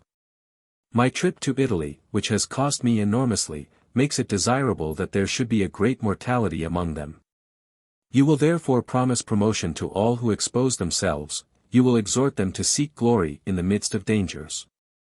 You will say to Major Mondorf that I am not at all content with his saving the 345 men who escaped the massacre of Trenton. Through the whole campaign he has not had 10 men killed in consequence of his orders. Finally, let it be your principal object to prolong the war and avoid a decisive engagement on either side, for I have made arrangements for a grand Italian opera, and I do not wish to be obliged to give it up. Meantime I pray God, my dear Baron de Hohendorf, to have you in his holy and gracious keeping. The supplement to the Boston Independent Chronicle is distinguished by the same sort of cool, dry mocking verisimilitude. Captain Garish, of the New England Militia. is supposed to write a letter in which he says that the members of a recent expedition against the Indians were struck with horror to find among the packages of peltry captured by them 8 large ones containing scalps of their unhappy country folks taken in the last 3 years by the Seneca Indians from the heads of inhabitants of the frontiers of New York, New Jersey, Pennsylvania and Virginia, and sent by them as a present to Colonel Haldimand, the Governor of Canada, to be forwarded by him to England. The scalps, Captain Garish asserts, were accompanied by a curious letter to the governor from one, James Crawford. Then is set forth this letter which describes with the minuteness of a mercantile invoice the contents of each of the 8 packages of scalps, some of Congress soldiers, some of farmers surprised in their houses at night, some of farmers killed in their houses by day, some of farmers killed in the fields, some of women, some of boys, some of girls and some of little infants ripped from the womb. The contents of several of the packages are described as mixed lots. The letter also fully explains the Indian triumphal marks painted upon the different scalps, which were all cured, dried and stretched like the pelts of the otter or beaver on hoops. The black circle denoted that the victim had perished at night, the little red foot that he had died in defense of his life and family, the little yellow flame that he had been tortured at the stake. The hair braided in the Indian fashion meant that the victim was a mother, other tokens that the victim was a boy or a girl. A band fixed to the hoop of one of the scalps signified that the head to which it had been attached was that of a rebel clergyman. Many gruesome tokens are explained in the same systematic and businesslike manner, along with several other passages from a speech of Konojogachi in council. The letter also communicates one in which the speaker declares that his people wished the scalps to be sent across the water to the great king that he might regard them and be refreshed.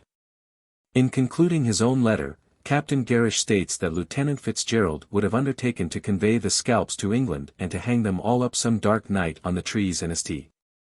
James Park, where they could be seen from the King and Queen's palaces in the morning. But this proposal, the Chronicle says, was not approved in Boston. It was proposed instead to make the scalps up in decent little packets, and to seal and direct them, one to the king containing a sample of every kind for his museum, one to the queen, with some of women and children, the rest to be distributed among both houses of Parliament, and a double quantity to be given to the bishops. The relations of the Chronicle to this production were, of course, as purely fictitious as every other part of it. Associated with the performance, as another publication in the Chronicle, is a fictitious letter, too, from Paul Jones to Sir Joseph Yorke, the English ambassador to Holland, in which he defends himself with considerable spirit from the charge of being a pirate, and reminds Sir Joseph of the freebooting principles upon which England was waging war against America. When he read this letter, Horace Walpole wrote to the Countess of Ossory, "Have you seen in the papers an excellent letter of Paul Jones to Sir Joseph Yorke? Elle nous dit bien de vérités. I doubt poor Sir Joseph cannot answer them." Dar. Franklin himself, I should think, was the author. It is certainly written by a first-rate pen, and not by a common man of war. The ephemera was addressed to Madame Brillon, and is one of the most justly famous of all Franklin's writings. In a letter to William Carmichael, he states that the thought was partly taken from a little piece of some unknown writer, which he had met with 50 years before in a newspaper. Another proof, we might say in passing, how little disposed Franklin was to borrow from Richard Jackson, or any one else without due acknowledgment. So dependent is every part of this paper for its effect upon the whole that to quote only a portion of it would be as futile as an effort to divide a bubble without destroying it. These are the precise words in full of this bewitching little production.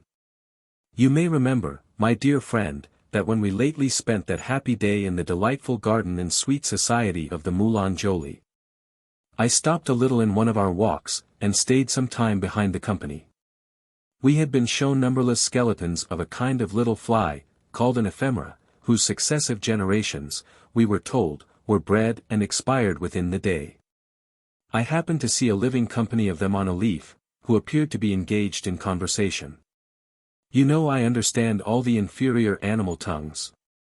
My too great application to the study of them is the best excuse I can give for the little progress I have made in your charming language. I listened through curiosity to the discourse of these little creatures. But as they, in their national vivacity, spoke 3 or 4 together, I could make but little of their conversation. I found, however, by some broken expressions that I heard now and then, they were disputing warmly on the merit of 2 foreign musicians, one a cousin, the other a mosquito.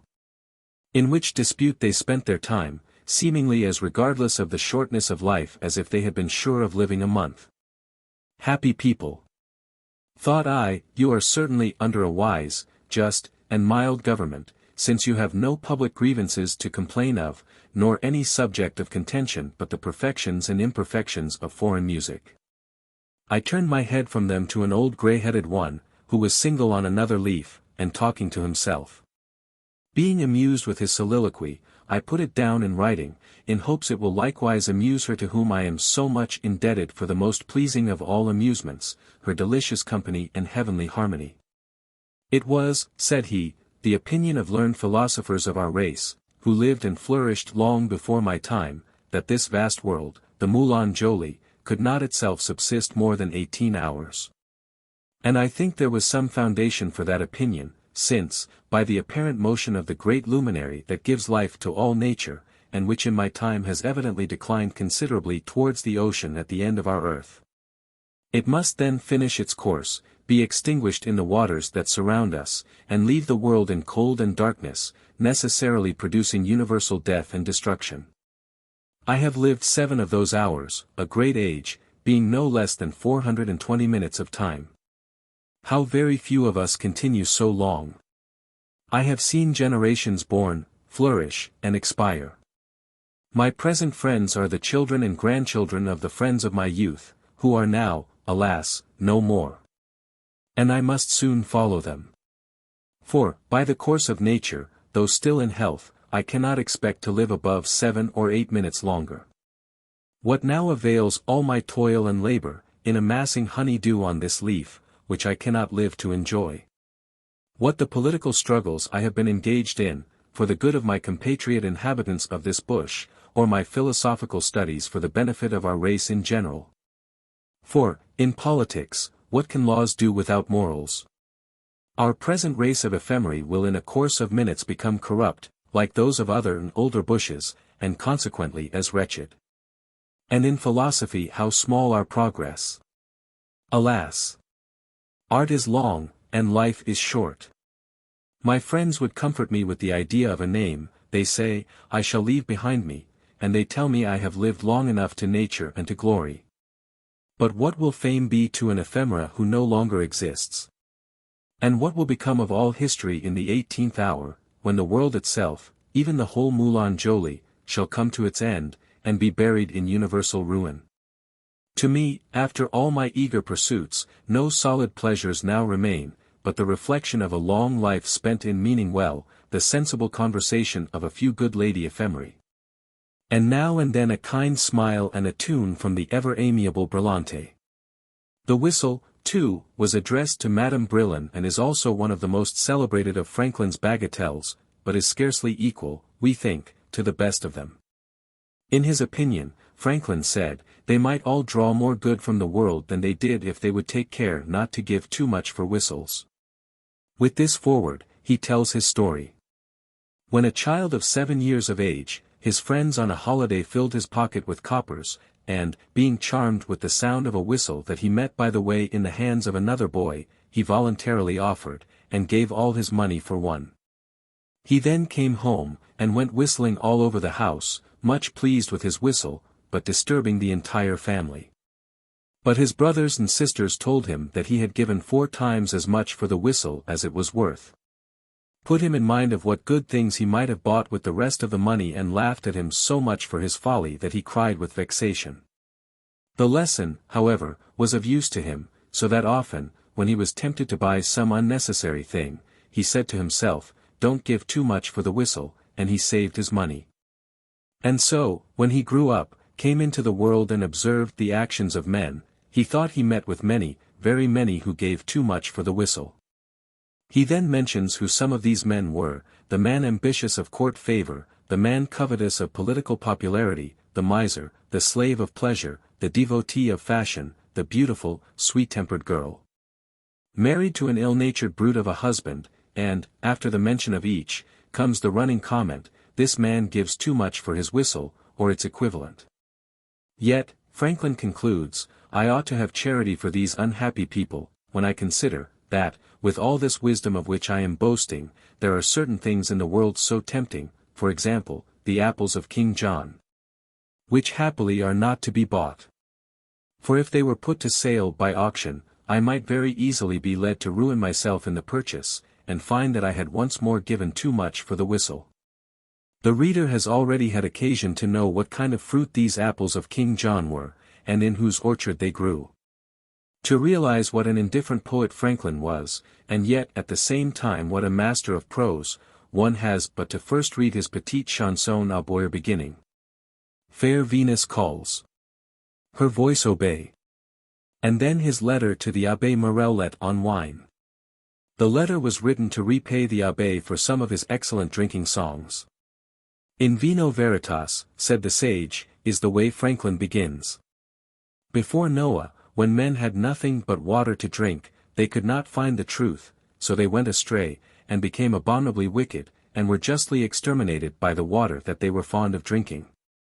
Good man Noah, seeing that this bad drink had been the death of all his contemporaries, contracted an aversion to it, and God to quench his thirst, created the vine, and revealed to him the art of making wine. With its aid, Noah discovered many and many a truth, and, since his time, the word divine has been in use, meaning originally to discover by means of wine. Since that time, too, all excellent things, even deities themselves, have been called divine or divinities. Men speak of the conversion of water into wine at the marriage of Cana as a miracle. But this change is worked every day by the goodness of God under our eyes. Witness the water that falls from the skies upon our vineyards, and then passes into the roots of the vines to be converted into wine, a constant proof that God loves us, and that he is pleased to see us happy. The miracle in question was performed merely to hasten the operation on an occasion of sudden need that made it indispensable. It is true that God has also taught men how to reduce wine to water, but what kind of water? Why l'eau de vie? Franklin then begs his Christian brother to be kindly and beneficent like God and not to spoil his good work. When he saw his table companion pour wine into his glass, he should not hasten to pour water into it. Why should he desire to drown the truth? His neighbor was likely to know better what suited him than he. Perhaps he does not like water, perhaps he wishes only a few drops of it out of complaisance to the fashion of the day, perhaps he does not wish another to see how little he puts in his glass. Water then should be offered only to children. It was a false and annoying form of politeness to do otherwise. This the writer told the abbé as a man of the world, and he would end as he had begun, like a good Christian, by making one very important religious observation suggested by the Holy Scriptures. While the Apostle Paul had gravely advised Timothy to put wine into his water for his health, not one of the apostles, nor any of the Holy Fathers, had ever advised anyone to put water into wine. The dialogue between Franklin and the gout owes its value not so much to its humor as to the knowledge that it incidentally affords us of the personal habits of the former and his intimacy with Madame Helvetius and Madame Brillon, along with the reproaches and twinges of pain which evoke repeated es and os. From Franklin, as the colloquy proceeds, the gout contrives to communicate to us no little information on these subjects in terms in which physiology, hygiene and gallantry are each made to do duty. He tells Franklin that he, the gout, very well knows that the quantity of meat and drink proper for a man, who takes a reasonable degree of exercise, is too much for another who never takes any. If his, Franklin's, situation in life is a sedentary one, his amusements and recreations at least should be active. He ought to walk or ride, or, if the weather prevents that, play at billiards. But, instead of gaining an appetite for breakfast by salutary exercise, he amuses himself with books, pamphlets or newspapers, which commonly are not worth the reading. Yet he eats an inordinate breakfast, 4 dishes of tea, with cream, and 1 or 2 buttered toasts, with slices of hung beef, which the gout fancies are not things the most easily digested. Immediately afterwards he sits down to write at his desk or converse with persons who apply to him on business. Thus the time passes till one without any kind of bodily exercise. This might be pardoned out of regard, as Franklin said, for his sedentary condition, but what is his practice after dinner? Walking in the beautiful gardens of those friends with whom he had dined would be the choice of men of sense. His was to be fixed down to chess, where he was found engaged for 2 or 3 hours.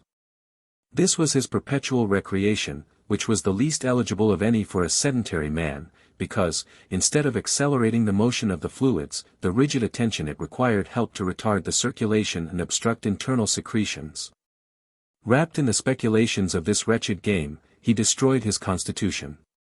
What could be expected from such a course of living but a body replete with stagnant humors, ready to fall a prey to all kinds of dangerous maladies, if he, the gout, did not occasionally bring him relief by agitating those humors, and so purifying or dissipating them? If it was in some nook or alley in Paris deprived of walks that Franklin played a while at chess after dinner, this might be excusable, but the same taste prevailed with him in Paris, at Auteuil Montmartre or Senoise. Places where there were the finest gardens and walks, a pure air, beautiful women and most agreeable and instructive conversation. All of which he might enjoy by frequenting the walks. At this point, Franklin, after some more prolonged As and O's, manages to remind the gout that it is not fair to say that he takes no exercise when he does so very often in going out to dine and returning in his carriage, but this statement the gout brushes brusquely aside. That of all imaginable exercises, he asserts, is the most slight and insignificant, if Franklin alludes to the motion of a carriage suspended on springs. By observing the degree of heat obtained by different kinds of motion, we may form an estimate of the quantity of exercise given by each. Thus, for example, if Franklin should turn out to walk in winter with cold feet, in an hour's time he would be in a glow all over. If he should ride on horseback, the same effect would scarcely be perceived by 4 hours round trotting, but, if he should loll in a carriage, such as he had mentioned, he might travel all day, and gladly enter the last inn to warm his feet by a fire. 99 Providence has appointed few to roll in carriages, while it has given to all a pair of legs, which are machines infinitely more commodious and serviceable. He should observe, when he walked, that all his weight was alternately thrown from one leg to the other. This occasions a great pressure upon the vessels of the foot, and repels their contents. When relieved by the weight being thrown on the other foot, the vessels of the first are allowed to replenish, and, by a return of this weight, this repulsion again succeeds, thus accelerating the circulation of the blood, with the result that the cheeks are ruddy and the health established. Behold, the gout is then artfully made to say, your fair friend at Auteuil, Madame Helvetius, a lady who received from bounteous nature more really useful science, than half a dozen such pretenders to philosophy as you have been able to extract from all your books. When she honors you with a visit, it is on foot. She walks all hours of the day, and leaves indolence, and its concomitant maladies, to be endured by her horses. In this see at once the preservative of her health and personal charms. Nor does the gout go off before he is with equal art made to say a flattering word about the Brillans. You know, he declares, Brillan's gardens, and what fine walks they contain. You know the handsome flight of 100 steps, which lead from the terrace above to the lawn below. You have been in the practice of visiting this amiable family twice a week, after dinner, and it is a maxim of your own, that a man may take as much exercise in walking a mile, up and down stairs, as in 10 on level ground. What an opportunity was here for you to have had exercise in both these ways. Did you embrace it, and how often? Franklin is bound to admit that he cannot immediately answer the question, and the gout answers it for him. Not once, he says, and then goes on to chide Franklin with the fact that, during the summer, he is in the habit of going to Brillan's at 6 o'clock and contenting himself with the view from his terrace, tea, and the chessboard, though the charming lady, with her lovely children and friends, are eager to walk with him and entertain him with their agreeable conversation. A little more interchange of conversation and poor Franklin in despair asks, "What then would you have me do with my carriage?" And the gout replies, "Burn it if you choose, you would at least get heat out of it once in this way."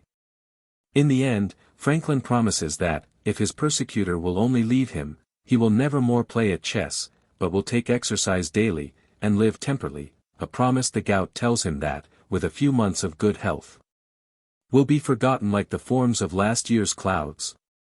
The handsome and deformed leg divides the world into two classes: the happy, who fix their eyes on the bright side of things and enjoy everything, and the unhappy, who fix their eyes on the dark side of things, and criticize everything, and thereby render themselves completely odious.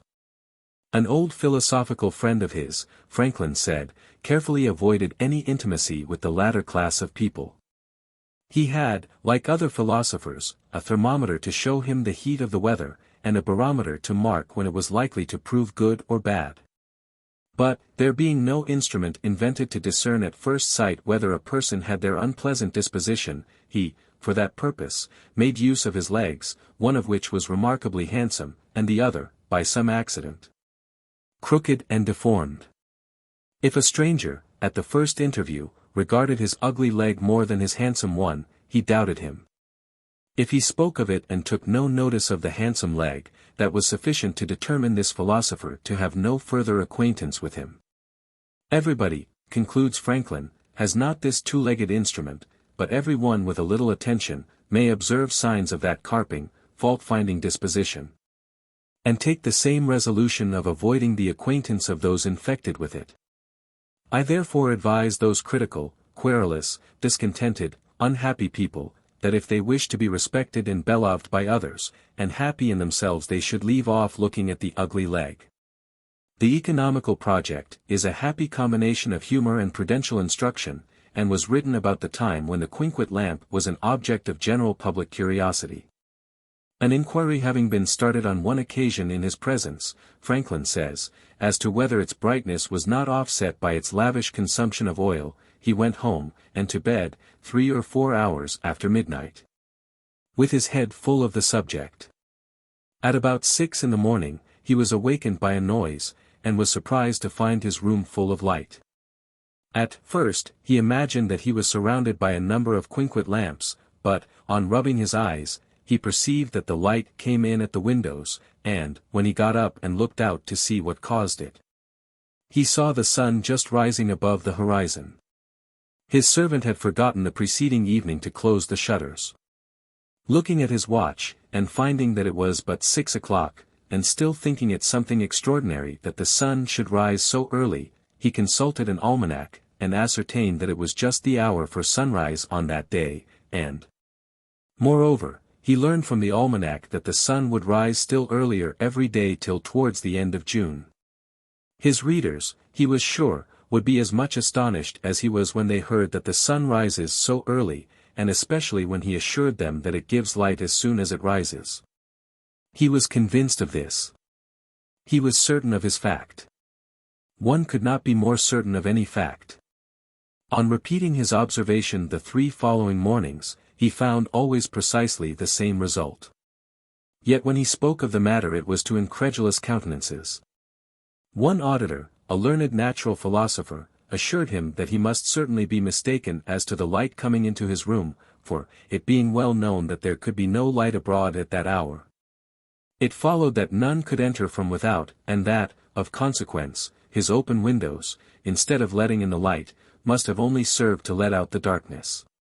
This philosopher, Franklin confessed, puzzled him a little, but subsequent observation confirmed him in his first opinion. On the strength of these facts, Franklin enters upon a series of elaborate calculations to demonstrate that, between the 20th of March and 20th of September, the Parisians, because of their habit of preferring candlelight in the evening to sunlight in the morning, had consumed 64,050,000 pounds of candles, which, at an average price of 30 sols per pound, made 96,075,000 livres tournois. An immense sum. That the city of Paris might save every year by the economy of using sunshine instead of candles, to say nothing of the period of the year during which the days are shorter. This computation is succeeded by a number of suggestions as to the different means by which such of the Parisians as did not amend their hours upon learning from this paper that it is daylight when the sun rises could be induced to reform their habits. For his discovery, Franklin further said that he demanded neither place, pension, exclusive privilege nor any other reward whatever. He was looking only to the honor of it. He would not deny, when he was assailed by little, envious minds, that the ancients knew that the sun rises at certain hours. They too possibly had almanacs, but it does not follow that they knew that it gives light as soon as it rises. That was what he claimed as his discovery. It was certainly unknown to the moderns, at least to the Parisians, which to prove he need use but one plain, simple argument. It was impossible that a people as well instructed, judicious and prudent as any in the world, all professing to be lovers of economy, and subject to onerous taxation, should have lived so long by the smoky, unwholesome and enormously expensive light of candles, if they had really known that they might have as much pure light of the sun for nothing. A letter from China in which a sailor, who had passed some time in that country, is made to narrate in a simple, bald way what he saw and experienced while there, is worth reading. If only because of the evidence that it furnishes that almost every trifle from Franklin's pen has a certain literary quality. One sentence in the letter at any rate possesses the true Franklin flavor. That in which the wanderer states that in China stealing, robbing, and housebreaking are punished severely, but that cheating is free there in everything, as cheating in horses is among gentlemen in England. Other humorous or satirical compositions from the hand of Franklin belong to the period between his return from the French mission and his death. His letter to the Pennsylvania Gazette on the abuse of the press, deprecates in a familiar and jocular way the scurrilous license which marked the newspaper controversies of the time.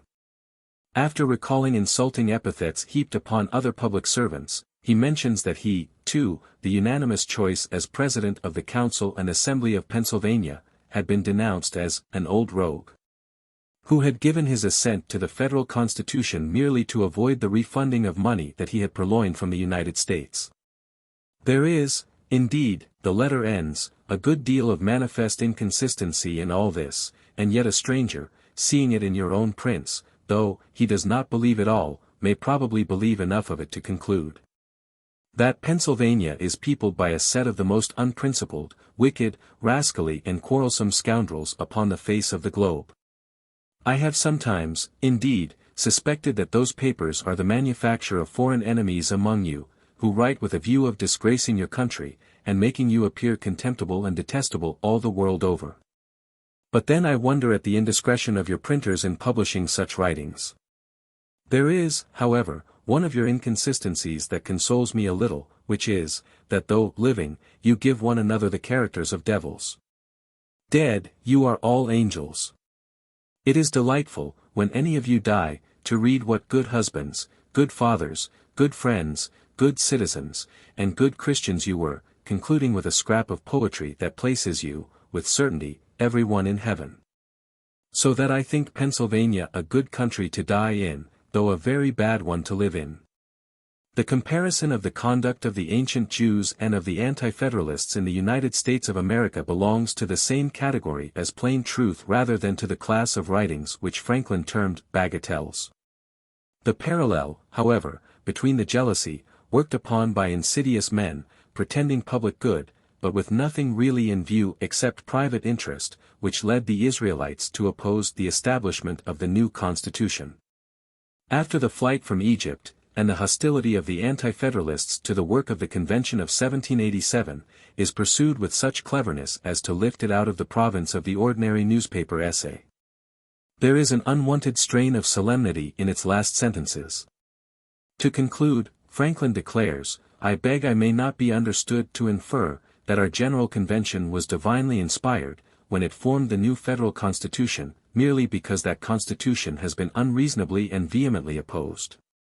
Yet I must own I have so much faith in the general government of the world by Providence, that I can hardly conceive a transaction of such momentous importance to the welfare of millions now existing, and to exist in the posterity of a great nation, should be suffered to pass without being in some degree influenced, guided, and governed by that omnipotent, omnipresent and beneficent ruler, in whom all inferior spirits live, and move, and have their being.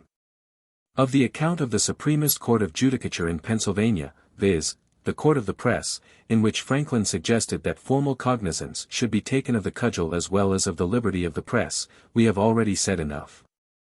The pretended speech of Sidi Mehemet Ibrahim, a member of the Divan of Algiers against the petition of the Erika or Purists, asking that piracy and slavery be abolished, was written by him on the eve of his death, and is one of his best satirical thrusts.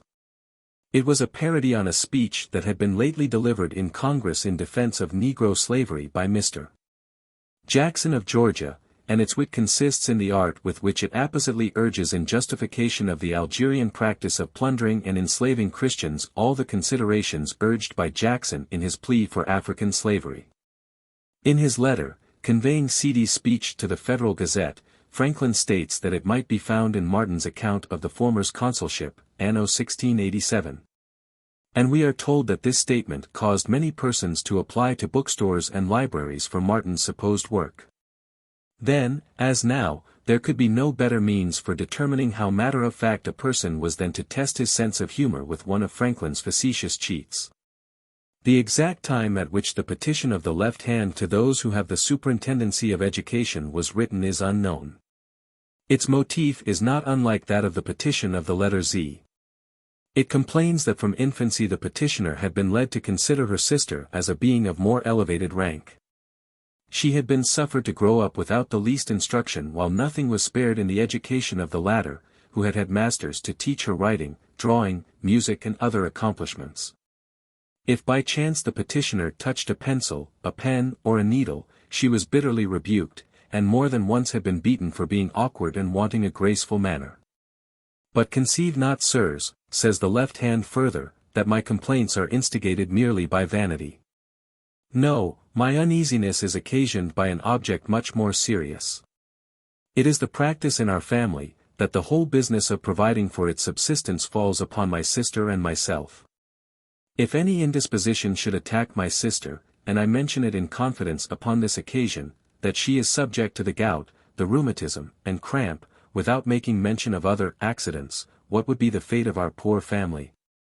Must not the regret of our parents be excessive, at having placed so great a difference between sisters who are so perfectly equal? Alas! We must perish from distress. For it would not be in my power even to scrawl a suppliant petition for relief, having been obliged to employ the hand of another in transcribing the request which I have now the honor to prefer to you.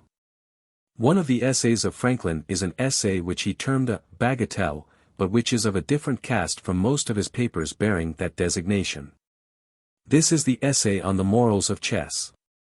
As a mere literary production, it possesses remarkable merit, but it is more valuable still for the singular union of wisdom and benevolence found in all of the writer's precepts relating to the conduct of life. It is only upon the contracted face of an ordinary chessboard that the sagacious reflections and salutary counsels of this paper are based. But many of them are quite extensive enough in their application to be suitable for the morals of the wider chessboard on which men and women themselves are the pawns, and the universal currents of human nature and human existence the players. By playing at chess, Franklin thought, we may learn foresight, circumspection, caution and hopefulness. When playing it, if the agreement is that the rules of the game shall be strictly observed, they should be strictly observed by both parties. If the agreement is that they shall not be strictly observed, one party should claim no indulgence for himself that he is not willing to grant to his adversary. No false move should ever be made by a player to extricate himself from a difficulty or to gain an advantage. There can be no pleasure in playing with a person once detected in such an unfair practice. If your adversary is long in playing, you should not hurry him, or express any uneasiness at his delay, nor sing, nor whistle, nor look at your watch, nor take up a book to read, nor tap with your feet on the floor, or with your fingers on the table, nor do anything that may disturb his attention. For all these things displease, and they do not show your skill in playing but your craftiness or your rudeness. You should not endeavor to amuse and deceive your adversary by pretending to have made bad moves in order to render him confident and careless and inattentive to your schemes. This is fraud and deceit, not skill. If you gain the victory, you should not give way to exultation or insult, nor show too much pleasure. On the contrary, you should endeavor to console your adversary, and soothe his wounded pride by every sort of civil expression that may be used with truth, such as, "You understand the game better than I, but you are a little inattentive." Or, "You play too fast," or, "You had the best of the game, but something happened to divert your thoughts, and that turned it in my favor." If you are simply a spectator, you should observe the most perfect silence. For, if you give advice, you offend both parties, him, against whom you give it, because it may cause the loss of his game, him, in whose favor you give it, because though it be good, and he follows it, he loses the pleasure he might have had, if you had permitted him to think until it had occurred to himself. And thus this essay, so full of wholesome, kind advice from a counselor, who loved men none the less because he knew all their failings and foibles as well as virtues, continues a little longer, until the reader, already won over to its perfect rectitude of sentiment and purpose, entirely forgets how obvious are all the truisms of its stating that he has so often offended. The measure of self-abnegation, suggested by the conclusion of the essay, is, we fear, rather too exacting for the tug of chessboard selfishness upon the weaker side of human nature. If it is agreed that the rules of the game are not to be rigorously enforced, then, says Franklin, moderate your desire of victory over your adversary, and be pleased with one over yourself. Do not snatch eagerly at every advantage offered by his unskillfulness or inattention, but point out to him kindly that by such a move he places or leaves a piece in danger and unsupported, or that by another he will put his king in a perilous situation, and by this generous civility, so opposite to the unfairness above forbidden, you may, indeed, happen to lose the game to your opponent. The close of the essay declares, but you will win what is better, his esteem, his respect, and his affection, together with the silent approbation and goodwill of impartial spectators. We shall not linger upon the letters of Franklin. The substance of them has already been worked into this book too freely for that. It is sufficient to say that they are among the very best in the English language. It would be idle to compare them with those of Gray, Horace Walpole, Cooper, Byron or Fitzgerald, the acknowledged masters of that form of composition. Franklin was not a conscious man of letters at all, and is not to be judged by such academic standards. If he was, we might say that Cooper aerated with a little of Walpole most nearly, though, after all, but remotely, suggests a true conception of what Franklin was as a letter writer. Few men were ever saner than Cooper was during his really lucid intervals. But then Cooper was not a man of business, a statesman or a philosopher, and the elixir of Walpole's gaiety differs from that of Franklin's as a stimulant of the wine shop differs from fresh air and sunshine. The official and semi-official letters of Franklin contain some of the most solid and sagacious of his reflections and observations on political topics. His familiar letters to his kinsfolk and friends often run out into thoughts upon the management of our individual lives and our relations to the visible and invisible universe, which are likely to be a part of the currency of human wisdom as long as human society lasts. And almost all of his known letters have value enough to make us feel, when still another of the thousands written by him happens to be reclaimed from loss, as Reuben in his parable might have felt, if he had recovered his precious axe. Among the cleverest of his letters was his familiar one to his daughter on the Order of the Cincinnati. If his advice had been asked, he said, he perhaps would not have objected to their wearing their ribbon and badge themselves, if they derived pleasure from such trivial things. But he certainly should have objected to the idea of making the honor hereditary. And this was the amusing and original way in which he presented his views on the subject. For honor, worthily obtained, as for example that of our officers, is in its nature a personal thing, and incommunicable to any but those who had some share in obtaining it. Thus among the Chinese, the most ancient, and from long experience the wisest of nations, honor does not descend, but ascends. If a man from his learning, his wisdom, or his valor, is promoted by the emperor to the rank of mandarin, his parents are immediately entitled to all the same ceremonies of respect from the people.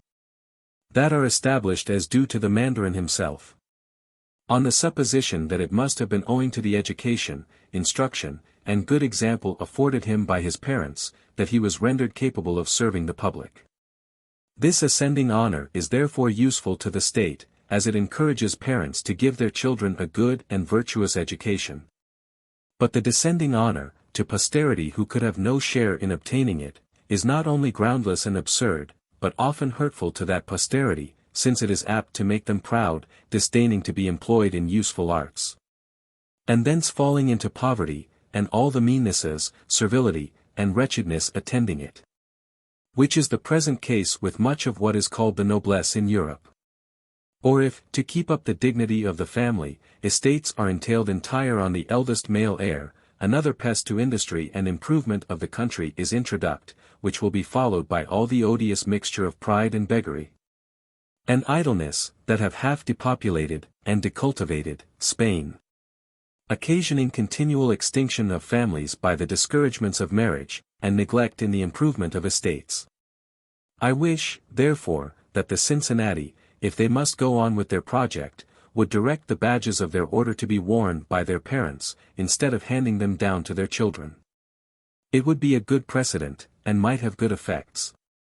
It would also be a kind of obedience to the fourth commandment, in which God enjoins us to honor our father and mother, but has nowhere directed us to honor our children.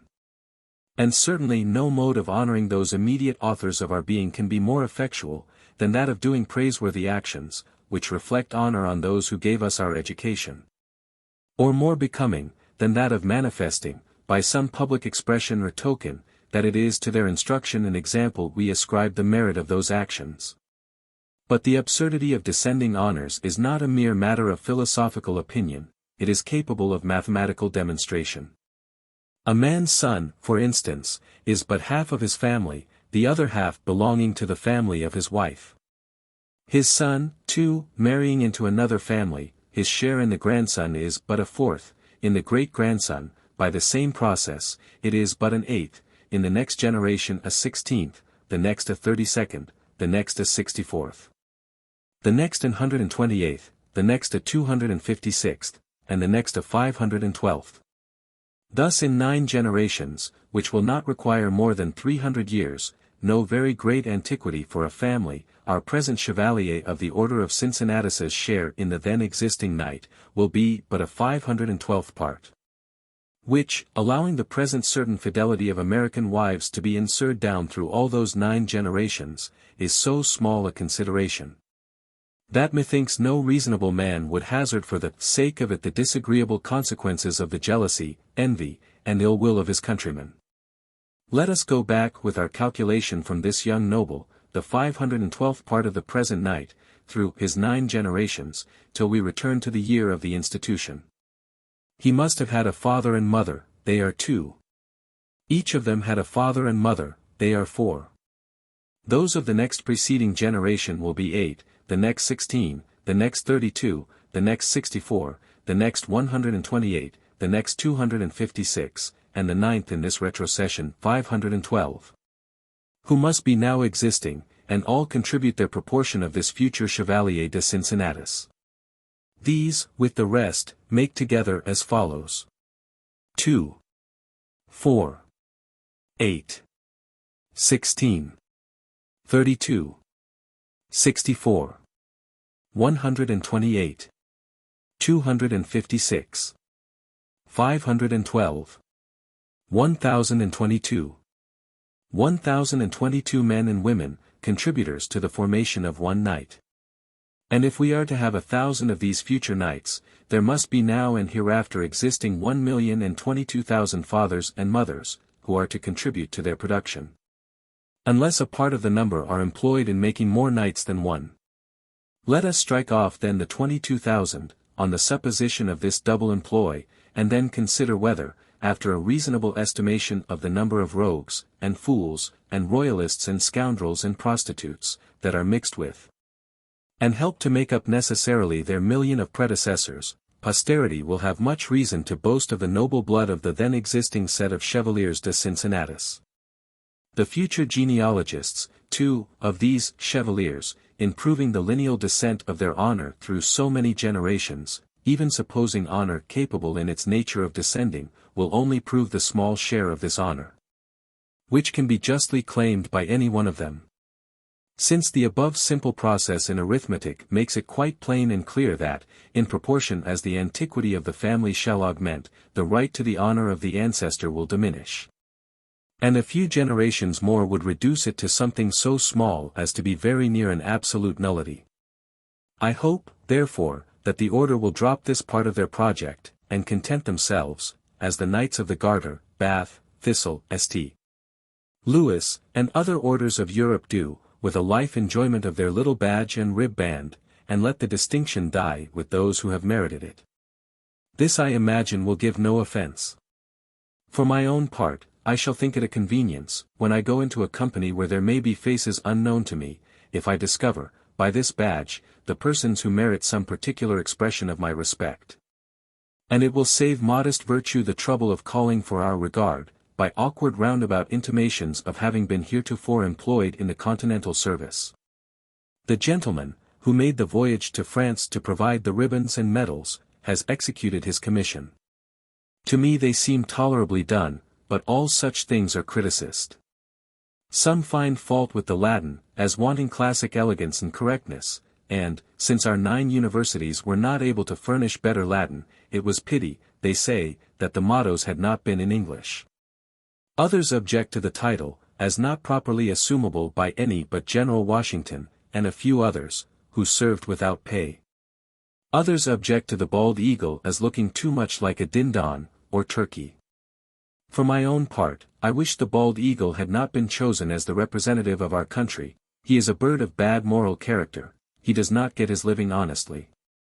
You may have seen him perched on some dead tree, near the river where, too lazy to fish for himself, he watches the labor of the fishing hawk. And, when that diligent bird has at length taken a fish, and is bearing it to his nest for the support of his mate and young ones, the bald eagle pursues him, and takes it from him. With all this injustice he is never in good case. But, like those among men who live by sharping and robbing, he is generally poor, and often very lousy. Besides, he is a rank coward. The little king bird, not bigger than a sparrow, attacks him boldly and drives him out of the district. He is therefore by no means a proper emblem for the brave and honest Cincinnati of America, who have driven all the kingbirds from our country, though exactly fit for that order of knights, which the French call chevaliers d'industrie. I am, on this account, not displeased that the figure is not known as a bald eagle, but looks more like a turkey. For in truth, the turkey is in comparison a much more respectable bird, and withal a true original native of America. Eagles have been found in all countries, but the turkey was peculiar to ours, the first of the species seen in Europe being brought to France by the Jesuits from Canada, and served up at the wedding table of Charles IX.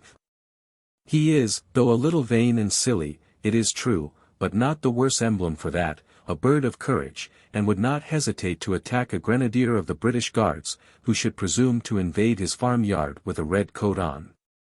Nor need we dwell longer either upon Franklin as a poet. Considered seriously as such, he was undoubtedly one of the kind, that, as Horace says, neither gods nor men can endure. But he should not be seriously regarded as a poet at all. We should bring no severer judgment to his couplets than was brought to them by the ploughmen and frontiersmen, who kept Poor Richard's almanac suspended over their mantelpieces. And his Anacreontics should be read, as they were sung, after the edge of criticism has been dulled by a bottle or so. It is only fair to Poor Richard, however, to say that no one had a poorer opinion of his gifts as a poet than himself. I know as thee, he says in one of his prefaces, that I am no poet born, and it is a trade I never learnt, nor indeed could learn. If I make verses, 'tis in spite of nature and my stars, I write. In another preface, after honoring his friend, Taylor, of Ephemerides fame, with a considerable number of lines, he exclaims, "Souse down into prose again, my muse, for poetry's no more thy element, than air is that of the flying fish."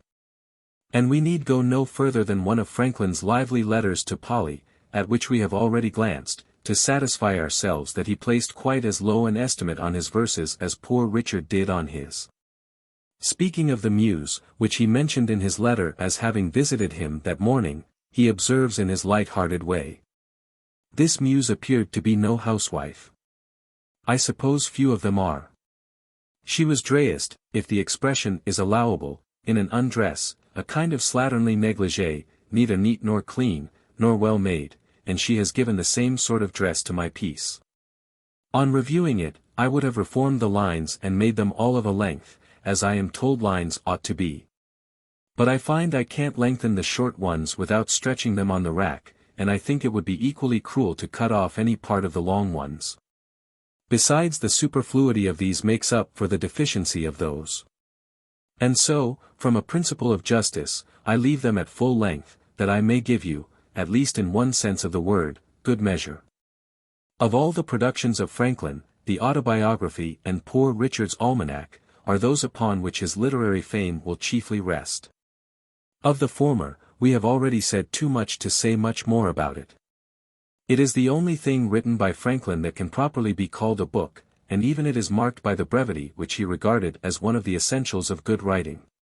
If he did not write other books, it was not, so far as we can see, because, as has been charged, he lacked constructive capacity, but rather because, when he resorted to the pen, he did it not for literary celebrity, but for practical purposes of the hour, best subserved by brief essays or papers. It is true that in writing the early chapters of the Autobiography, which brought his life down to the year 1730, he was not exactly writing for the moment, but, still, the motive by which he was actuated was a purely practical one. They were written to my son, he said in a letter to Matthew Carey, and intended only as information to my family. Even in the later chapters, which brought his life down to his 50th year, he still had a similar incentive to literary effort, highly congenial with the general bent of his character, that is to say, the opportunity that they afforded him to point to his business success as an example of what might be accomplished by frugality and industry. What is to follow, he wrote to the Duc de la Rochefoucauld, will be of more important transactions, but it seems to me that what is done will be of more general use to young readers, as exemplifying strongly the effects of prudent and imprudent conduct in the commencement of a life of business. 2 days later, he wrote to Benjamin Vaughan from Philadelphia that he was diligently employed in writing the Autobiography, to which his persuasions had not a little contributed. To shorten the work, he said, as well as for other reasons, I omit all facts and transactions, that may not have a tendency to benefit the young reader, by showing him from my example, and my success in emerging from poverty, and acquiring some degree of wealth, power, and reputation, the advantages of certain modes of conduct which I observed, and of avoiding the errors which were prejudicial to me. To the limited nature of the inducements to the composition of the Autobiography, disclosed by these letters, it was due that the interest of Franklin in the subsequent continuation of the work was too languid for the completion of the whole plan of the Autobiography, as intimated in the hints which he gives of its intended scope. Notwithstanding the urgent appeals which his friends never ceased to make to him to complete it. If one of the effects of the fearless self-arraignment of the Autobiography has been to lower the standing of Franklin in some respects with posterity, we should remember the unselfish motive which induced him to turn his youthful errors to the profit of others, and also the fact that he had his own misgivings about the bearing upon his reputation of such outspoken self-exposure, and submitted the propriety of publishing the Autobiography unreservedly to the judgment of friends who were certainly competent judges in every regard of what the moral sense of their time would approve. I am not without my doubts concerning the memoirs, whether it would be proper to publish them, or not, at least during my lifetime, he wrote to the Duc de la Rochefoucauld, and I am persuaded there are many things that would, in case of publication, be best omitted. I therefore request it most earnestly of you, my dear friend, that you would examine them carefully and critically, with M. Le Vaillard, and give me your candid and friendly advice thereupon, as soon as you can conveniently.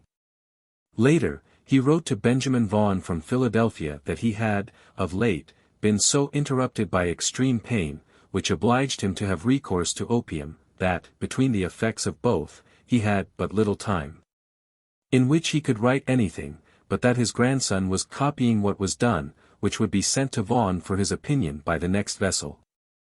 For he found it a difficult task to speak decently and properly of one's own conduct, and felt the want of a judicious friend to encourage him in scratching out.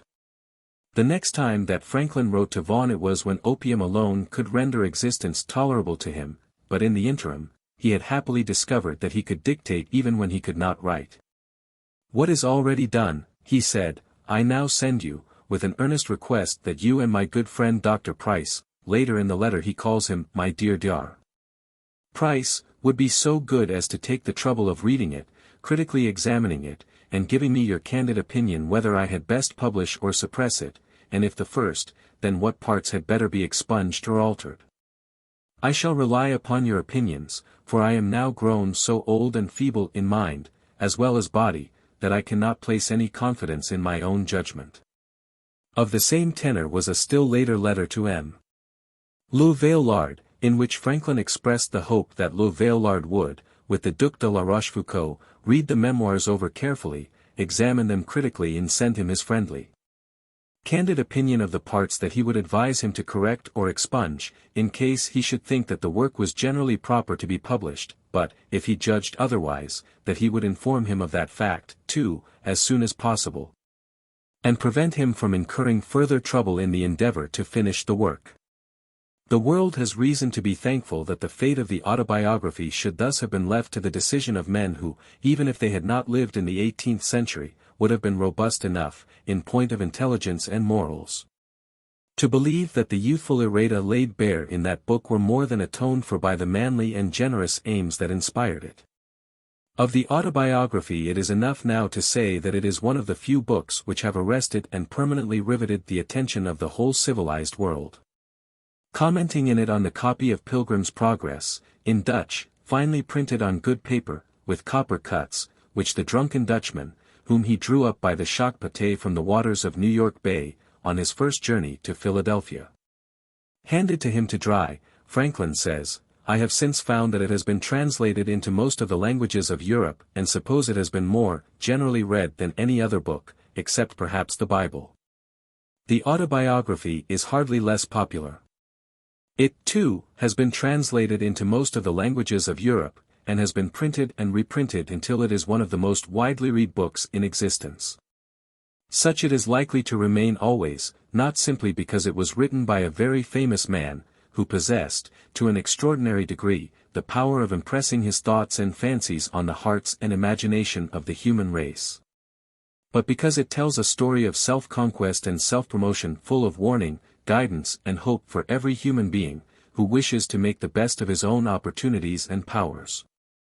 As a mere composition, dressed though it is like the poetic muse described by Franklin in his letter to Polly, in a kind of slatternly negligee, it is one of the masterpieces of literature. Its very careless loquacity is but suggestive of a mind overflowing with its own profusion of experience and reflection. There is no better test of the extent, to which a writer has proved himself equal to the highest possibilities of his art, than to ask how readily his conceptions can be pictured.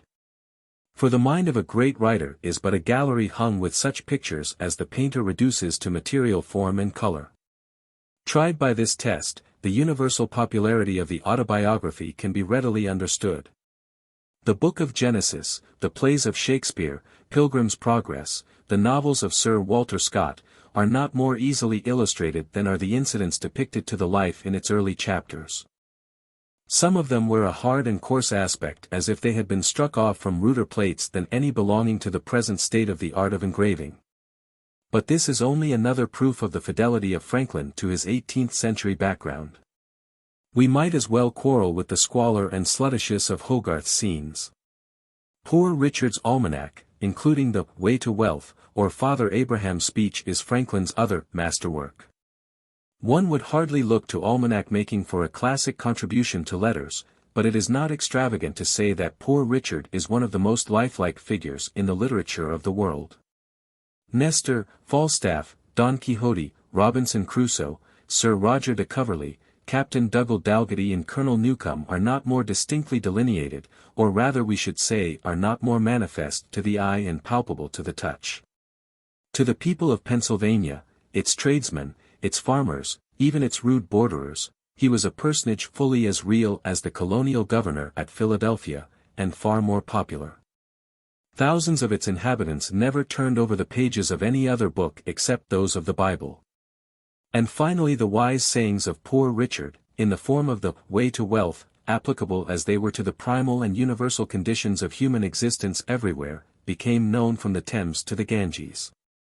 The middle of the 18th century was the heyday of almanac making, and the best proof of the durable stuff, of which Poor Richard's almanac was woven, is the utter oblivion that has overtaken all his competitors except those who are preserved in his pages like flies in amber. The prefaces of Poor Richard, the proverbial maxims with which his almanacs are bestrewn, the compendious speech on which these maxims are finely strung like bright beads, have survived, because they were adapted, with consummate art, to the simple habits and mental wants of the rude audience, to which they were addressed. For upwards of 30 years, Poor Richard, with a distinctness and consistency of character as perfect as those of Santa Claus, made his annual bow to the people of Pennsylvania, and served up to their delighted palates his highly seasoned alla podrida of mock astrology, homely wisdom and coarse jollity in prose and verse. Sometimes the humor is mere horse laughter, but always the shrewd, worldly wise, merry-tempered old philomath and stargazer hits the fancy of his readers with unerring accuracy between wind and water. His weather predictions and prognostications of planetary conjunctions are just serious enough for unlettered rustics whose minds have been partially but not wholly disabused of the belief that rain comes with the change of the moon. His proverbs are the proverbs of men whose lives are too meager and straitened to permit them to forget his saying that if you will not hear reason she'll surely rap your knuckles. His humor is the humor of men whose grave, weather-beaten features do not relax into a smile or grin except under the compelling influence of some broad joke or ridiculous spectacle. Just as the most successful inventor is the one who invents the device that has the widest application to material uses, so the most successful writer is the one who conceives the thoughts that have the widest application to the moral and intellectual needs of mankind. The thoughts that Poor Richard conceived or adopted are such thoughts. For what he taught was full of significance to every man who desires to obtain a correct insight into the moral and economic laws that govern the world for the purpose of winning its favor. Which means all men except those who either prey on the world or merely drift along with its current. In the prefaces to his almanac, Poor Richard manages to keep both his wife Bridget and himself close to the footlights. In the first preface, he says that, if he were to declare that he wrote almanacs with no other view than of the public good, he should not be sincere. The plain truth of the matter is, he confesses, I am excessive poor, and my wife, good woman, is, I tell her, excessive proud. She cannot bear, she says, to sit spinning in her shift of tow, while I do nothing but gaze at the stars. And has threatened more than once to burn all my books and rattling traps, as she calls my instruments, if I do not make some profitable use of them for the good of my family. In the preface of the succeeding year he announces that the patronage of his readers the year before had made his circumstances much easier. His wife had been enabled to get a pot of her own, and was no longer obliged to borrow one from a neighbor. Nor had they ever since been without something of their own to put in it. She had also got a pair of shoes, 2 new shifts, and a new, warm petticoat, and for his part he had bought a second-hand coat, so good that he was no longer ashamed to go to town or be seen there.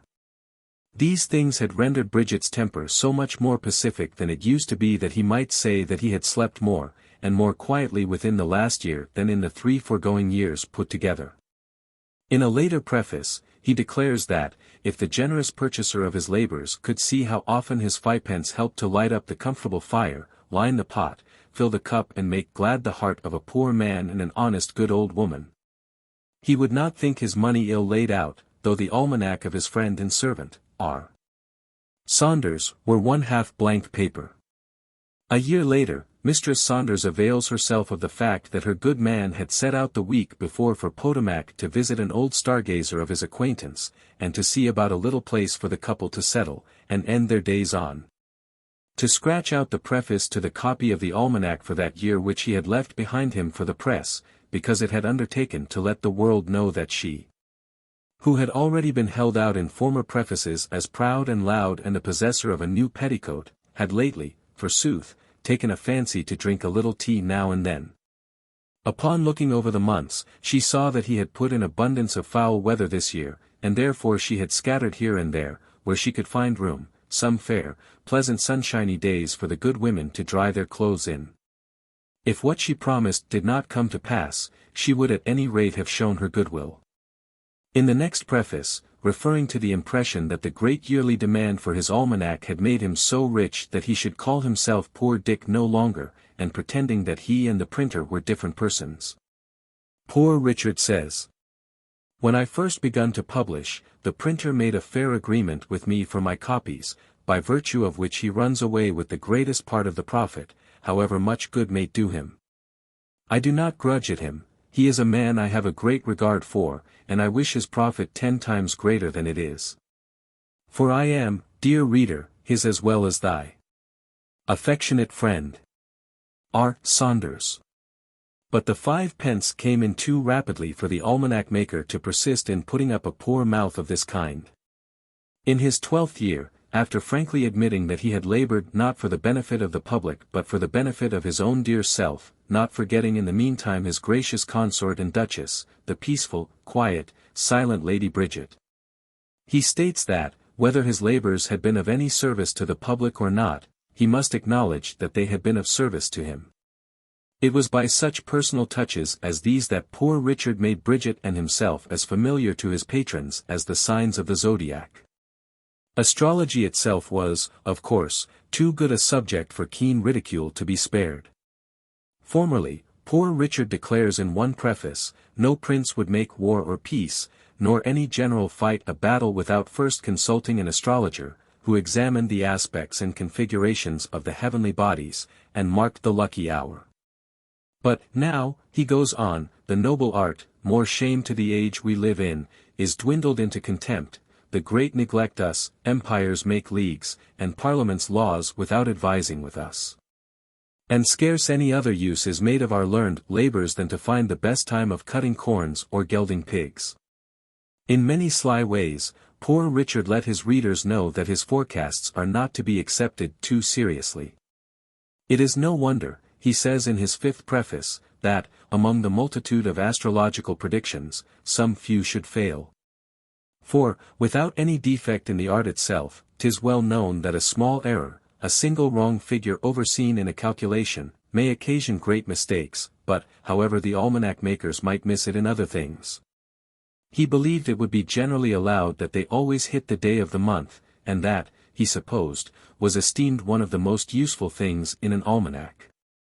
In another issue of the almanac, he indulges in a great variety of confident predictions as to the year 1739. The crabs will go sidelong in the rope makers backwards, the belly will wag before, and another part of the body, which we shall not name, but he does, will sit down first. Mercury will so confound the speech of people that, when a Pennsylvanian will wish to say panther, he will say painter, and, when a New Yorker will attempt to say this, he will say dis, and the people of New England and Cape May will not be able to say cow for their lives, but will be forced to say kiao by a certain involuntary twist in the root of their tongues. As for Connecticut men and Marylanders, they will not be able to open their mouths but sir shall be the first or last syllable they will pronounce, and sometimes both. Some of his other predictions are that the stone blind will see but very little, the deaf will hear but poorly and the dumb will not speak very plain, while whole flocks, herds and droves of sheep, swine and oxen, cocks and hens, ducks and drakes, geese and ganders will go to pot, but the mortality will not be altogether so great among cats, dogs and horses. As for age, it will be incurable because of the years past, and, towards the fall, some people will be seized with an unaccountable inclination to eat their own ears. But the worst disease of all will be a certain most horrid, dreadful, malignant, catching, perverse and odious malady, almost epidemical, insomuch that many will run mad upon it. I quake for very fear, exclaims Poor Richard, when I think on't. For I assure you very few will escape this disease, which is called by the learned Albumazer lacomony. That the orange trees in Greenland will go near to fare the worse for the cold, that oats will be a great help to horses and that there will not be much more bacon than swine, are still other prophecies hazarded by the astrologer. In another preface, he declares that he has gone into retirement, and that it is time for an old man such as he is to think of preparing for his great remove. Then follow these impatient statements. The perpetual teasing of both neighbors and strangers, to calculate nativities, give judgments on schemes, erect figures, discover thieves, detect horse stealers. Describe the route of runaways and strayed cattle. The crowd of visitors with 1,000 trifling questions: will my ship return safe? Will my mare win the race? Will her next colt be a pacer? When will my wife die? Who shall be my husband, and how long first? When is the best time to cut hair, trim locks or sow sow lad? These and the like impertinences I have now neither taste nor leisure for. I have had enough of m. All that these angry folks can say, will never provoke me to tell them where I live. I would eat my nails first. At times the hoarse laughter is even slightly flavored with the stercoraceous smell of the stable. Ignorant men, says Poor Richard in his 7th preface, wonder how we astrologers foretell the weather so exactly, unless we deal with the old black devil. Alas! 'Tis as easy as. For instance, the stargazer peeps at the heavens through a long glass. He sees perhaps Taurus, or the great bull, in a mighty chafe, stamping on the floor of his house, swinging his tail about, stretching out his neck, and opening wide his mouth. 'Tis natural from these appearances to judge that this furious bull is puffing, blowing and roaring. Distance being considered and time allowed for all this to come down, there you have wind and thunder. He spies perhaps Virgo, or the Virgin Winky Face. She turns her head round as it were to see if anybody observed her, then crouching down gently, with her hands on her knees, she looks wistfully for a while right forward. He judges rightly what she's about, and having calculated the distance and allowed time for its falling, finds that next spring we shall have a fine April shower.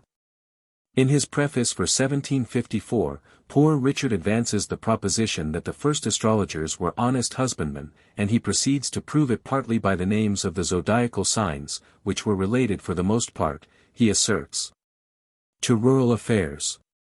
The ram, the bull, the twins, the crab, the lion, the wench, the balance, the scorpion, the archer, the goat, the water-bearer, the fish, one by one he tells them off in the course of his demonstration, making his own comments on their several meanings as he goes along. The lion and the wench, he says, were intended by the ancients to mark the summer months and dog days when those creatures were most mischievous.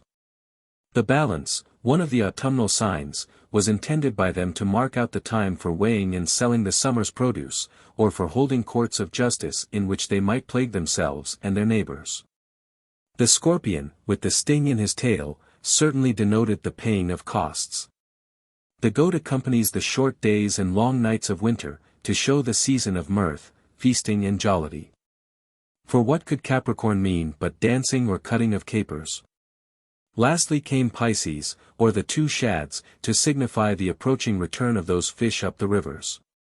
Make your wares, haul your seines, catch M and pickle M, my friends, advised Poor Richard, they are excellent relishers of old cider.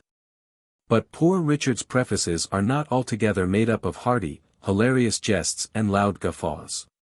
The raillery, with which he plies his rival Philomath, Titan Leeds, would be as admirable as any humour in his writings, if it were not borrowed so manifestly from Dean Swift's ridicule of Partridge, the almanac maker. In his very first preface in 1733, he says that he would have published an almanac many years before had he not been restrained by his regard for his good friend and fellow student, Mr. Titan Leeds, whose interest he was extremely unwilling to hurt. But this obstacle, I am far from speaking it with pleasure, declares Poor Richard, is soon to be removed, since inexorable death, who was never known to respect merit, has already prepared the mortal dart. The fatal sister has already extended her destroying shears, and that ingenious man must soon be taken from us. He dies, by my calculation made at his request, on October 17, 1733, 3h, 29m, p.m. at the very instant of the symbol for conjunction, of symbol for Sun, and symbol for Mercury. By his own calculation he will survive till the 26th of the same month. This small difference between us we have disputed whenever we have met these 9 years past. But at length he is inclinable to agree with my judgment, which of us is most exact, a little time will now determine. As therefore these provinces may not longer expect to see any of his performances after this year, I think myself free to take up the task, and request a share of the public encouragement. To these assertions Leeds returned a hot answer in his American Almanac for the succeeding year. Notwithstanding the false prediction of the writer, who proposed to succeed him in the writing of almanacs, he had, he said, by the mercy of God lived to write a diary for the year 1734 and to publish the folly and ignorance of the presumptuous author, whom he did not scruple, in the rising tide of his wrath, to term a fool and a liar, and a conceited scribbler. This, of course, was just what poor Richard was calculating on. In his next preface, he is at his very best. In the preface to my last almanac, he says, I foretold the death of my dear old friend and fellow student, the learned and ingenious Mr. Titan Leeds, which was to be on the 17th of October, 1733, 3h, 29m, p.m. at the very instant of the symbol for conjunction, of symbol for Sun, and symbol for Mercury. By his own calculation he was to survive till the 26th of the same month, and expire in the time of the eclipse, near 11 o'clock a.m. At which of these times he died, or whether he be really yet dead, I cannot at this present writing positively assure my readers. Forasmuch as a disorder in my own family demanded my presence, and would not permit me as I had intended, to be with him in his last moments, to receive his last embrace, to close his eyes, and do the duty of a friend in performing the last offices to the departed. Therefore it is that I cannot positively affirm whether he be dead or not, for the stars only show to the skilful, what will happen in the natural and universal chain of causes and effects. But 'tis well known, that the events which would otherwise certainly happen at certain times in the course of nature are sometimes set aside or postponed for wise and good reasons by the immediate particular dispositions of Providence. Which particular dispositions the stars can by no means discover or foreshow. There is however, and I cannot speak it without sorrow, there is the strongest probability that my dear friend is no more. For there appears in his name, as I am assured, an almanac for the year 1734, in which I am treated in a very gross and unhandsome manner, in which I am called a false predictor, an ignorant, a conceited scribbler, a fool, and a liar. Mr. Leeds was too well bred to use any man so indecently and so scurrilously, and moreover his esteem and affection for me was extraordinary, so that it is to be feared that pamphlet may be only a contrivance of somebody or other, who hopes perhaps to sell 2 or 3 years' almanacs still, by the sole force and virtue of Mr. Leeds' name. But certainly, to put words into the mouth of a gentleman and a man of letters, against his friend, which the meanest and most scandalous of the people might be ashamed to utter even in a drunken quarrel, is an unpardonable injury to his memory, and an imposition upon the public. Mr. Leeds was not only profoundly skillful in the useful science he professed, but he was a man of exemplary sobriety, a most sincere friend, and an exact performer of his word. These valuable qualifications, with many others so much endeared him to me, that although it should be so, that, contrary to all probability, contrary to my prediction and his own, he might possibly be yet alive. Yet my loss of honor as a prognosticator, cannot afford me so much mortification, as his life, health and safety would give me joy and satisfaction. By these observations, the burden was again imposed upon Titan Leeds of demonstrating that he was still alive, and accordingly in his next preface his indignant shade did not fail to take notice of them. But, with the succeeding revolution of the earth about the sun, poor Richard was at his sport again. Whatever may be the music of the spheres, he said, how great soever the harmony of the stars, 'tis certain there is no harmony among the stargazers. But they are perpetually growling and snarling at one another like strange curs, or like some men at their wives. I had resolved to keep the peace on my own part, and affront none of them. And I shall persist in that resolution, but having received much abuse from Titan Leeds deceased, Titan Leeds when living would not have used me so. I say, having received much abuse from the ghost of Titan Leeds, who pretends to be still living, and to write almanacs in spite of me and my predictions, I cannot help saying, that though I take it patiently, I take it very unkindly. And whatever he may pretend, 'tis undoubtedly true that he is really defunct and dead.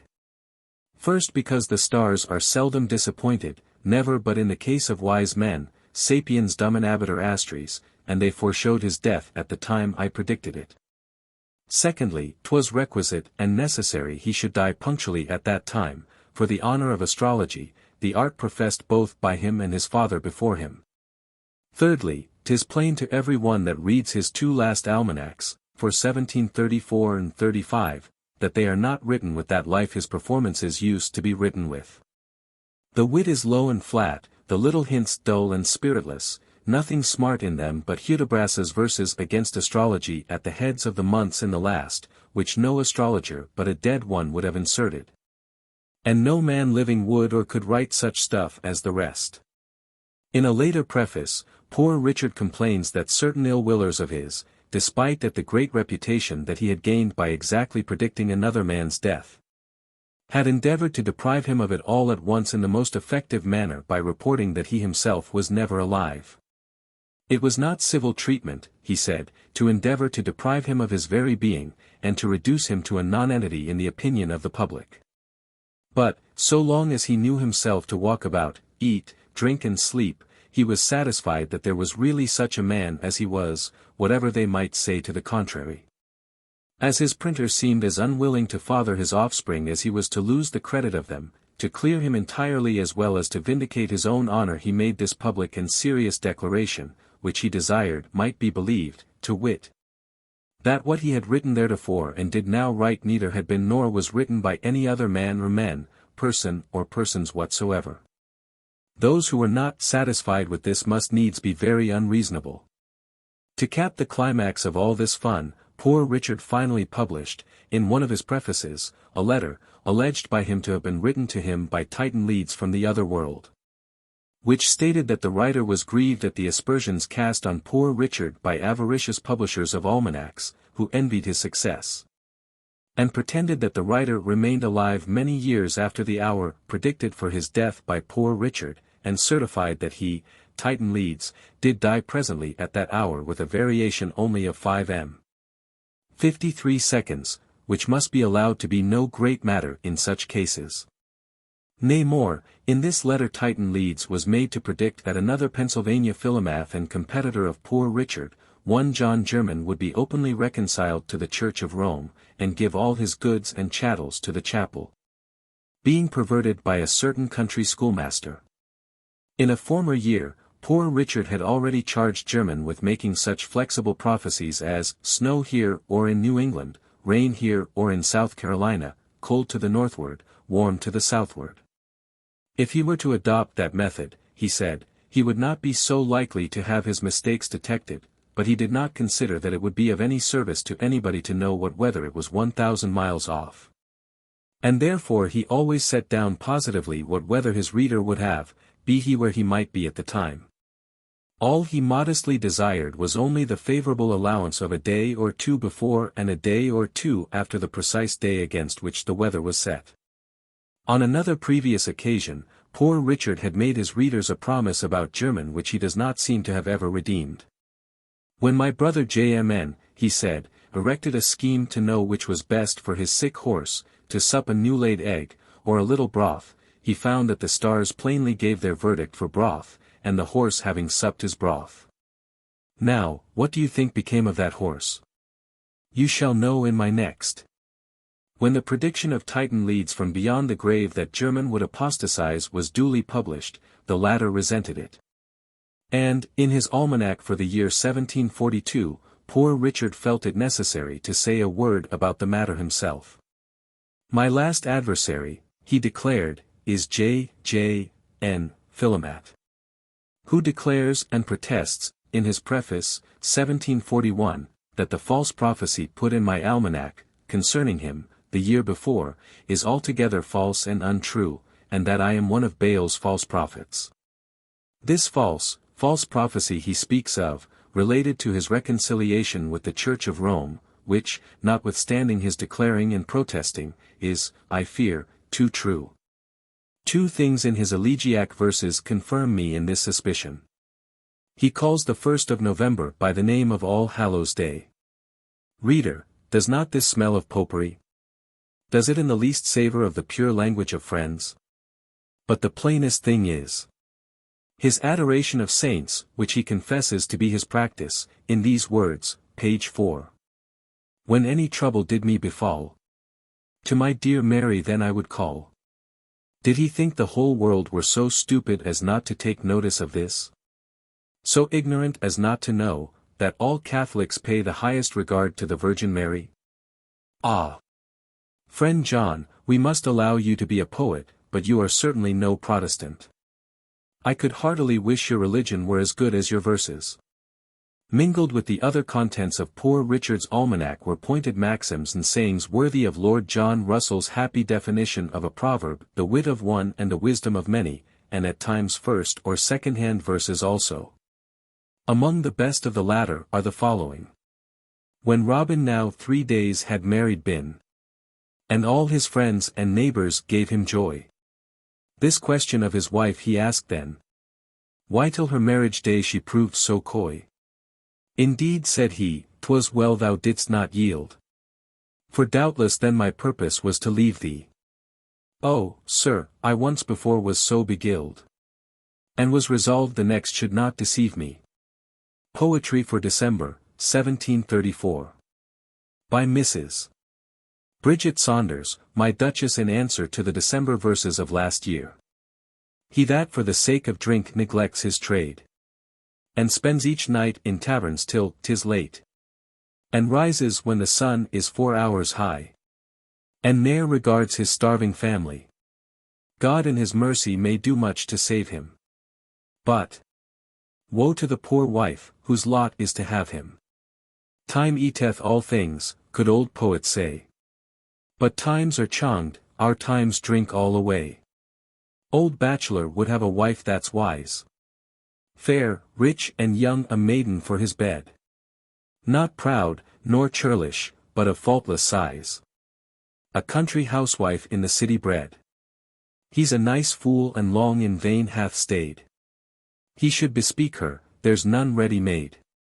And this is Poor Richard's version of how Cupid and Campaspe played for kisses. My love and I for kisses played. She would keep stakes, I was content. But when I won, she would be paid. This made me ask her what she meant. Quoth she, since you are in the wrangling vein, here take your kisses, give me mine again. The first preface to Poor Richard's Almanac appeared in the issue for 1733. In 1758, the proverbs and sayings, scattered through the preceding issues of the publication, were assembled in the Way to Wealth or Father Abraham's speech. Even John Bach McMaster in his brief, though admirable, work on Franklin as a man of letters found that he could not abridge this renowned production. So we offer no apology for inserting it here in its entirety. Courteous reader, I have heard that nothing gives an author so great pleasure, as to find his works respectfully quoted by other learned authors. This pleasure I have seldom enjoyed. For though I have been, if I may say it without vanity, an eminent author of almanacs annually now a full quarter of a century, my brother authors in the same way, for what reason I know not, have ever been very sparing in their applauses. And no other author has taken the least notice of me, so that did not my writings produce me some solid pudding, the great deficiency of praise would have quite discouraged me. I concluded at length, that the people were the best judges of my merit, for they buy my works. And besides, in my rambles, where I am not personally known, I have frequently heard one or other of my adages repeated, with, as Poor Richard says, at the end on T. This gave me some satisfaction, as it showed not only that my instructions were regarded, but discovered likewise some respect for my authority. And I own, that to encourage the practice of remembering and repeating those wise sentences, I have sometimes quoted myself with great gravity. Judge, then, how much I must have been gratified by an incident I am going to relate to you. I stopped my horse lately where a great number of people were collected at a vendue of merchant goods. The hour of sale not being come, they were conversing on the badness of the times, and one of the company called to a plain clean old man, with white locks, Pray, Father Abraham, what think you of the times? Won't these heavy taxes quite ruin the country? How shall we be ever able to pay them? What would you advise us to?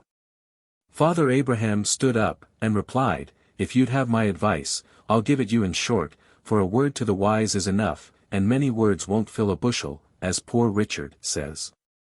They joined in desiring him to speak his mind, and gathering round him, he proceeded as follows. Friends, says he, and neighbors, the taxes are indeed very heavy, and if those laid on by the government were the only ones we had to pay, we might more easily discharge them, but we have many others, and much more grievous to some of us. We are taxed twice as much by our idleness, 3 times as much by our pride, and 4 times as much by our folly, and from these taxes the commissioners cannot ease or deliver us by allowing an abatement. However, let us hearken to good advice, and something may be done for us. God helps them that help themselves, as Poor Richard says, in his almanac of 1733. It would be thought a hard government that should tax its people 1/10 part of their time, to be employed in its service. But idleness taxes many of us much more, if we reckon all that is spent in absolute sloth, or doing of nothing, with that which is spent in idle employments or amusements, that amount to nothing. Sloth, by bringing on diseases, absolutely shortens life. Sloth, like rust, consumes faster than labor wears, while the used key is always bright, as Poor Richard says. But dost thou love life, then do not squander time, for that's the stuff life is made of, as Poor Richard says. How much more than is necessary do we spend in sleep, forgetting that the sleeping fox catches no poultry, and that there will be sleeping enough in the grave, as Poor Richard says. If time be of all things the most precious, wasting time must be, as Poor Richard says, the greatest prodigality, since, as he elsewhere tells us, lost time is never found again. And what we call time enough, always proves little enough. Let us then be up and doing to the purpose, so by diligence shall we do more with less perplexity. Sloth makes all things difficult, but industry all easy, as Poor Richard says. And he that riseth late must trot all day, and shall scarce overtake his business at night, while laziness travels so slowly, that poverty soon overtakes him, as we read in Poor Richard, who adds, Drive thy business, let not that drive thee. And early to bed, and early to rise, makes a man healthy, wealthy, and wise. So what signifies wishing and hoping for better times? We may make these times better, if we bestir ourselves. Industry need not wish, as Poor Richard says, and he that lives upon hope will die fasting. There are no gains without pains, then help hands, for I have no lands, or if I have, they are smartly taxed. And, as Poor Richard likewise observes, he that hath a trade hath an estate, and he that hath a calling, hath an office of profit and honor. But then the trade must be worked at, and the calling well followed, or neither the estate nor the office will enable us to pay our taxes. If we are industrious, we shall never starve. For, as Poor Richard says, at the working man's house hunger looks in, but dares not enter. Nor will the bailiff or the constable enter, for industry pays debts, while despair increaseth them, says Poor Richard. What though you have found no treasure, nor has any rich relation left you a legacy? Diligence is the mother of good luck, as Poor Richard says, and God gives all things to industry. Then plough deep, while sluggards sleep, and you shall have corn to sell and to keep, says Poor Dick. Work while it is called today, for you know not how much you may be hindered tomorrow, which makes Poor Richard say, one today is worth 2 tomorrows, and farther, have you somewhat to do tomorrow, do it today. If you were a servant, would you not be ashamed that a good master should catch you idle? Are you then your own master? Be ashamed to catch yourself idle, as Poor Dick says. When there is so much to be done for yourself, your family, your country, and your gracious king, be up by peep of day, let not the sun look down and say, Inglorious here he lies. Handle your tools without mittens. Remember that the cat in gloves catches no mice, as Poor Richard says. 'Tis true there is much to be done, and perhaps you are weak-handed, but stick to it steadily. And you will see great effects, for constant dropping wears away stones, and by diligence and patience the mouse ate into the cable, and little strokes fell great oaks, as Poor Richard says in his almanac, the year I cannot just now remember. Methinks I hear some of you say, must a man afford himself no leisure? I will tell thee, my friend, what Poor Richard says, employ thy time well, if thou meanest to gain leisure, and, since thou art not sure of a minute, throw not away an hour. Leisure is time for doing something useful, this leisure the diligent man will obtain, but the lazy man never, so that, as Poor Richard says, a life of leisure and a life of laziness are two things. Do you imagine that sloth will afford you more comfort than labor? No, for as Poor Richard says, trouble springs from idleness, and grievous toil from needless ease. Many without labor, would live by their wits only, but they break for want of stock. Whereas industry gives comfort, and plenty, and respect, fly pleasures, and they'll follow you. The diligent spinner has a large shift. And now I have a sheep and a cow, everybody bids me good morrow, all which is well said by Poor Richard. But with our industry, we must likewise be steady, settled, and careful, and oversee our own affairs with our own eyes, and not trust too much to others. For, as Poor Richard says, I never saw an oft-removed tree, nor yet an oft-removed family, that throve so well as those that settled be. And again, 3 removes is as bad as a fire, and again, keep thy shop, and thy shop will keep thee. And again, if you would have your business done, go, if not, send, and again. He that by the plough would thrive, himself must either hold or drive. And again, the eye of a master will do more work than both his hands. And again, want of care does us more damage than want of knowledge, and again, not to oversee workmen, is to leave them your purse open. Trusting too much to others' care is the ruin of many. For, as the almanac says, in the affairs of this world, men are saved, not by faith, but by the want of it, but a man's own care is profitable. For, saith poor Dick, learning is to the studious, and riches to the careful, as well as power to the bold, and heaven to the virtuous, and farther, if you would have a faithful servant, and one that you like, serve yourself. And again, he adviseth to circumspection and care, even in the smallest matters, because sometimes a little neglect may breed great mischief, adding, for want of a nail the shoe was lost, for want of a shoe the horse was lost.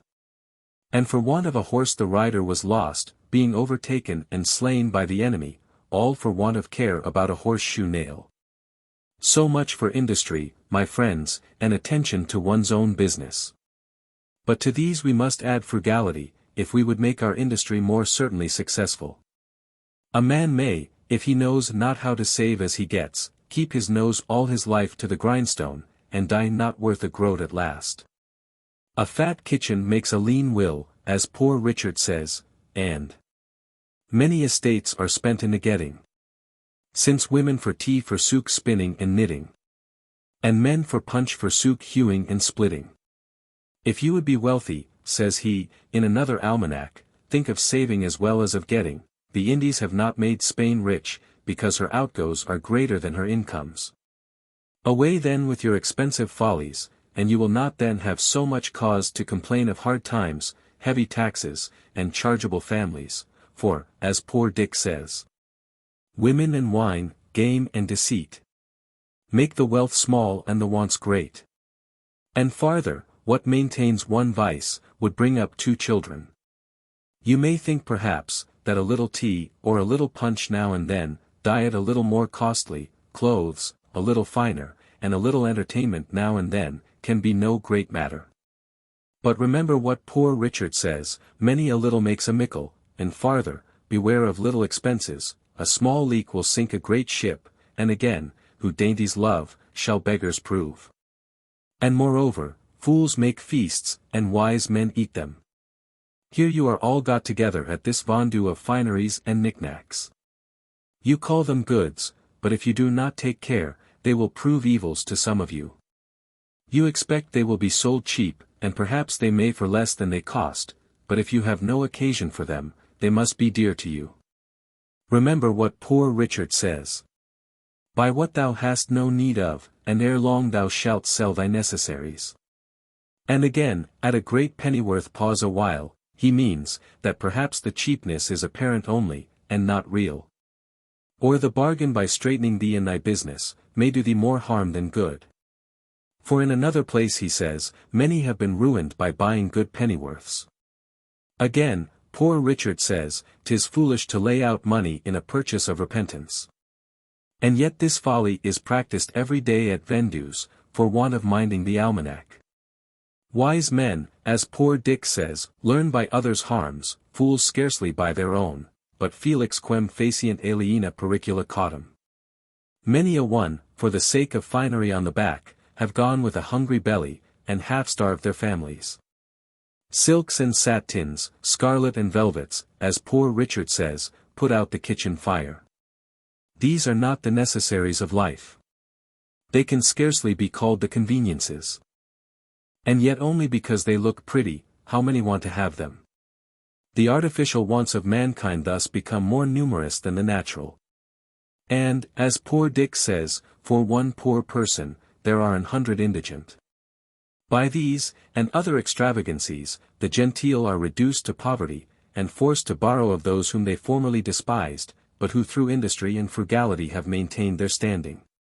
In which case it appears plainly, that a ploughman on his legs is higher than a gentleman on his knees, as Poor Richard says. Perhaps they have had a small estate left them, which they knew not the getting of. They think, 'tis day, and will never be night, that a little to be spent out of so much, is not worth minding. A child and a fool, as Poor Richard says, imagine 20 shillings in 20 years can never be spent but, always taking out of the meal tub, and never putting in, soon comes to the bottom. As poor Dick says, when the well's dry, they know the worth of water. But this they might have known before, if they had taken his advice. If you would know the value of money, go and try to borrow some. For, he that goes a-borrowing goes a-sorrowing, and indeed so does he that lends to such people, when he goes to get it in again. Poor Dick farther advises, and says, fond pride of dress is sure a very curse. Ere fancy you consult your purse. And again, pride is as loud a beggar as want, and a great deal more saucy. When you have bought one fine thing, you must buy 10 more, that your appearance may be all of a piece. But poor Dick says, 'tis easier to suppress the first desire, than to satisfy all that follow it. And 'tis as truly folly for the poor to ape the rich, as for the frog to swell, in order to equal the ox. Great estates may venture more. But little boats should keep near shore. 'Tis, however, a folly soon punished, for pride that dines on vanity, sups on contempt, as Poor Richard says. And in another place, pride breakfasted with plenty, dined with poverty, and supped with infamy. And after all, of what use is this pride of appearance, for which so much is risked, so much is suffered? It cannot promote health, or ease pain. It makes no increase of merit in the person, it creates envy, it hastens misfortune. What is a butterfly? At best, he's but a caterpillar drayest.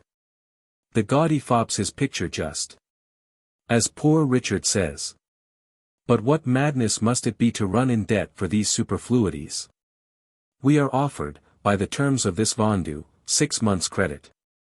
And that perhaps has induced some of us to attend it, because we cannot spare the ready money, and hope now to be fine without it. But, think what you do when you run in debt, you give to another power over your liberty. If you cannot pay at the time, you will be ashamed to see your creditor, you will be in fear when you speak to him, you will make poor pitiful sneaking excuses, and by degrees come to lose your veracity, and sink into base downright lying. For, as Poor Richard says, the second vice is lying, the first is running in debt. And again, to the same purpose, lying rides upon debt's back. Whereas a free-born Englishman ought not to be ashamed or afraid to see or speak to any man living. But poverty often deprives a man of all spirit and virtue, "'Tis hard for an empty bag to stand upright," as Poor Richard truly says. What would you think of that prince, or that government, who should issue an edict forbidding you to dress like a gentleman or a gentlewoman, on pain of imprisonment or servitude? Would you not say, that you were free, have a right to dress as you please, and that such an edict would be a breach of your privileges, and such a government tyrannical? And yet you are about to put yourself under that tyranny, when you run in debt for such dress. Your creditor has authority, at his pleasure to deprive you of your liberty, by confining you in gaol for life, or to sell you for a servant, if you should not be able to pay him. When you have got your bargain, you may, perhaps, think little of payment, but creditors, Poor Richard tells us, have better memories than debtors, and in another place says, creditors are a superstitious sect, great observers of set days and times. The day comes round before you are aware, and the demand is made before you are prepared to satisfy it, or if you bear your debt in mind, the term which at first seems so long, will, as it lessens, appear extremely short. Time will seem to have added wings to his heels as well as shoulders. Those have a short Lent, saith Poor Richard, who owe money to be paid at Easter. Then since, as he says, the borrower is a slave to the lender, and the debtor to the creditor, disdain the chain, preserve your freedom, and maintain your independency, be industrious and free, be frugal and free. At present, perhaps, you may think yourself in thriving circumstances, and that you can bear a little extravagance without injury, but for age and want, save while you may. No morning sun lasts a whole day. As Poor Richard says, gain may be temporary and uncertain, but ever while you live, expense is constant and certain, and 'tis easier to build 2 chimneys, than to keep one in fuel, as Poor Richard says. So, rather go to bed supperless than rise in debt. Get what you can, and what you get hold. 'Tis the stone that will turn all your lead into gold. As Poor Richard says. And when you have got the philosopher's stone, sure you will no longer complain of bad times, or the difficulty of paying taxes. This doctrine, my friends, is reason and wisdom, but after all, do not depend too much upon your own industry, and frugality, and prudence, though excellent things, for they may all be blasted without the blessing of heaven. And therefore, ask that blessing humbly, and be not uncharitable to those that at present seem to want it, but comfort and help them. Remember, Job suffered, and was afterwards prosperous. And now to conclude, experience keeps a dear school, but fools will learn in no other, and scarce in that. For it is true, we may give advice, but we cannot give conduct, as Poor Richard says. However, remember this, they that won't be counselled, can't be helped, as Poor Richard says, and farther, that, if you will not hear reason, she'll surely rap your knuckles. Thus the old gentleman ended his harangue. The people heard it and approved the doctrine, and immediately practiced the contrary, just as if it had been a common sermon. For the vendue opened, and they began to buy extravagantly, notwithstanding his cautions and their own fear of taxes. I found the good man had thoroughly studied my almanacs, and digested all I had dropped on these topics during the course of 25 years. The frequent mention he made of me must have tired any one else, but my vanity was wonderfully delighted with it, though I was conscious that not a 10th part of the wisdom was my own, which he ascribed to me, but rather the gleanings I had made of the sense of all ages and nations. However, I resolved to be the better for the echo of it, and though I had at first determined to buy stuff for a new coat, I went away resolved to wear my old one a little longer. Reader, if thou wilt do the same, thy profit will be as great as mine. I am, as ever, thine to serve thee, Richard Saunders.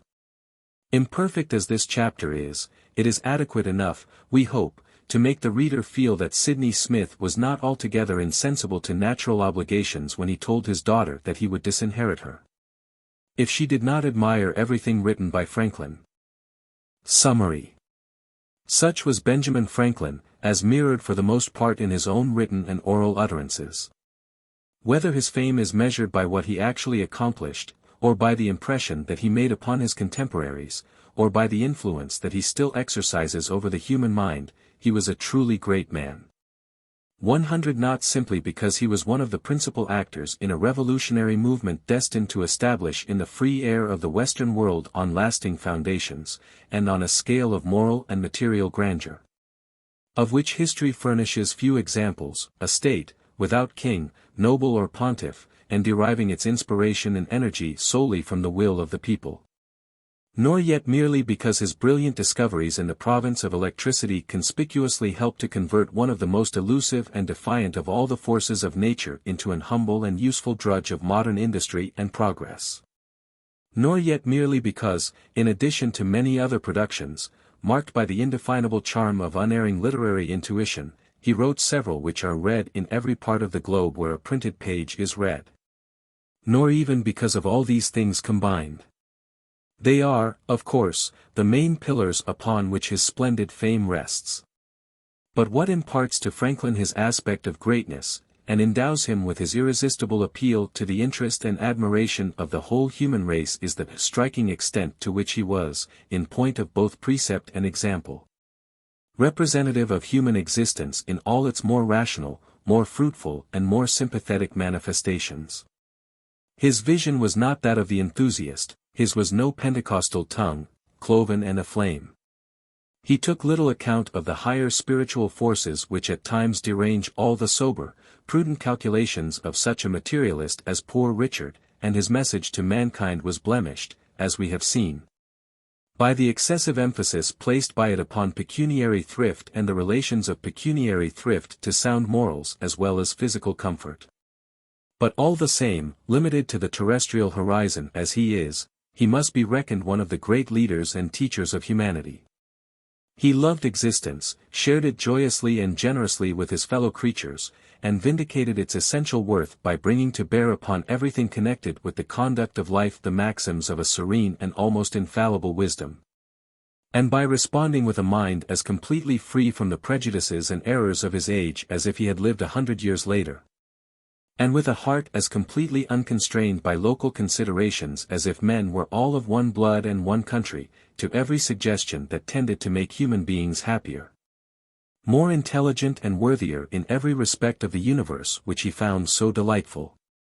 It is this harmony with the world about him, this insight into what that world requires of everyone who seeks to make his way in it, this enlightenment, this sympathy with human aspirations and needs everywhere, together with the rare strain of graphic and kindly instruction by which they were accompanied that caused the name of Franklin to be so often associated with those of the other great men whose fame is not the possession of a single class or land, but of all mankind. The result is that, when the faces of the few individuals, who are recognized by the entire world as having in the different ages of human history rendered service to the entire world, are ranged in plastic repose above the shelves of some public library or along the walls of some other institution, founded for the promotion of human knowledge or well-being, the calm, meditative face of Franklin is rarely missing. It is to be regretted that a character so admirable and amiable in all leading respects as his, so strongly fortified by the cardinal virtues of modesty, veracity, integrity and courage, and so sweetly flavored with all the finer charities of human benevolence and affection, should in some particulars have fallen short of proper standards of conduct. But it is only just to remember that the measure of his lapses from correct conduct is to be mainly found in humorous license, for which the best men of his own age, like Dr. Price and Charles Carroll of Carrollton, had only a laugh, 101 and in offences against sexual morality, which, except so far as they assumed in his youth the form of casual intercourse with low women, whose reputations were already too sorely injured to be further wounded, consisted altogether in the adoption by a singularly versatile nature of a foreign code of manners which imposed upon the members of the society, by which it was formed, the necessity of affecting the language of gallantry even when gallantry itself was not actually practiced. There is at any rate no evidence to show that the long married life of Franklin, so full of domestic concord and tenderness, was ever sullied by the slightest violation of conjugal fidelity. On the whole, therefore, it is not strange that, repelled as we are at times by some passing episode or revelation in his life or character, Everyone who has lingered upon his career finds it hard to turn away from it except with something akin to the feelings of those friends who clung to him so fondly. He was so kind, so considerate, so affectionate, so eager to do good, both to individuals and whole communities, that we have forget the human conventions that his bountiful intellect and heart overflowed. Of him it can at least be said that, if he had some of a man's failings, he had all of a man's merits. And his biographer, in taking leave of him, may well, mindful of his eminent virtues as well as of his brilliant achievements and services, waive all defense of the few vulnerable features of his life and conduct by summing up the final balance of his deserts in the single word engraved upon the pedestal of one of his busts in Paris at the time of his death. That word was, vir, a man, a very man, the end.